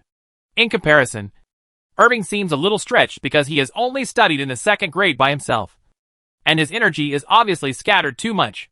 After drinking a large spoonful of refreshing potion, Owen suddenly became more energetic, but his ears kept smoking, which made him less interested in having an in-depth exchange with Delaware. After all, it would make him look like a car no matter what. A little train that can't climb uphill even if it tries hard. Just when Owen was hesitant to drive, Maya quickly arrived and placed a lot of accumulated territorial affairs in front of him. Okay, don't drive. Let's start working first. In desperation, Owen could only work hard with smoke coming from his ears. Next, Owen didn't go to the secret room of the dungeon. Firstly, he had exhausted his passion and inspiration before coming. Secondly, the territory really couldn't be separated from him. Owen first transformed the serfs, who had performed well in the past 6 months, into farmers. This was related to the labor efficiency and public sentiment of the territory and could not be delayed. Then he used the cover of the inner treasury to replenish a wave of scarce supplies to the territory. and then looked through the information compiled by Maya. Corrins has not been idle in the territory in the past 6 months. He has gone out many times to buy serfs and inquire about the news, mainly about the movements of the 2nd Northland Pioneering Group. Chapter 58. I don't know who will be unlucky next year. The beginning of next spring will be the time for the pioneering team to go north. I don't know who will be unlucky first. Owen put down the information in his hand and pinched his brows. Even though he had expected it, he still felt a little weak inside. However, Owen quickly regained his composure. His territory was too far away from the Empire's border. The people of the 2nd Northland Pioneering Group would definitely not ignore their immediate interests, but would come all the way to him. The farther north you go, the more desolate it becomes. This is the consensus of the Northland. Everyone thinks so. In this way, it can at least buy him 1 or 2 years of development time, which is enough for him to increase the strength of the territory. By then, even if you have evil intentions, you have to see if you can offend him first. Thinking of this, Owen, who was about to smile, suddenly stiffened. How could he have forgotten the adventurer? If there were adventurers following him, they would definitely not stay close to the Empire's border. It was inevitable to explore further afield, so he didn't have as much time as he thought. Damn adventurer. Owen cursed as viciously as some villain bosses, because he lived in the safest and most stable country in his previous life. He hated these lawless and reckless people, especially when it was related to his own interests. Although he can abandon everything and run away when necessary, the problem is how much effort and progress value it takes to develop the territory. It is not impossible to abandon everything, but it will definitely make him feel distressed to the point where he wants to kill someone. No longer wasting progress points, Owen began to plan carefully. He needed to use this short time to upgrade all the original units and try to increase their strength while maintaining the same number. However, the number of cavalry must be increased. The Northland is vast. A flat environment is best for developing cavalry.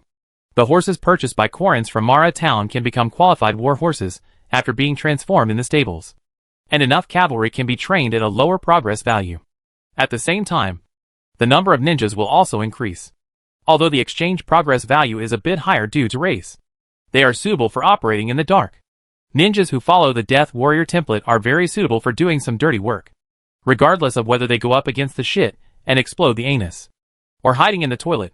As long as they can complete the task, they will do it without hesitation, let alone clean up some overly curious adventurers or dark forces with evil intentions. However, if the number is needed, the strength must also be strengthened. Ninjas are just ordinary people who have undergone some inhuman training. There is no shortage of weird methods, especially with the magic potion provided by Dell. They are even more difficult to guard against, but they lack hard skills. Strength. Killing all witnesses is a successful infiltration. Although this statement is a joke, it has to be said that it is also true. After all, infiltration is to kill people, as long as it is successful. The method and process are not important. In fact, Owen has long thought of ways to enhance this. He had given various breathing techniques redeemed from Demon Slayer games to ninjas a long time ago, and also asked Seal to teach soldiers the Iron Claw shirt and fighting spirit. Now the ninjas have made some achievements in breathing techniques, and the soldiers have also learned the basics of iron shirts. But there has been little progress in fighting spirit. It's not because ninjas and soldiers are both system arms, nor is it because breathing methods and Iron Claw shirts come from the same system as them. It's mainly because if you want to develop fighting spirit, you must train your body to a certain limit, and then someone will inject it into you. The seeds of fighting spirit are slowly cultivated. There is no other way than to train the body to the limit and awaken on its own. The ability of system soldiers is more reflected in the combination of combat skills and discipline, and their physical fitness can only be said to be okay. For example, the physical fitness of system soldiers worth 1 progress value is only slightly better than that of farmers, and is far from elite. Only soldiers with a progress value of 3 are somewhat elite, but their physical fitness is still not enough to activate fighting spirit. Owen estimated that if you want to activate fighting spirit independently, you must be a soldier worth at least 10 progress points, and to activate it passively, you must be a soldier worth 5 progress points. Most of the soldiers in the territory now are low-level units worth 1 progress value. Even if they are upgraded, they are only worth 3 progress points. They are far from the requirements for activating fighting spirit. Don't think that fighting spirit seeds are so easy to condense. The requirements for fighting spirit are too high, and it is far less suitable for popularization than the breathing method and iron claw shirt, at least in the early stage. Although the breathing method is suspected of burning life in exchange for power, it has to be said that it is still superior to Do Chi in terms of instantaneous explosive power. After all, the skill of being able to kill evil spirits with a mortal body is by no means an easy feat. It's just that the breathing method requires a high concentration of willpower to be understood. Nowadays, only ninjas who have undergone inhuman training in the territory can practice it. On the other hand, Iron Claw Shirt is more suitable for all soldiers to practice, because it is a stupid kung fu that does not involve energy such as fighting spirit or internal force. It is essentially a technique for tempering the physical body. The power of chi and blood involved in the later stage is just the use of living things. It has its own blood circulation, so it is one of the few martial arts in this world that is not restricted. The Iron Claw Shirt is not invulnerable at all in the early stage, but it can greatly enhance the physical fitness, which is very, very important for soldiers. The improvement of physical fitness allows soldiers to use heavier armor and weapons, which means stronger defense and lethality. At the same time, the improvement of physical fitness also allows soldiers to gain stronger explosive power and endurance. Together, these are enough to survive on the battlefield, play a decisive role. But the training of Tiabusher was not without problems. Strengthening the body required a lot of energy. Where did this energy come from? It could only be obtained from food.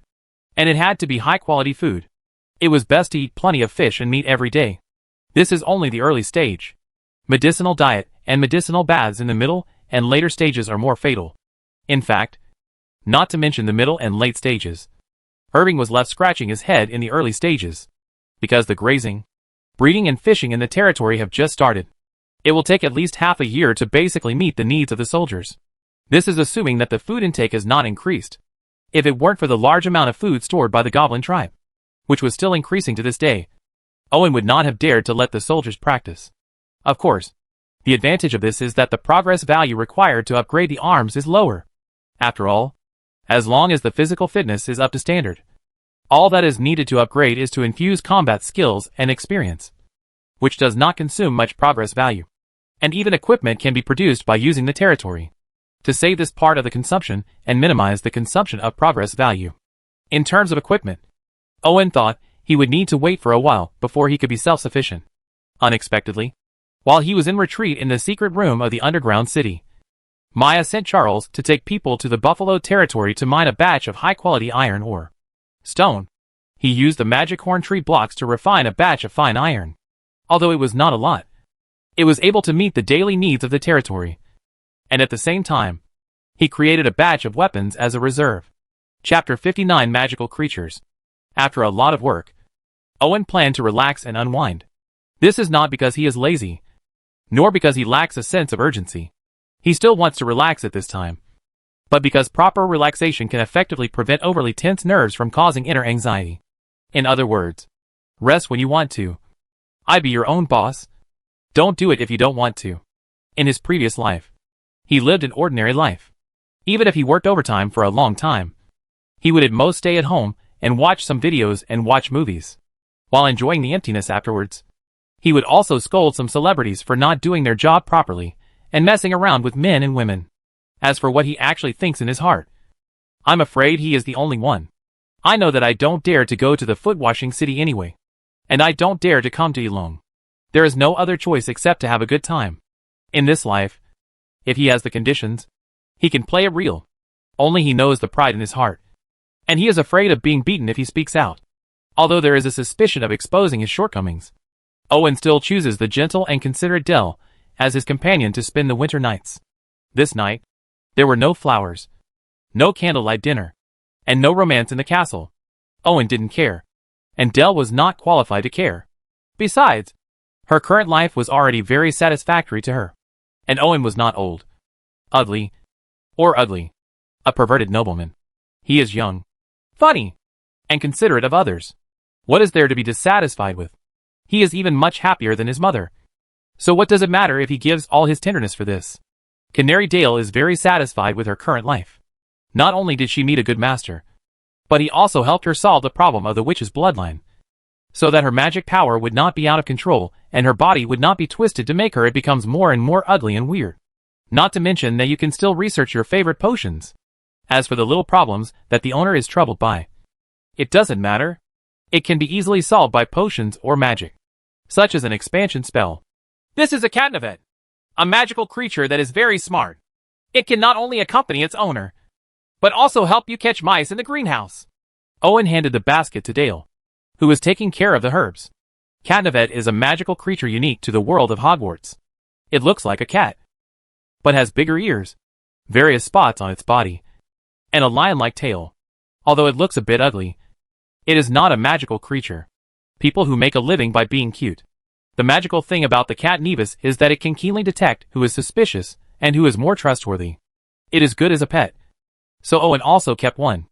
I wanted to give one to Maya and Seal, but considering that their personalities are not suitable for furry animals, we should wait. It's so cute. Dell put down the kettle and took the basket. When she saw the cute little guy in the basket, pink stars almost appeared in her eyes. Few people are immune to the charm of furry animals, especially women. Dale liked this gift very much and even ignored Owen for a while. But he didn't care, because he would make up for it sooner or later. And he knew it. The current weather is not friendly to the little guy. So Dell very thoughtfully built a warm nest for the cat next to the torch tree stump and fed it some milk. After placing the cat Nevis, Dell took out a long list. This was the material she needed to refine the potion. It was impossible to complete it by herself or by collecting it in the territory, so she could only rely on Owen to provide it. The magic potion at Hogwarts is very complex, including not only herbs, but also limbs and organs of magical creatures and ordinary creatures. It is very consistent with the old witch in the fairy tale who stews bat livers, lizard tails, and mouse beards in a pot. Although it sounds disgusting, Owen can't give up the super powerful effects of Hogwarts potions. So after successfully growing the herbs, he plans to cultivate commonly used magical creatures in reality, according to the list provided by Dale. Magical creatures are also divided into levels. Most magical creatures are not expensive, but of course there are expensive ones, such as fire dragons and thunderbirds. However, Dell cannot refine potions that use magical creatures of this level as materials. Even if he refines them, he can directly exchange them for the materials. The price of the materials was much cheaper, and he had exchanged many of them for Dale to practice before. But he prohibited her from adding these things to her daily recipes, except for magic potions and nourishing decoctions. Owen first exchanged a batch of materials, and then exchanged them for several magical creatures that were easy to raise and less dangerous, such as Bowtruckle, Puffrong, Evil Bird, and Moon Crazy Beast. The Bowtruckle looks like a green mantis from a distance, but at a closer look it looks like a little man transformed from a branch. It is very good at disguising itself. It usually lives in trees and relies on preying on insects for food. When trees are destroyed, they will attack each other's eyes, which is generally beneficial to the plants. Because the price was cheap, Irving exchanged a lot of it. He could not only hunt pests, but also clean up dead branches and leaves, reducing Dell's workload. The whole point of exchanging Pujung Velvet is for appearance. This furry ball-like magical creature looks like a bun. It is very cute and can be used to decorate the greenhouse. At the same time, this magical creature is also a scavenger and can effectively clean the greenhouse. The evil bird is also a beautiful magical creature that is pleasing to the eye. At the same time, its feathers are also a good material for making quills in the magic world. However, for such a beautiful magical creature, its singing can make people lose their minds. So they are kept. You must be careful when using duration strengthening silence spells and silent spells. Even if it was because he redeemed it from the system, there was no need to worry about losing control. Irving still only redeemed one, although somewhat dangerous when necessary. The evil bird is also a killer weapon against enemies. As for the Moon Crazy Beast, this creature looks like an alpaca. Its neck is not only long, but also very thick, making it appear top-heavy. Its eyes are as big as a crystal ball and occupy 90% of its head. It looks cute and cute. It makes people wonder if its brain is squeezed out by its eyeballs. In short, it is a creature that looks quite unexpected. It's hard to describe the appearance of the Moon Crazy Beast, but its feces are very good fertilizer, especially suitable for use as fertilizer for herbs. So Owen exchanged 2 of them to see if they could produce offspring. After exchanging the money for the Moon Crazy Beast and thinking about the role of its feces, Owen realized that he had forgotten about the fertilizer issue. Owen felt that he couldn't bear to let a beautiful woman who was close to him handle fertilizer. The last time he taught goblin farmers to handle fertilizer in the Devil's Horn Forest, It left a big shadow on him. So he decided not to waste it anymore. In terms of progress value, he still used plants and biological materials to assemble a new mechanical maid after exchanging many magical creatures. Chapter 60 Plant Biochemical Maid Pot Hose. The new maid is a little shorter than Ram, because it is made entirely of plant materials and biological materials. Her weight is closer to that of a human and her movements are softer. But her appearance is just as strange. The new maid named Green Rose by Owen has light cyan skin and long green wavy hair, a pair of big moist emerald eyes, and petal-like pink lips that make people yearn for it. With her slender figure, she looks like she is walking out of the forest. The elf exudes the breath of nature. Compared with the cyberpunk-style Ram, Green Flower looks more alive, and her eyes are more lively. Because the intelligent core and energy core she uses are more unique. Not a mechanical core with enhanced computing, nor a high-energy energy core. But it is processed on the basis of natural products, and is the core of natural magic. Therefore, although Pothose is not as good as Ram in terms of combat power and calculation power, it is better in terms of perception and details, and can use magic power. So it is more suitable for greenhouse work. In Owen's view, Ram is closer to the definition of a robot, while Lulu is more in line with the fantasy-style doll. Although in fact they are also puppets. However, Puppet Master is a game that has beautiful graphics as its selling point. The details and rationality can only be said to be barely readable. And it would be nice to have a background setting. So don't ask too much. Del was very curious about the elf-like Pothose, because unlike the Ram she had seen beside Maya before, although they were both puppet creations, he seemed softer and easier to get close to. Although Del said nothing about the new maid, she was very satisfied in her heart, because this meant that her identity may not have changed, but her status in the Master's heart was different from before. Even if she could not be compared with Maya, it had become more stable. As a canary, Del will not fight for fame and fortune, nor will she think about becoming the main wife. But this does not mean that she will not try her best to consolidate and improve her status in the heart of her master. After all, a bird cannot be loved by its master. An abandoned canary is a good canary. Otherwise, it will be easy to get tired of and hate them. The fate waiting for them is not good. Being rewarded to the subordinates is already the best ending. Not to mention that Dale was in a happy mood and planned to brew a potion that was similar to a fixed-point expansion agent to cultivate the owner's lack of confidence in certain aspects. Owen started busy with work after delivering the gifts. Next, Owen didn't spend the progress value randomly.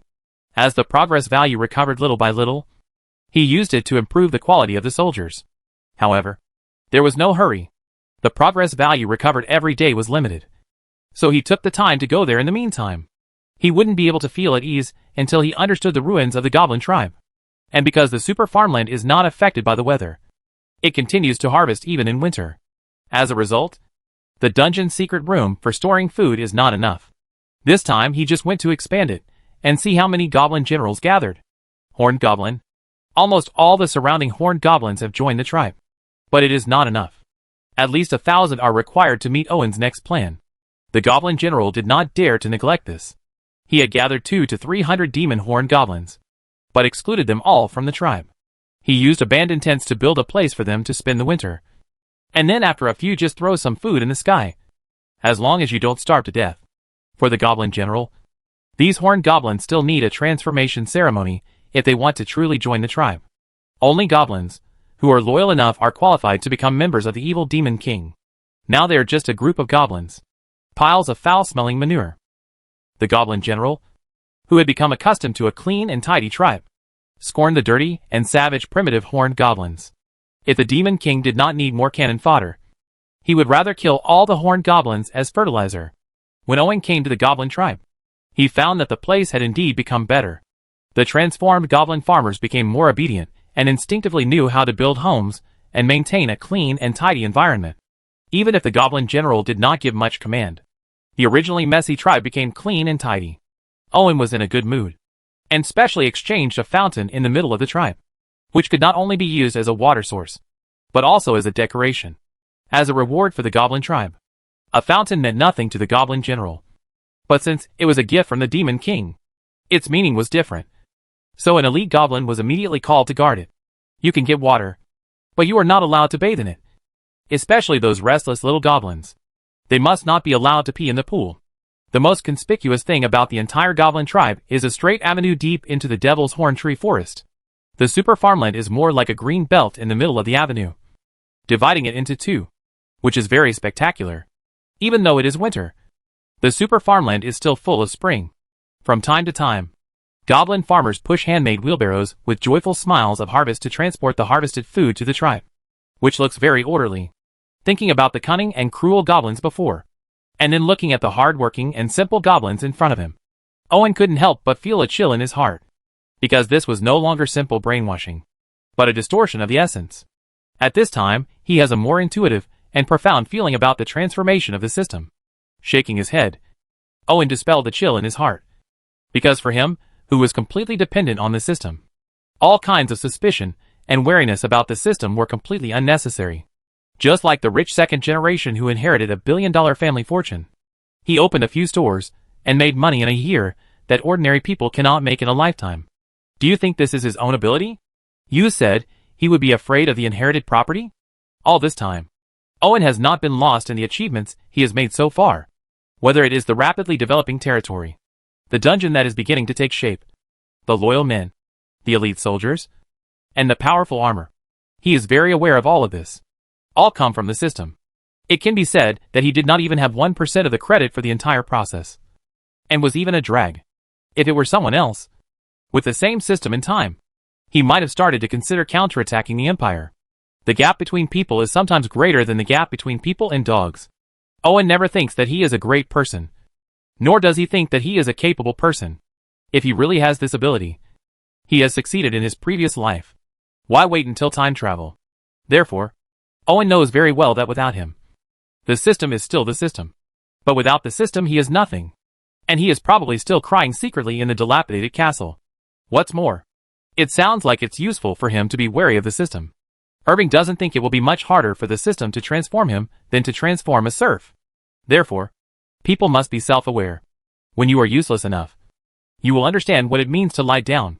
When you are useless enough, you don't have to worry about being taken advantage of, because your chances of doing bad things are higher than your chances of success.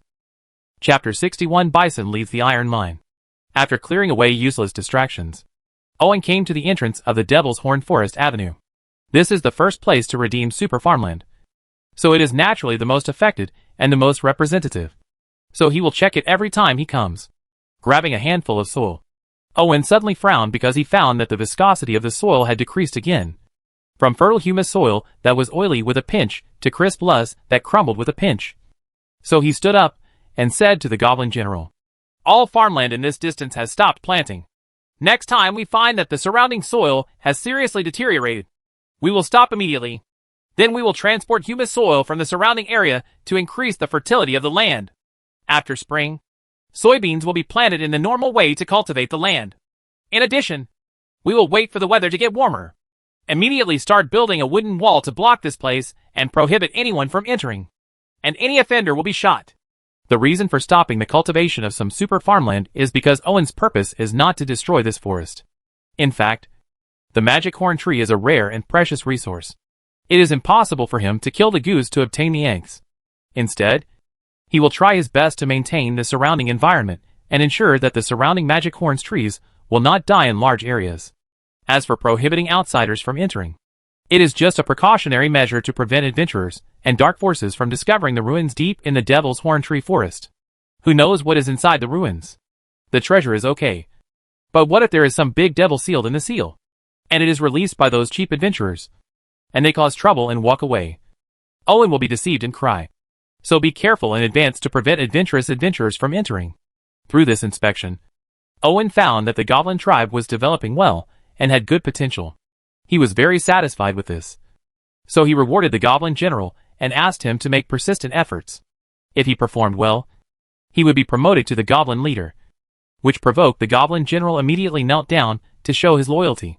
Then, in addition to building a new underground city secret room as a food storage warehouse, Owen also asked the Goblin General to transport a batch of food to the Devil's Horn Forest village.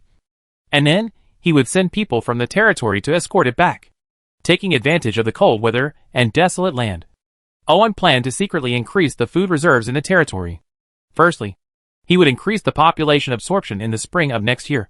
And secondly, he would also prepare for war. Although Irving estimates that he still has at least a year. The problem is that this is just his guess, not a prediction. He will not take his hope for granted. So the best way is to prepare for the worst in advance. Under the power of the system, the heavy snow did not completely stop the development of the territory. Instead, it quickly became stronger in invisible places, thanks to the large amount of food provided by the Goblin tribe. Owen let the soldiers in the territory go to training. At the same time, bags of food were baked into hard bread and sent to the farmers' homes to fill their bodies that were depleted when they were serfs, making them more robust. In fact, Owen was ready to let the farmers form a reserve force and send them to the battlefield immediately when necessary. But this is not enough. In addition to soldiers, he also needs to reserve more weapons, equipment and production tools. So he is bound to get the iron ore in the Buffalo territory. As soon as the ice and snow melted, Owen couldn't wait to lead people along the North Boundary River to the Bison territory. It is said that the North Boundary River was formed by the melting of glaciers in the far north. It spans most of the Northland. It suddenly draws an arc near the border and turns eastward, becoming a natural dividing line. Most of the barbarians originally lived on the south side of the Northern Boundary River. However, they were ambushed several times by the Imperial border troops. After suffering heavy casualties, they had to cross the Northern Boundary River and move further north, because the wide North Boundary River is simply a natural border line. The initial footsteps of the Northland Development Group stopped here. Water is the source of life. No territory can be separated from water. The irrigation of farmland alone is a threshold that cannot be bypassed. Although the North Boundary River can provide sufficient water sources, it is too far from the Empire's border. Who knows when the barbarians, who were forced to migrate, will come back? Then they will be the first wave of victims. So many people came and decided to stay. Only a few dozen people established territory here, and only 5 persisted or survived to become lords. Of course, now only Viscount Hydra and Swan Baron are left. The Buffalo territory is not far from Owen's territory. It only takes half a day by horseback and a day by caravan. So he arrived at his destination before his patience ran out. In order to facilitate irrigation of farmland, everyone's territory is built along the river, and the Bison territory is no exception. However, the terrain here is a bit special. In the mostly flat Northland, the Bison territory has a raised hill. This hill, the shape is weird, with a high bulge in the middle and 2 ends that go down. Because it bends forward, it looks like a cow's horns. So it is called a buffalo collar. The mine of the Bison collar is located in the concave middle of the horns. A large pit has been dug here, but if you look closely, you can see that not much iron ore has been dug out. Owen stepped forward to check. Under the shallow layer of soil was full of dark iron ore. When he knocked it, there was a metallic sound, which showed how high the purity was. No wonder the Buffalo Baron had occupied it for so many years, but had little mining. Because of the lack of tools, the loss is too great, and no matter how much iron ore is mined, it is useless without refining methods. As for transporting it to the Empire to exchange for money, if there is a direct railway to the Empire, it will be almost the same. Just transporting it by carriage will make you lose your pants. But this is not a problem for Owen. He has a blacksmith, fuel, and now iron ore. Now that you know the value of the iron ore, let's take it. It's just that Owen originally wanted to build a defensive building here, but there was no suitable place no matter how he looked. Nuclealing is not very high, and the top is not wide and flat enough. It is impossible to build a large building unless the top is leveled. However, the soil layer of the hill is only about a foot thick, and the bottom is full of gravel. If you want to build a foundation, which consumes too much manpower, Owen simply took a shortcut and found a hidden place behind Niujiao Ling to exchange for the secret passage of the dungeon. After going deep underground to find the mineral vein, he directly exchanged it for the secret room of the dungeon to create an underground living space, and then sent a group of farmers to garrison here, mining iron ore. This is not only convenient, but also less likely to be discovered. It's just that although the farmers are hardworking and very loyal, Owen is not crazy enough to let them work in the dark place until they die. Therefore, he not only built a small garden underground, but also planted fruits and sunflowers, so that the farmers would not suffer from the long hours. Being underground leads to depression. In addition, the underground mining farmers rotate once a month, and every time the convoy comes, they have to dig in the previous mine as a cover. In this way, even if they leave any traces, They will only think that they came to mine iron occasionally. Mine. Of course. Doing this is very troublesome. And it has to squeeze out part of the already tense progress value. Owen's hair has become greasy. And his face has pimples. Although this kind of change is normal for someone of his age. The question is whether he is a woman. No matter how strong your hormones are, they will be smoothed out. So you won't have the energy to get acne. Chapter 62, The Shabby Northern Barbarians. The main reason why Owen insisted on doing this was that he once again improvised and tried to build a series of underground buildings in the Buffalo Territory, the Devil's Horn Forest, and the Territory Castle, and then connected them with the Castle Dungeon as the core. It connects the Devil's Horn Forest, which produces food and fuel, and the Buffalo Territory, which produces iron ore. In this way, several important places can be connected secretly, and all the power can be concentrated quietly, and it guarantees multiple escape routes, not to mention benefits such as resource transportation and sneak attacks. Although there are many benefits, the only problem is that the amount of work is enough to build a city. But Owen would rather bury it underground. This shows that he still lacks a sufficient sense of security. I don't know if it's because of staying underground for a long time. For Owen, the earth is like a quilt covering him when he sleeps alone at night. Regardless of whether it is useful or not, it can at least bring him some sense of security. Besides, even if he had the ability to build a city, he wouldn't do it because he didn't want to be targeted. Rapid development is okay within the scope that others can understand or accept. Unexplainable rapid development means projecting the words, "I am very suspicious. I have a secret," into the sky with a projector lamp. Don't choose such an exciting method even if you want to die. The idea of building an underground complex is good, and Irving has the ability to realize it. But I don't know if the time left for him is enough. After asking the scouts to check carefully and finding no traces of outsiders in the Buffalo Territory, Owen knew he still had time. The escape of the descendants of the Buffalo Baron is a hidden danger. But it is only a hidden danger. Even if the other party attracts barbarians, he is not afraid. He just wants to try to see if he can open the upper limit of the progress value again. Owen's confidence did not come in vain, but came to a conclusion after having enough understanding through Maya's explanation. The Northland barbarians were not easy to mess with. They were even a personal thorn in the side of the Empire at the beginning. However, as the Empire developed, the Northland barbarians continued to stand still or even regressed, turning from a serious nuisance to a peripheral nuisance. After using the first Northland pioneering team to deceive the Northland barbarians several times, the Northland barbarians were forced to move north in order to survive and inherit. This shows how weak the Northland barbarians have become. It is a consensus that the north becomes more desolate as you go north. Whenever there is a slight possibility, the barbarians in the north will not choose to cross the river and move north, because it is easy to go, but difficult to come back. The problem is that they have no choice, even if they still have the ability to annihilate the Northland pioneering group. So what? Since the Empire can form the first one, there will be a second and third one. It is not impossible to even form 10 in one go. The Empire has plenty of people and can afford them. Therefore, the wise men of the Northern barbarians saw very clearly that the only hope for the Northern barbarians was in the north. This was the reason for the great migration of the Northern barbarians in the first place. It is a pity that although they have found a way out, the barbarians will face more difficulties in the extreme north. It is good if they can maintain the status quo, but don't expect to develop and grow.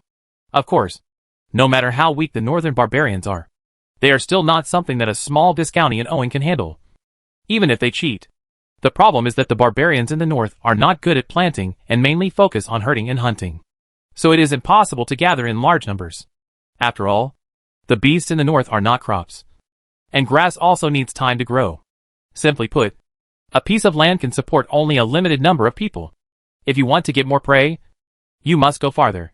So the barbarians cannot gather in large numbers, can only continue to migrate in the form of nomadic tribes. It turned out to be okay. For many years, the barbarians in the north have been constantly fighting and compromising with each other. Although there is hatred between tribes, they all have their own living space and nomadic roots. Generally speaking, they live in peace and harmony. But after the migration to the north, all order was lost and everything returned to the primitive. Whoever had a bigger fist would have enough to eat. The originally diluted hatred must have accumulated deeper and deeper. As a result, it would be extremely difficult for the barbarian tribes to cooperate with each other. Heaven. Without cooperation, Owen is really not afraid of a barbarian tribe alone. The population of barbarian tribes is not too large. Most of them are around 300 to 500 people. The most common ones are small tribes with more than 100 people. This is mainly because the barbarians are all pot-bellied men. In the past life, the ancient nomadic people did not eat meat every day. They mainly lived on dairy products and food obtained from the farming people. The problem is that with the barbarians' stomachs, dairy products cannot fill their stomachs. As for exchanging food with the farming people, being an imperial frontier soldier is a dead end. Therefore, barbarian tribes mainly rely on hunting and grazing to obtain food. The food obtained by hunting is unstable. Grazing is limited to grasslands, and it is easy to attract wolves. It is difficult to increase the number. So unless it is absolutely necessary, they will not slaughter more livestock. So it is common to be hungry and full, just because they are so edible. The barbarian tribes cannot support too many people, unless it involves the survival of the entire northern barbarians. Most of the tribes will never interact with each other. At most, they will exchange unmarried women in public areas in 2 or 3 years. Men and women keep the tribe fresh with fresh blood. The Buffalo Baron is only half of the barbarian blood, and his descendants are only a quarter. Even if he establishes a relationship with the barbarian tribe by selling iron tools, it is not enough to get the other party to fully help in revenge. The barbarians are just barbaric, not stupid. How could they risk the destruction of the tribe to help avenge them? You must know that the most fundamental thing for any tribe is continuity, not gratification. Tribes that really want to do this will not survive today. It is because of understanding this that Owen does not take the other party seriously. And this is also the reason why he does not go all out to build the city. Although they knew that the hope of recrossing the northern boundary river was slim, the northern barbarians still knew how fatal it would be for them, for the empire to build a city on the northern boundary river. Once a city is built here, it will not only completely cut off their hope of returning, but also become a bridgehead for the empire's northern expedition again. Therefore, the northern barbarians will never sit back and watch Owen build a city in the north boundary river. One town is the limit of what they can tolerate. It's too early to say this. The city wall alone can make Owen bald with worry, let alone a complete city. As the iron ore mining in Buffalo territory is on track, 10 carts of extremely high-quality iron ore are transported to the territory every month. After being smelted with magic horn tree blocks, it becomes refined iron, and then is hammered into various shapes by the big and round blacksmith. To grow tools and weapons, Owen had to increase the number of blacksmith shops in the territory. Even if Maya can handle most of the territory affairs on Owen's behalf, it does not mean that he does not have to do anything. At least he needs to understand to what extent the territory has developed and what to do next, especially the direction of development. This is something that Maya cannot do for him. He calls the shots. In the busy life, only Dale and the swelling agent can soothe Owen's injured heart. I have to say that Dale was even better at this than him, especially when she mastered the transformation surgery, animal ears, tail, furry hair, and the use of the cartilage curse, which really opened his eyes. In his previous life, he was definitely an ancestor-level character in the book world. Chapter 63: A Series of Bad News. I thought that the next step would be a step-by-step development, but Irving received a series of bad news after the spring started. First of all, Collins hurriedly returned from Mara Town and did not bring back any serfs, only horses and livestock. Moreover, in the next 3 years, Mara Town was unable to provide more livestock because they were already booked. These were given because they were advanced last year. The reservation was made, and with the elite soldiers and horses brought by Collins, Viscount Murat did not dare to go back on his word. So he reluctantly gave it, but it will be gone next year unless more money is added. Faced with Viscount Murat's apologetic but disgusting face, Corrins was not angry. Instead, he pretended to be curious and talked to the other person, as if he didn't care about the inability to buy serfs and livestock. The appearance made Viscount Murat a little confused. But no one in business likes to make enemies, let alone the other party's strength is not weak. So Viscount Murat did not hide the reason why he did this. Of course, Corrins would not believe everything that Viscount Murat said. So he found a few businessmen from the south to confirm that Viscount Murat was not lying, according to the information Collins obtained from Viscount Murat and passing merchants. This was because most of the serfs were intercepted before they left the Empire's borders, and the rest were captured by the Northland along the way as soon as they entered the Northland. After the landlords divided it up, there was not a lot of surplus coming to the depths of the north like before. As for livestock, it is also a hot commodity now. Viscount Murat really didn't raise the price because there are many people who sell it worse than him. Hearing this, Owen slapped his head. How could he have forgotten that the 2nd Northland Development Regiment also needed a large number of manpower to open up wasteland and cultivate land? And the cheapest labor force was undoubtedly serfs. As for the Northland Lords, who also took action, it was obvious that they had felt the threat posed by the 2nd Northland Pioneer Regiment. The more serfs they captured, the fewer manpower the other party had. This was a fight for survival, and there was no room for mercy. This is a trap for Owen. The original cheap serfs are gone. If the population growth depends entirely on the progress value exchange from the system, it will obviously be a heavy burden for him, and it is also the least cost-effective method. Moreover, the territory's animal husbandry has just started, and it is another troublesome thing to be unable to be self-sufficient in a short period of time. To make matters worse, there are more bandits in the north. Some are bandits and some are not bandits. But they are all doing bandits' jobs now, causing the merchants from the south to hire more guards.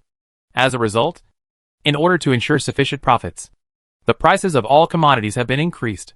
Go to Maya to withdraw a sum of gold and silver, and you immediately go to the border of the Empire to find out more information. Irving ignored his headache and immediately said to Colin seriously. Everything now was obtained by quarrens from Viscount Murat and the merchants. No one knows how much water there is, so it is necessary to go deep into the Empire's borders to get first-hand information, so as to make accurate judgments. Sir! Quarrens knew that his opportunity to show off had come, and immediately nodded and said, even though he had just come back and hadn't even returned home. Quarrens knew very well that just buying and selling serfs and livestock, no matter how hard it was just hard work. Only crisis could bring success. So not only was he not afraid, but he was looking forward to it. After recuperating for a day, Quarrens put on the noble clothes given by the Lord, mounted a beautiful white horse, and headed to the border of the Empire under the escort of cavalry. In order to ensure speed, in addition to the cavalry, there were only 3 carriages carrying supplies. There were no infantry to slow down the speed, and there were no stops at any transfer stations in the middle. But there are 4 mysterious passengers on the carriage. They are short in stature, shrouded in cloaks, move quietly, and never communicate with others. Currency felt a chill in his heart, because when he saw these 4 mysterious people, the only thing he could think of were dead soldiers and assassins. Obviously, the Hydra family is far more mysterious than he imagined. Death warriors and assassins are not just those who are willing to sacrifice their lives. This represents the heritage of a noble family. So Quarrens is even more motivated.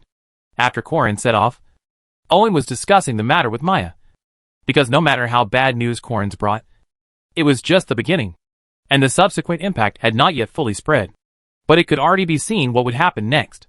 The situation is not good. The best part of the entire Northland is near the Empire's border. They will not give up these interests. Only losers who can't get involved will set their sights on the distance. And these people will not cause harm to the territory.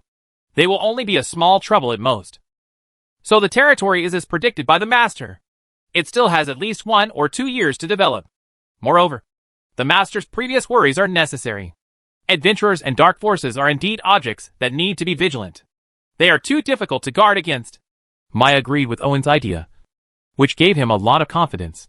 It seemed that he had learned a lot from the development of the territory over the years. But even Maya doesn't have any good ideas for what happens next.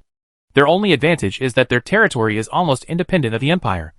So unless they send a large army to suppress the territory, this is their home field. Now it depends on whether they can resist the harassment from the outside world and develop their territory as soon as possible. If it weren't for Owen's mystery, Maya would have no hope for this. The best way is to choose a party to join and get rewards with the efforts of several generations. This is also the choice of most small nobles. Owen, who didn't know that he was the hope of the territory, rubbed his brows, put all previous plans on hold, and replanned the use of the next progress value. Thanks to the super farmland in the Devil's Horn Forest, the territory is not short of food or fuel for iron making, but it is short of meat. Among the purchased livestock, cattle will be domesticated into farm cattle, and horses will be transformed into war horses. Only sheep can be eaten. However, in order to continue to expand breeding, even sheep cannot be slaughtered too much. They can only provide food for the upper class of the territory, such as him and his maid, the Teutonic Knights, and the Kurans. The chickens, ducks and geese exchanged from the system reproduce very quickly, but it still takes time to form a large scale, and will eventually be distributed to farmers to raise individually. So the only reliable source of meat right now is fishing. Owen remembered that he had only been to the pier in the territory twice, and he didn't pay much attention to it. He didn't know how efficient the fishing was. Thinking of this, Owen went out and got on his horse, accompanied by Charles, who had been guarding him all the time, and came to the river together. The location of the castle is very good. The river is wide, so the water is gentle, suitable for water diversion. Even in places with higher terrain, water wheels have been set up, allowing more and more land to be irrigated in the territory. This year will obviously be another year, a good harvest year. Unfortunately, it was impossible to continue to expand the scale of production, because without cheap serfs, even Owen could not bear the consumption of a large amount of progress points. So he was very tired of the arrival of the 2nd Northland Pioneer Regiment. Chapter 64, Becoming an Organized Bandit. The water where the dock is built is relatively deep, so long wooden piles need to be driven in for fixation. However, ordinary wooden piles will not work. The surface must be scorched to make it more corrosion resistant. Several meters long wooden piles were driven into the river bottom, penetrated deep into the silt, and were covered with thick wooden boards. It was very stable to walk on. However, there were not many fishing boats docked on both sides of the pier. Only 7 or 8. All of them. The most common flat-bottomed fishing boat. The original fishing boat was exchanged by Irving, and later he built it himself if the territory had the conditions. However, the boat that was built was just an ordinary fishing boat, 5 or 6 meters long and more than 1 meter wide, and could carry at most 2 or 3 people out fishing. At this time, several fishermen were cleaning the catch and organizing the fishing nets at the dock. Owen went over to take a look and found that the catch was quite large. Almost dozens of fish, shrimps and crabs, but he didn't recognize most of them. In his previous life, he only knew a few types of fish sold in the vegetable market. He had never seen fish from other worlds, so he was curious. The most conspicuous among the fish caught is a kind of white fish with a pointed head and tail, which is round and meaty with fine scales. It is delicious at first sight. There is also a kind of snow crab that is similar to a king crab. Other than that, they are almost like trash fish. I don't even know if my appearance is bad at all. Irving's 3 daily meals, including fruit drinks, are mostly redeemed from the system and then processed and cooked, and he rarely consumes ingredients produced in the territory. At first, I was scared to eat black bread, but then it was purely out of habit. Now I saw these 2 kinds of aquatic products, and my mouth watered. Owen is not afraid of poison. Neither system soldiers nor farmers are invulnerable to all poisons. They will be injured if they should be injured, and they will be poisoned if they should be poisoned. So it will be fine if they eat it, and he will definitely be fine if he eats it. If something happens, there will be no danger. Dale's magic potion and universal system. So he asked the fisherman to send some white fish and snow crabs to the castle. On the way back, Owen has decided to increase his fishing efforts. There are countless fish and shrimps in the northern boundary river, which would be a waste if not used. And they can also be used to supplement the protein that the territorial residents lack. In addition, the Navy must seize the time to set up at least 2 aeroboats to patrol the river and guard against barbarians from the north crossing the river to invade the territory. During the dry season, the water in the gentle part of the northern boundary river is not very deep, reaching up to the chest at most. The barbarians are strong enough to cross the river safely, so they have to be on guard. The North Boundary River is a cold water river, because its source comes from melting glaciers. The river water is as cold as well water even in summer. Therefore, the fish and shrimp in the river grow slowly. But this also increases the deliciousness of the fish and shrimp. Regardless of white fish, it's delicious whether grilled or made into soup. And the snow crab is even more sweet and delicious. Owen was full of praise after tasting it. In fact, the 2 are more suitable for raw food. After all, there are few parasites in Lingshui River, so you can taste the ultimate deliciousness. Unfortunately, Owen is not used to eating raw food, so although the 2 are included in the recipe, they are both cooked. While Owen was sitting at the long table in the castle enjoying delicious food, Corinth was on his way to eat and sleep in the open air. The journey was not peaceful. Beasts and robbers all appeared randomly like weeds in the field, which wasted a lot of time. For example, they were encountering some troubles now. The cuirassiers had already pulled down the visors of their helmets, and could launch a fatal charge as long as they leveled their lances. The horse archers also placed their arrows on the strings and scattered them on both sides, ready to outflank them. Feeling the eliteness of the cavalry, the enemy did not dare to approach easily, and always stayed away from a safe distance. But they were also reluctant to leave. After all, not to mention the goods carried by Kalunsi and his party. The equipment and horses on the cavalry alone could be used in the battle, in exchange for a good territory near the border of the empire. Who among the nobles of the north uses the Hydra as their symbol? The leading horse thief was not controlled by greed. He was more interested in the owner of this cavalry than in the immediate interests. Although there are only 20 cavalry. In terms of equipment, horses, training, and morale, they are not inferior to the elite cavalry in the Imperial Frontier Army. This is by no means something that ordinary small nobles can possess. Only the Hydra family in the entire north has Hydra as its symbol. And it was also one of the most famous figures in the first Northland pioneering group. There are 2 deputies beside the leader of the horse thieves. A fierce scarred face and a slightly shrewd young man. And it was the latter who answered. The Hydra family? It's really interesting. But you dare to call yourself a family with only 1 or 20 years of history. The horse thief leader sneered disdainfully. Obviously, his true identity is not as simple as a horse thief. Let's go. Now is not the time to lose strength. The leader of the horse thieves waved his hand and slowly evacuated with dozens of horse thieves behind him, staring warily at the horse thief, who was gradually retreating. Kalunsi's palms were all sweaty. Although this was not the first time he encountered a horse thief. The other party was obviously not an ordinary horse thief. At least he had never seen 3 of the horse thief gang master Dochi. A master. This strength is enough to support the title and territory of a viscount in the north. There is no need to be a horse thief. So the other party must have a problem. Fortunately, your lord sent 10 cuirassiers, 10 horse archers, and 2 knights to follow. This allowed the opponent to retreat in the face of difficulties. Otherwise, he could not have predicted the outcome. However, the current situation is not beyond Corinth's expectation. The members of the 1st Northland Pioneer Regiment are composed of scoundrels, criminals, refugees and other remnants. Although the members of the 2nd Northland Pioneer Regiment are stronger, they are not essentially the same. No matter what the difference is, they are all a bunch of damn scum. It is inevitable that a large number of criminals and people with ulterior motives will be mixed in. It is also normal for a group of people to pretend to be bandits and carry out primitive accumulation, because everyone does it. In other words, no matter which Northland pioneering group, they don't even need to change their clothes. They are all bandits. This is another bad news that Corins brought back before. Not only did the number of bandits in the north increase, but their strength and organization also improved. Many businessmen lost their money, and even lost their lives. This is not good news. Originally, the bandits wandering in the north were a group of refugees who could not survive. They did not want to be exploited like serfs. So they made a living by looting. Because of their strength, they could only bully the weaker serfs, and did not dare to provoke the escorted nobles and caravans. The problem was how much food the serfs had. So most of the time, they had to rely on hunting and stealing to make a living.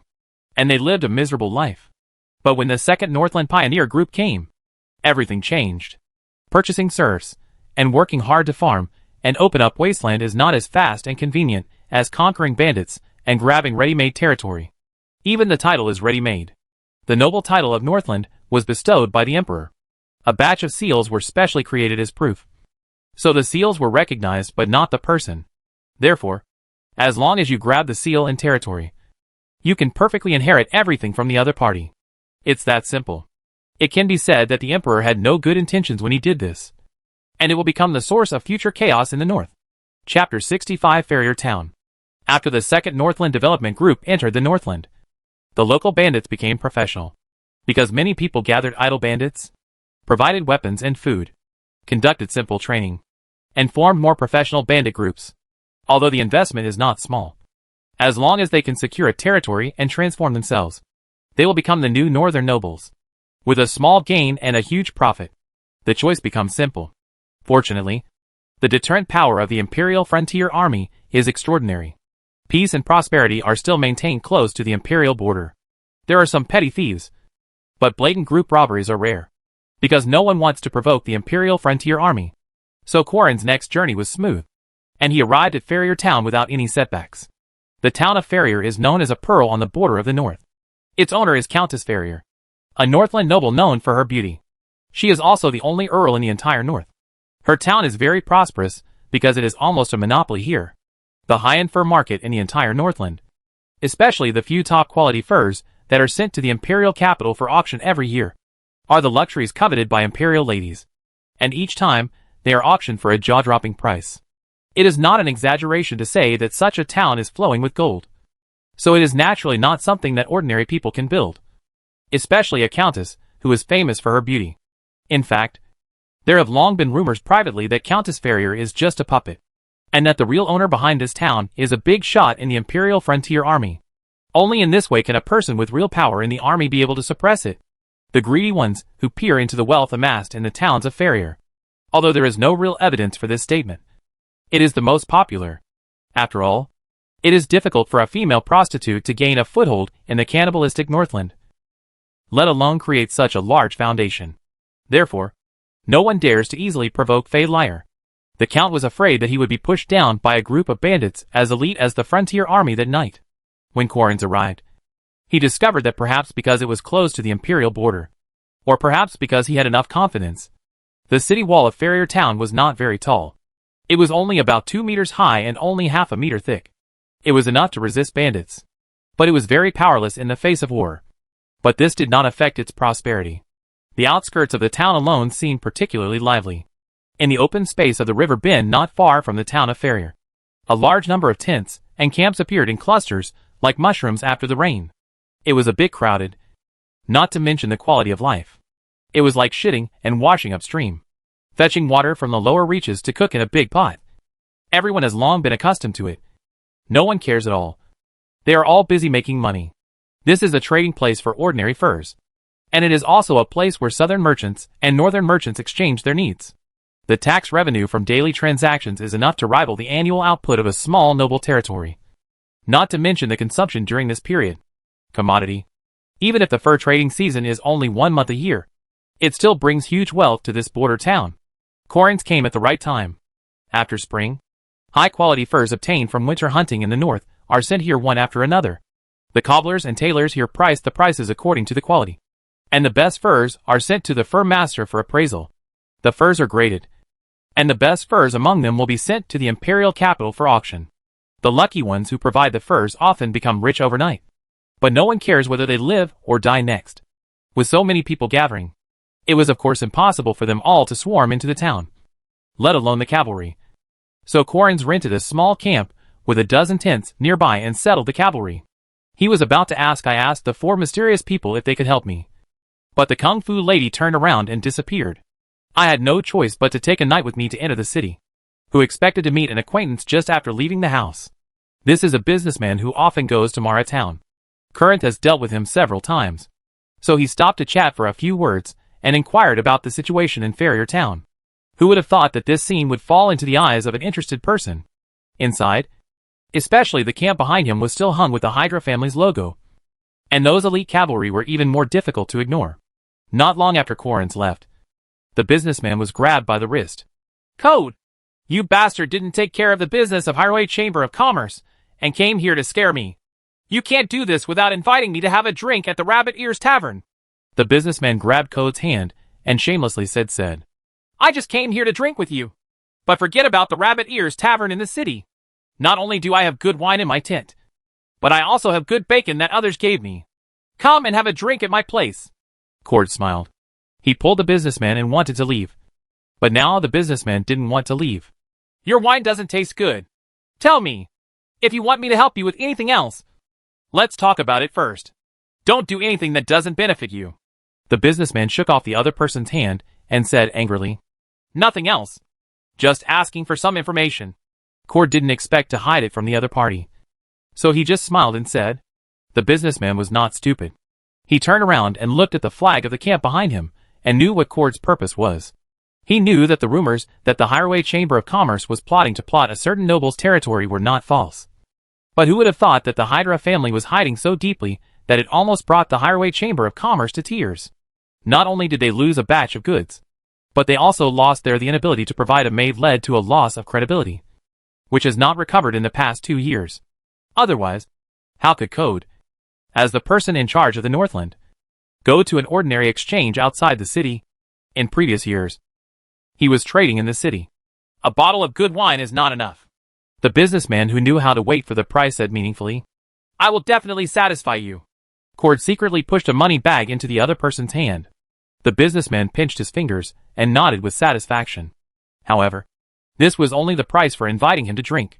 This was not enough information about the Hydra family. Not mentioning that the Hydra family fell into the eyes of the High Chamber of Commerce again. Corrins put on neat noble clothes, rode a white horse, and entered the city under the escort of a knight. As a noble, Corrins was of course allowed to enter the city, and he was allowed to bring servants and guards. He originally wanted the 4 mysterious people to sneak in disguised as his servants, but unexpectedly they disappeared without saying a word. However, this did not affect Corinth's plan. At this time, people from all over the town gathered in taverns. If they wanted to obtain information, all they had to do was prick up their ears. He would not miss the opportunity because of this. High Chamber of Commerce. Walking on the street, Kalunzi's footsteps suddenly stopped, hesitated for a moment, and then took steps again. Of course, Corrins knew the relationship between the High Chamber of Commerce and his lord. But as a smart man, he should not easily get involved in things that he shouldn't, such as his lord's family affairs. So he had no intention of going in to say hello. Chapter 66 capitalized the word split. Although Corrins was sent out and given a lot of support. For Irving, what information Corrins brought back was not actually that important, because no matter what situation he faced, he needed to be strong enough to deal with it. Otherwise, it would be meaningless, because you only have 2 options, escape and surrender. So the first thing he did was to loosen restrictions and speed up the transformation of serfs. Without the replenishment of external serfs, the previous incentive mechanism no longer applied. The sooner he was converted into a farmer, the higher the efficiency of the work and the faster the development of the territory. For this reason, he even postponed the conversion of goblins. With the continuous transformation of serfs, although the population of the territory has not increased, the efficiency has improved a lot. After all, every farmer is a generalist, and they are never lazy and slippery. They cooperate with each other in a tacit understanding, resulting in the same work. They only need can be done in half the time, or even less. With enough farmers and spring plowing behind him, Owen is ready to build the city wall. The only problem now is that there are not enough materials. The city walls in the north are mainly made of wooden walls. After all, although there are not many trees in the north, they are easier to process than stones. However, in Owen's view, wooden walls can only be regarded as walls, and the city walls must be made of stone. But all the walls in front of the castle were used for construction, and what was left was far from enough to build a wall that could surround the entire town. Owen had a headache over this. Although the Buffalo territory had enough stones, the manpower required to quarry, grind, transport, and construct the stones started at least 3,000, which was beyond the territory's capabilities. According to the calculations given by Maya, it will take at least 5 to 10 years to initially complete the city wall system without greatly affecting the production of the territory. Because according to Owen's plan, the city wall build must accommodate at least 3,000 to 5,000 people. Life, which also includes castles and barracks, is simply a small city. No wonder even Maya, who knows the efficiency of the farmers in the territory, gave such a time. 5 to 10 years. Owen couldn't accept this at all. But there was no better way.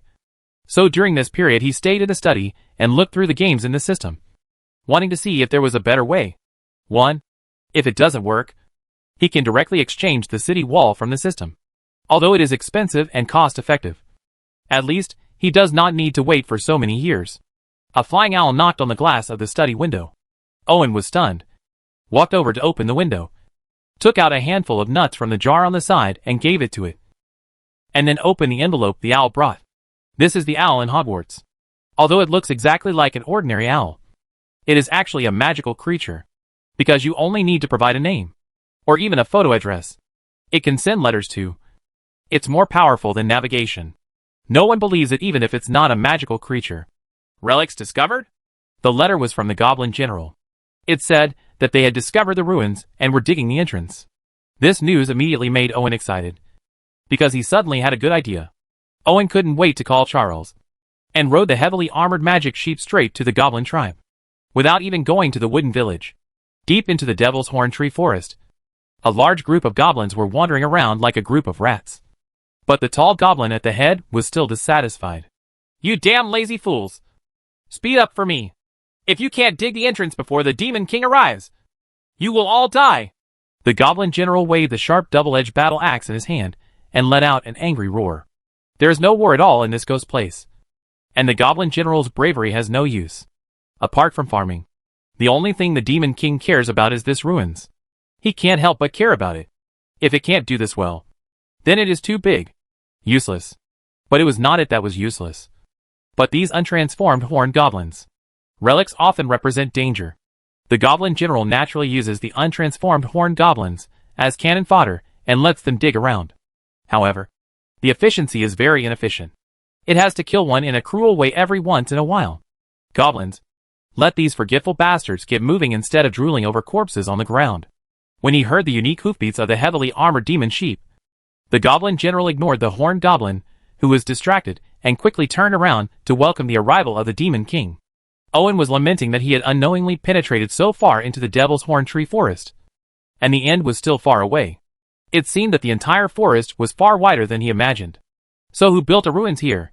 Maybe he will get the answer soon. Maybe he will never get the answer. But none of this is important. The ruins will not escape. The moment they are discovered, they have already become his possession.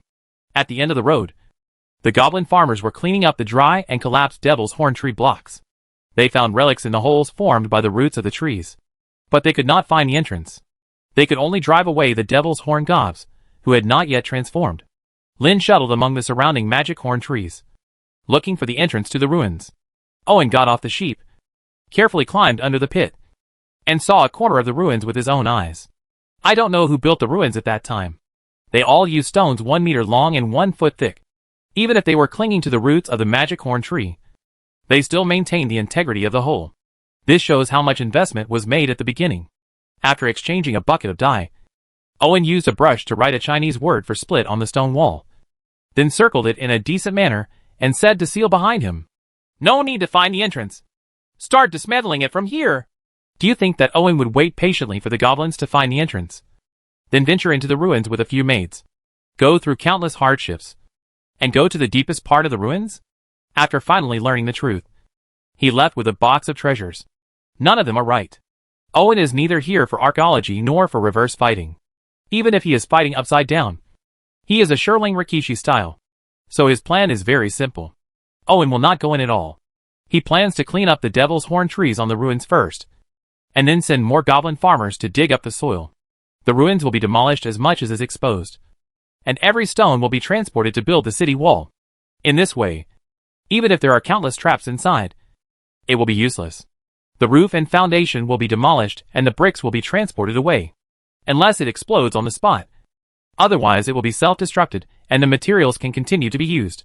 Of course, Seal would not have any doubts about Owen's order.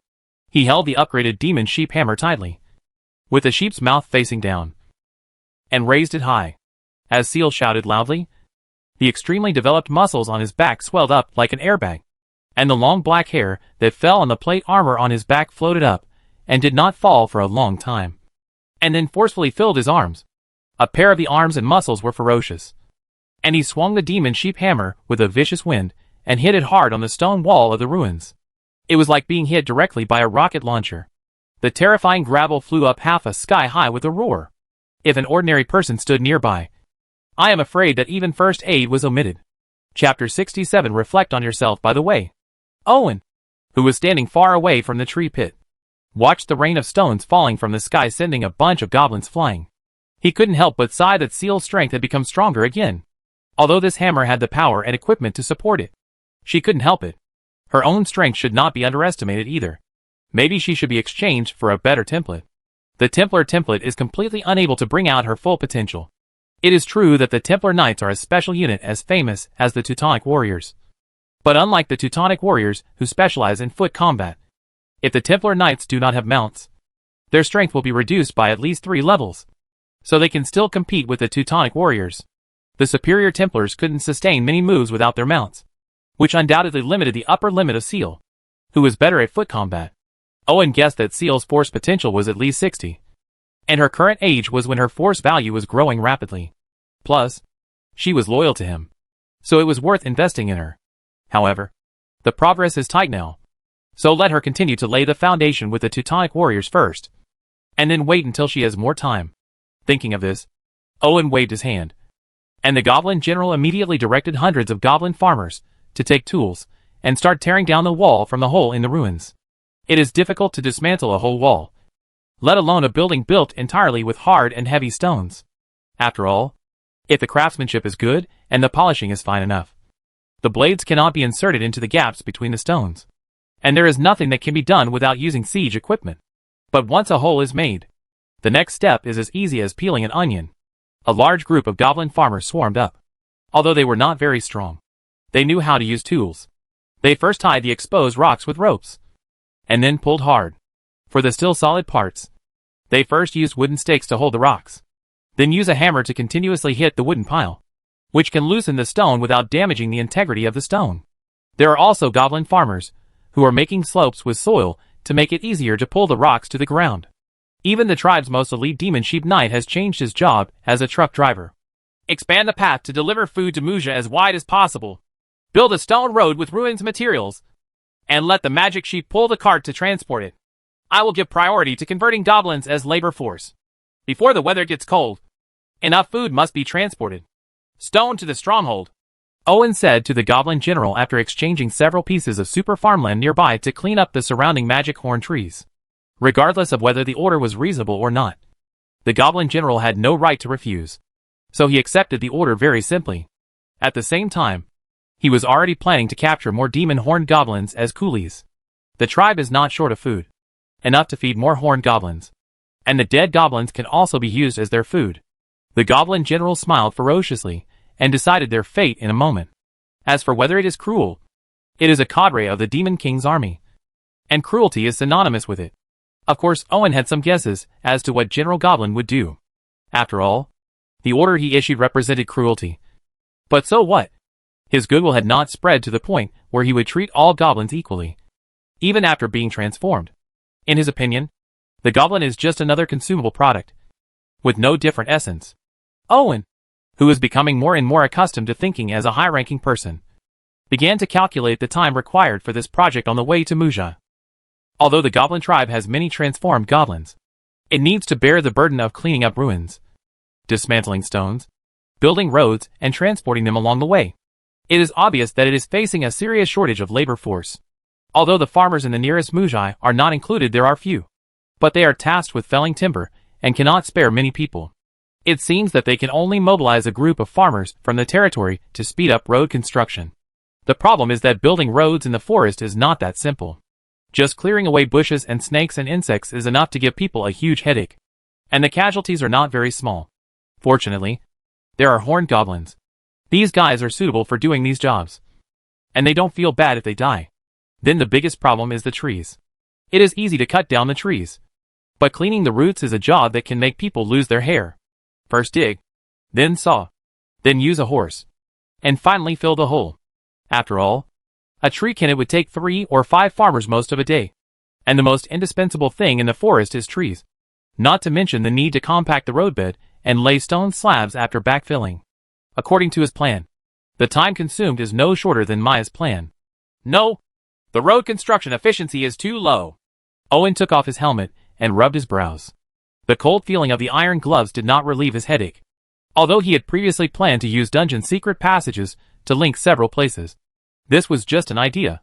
Whether it would be implemented in the end was still a question. After all, if he wanted to link these places, he needed to exchange the dungeon secret passages. It was a number that made people dizzy just looking at it. The Goblin tribe alone was 20 or 30 miles away from the castle. Not to mention the Buffalo territory, which took 2 days to walk. Owen immediately realized that exchange alone was not enough, and a professional construction team must be established. After realizing this, Owen's mood did not improve much, but it became the last straw that broke the camel's back. The 2nd Northland Pioneer Regiment caused a series of reactions after entering the Northland.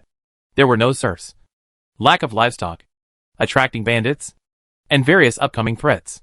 Owen tolerated it. After all, this was the Empire's decision, and he had nothing to do. But in order to prevent a worse future, he must give up his original leisurely life and be forced to rack his brains to compete for time to develop his territory.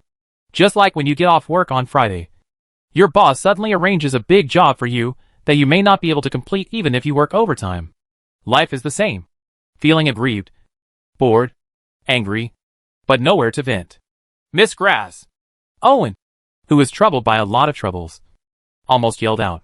In the end, he left everything to Maya and asked her to mobilize manpower and material resources to complete the project, while he hid in the underground city secret room, facing the crude plan abandoned by her master. Maya didn't panic at all, because this was much better than the situation she had to face before. At least she didn't need to consider too many human factors, whether it was her own people or outsiders. And she didn't need to consider too many variables. You only need to set a strategy and arrange it, and it will be executed perfectly. So there is no need to worry too much. What's more, there is RAM. Maya only made a rough estimate, although the amount of the project is not small. With the manpower and material resources she can currently mobilize, it is not impossible to complete, but it will take some time. In contrast, Irving, who lacks the ability to withstand pressure, is fragile in heart, and is not very capable, does not know this, because some things are purely daily tasks for people with ability. But for people with insufficient ability, this is difficult. He is a fat tiger. So Owen, who chose to escape, came to the secret room of the dungeon.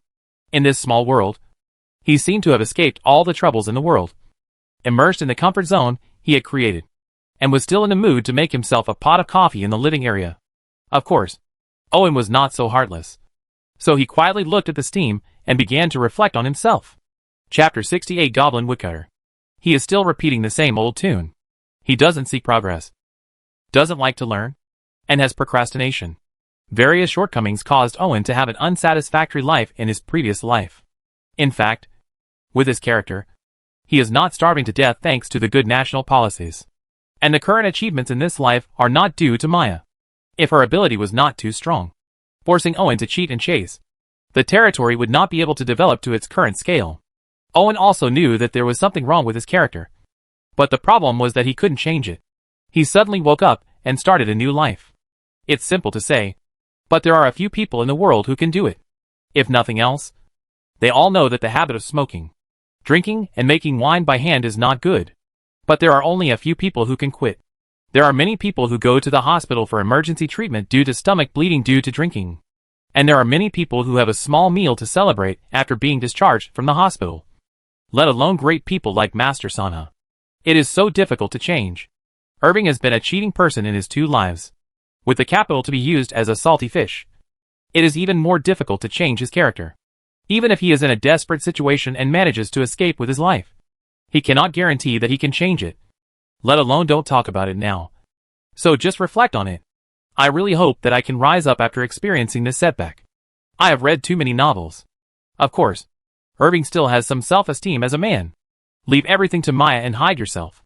If he can't get any results after going out, Irving may not have the face to do it, let alone hold Maya down. So after drinking a cup of coffee and making a pot of tea, Owen dug out all the previously revised puppet manuscripts and tried to do something to save the little face he had left. In fact, Owen has never given up on puppets. Firstly, this is the first extraordinary profession he has chosen. Secondly, the potential of the puppet master is indeed not small.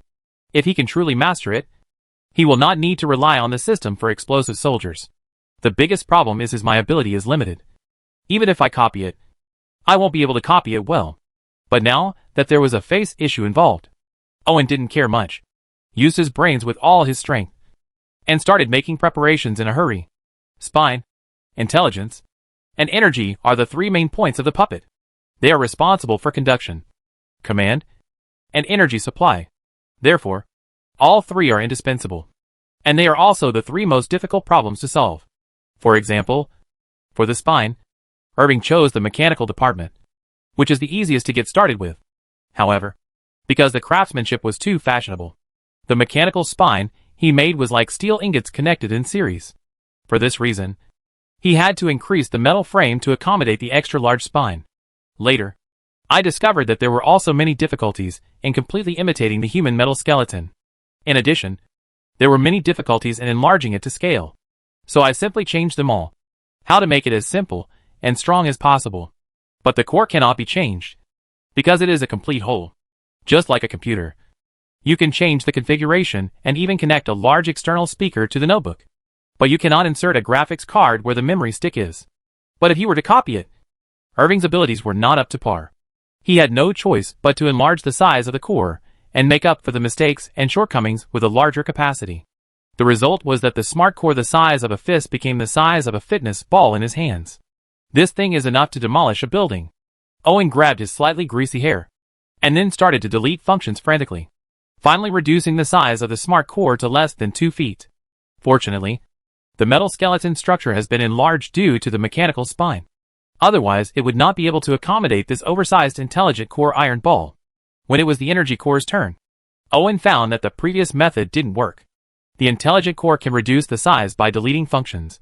But the energy core not only cannot be deleted, but must also be enhanced. Otherwise, it will not be able to drive an extra large puppet that has increased in size many times.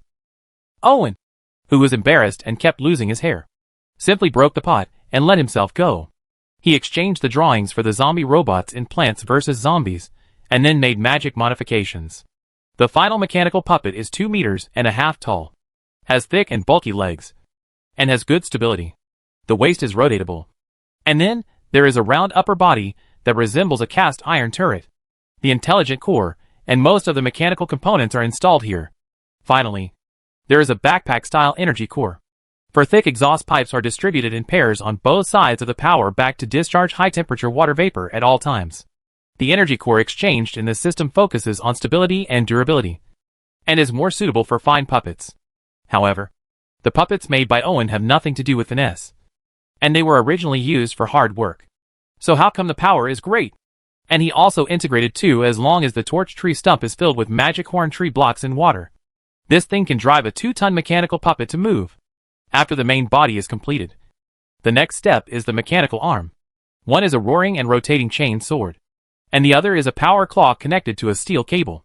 The former can easily cut off a large tree that 3 people can hold together, and the latter can cut off a tree weighing 1 or 2 tons. The roots were dragged out. The only problem is that because the intelligent core is too stretched, this puppet needs an extra driver. This is why Owen exchanged the zombie robot blueprint from Plants vs. Zombies. However, due to the size of the puppet, the cockpit was a bit too narrow. Apart from Goblin, Owen could not choose any other driver. Fortunately, because the operation is simple, even goblins can do it. The success of Woodcutter No. 1 gave Owen a great confidence, but it also exhausted his inspiration. So he took 2 woodcutters driven by goblins out of the underground city secret room and showed off in front of Maya.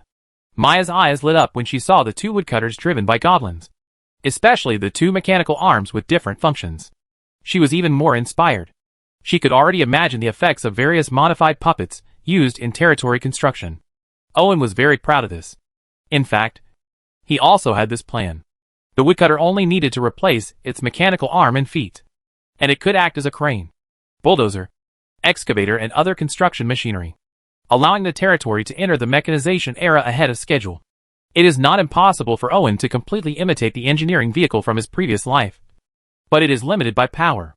If it continues to expand, the cost will continue to increase.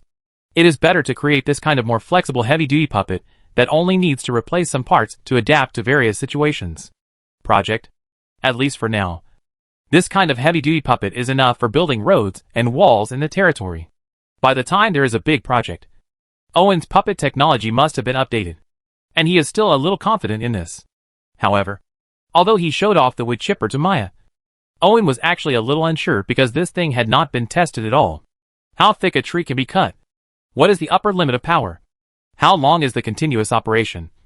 Whether it can adapt to complex terrain, the wear and tear of parts, etc. All of these have not been tested and set up. It can be said that if you lay down on the spot, Owen would be better. It wasn't surprising, so he directly transferred the 2 wood-cutting machine puppets to the forest to build roads. In this way, even if something went wrong, he could maintain it in time without worrying about being embarrassed if Maya found out. Chapter 69 What should I do if my biological mother gives birth to a sister? The addition of the Goblin timber machine has greatly improved the efficiency of road construction in the forest. In addition, the Goblin General has been crazy about catching demon horned goblins everywhere since the beginning of spring. At present, the number of unconverted demon horned goblins has reached several hundred people. Driven by force and food, we're working hard to clean up the bushes and snakes along the way. The small machete is very handy for clearing bushes, And the snakes and insects that emerge are also a rare delicacy. The horned goblins worked very hard. And then, they stepped aside in awe and looked at the two goblin wood-cutting machines, entering the field with heavy steps. The goblin driver wearing a tank hat pushed the control lever hard, and the heavy power backpack made a low buzzing sound. The chainsaw that was powered on quickly spun and made a harsh roar, like a ferocious beast with its mouth full of teeth, sharp fangs, trying to tear apart everything in sight. Because combat issues were taken into consideration when making it. This 1-meter-long chainsaw is not only made of tough and shock-absorbing composite metal, it is also very thick. It is not a thin piece, but a widened and thickened weapon. After quenching, it looks like a sharp tooth. The same saw teeth are assembled side by side, and driven by sufficient power, the air is torn apart, causing a harsh sound. The noise that irritated the eardrums made the goblin driving the woodcutter even more excited.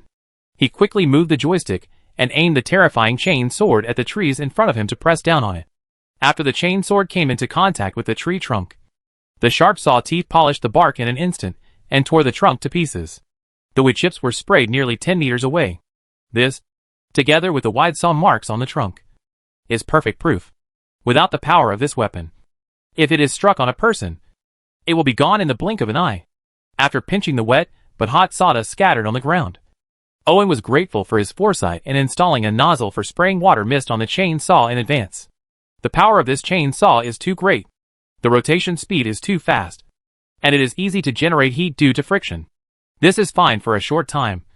After all, trees contain moisture. But over time, the temperature of the chainsaw rises rapidly, and the moisture contained in the trees may not be enough. Use. It's much better to install a nozzle. At least you don't have to worry about igniting the wood chips when used for a long time. You only need to add water regularly. The chainsaw moves horizontally, cutting through the tree in front of it with considerable efficiency, and then moves towards the next tree. The fallen trees will be divided and transported away by the goblin farmers with axes and saws. As for the tree roots, the goblin farmers will first dig a hole. After the main roots are exposed, the thicker roots will be sawed off by a woodcutter. Release the power claw to grab the root of the tree, and finally start dragging. It often doesn't take long to clear a tree stump, and the efficiency is not increased at all. With such high-intensity operation, various problems were quickly exposed in the woodcutting machine.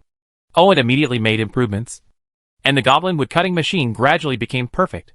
During the constant modifications, Owen determined the structure of the heavy puppet's main body. It may not be perfect yet, but nothing is 100% satisfactory. At least the heavy puppet he made is strong and durable enough, which is enough. After finalizing the model, Owen began to expand the number of goblin timber saws, and even produced targeted heavy punches for repairing roadbeds. The crawler claws were responsible for the heavy transportation, and the originally open cockpit was transformed into a closed one. Even if it is sent to the battlefield, it will not become a weakness as the technology matures, except for some irreplaceable spiritual materials and torch tree stumps. A heavy puppet really doesn't consume much progress value. This is very in line with Owen's wishes, so it is designated as a self-created series of works and used as a basis. Basically form a construction brigade. While Irving was busy, Collins learned important news from 4 mysterious people with a pained expression on his face. His face kept changing. Although Colensi felt that as a smart man, he shouldn't get involved. But thinking about the cost of concealing this matter, and how he got the news from 4 mysterious people, he couldn't hide it at all. So he finally wrote a letter in his own hand. The letter was sent to the territory by the owl in the tangle. 2 of you should pay attention to this matter at all times. If anything happens, notify me immediately. Now that the letter was written, Colensi, who had no choice but to take a deep breath, said to the 4 of them. The leading Chunin nodded to him, then disappeared into the darkness without a trace, which Corrins had long been accustomed to. After pouring himself a glass of wine and taking a sip, Corrins sighed. He never expected that the Lord's mother would come up with such a big surprise, if it was considered a surprise to the Lord. In fact, at the speed of an owl, it didn't take long for Owen to receive this surprise. After reading the letter, Owen's expression was quite wonderful, because he never thought that his father had died. But his mother could still give birth to a sister for him? The question is, does this sister have the same father and mother? Or half-father? Owen didn't know about this, and he didn't want to know. He had enough troubles. And coupled with his predecessor's mother's determination, He had no intention of saving this family relationship, even if there might be some unspeakable secrets in it. This may be because he traveled through time relatively cleanly, or maybe because his predecessor left without worries. Owen did not feel the regret left by his predecessor or anything. He was unaffected in his heart and had nothing to do with his predecessor's mother and sister. Emotions are similar to those of strangers. So he replied to the letter as if he didn't know anything except to make people continue to pay attention to the matter. Although this matter is not glorious, there is no need to hide it. So why did the Highway Chamber of Commerce hide this matter? Owen put down the letter in his hand and began to think about it. Although he decided to ignore the matter, the strangeness still aroused his curiosity. Owen has never been able to figure out why his biological mother left in the first place. Since the Highway Chamber of Commerce wanted to plot the territory of the Hydra family, it was completely unnecessary and unnecessary. Because as long as she stayed in the territory, there would be too many wherever you can do anything. Even listening to politics behind the curtain is not difficult. But his predecessor's mother resolutely chose to leave and gave birth to a daughter whose biological father was unknown, which made it difficult for Owen to understand. A more reliable guess is that the mother of the predecessor was with someone outside and unexpectedly got pregnant. So she left in a hurry without even taking her predecessor with her, because she was not good looking. The problem is that there are no people around the territory of the Hydra family, apart from soldiers and serfs. Where are the men? Could it be a guy like Code with thick eyebrows and big eyes? Owen touched his chin and felt that he had solved the case. Only Code, an old handsome guy who had been in the Hydra family territory at this time, matched the criteria. However, Owen quickly retracted his mind and no longer thought about this matter, because it was meaningless, and instead thought about the information sent by Curran. Chapter 70. Feeling secretly happy. The singing and dancing in Farrier Town does not mean that the same is true for other Northern Lords' territories. After all, not every lord is beautiful and has someone behind him. In fact, during this period alone, double digits of lords were replaced. I don't know how many massacres occurred during this period, but few people knew about it. But this cannot be hidden from interested people, especially Farrier Town, a place where dragons and snakes gather from north to south. Therefore, Korans and the ninjas secretly or openly found out a lot of secret information and sent it to Owen. Inside, regarding the current cruel situation, Owen knew that it was bound to happen. This is mainly because of the original decision of the Empire, which resulted in the identity and inheritance of the Northern nobles relying entirely on the seal of the Northern nobles given by the Empire. As long as you hold the seal, you can legitimately say that you are a Northern noble. Otherwise, you will die. There, he is famous for not recognizing people but their seals. Under this premise, although the seal of the North has the function of bloodline authentication, as long as all the direct bloodlines of the opponent are killed, or the holder takes the initiative to transfer, the identity replacement can be completed. So it is difficult for the Northland to avoid chaos. There is no doubt that this setting is completely prepared for the convenience of picking peaches in the future. Not only Owen, but also many Northland nobles are also well aware of this.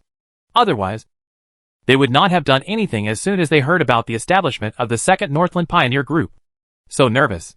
But no one thought that this day would come so quickly. Not to mention that the peaches were ripe, and the trees had not yet grown. They couldn't wait to start, making Owen, who was cheating, look embarrassed, let alone other Northern nobles.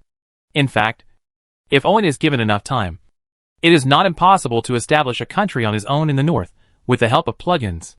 Unless the Empire prepares for a founding war, everything will be fine. But it is a pity that he does not have this time. Owen put away the letter and decided to go back and deal with it after completing the Goblin construction team. After all, this matter cannot be rushed. The only advantage of a vast land and sparse people is that even if you have all kinds of strategies, you still have to wait. Owen built 4 of each of the 3 types of heavy puppets. The woodcutter opened the way in front. The heavy punch machine laid the foundation, and the powerful machine transported building materials, plus hundreds of horned goblin coolies and 300 goblin migrant workers. The speed of road construction has not improved even a little bit. Seeing that the goblin construction team had taken shape, Owen, who was full of things, had no intention of continuing to improve. After packing up, he returned to the territory with Seal, who had been guarding him. Construction sites are not done by humans. Even if he was only responsible for giving instructions, Owen still tanned a lot and his back became much stiffer. Although tired, Owen still did not choose to go back to the castle and came to the center of the town. As a lord's office, it is naturally the most luxurious. It is not only exquisitely decorated, but also fully equipped, including an ivory white gold-rimmed bathtub and a gold showerhead. First, I went to my luxurious office to take a shower, change my clothes and relax. And then I sat down relaxedly. As soon as he sat down, Maya, who already knew him well, walked in with coffee and tea, putting the coffee into Owen's hand. Maya then walked behind him and used slender and strong fingers to help him relax his slightly stiff shoulders. At the same time, various words of praise were heard endlessly, allowing him to enjoy both physical and mental enjoyment at the same time. She is truly a first-rate maid. Maya has been paying attention to the heavy puppets made by Owen, and quickly assessed the role that the heavy puppets could play in the development of the territory. The result made Maya very satisfied. With the heavy puppet, the cycle of all her previous plans was greatly shortened, and the materials reserved in the past could also be used freely. Under her order, the half-collapsed walls of the castle have been almost cleared. The soil has been used to fill in the low-lying areas of the town. The stone bricks have been used to build important buildings in the town, and the stored wood can also be released for use. The territory that was originally stagnant due to lack of materials is making great strides again. If it were not for the lack of commercial foundation and foreign population, Maya is confident that within 3 years, the territory will develop into a town that is not inferior to Farrier, and within 10 years, it will develop into a sizable town. The city was founded in his lifetime. The salty Owen, who didn't know Maya's ambitions, was enjoying the other party's massage and compliments. Although he kept a reserved smile and said nothing, he was actually very proud of himself. But he couldn't show it directly because of his face. But when he saw after Maya placed the documents in front of him, her smile suddenly froze. The achievements made during this period, the materials consumed, the focus of development, as well as the materials, manpower, and development plans needed for the next stage. Maya listed them in a clear table in front of Owen, according to Owen's habit. But the stack still shows that the workload is definitely not light. It's not like reading a novel. It's over after reading it. Irving needs to remember every piece of data in his mind. After all, this is his territory. Even if he doesn't need to know everything in detail, he must at least have a general idea. Otherwise, how will he develop territory? So although a busy life is not what Owen wants, he would rather be a salty fish. Especially when there is no shortage of food and drink, and there are beauties around. He would rather just lie down and lie down regardless. But the problem is that he doesn't dare. Even though Goldfinger is powerful, he still has to use it to be effective. If his territory is destroyed and he is caught and chopped with a knife, what can he do even if he is Goldfinger? So even if he is impatient, he still picked up the document and read it again and again. The good news is that the situation in the territory is not bad now. With the heavy puppets, the progress of various projects depends entirely on how many he makes. In addition, the number of farmers in the territory now exceeds that of serfs, reaching an unprecedented 800. Even though there are only 800 farmers, the farmers in the system are all versatile. They can farm land, move bricks, and can do everything. They are a force that cannot be ignored in any aspect. Just think about how many migrant workers there are at the construction site of a community, and just need to wait for a while. Owen can complete the transformation of all the remaining serfs, and then the labor force in the territory will be breakthrough again. But not yet. Although I was busy making puppets during this period, due to the exchange of materials in advance, the progress value was not used for a long time, and a lot of it was accumulated. The smaller the progress value, the faster the recovery, and the more progress value, the slower the recovery. Therefore, Owen rarely exchanges items with a progress value of more than 10. This is a rare opportunity. He plans to wait and exchange it for a high-value item after reaching 30. Anyway, there is no rush to convert the serfs in the territory. The road construction project in the Devil's Horn Forest is on track, and the problem of increasing the military strength has also made progress. Now is a rare idle period. So Owen decided to accumulate the progress value to 30 in one go. But he hasn't figured out what to exchange for it yet. In short, it must not be wasted, because next time, he may not have so much patience to wait. Chapter 71 Bloodline Awakening. After processing the files that Maya brought, Owen was in the period of accumulating progress points. It was rare for Owen to have a leisurely time. He did nothing every day. He could sleep until he woke up naturally in the morning, read leisurely in the morning, enjoy delicious food at noon, and go there in the afternoon. On the green field of the greenhouse, I practiced the actual use of the expansion spell with Delaware. The sausages for the picnic were a little too small. Occasionally, when he goes to reward Maya, he has to level a bowl of water. He is such a selfless man. On this day, Owen was discussing magic spells with Dale in the greenhouse, when suddenly there was a strange fluctuation from the direction of the Devil's Horn Tree Forest. Although Owen had fairly strong mental power and magic power, he only sensed a special wave coming from him, which was not as huge as the reaction of the two people with special blood. Maya, who was handling official duties in the center of the town, suddenly groaned, covered her face with her hands involuntarily, and trembled all over, as if she was enduring something. Owen is even worse. Due to the expansion curse, he has not yet escaped and is sweating all over. The quill slipped from Maya's fingers onto the paper on the table. The ink flowing out of the quill instantly contaminated the beautiful cursive characters on the paper. But at this time, Maya couldn't care less. She covered it with both hands.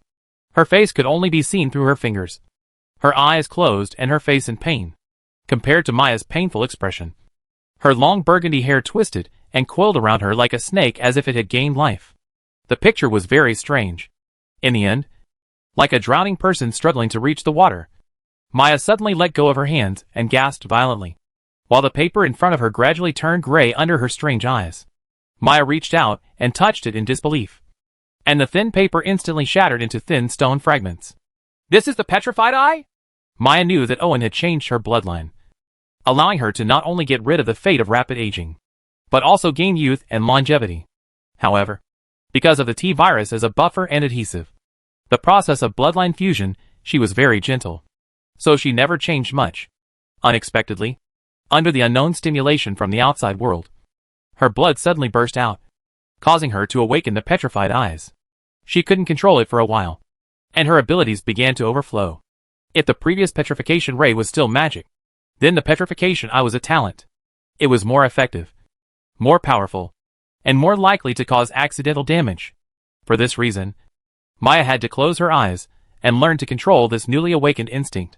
While Maya tries to control her newly awakened instincts, Owen's face changes drastically. Because as a witch, Dale has changed even more. All the originally hidden blood vessels were activated, causing Dale's snow white and soft skin to gradually turn red. Her muscles twitched, and her body temperature rose sharply. The capital word danger hung over Owen's head, but in his panic, he accidentally grabbed a long, slender and round object next to him. Magic wand! Owen was immediately overjoyed. As if grasping a life-saving straw, he found every opportunity and cast spells one after another to escape. Owen, who was lucky enough to save himself, stretched out his hand to help Dale before he could rejoice. As a result, his hand was almost blistered. He even heard the sound of water boiling from the other person's body, which showed how high the temperature was. However, he calmed down because he discovered that Dale's life was not actually in danger, and the change was due to the activation of her bloodline. Those with explicit bloodline are warlocks, and those with recessive bloodline are wizards. However, the two are not unchangeable, but it is difficult, especially for wizards. Because of the inertia of magic power, it is very difficult for wizards to cast spells, and they have to resort to various means, such as potions, crystal balls, rituals, etc. So they lack the ability to face the enemy head-on. Many wizards try to change this, transforming from silent wizards into unrestrained warlocks. But it is not easy to activate the bloodline, and there is a high chance of turning into a monster or madman in the process. Even if you are lucky enough to succeed, you will easily be targeted. As for what you are targeted for, it depends on the source of the bloodline. Human blood is very ordinary. Although it has a high degree of fusion, it has no magic power. Even mages drive magic power through spiritual power to perform magic. So anyone who can awaken magic power has an inhuman part. If it's a monster, it's fine. Although it will partially transform into a beast, it will only take some time to get used to it. But if its bloodline comes from a demon or an evil god, it will be troublesome. It is simply more terrifying than the tarsal maggots, and there is no way to get rid of it. After all, these non-human beings spread their own blood and power as bait. Every descendant and user is a position and coordinate for them, through which they can infect their own power, and finally achieve the purpose of entering the material world with the help of a clone. So the wizard's hidden bloodline is a kind of protection for himself. Seeing Dell starting to grow horns, bat wings, and a heart-shaped tail, Owen knew that her bloodline came from the devil, and she seemed to be a succubus. Owen's face looked ugly. Although the succubus was known as a friend of warlocks, this could not change his nature as a demon. As the most passionate and unrestrained demon in the abyss, succubi rarely use strong tactics, but are extremely good at using softness to overcome rigidity and the siphon effect.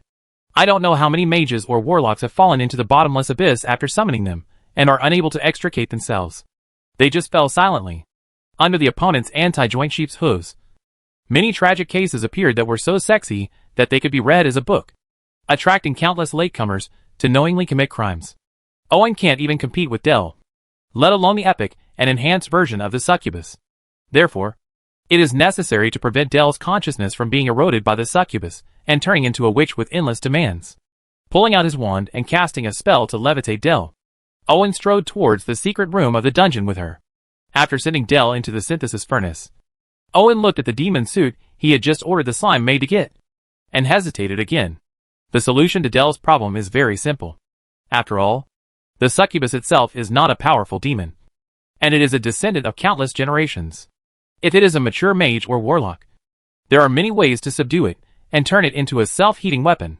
But the problem is that Owen does not fall into this range.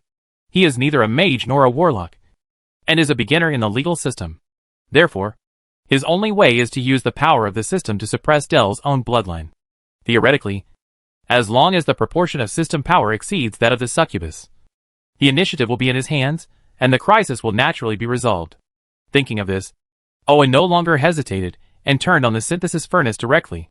This synthesis is not intended to combine Del and the equipment into a puppet monster, but to bind the two parties, so that Del can directly borrow the power of the demon suit to suppress her own succubus bloodline and resurrected succubus will. But will it succeed? Owen is not sure at all. Chapter 72 Mutation in the Ruins. Why did it shrink so much? As the synthesis furnace was turned on, Owen was shocked by the figure that came out of it. It's not that the broad-minded lady has become soft and cute, but that the demon's armor has shrunk severely. It has changed from the cold and hard full-body heavy armor in the style of the Demon King to the style worn by female characters in third-rate online games, where the smaller the area, the higher the defense. The limbs were fully covered in armor, but the body was eager to be solved by two horizontal and vertical bars. Owen, who had his eyes wide open, didn't know for a moment whether he should ask about the situation first or take a closer look. No matter what, Owen's method still worked. Although the pupils turned yellow, two sheep horns grew on his head, a pair of bat wings not much bigger than chicken wings, and a thin heart-shaped tail. With his long tail, Del has indeed maintained his original sanity. But compared to his soft and gentle temperament before, now he is a little more greedy and longing for him. To put it simply, he is greedy for his body. This is not surprising. Del's succubus bloodline did not disappear. Instead, it was suppressed and eroded by the power contained in the demon armor, and was forced to be loyal to Owen. However, the devil is not so easy to subdue. Although it cannot actively harm, it can passively. There are many methods, and it just so happens that the succubus is very good at this. Can you still change back? Owen asked worriedly. Although Dale's current appearance is indeed quite exciting, considering his thin body, the original version cannot even match it, let alone the enhanced version of the Abyss. Owen decided to be cautious first and not rush for excitement. If he died after trying it, he would definitely be the most shameful time traveler to die. Master, it's okay. Del reached out and grabbed the naughty little tail, slowly wrapped it around his middle finger, then pinched the tip of the peach-hearted tail that was still trying to struggle, hummed softly, and said with a little honey tail sound. He said with a smile, which almost made Owen's heartbeat unbalanced as he almost laughed. After Del changed back to his original appearance, the magical thing was that the armor also disappeared. You say it's magical or not. And Owen no longer had to search for any trace of his beloved demon's armor in the abyss of the canyon. But in the end, Owen still didn't escape the fate of trying. But at least he managed to come out alive, which made him cry with joy. The devil was indeed a devil.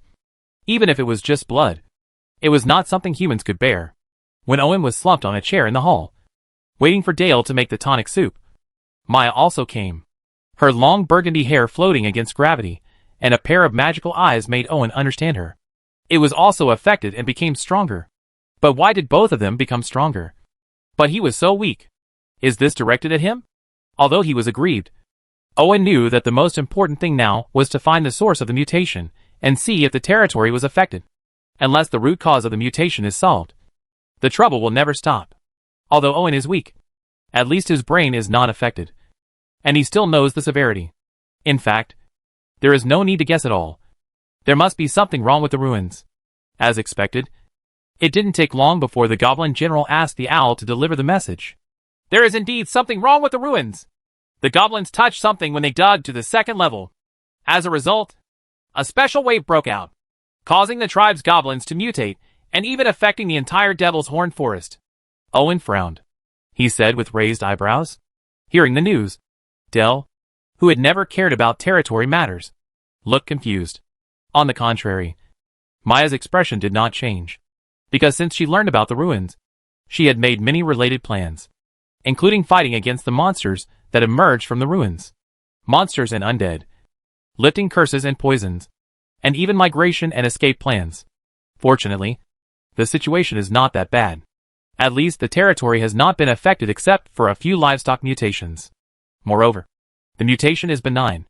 The livestock become larger and stronger, which is very suitable for breeding and improving the genes of territorial livestock. But everything must have a degree. For example, the Devil's Horn forest has become the hardest hit area, because it is closest to the source of the mutation, causing a large number of animals and plants to mutate. Some are benign, some are malignant, but no matter what kind, mutations consume energy when no one feeds them. In order to replenish energy, no matter what kind of creature they are caught in a frenzy of foraging. Herbivores are not that big of a deal. Most of them gnaw on tree bark. But carnivores and horned goblins are in trouble. The Goblin General was caught off guard at first. Now he has transferred all his troops and heavy puppets back to the tribe, relying on wooden walls for defense. It can still hold up in a short period of time, but it is difficult to say as time goes by, because the Goblin tribe was too close to the ruins that caused the mutation. The surrounding magic horn trees were affected and began to activate. Fortunately, the super farmland was even more unreasonable. Unless the magic horn tree could escape from the earth, no matter how mutated it would be, only if the vitality is drained and turned into fuel. However, although the Goblin tribe could still hold on, Owen could no longer sit still. The Devil's Horn forest is irreplaceable for the territory's current development. Whether it's wood, fuel or food, it all depends on what it provides. Not to mention the mysterious ruins. Owen could not continue to wait at the risk of losing control. So he immediately mobilized his troops and prepared to go to the Devil's Horn tree forest. While Owen was busy mobilizing his troops, he somehow underestimated the mutation. In addition, neither Dale nor Maya were true legal professionals, so they ignored the problem of the spread range of the mutation. For people, a journey of several months is already very far away.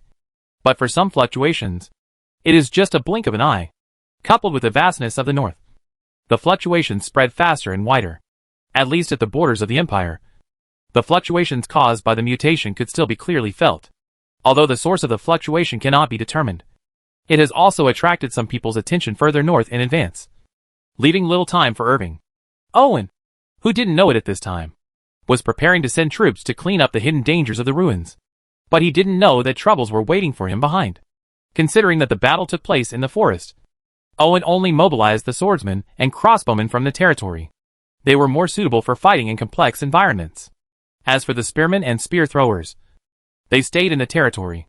50 swordsmen and 50 crossbowmen already accounted for half of the territory's troops. Worried that the chaos caused by the mutation would continue to expand, even if there were hidden methods, Owen still chose to send 200 farmers into the barracks as supplementary troops. What kind of soldiers? We can no longer care about the proportion of people to the people. Let's get over the current difficulties first. Of course, transferring so many farmers will greatly reduce the production and development speed of the territory. But compared to the chaos caused by the mutation, it is still worth it. Besides, the progress value has reached 30, and he can redeem it at any time, and then use the restored progress value to convert serfs who are not in a hurry to fill the vacancies created by the labor force. Chapter 73 Mutated Horned Goblin. Without further ado, Owen took Seal, the Teutonic warriors, a few ninjas, healers, and 100 soldiers and rushed towards the Devil's Horn forest. Considering that the situation was unclear, Owen did not go straight to the Goblin tribe, but chose Mujai as his foothold. Mujai was originally used as a hiding place for Owen to hide troops.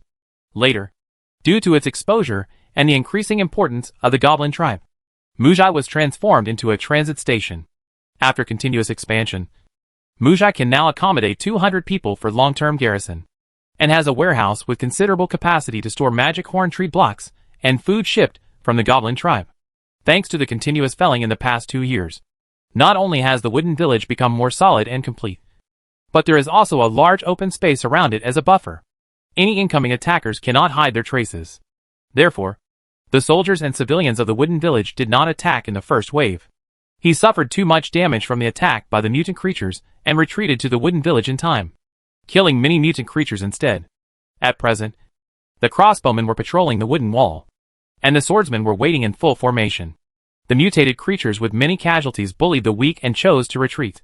Therefore, Owen entered the wooden village without any trouble.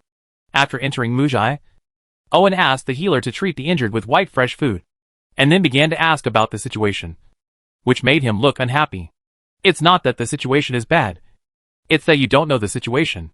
Although the system's troops are loyal, they have very poor initiative. They seem to care about things that have nothing to do with them. The lower level troops are more like this, and they only know how to obey orders rigidly. All in all, it would be difficult for them to let them die and take care of things. What can Irving do?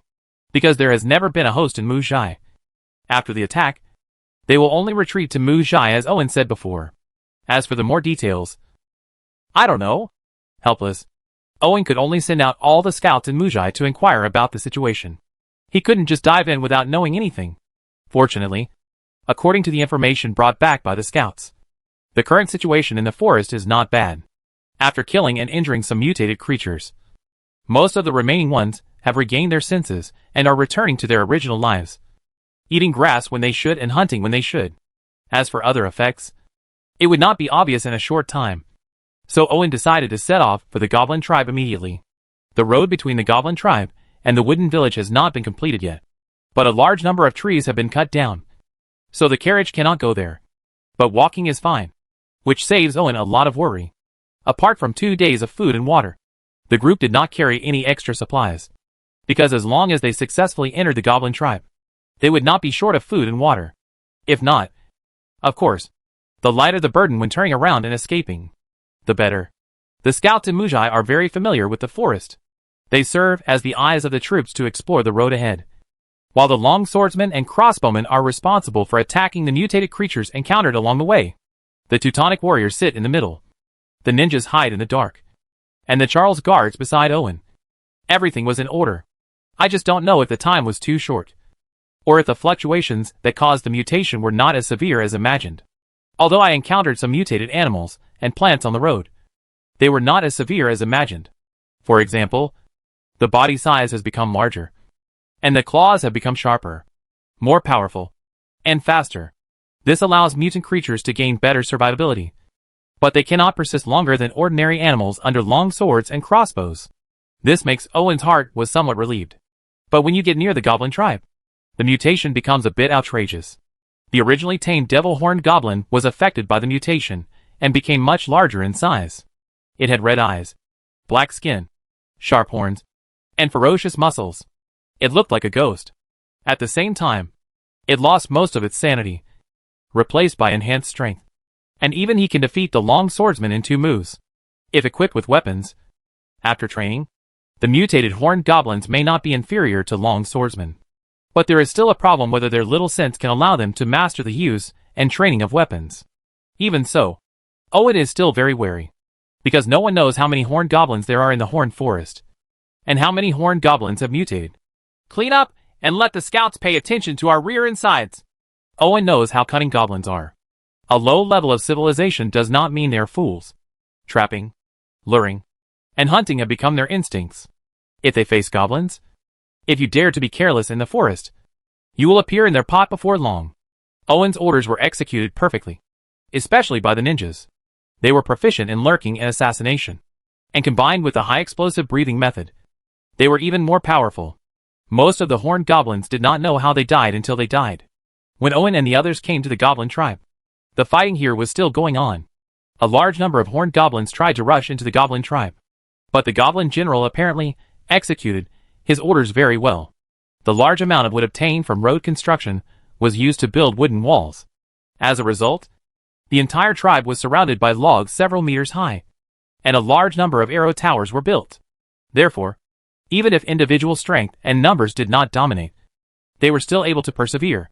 The reason why hundreds of devil-horned goblins gather here is because they know that the goblin tribe has weapons, food, and everything they need. Therefore, even if there are many casualties, they are still unwilling to leave. And the monsters continue to mutate during the battle. And even more powerful horned goblins were faintly produced. Now Owen discovered that there were some taller mutants with longer horns among these horned goblins, which made him feel very ridiculous. What feels ridiculous is not the appearance of mutants, but the appearance and looks of the horned goblins. The horned goblins don't actually have horns, and their skin is not black. It's just that in order to adapt to the environment of the horn tree forest, they would smear the horn tree on their bodies since they were young, which can neutralize the stinging poison of the horn tree. Root juice. This thick, dark sap is slightly toxic. Humans will definitely not be able to stand it, and will suffer severe allergies or even death. However, goblins have adapted to this toxicity through their strong adaptability and rapid reproduction, and have gained the ability to live in the magic horn, the ability of the tree forest. As for the horns on their heads, they are the thorns of the horn tree. The horned goblins will put a thorn of the horn tree on their heads when they reach adulthood, which means they have grown up. Therefore, the horned goblins are actually similar to regular goblins, aren't that much different. Of course, this was all before, and now they have indeed turned into the appearance in front of them, with skin as black as ink, horns on their heads, and mouths full of fangs. It's just that although the horned goblins have become stronger, they have also lost part of their sanity. In addition, there has never been a leader who can command all the horned goblins, with the soldiers scattered and fighting on their own. The battle situation has remained stalemate. The goblin soldiers who relied on the wooden stronghold and the arrow tower were not at a disadvantage. What's more, once the battle situation went unfavorable, the goblin general would rush out with the goblin demon sheep cavalry to restore the disadvantage and sustain it in a short period of time. Chapter 74 Changes in the Magic Horn Tree Forest. Kill all these horned goblins! Owen, who was riding on the heavily armored devil sheep, waved his hand, and hundreds of elite soldiers began to stride forward without hesitation in the face of enemies that far outnumbered them. The long swordsman held his shield in front and killed the horned goblins who dared to approach, while the crossbowmen at the rear began to fire freely. Compared with bows, the advantage of crossbows is that they are easy to aim and shoot at close range. Just aim and pull the trigger. Therefore, within 10 steps, the effect is equivalent to that of a firearm, and it is difficult to dodge. Although the mutated horned goblins are agile, they cannot the ability to dodge crossbows. Not to mention the fact that these crossbowmen are all elites produced by the system.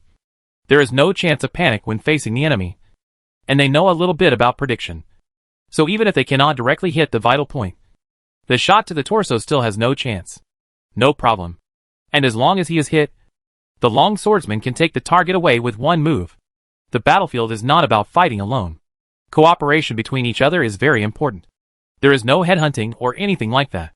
Therefore, the close combat and the long-range attack work together very well. However, the horned goblins had a numerical advantage after all. When hundreds of horned goblins were alerted and rushed over together, 100 soldiers alone could not stop them. So it was the Teutonic warriors' turn to appear. When the Iron Can-like Teutonic warriors waved their heavy swords, they became reapers of death on the battlefield. No existence could resist their attack, and no existence could break their defense. At this moment, the Teutonic warriors dominated the battlefield, facing the Teutonic warriors who were simply cheating. The horned goblins couldn't bear it anymore. The sticks and stones in their hands could only make a sound when facing the opponents in full plate armor, but their bodies were in front of them. It was so powerless against the enemy's heavy sword. Those who rushed to the front have now become pieces that cannot be put together. The enemy, except for the blood-stained pieces on his armor, can't even swing the heavy sword. The horned goblins, who are still alive, have no doubt that if they don't run away, they will all become pieces of meat on the ground. Therefore, until now there has not been a leader who can truly lead the horned goblins. So the defeat is inevitable. The Teutonic warriors are brave and invincible, like an electric fan falling into a chicken coop. But their too slow movement ability limits their pursuit of enemies. However, long swordsmen are not short-legged iron cans. They advance and retreat like the wind. Their favorite style was to strike forward and slash, so they became the main force in the pursuit. However, Soon the demon sheep cavalry led by the Goblin General became the new main force in the pursuit. Each demon sheep cavalry is a goblin produced by the system. They wear light armor and wield short-handled maces. With the charge of the demon sheep, they can easily break the bones of their enemies, thanks to the efficient cleanup by the soldiers. Only a few dozen horned goblins escaped in the end. Unfortunately, such a glorious victory did not increase the system's progress value again, which made Owen a little disappointed. After the Goblin General led the demon sheep cavalry to pursue him fiercely for a while, he came to the Demon King and knelt down in shame. "Follow me!" Irving ignored the Goblin General, who knelt down at every turn, rode a heavily armored magic sheep, and entered the Goblin tribe under the protection of the Teutonic warriors, who silently guarded him.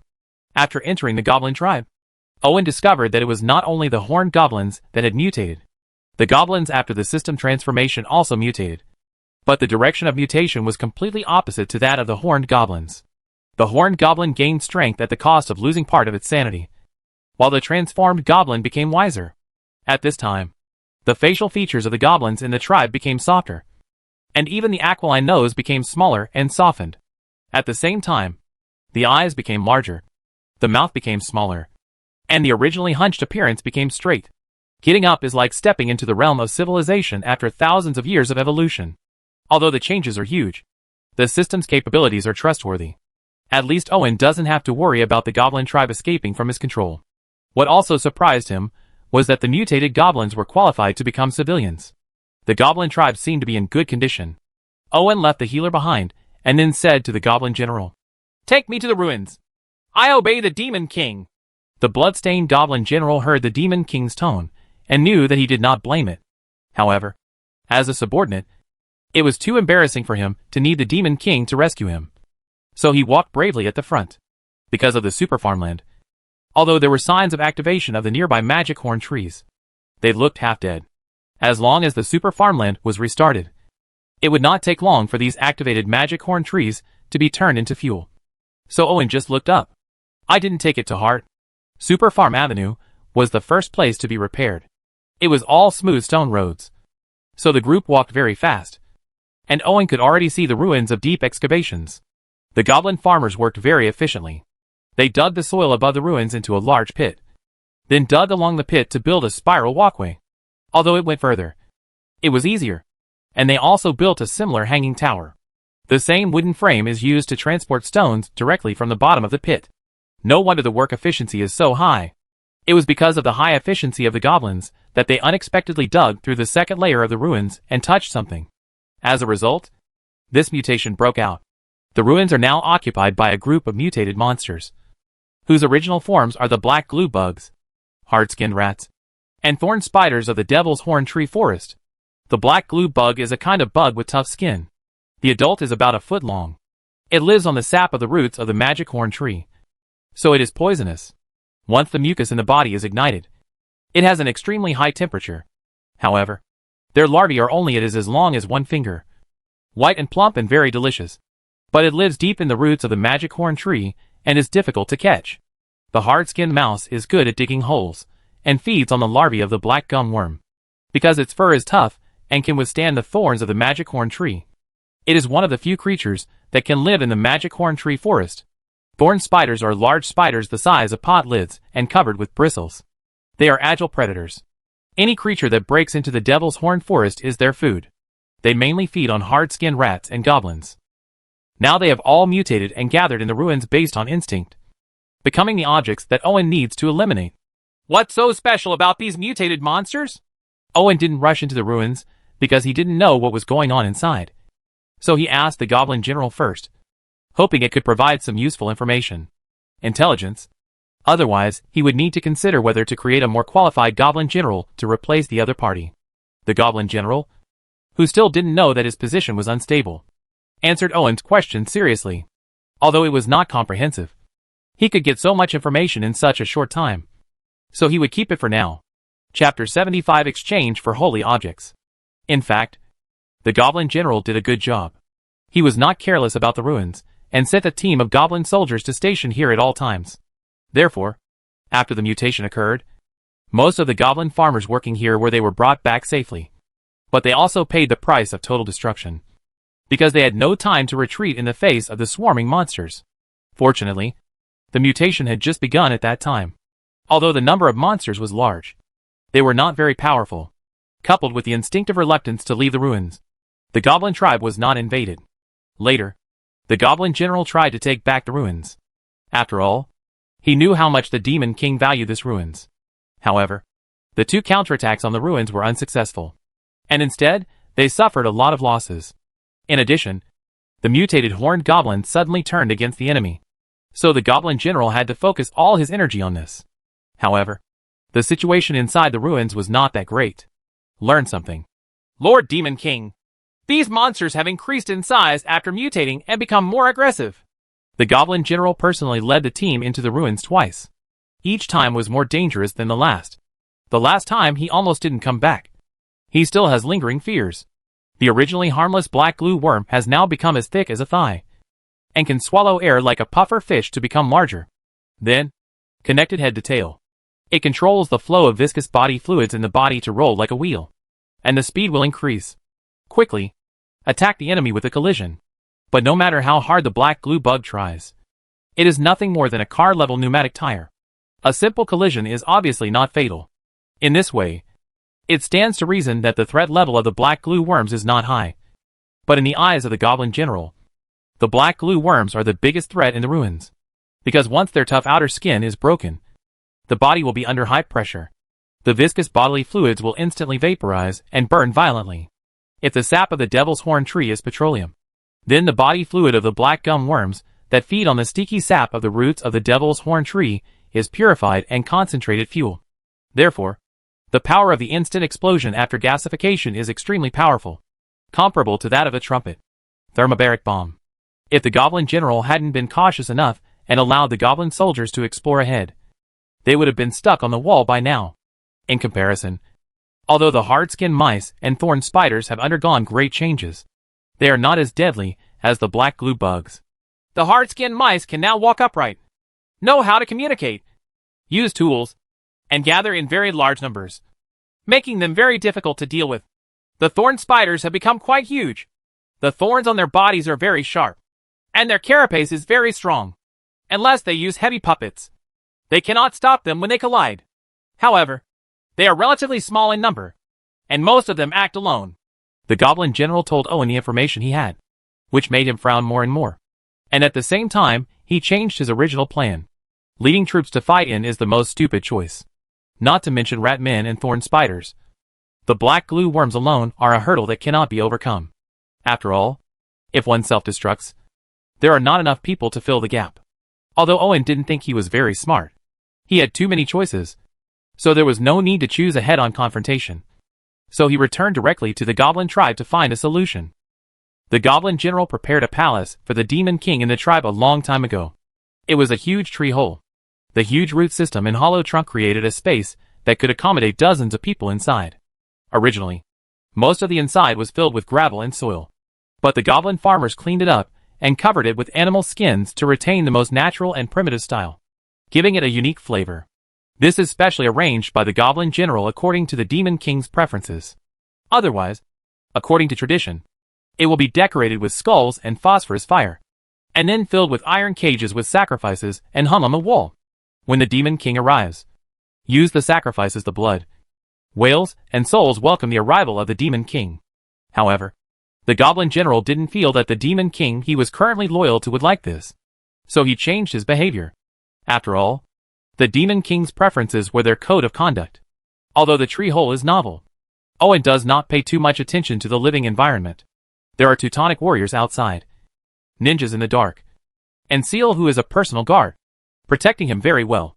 So Owen can now think about with peace of mind what he is going to do with these 30 progress points. Because of his next plan, a lot of progress points need to be used. No time can be wasted, and there is no time left for him to continue to hesitate. In fact, the reason why Irving hesitated was that he was faced with too many choices. Many of them made his mouth water, and it was really difficult to make a decision. With the last grit of his teeth, Owen made the difficult decision to redeem his target, which was an ordinary-looking holy object. Relics originate from the Imperial Age, and their function is to enhance the characteristics of the building and increase the amount of gold.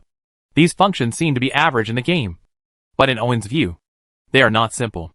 In addition, most of the buildings and troops in the territory now come from the Empire era. So he made up his mind to exchange for a holy item to see if it can work. What chemical reaction? Even if he failed, it would be okay. He just had to wait a little longer. And he could afford to wait. On the contrary, if he succeeds in stimulating a chemical reaction, he will obviously make a lot of money. In the game, the holy object is a box. And no one knows what is inside. After exchanging it, Owen realizes that the box is just a carrier. And the essence of the holy object is actually the sacred power that can create miracles. Divine power is superior to ordinary energy and must be more idealistic. In other words, it is able to distort reality at will. So it is called a miracle. With Owen's current ability, he couldn't understand it at all. And he didn't even know the specific function and upper limit of miracles. But he knew that his risky choice was not wrong. And after being exchanged into reality, the holy objects have another characteristic, which is faith.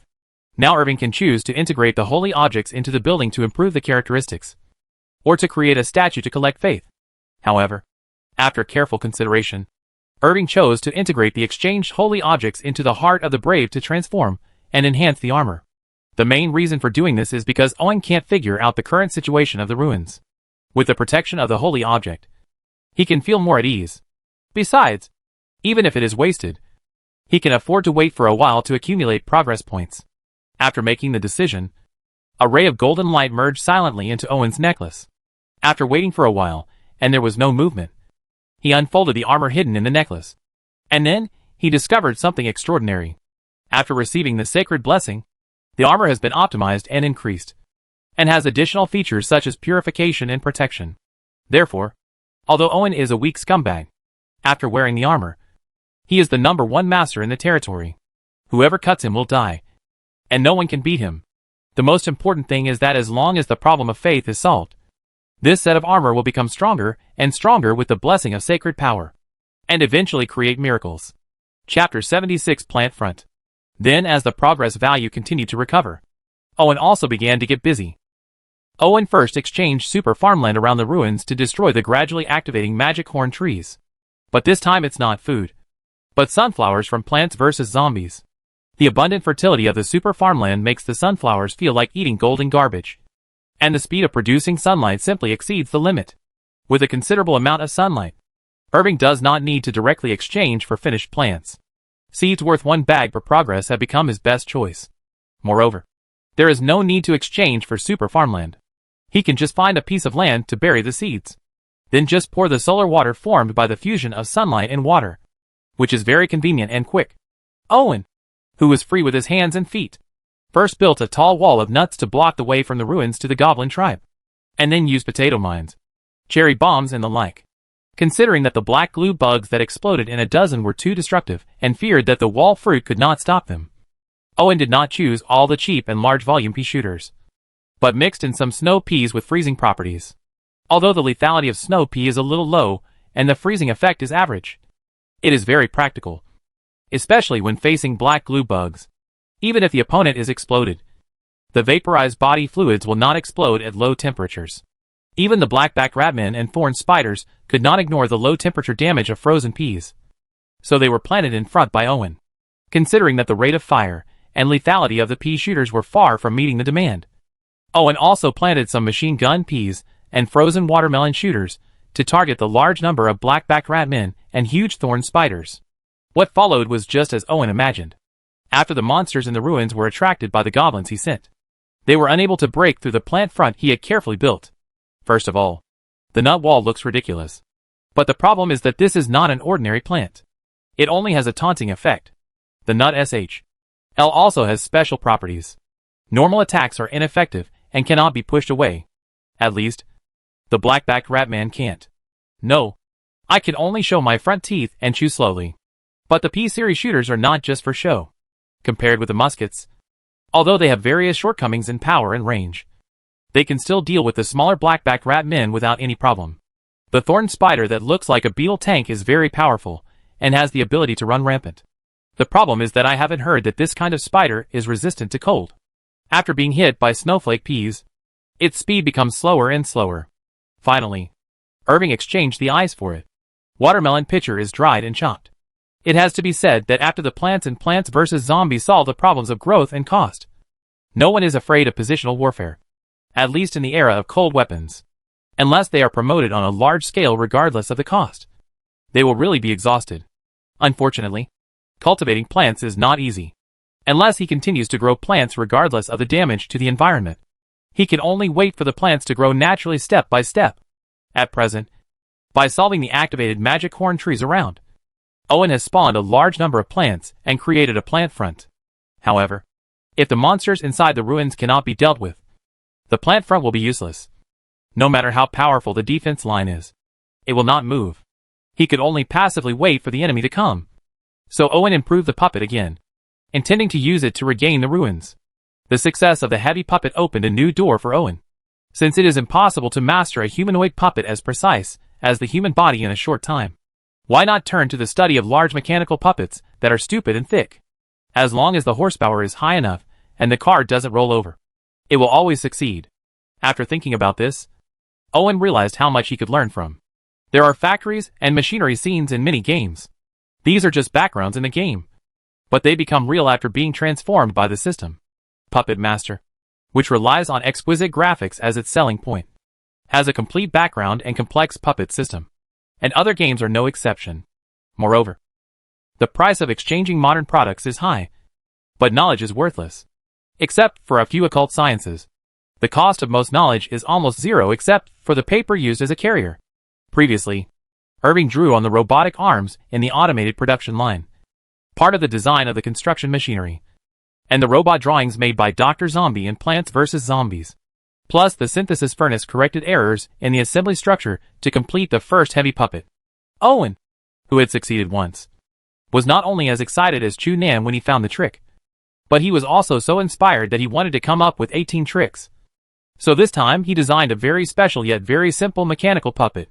The formed mechanical puppet looks like a spider-shaped six-legged platform from above, and from below it looks like a Beetle sedan with an upturned chassis. The shape is a bit weird, considering the special purpose. The six-legged platform is not too high, because the power unit and cockpit are installed under the platform, which makes the entire platform look even lower. It is better to say it is a spider than a crab. So Owen's simply two mechanical claws are installed in front of the platform. In this way, when encountering an enemy, you only need to close the 6 legs and the platform will fall. Then use the 2 mechanical claws to block the cockpit and power unit to the greatest extent. Apart from this, there is nothing else on the entire platform, because it is just a platform in itself. And the only ones that really play a role are the special plants that are ready to be moved up. There is an item in Plants vs. Zombies, a flower pot, that allows plants to move freely off the ground. They only need to be regularly replenished with sunlight and water so that they can continue to fight. In this way, the 6-legged platform created by Owen does not need to be equipped with any weapons at all. It only needs to be matched with plants as needed. As for the driver, the goblin transformed into a civilian is fully capable of the job, and the effect is unexpectedly good. Even Owen didn't expect that the first batch of civilians under his command would be goblins. But it has to be said that the mutated goblin is really smart, alert and studious, and can quickly learn to drive a puppet. This trait made him become interested in goblin, and he decided to increase his efforts in cultivating goblin. At this moment, Dell unexpectedly brought him a surprise. When exchanging plants, Owen exchanged Crazy Dave's plant cultivation and transformation notes that no one could understand and gave them to Dale. Who would have thought that she would be so inspired that she cultivated plants that amazed him? Variant. Owen asked the goblin soldiers to carry a strange thing on their backs. The main body was a wooden barrel the size of a flower pot, with thick and tough roots of plants connected to it. The other end was the head of a pea shooter. The overall shape is similar to a flamethrower, except that it does not spray flames, but peas as hard as iron, the kind that can kill people. In other words, they are plant-like protrusions. Chapter 77 Goblin Mobile Armored Force. P-Commando? Owen was eye-opening. He never thought that Dell's transformation and herbalism could produce such miraculous changes in the special plants in Plants vs. Zombies, let alone that she could eat cultivated portable cherry grenades and potato mines. Strange plants that are comparable to steamed bun mines. When he imagined the goblin soldier carrying a flower pot on his back, holding peas, hanging cherries, and tucking potatoes, he had the urge to complain. But it has to be said that the mutant plants cultivated by Dale have obviously allowed the Goblin soldiers to enter the equipment level of the firearms age ahead of schedule. And compared to complex ammunition, their supplies only require sunlight and water. Moreover, it is not difficult to replace pea shooters with snow peas, machine gun peas, etc. In this way, the six-legged platform has a lot of space and can carry some special plants, such as wall fruit, cactus, piranha, and coconut cannon. In this way, together with the Goblin assault troopers, a mobile armored unit can be formed. "Now let me see how good you are," Owen said with a strange expression as he looked at the 150 Goblin commandos wearing coconut SHL helmets and 10 six-legged platforms in front of him. The two six-legged machines carrying wall fruits were the first to step into the ruins. As expected, they heard jingling noises as soon as they entered. It was the black-backed rat men throwing stones at the six-legged ones. But these black-backed rat men followed the demon and threw stones at the wall fruit. There was not even a scratch on the six-legged platform. This was the special effect of the wall fruit, attracting hatred. The six-legged goblin was a little panicked at first, but he had calmed down by now. Firstly, the attack didn't come towards them at all. Secondly, they also realized that the front cockpit was not as fragile as they thought. Although the space was small and one had to crouch inside, the outer SHI was made of 6mm thick steel plates, and the inner part was the buffer layer made of woven rattan is difficult to break even if it is hit directly by a heavy axe, let alone the two mechanical pliers that can pinch out human feces. After calming down, the goblin responsible for operating the six-legged platform followed Owen's instructions and began to advance forward unhurriedly, attracting the attention of the black-backed rat man. Then the two platforms were each equipped with 12 machine guns. The 6 legs of the peas quickly rushed into the ruins, and the 24 pots of machine gun peas scattered the peas as hard as iron with the force of a violent storm. The killing damage, rate of fire, and range of the machine gun pea are far from comparable to that of a real machine gun. But it can kill people if it can kill zombies, let alone the small black-backed rat man. When it was still a tough-skinned mouse, it might be able to rely on its thick skin to survive. But after the size increases, only the fur on the back is still tough. The problem is that 24 pots of machine gun peas are shot at the same time. Even a layer of fur can stop it, causing immediate death and injury. One slice, however, the bullets of the machine gun peas are consumed too quickly, and there is no way to change the magazine. Although the goblin in the cockpit turns on the mechanism and injects solar water fused with sunlight into the flower pot, it still takes a while to generate bullets. This gives a chance for the black-backed ratman to counterattack. The black-backed ratmen mutated earlier than the horned goblins. A group of black-backed ratmen riding on hard-skinned giant rats that did not turn into ratmen, but increased in size took advantage of the lull in the rain of bullets to rush over, like charging cavalry. Unfortunately, their timing was wrong, because right behind the machine gun pea hexapod platform came 2 hexapods carrying cactus. The thorns on the cactus can be used for masturbation, and the lower parts can be used for acupuncture. When the body is twisted, the sharp spikes all over the body fly out like raindrops, killing the black-backed rat cavalry all over the place. Those who were lucky enough not to die couldn't hold it back. They suddenly became a mess, and were shot one by the goblin assault soldiers who rushed in. The popping sound of the pea shooter sounds ridiculous, and the range is not great, but the lethality at close range is really strong. The peas sprayed are enough to pierce the skull, which allows the goblin assault to quickly dominate the battlefield. Occasionally, when encountering black-backed ratmen who have gathered together to try to fight back, the goblin assault soldiers will pick 2 big cherries from their waists, bite the fruit handles, and throw them out. Then with a muffled sound and the smell of fruit, the enemy will be gone. The jam-covered pieces were shattered all over the floor. Although he had seen it many times, it was still difficult for Owen to accept this scene. It's just a pea shooter. It can be understood that gas can be generated internally, and then compressed and sprayed like an air gun. The power of air guns is actually not weak, as long as the air tightness is ensured. The range and lethality are no worse than muskets. However, how 2 big cherries possess the power of grenades has always been difficult for him to understand.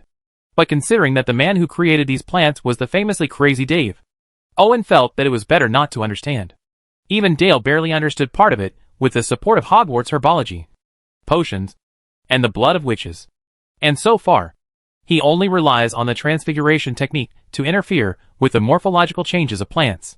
He cannot touch the essence of plants, let alone talk about creating these amazing plants from scratch.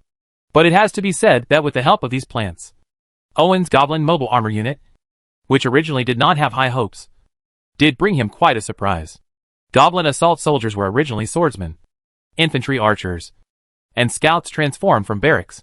After being equipped with plant weapons, their fighting styles are also different. For example, scouts are good at sneaking, swordsmen are good at fighting, and infantry archers are good at shooting. Therefore, their weapons are also different, using pea shooters, machine gun peas, and snowflake peas respectively. The combination of a variety of plant weapons allows the Goblin assault soldiers to successfully deal with the black glue bugs. The black glue bug actually does not have much attack power. After all, it turns into a pneumatic tire to hit the enemy. Without the weight gain of the metal outline, it is difficult for anyone to die unless they are unlucky. The most difficult thing about them is self-destruction.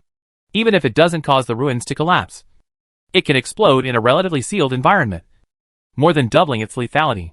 However, with targeted measures, the threat of black glue bugs has been greatly reduced.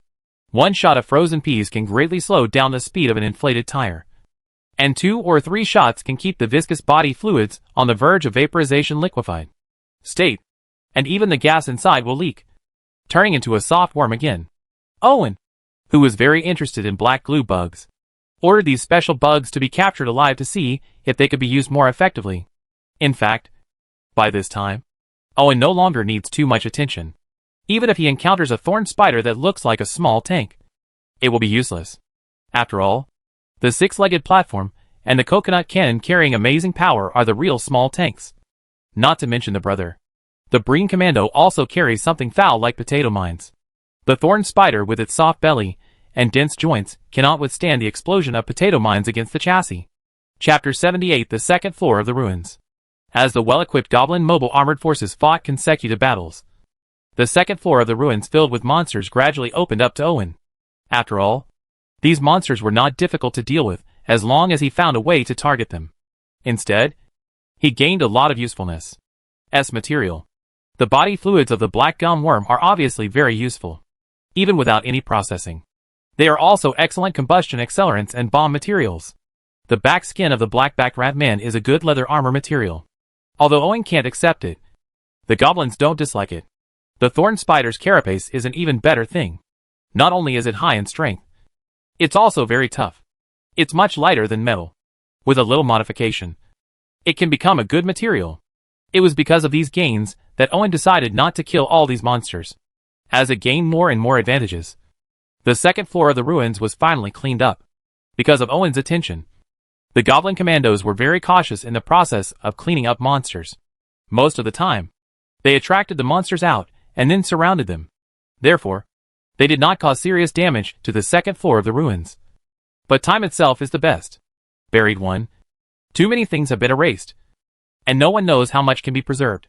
Wearing power armor shrouded in golden light, wearing a full coverage helmet, and carrying a war hammer, Owen found that he was nervous and vain, because everything here had long been decayed and was lifeless, let alone dangerous. However, Owen was not careless. Otherwise, he would not have kept the Teutonic warriors and Seal away from here. Neither the Teutonic warriors nor Charco have special bloodlines. Who knows what will happen to them after they are induced to mutate? Owen dared to come in. Firstly, because he was surrounded by cannon fodder, and secondly, because he had power armor blessed by divine power. So his safety was guaranteed. Lanterns were hung around by the Goblin assault soldiers, allowing Owen to gradually see the environment here clearly. The current place is probably only part of the second floor of the ruins. It was expanded based on the underground cave, so the space is not small. Almost as big as 2 gymnasiums. This place should have been a place similar to a greenhouse before, because the ground is covered with a thick layer of soil, and there are man-made hills. Obviously, these should not appear in the cave, but the originally lush vegetation has long been turned into dust, and there are scattered and unseen hills. The intact broken bones still barely prove that some creatures originally lived here, but I don't know what happened. This place has long been abandoned and everything turned into dust. If it were just like this, it would not cause a change. So the source of the change was not found. Therefore, Owen immediately ordered the Goblin Commandos to spread out to look for the abnormality. In fact, it was not difficult. The Goblin Commandos quickly discovered an anomaly in the center of the entire space. A piece of diamond-shaped green jade as tall as a person was inserted diagonally on the ground. The appearance makes it difficult to ignore, judging from the earth that was turned over when it landed. It was obvious that this green jadeite was supposed to be suspended in the air. After losing its buoyancy, it fell down and was inserted into the earth. The stalactites scattered on the side, and the obvious cracks on the green jade made Owen guess how all this happened. When the goblin demolished the second floor of the ruins, he accidentally caused the stalactite to break off, and it happened to hit the green jadeite, causing the internal energy that could cause biological mutation to leak out, which caused all this.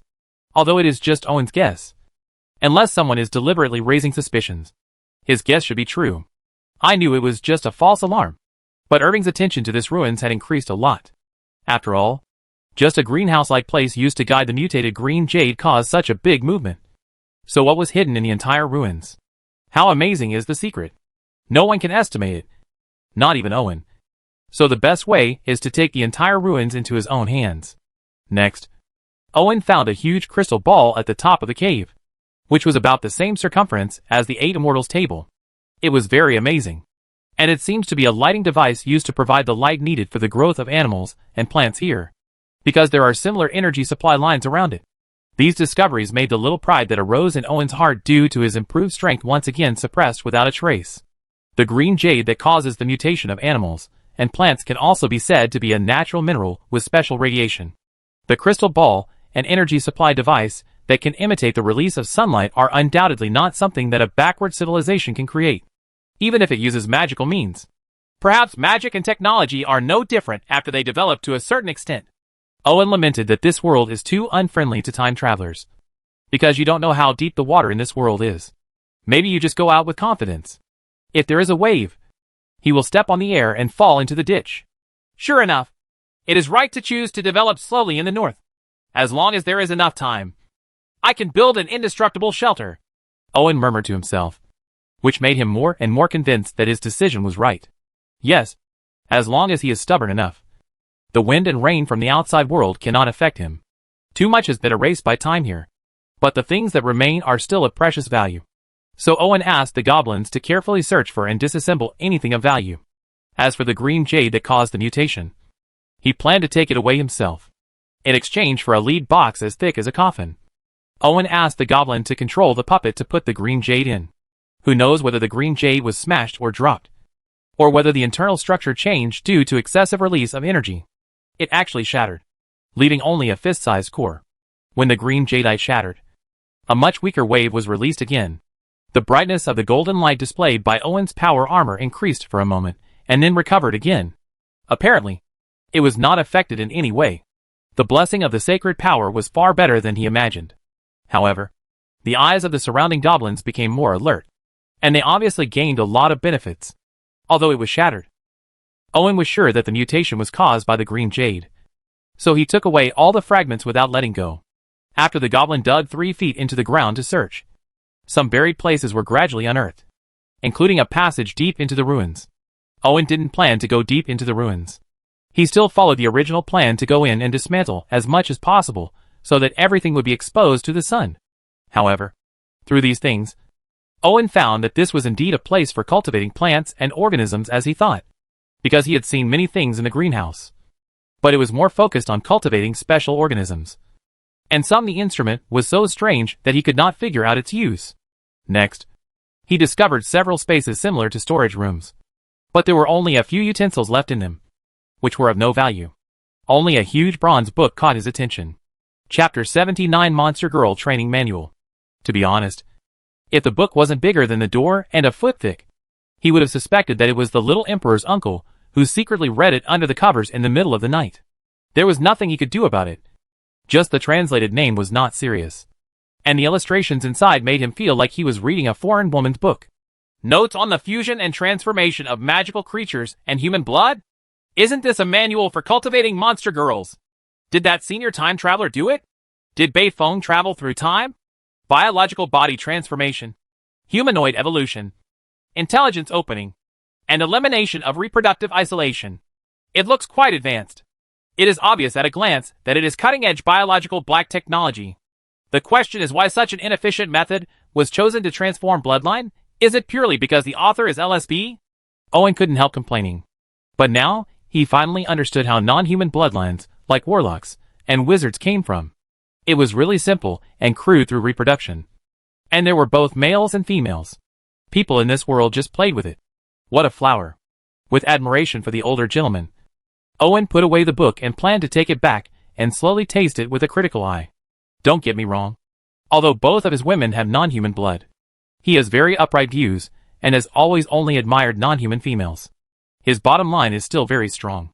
Let alone the cat-eared girl. No matter what. The 4 long-legged centaurs don't want him to break through his own bottom line. He is so confident. After confirming that there was no oil and water to be looted, the demolition work started again. But this time, the movement was smaller and more professional to prevent similar incidents from happening again.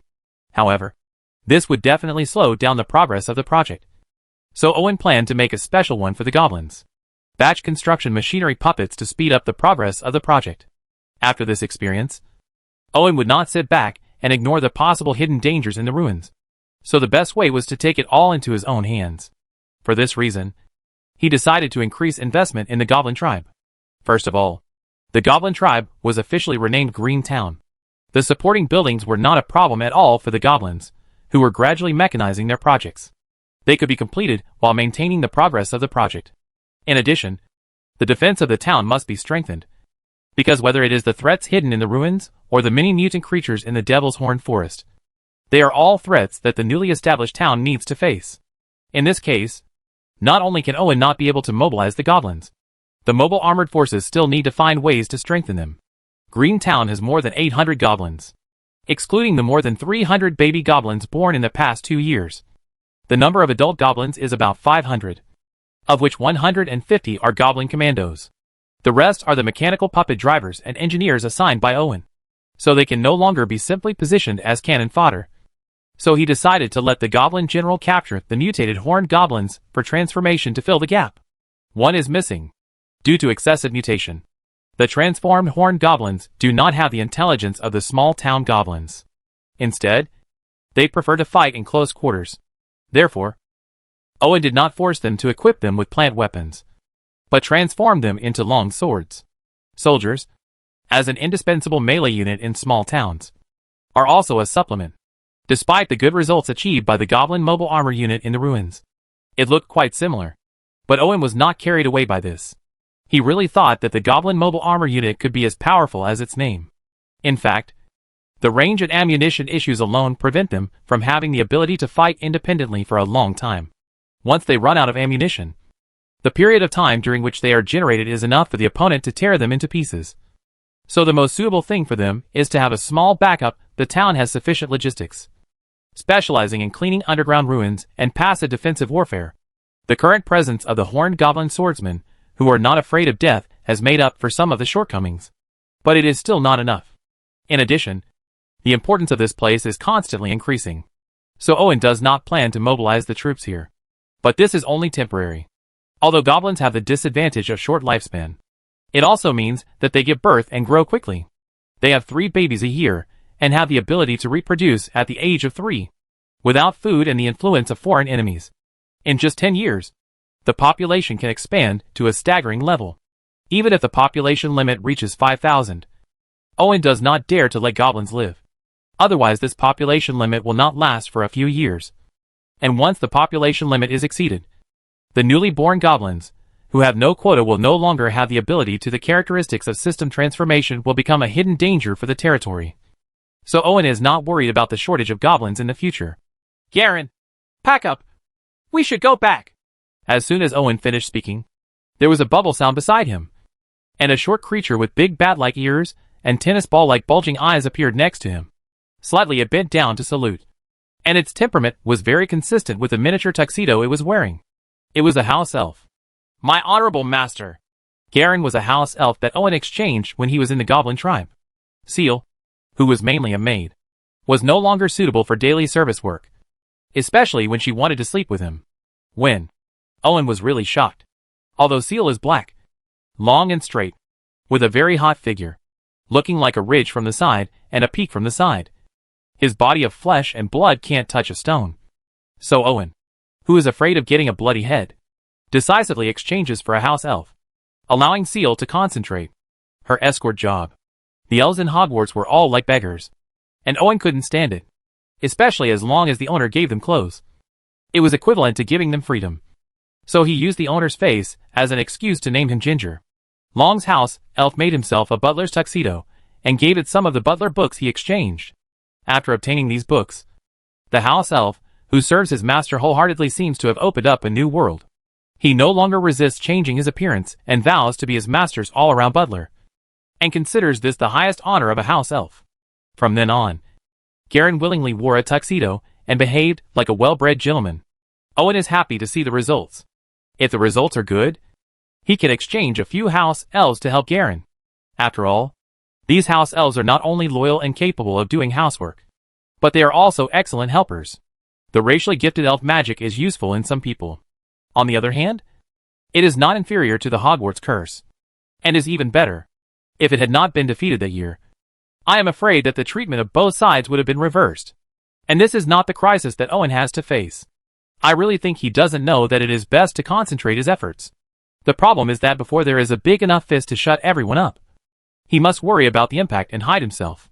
To put it simply, develop and become stronger within the scope that others can understand and accept. Otherwise, some people will plan to explore your secrets. If the attraction is strong enough and provokes the big boss, Owen doesn't know what fate he will end up with. That's why he tried to hide everything underground. It's great to push with explosive troops, but the end result is that you will be targeted in various ways, and you will definitely die miserably. After all, cheating also consumes progress points. Chapter 80 Outsiders. Ugh, the feeling of phantom transfer is still so bad, Owen retched. But I have to say that the efficiency of magic is really high. And he was back in the castle in the blink of an eye. But unless necessary, Owen thinks it is better to ride a horse. But thinking about the exhausting journey from the green town to the wooden village, and then from the wooden village to the castle, he has a hard time choosing. Is it a long-term pain or a short-term pain? But Owen soon stopped thinking about it. The worst thing he could do was choose which way to travel depending on his mood. After Garen went to familiarize himself with the castle, Owen asked the slime maid to prepare a change of clothes, and then went to the bathroom alone. The bathroom in the castle is no longer the simple one with a ditch and a bathtub. It has been replaced by a huge and gorgeously decorated bathtub. The surrounding hundreds of golden faucets inlaid with various gemstones perfectly demonstrate what luxury is. This is a bathroom exclusively for prefects in Hogwarts. It has no special properties other than adjusting the water temperature, so the required progress value is not high. It was redeemed by Owen. I often have water fights with Del and Maya here on weekdays. And by the way, I create continuous half-hour of artificial waves, soaking in the warm and comfortable bathtub, feeling the buoyancy of the water. Owen relaxed his body comfortably and enjoyed the rare leisure. When a man takes a bath alone, he doesn't spend much time at all. Even if he takes a bath, his skin will become wrinkled. Owen picked up one of the piles of white fluffy bath towels beside the bathtub, wiped off the water stains, and lay on the bed. The slime maid beside him skillfully raised her head and opened her mouth, swallowed a cup of olive oil that had been prepared, and then climbed up skillfully.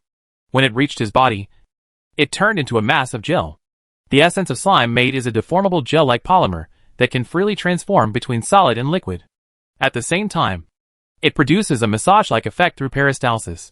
In the process, the olive oil drank before will also be evenly distributed. It is very convenient and comfortable to apply on Owen's body.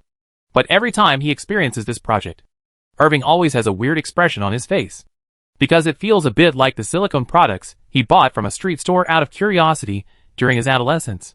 By the way, the matching oil, it's not easy to clean after use, and it's easy to be discovered. Don't ask him how he knew. Putting on loose clothes, Owen felt full of himself and went to the greenhouse to find Dale. As for the purpose, haven't you heard that water will overflow when it is full? So a mature man knows how to clean up the inventory in time before it overflows. Arriving at the door of the greenhouse, Owen found that the plant guards at the door had changed a lot. It was obvious that Dale had gained a lot of inspiration from Crazy Dave's notes, and had the ability to realize it. With this ability alone, he had gotten rid of the flower pots and canary status.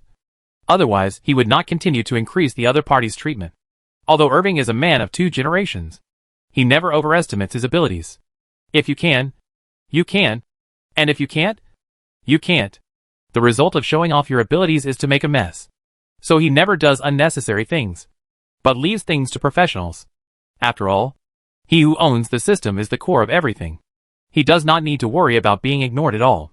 He only needs to give corresponding treatment and let these professionals work for him. Entering the greenhouse, Owen found that Dell was rarely taking care of plants or brewing potions, but tinkering with something. When he got closer, his face suddenly turned green. At this time, Dale was holding a metal stick in his hand. You see, it is 8 inches long and 3 inches thick. It is thicker at one end and narrower at the other. There are uneven patterns on it. It goes up and down and back and forth, pounding the herbs, soft as mud. Is this the medicine pestle your mother left for you? Owen didn't ask why this thing looked so unique. A man who couldn't straighten his back was so easy to talk to. So he wisely changed the topic and took out a little bottle. Is this the source of the mutation? Dale, who had put away the medicine pestle, picked up the small bottle Owen brought and shook it, curiously looking at the green fragments inside. The bottle contained the fragments of the green emerald. Owen placed most of the fragments at the bottom of the dungeon, and then filled some of them with Dell for research to see if he could refine the bloodline potion.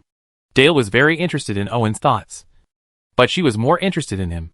Dale's skills became more and more refined.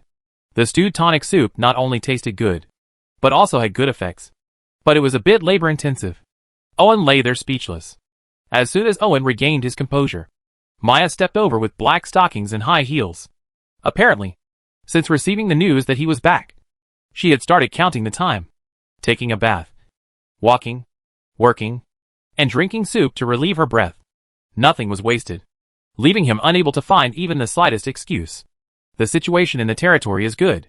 Although Owen focused most of his energy on the ruins some time ago, while making puppets, he also dealt with some matters in the territory, such as serf conversion and soldier training.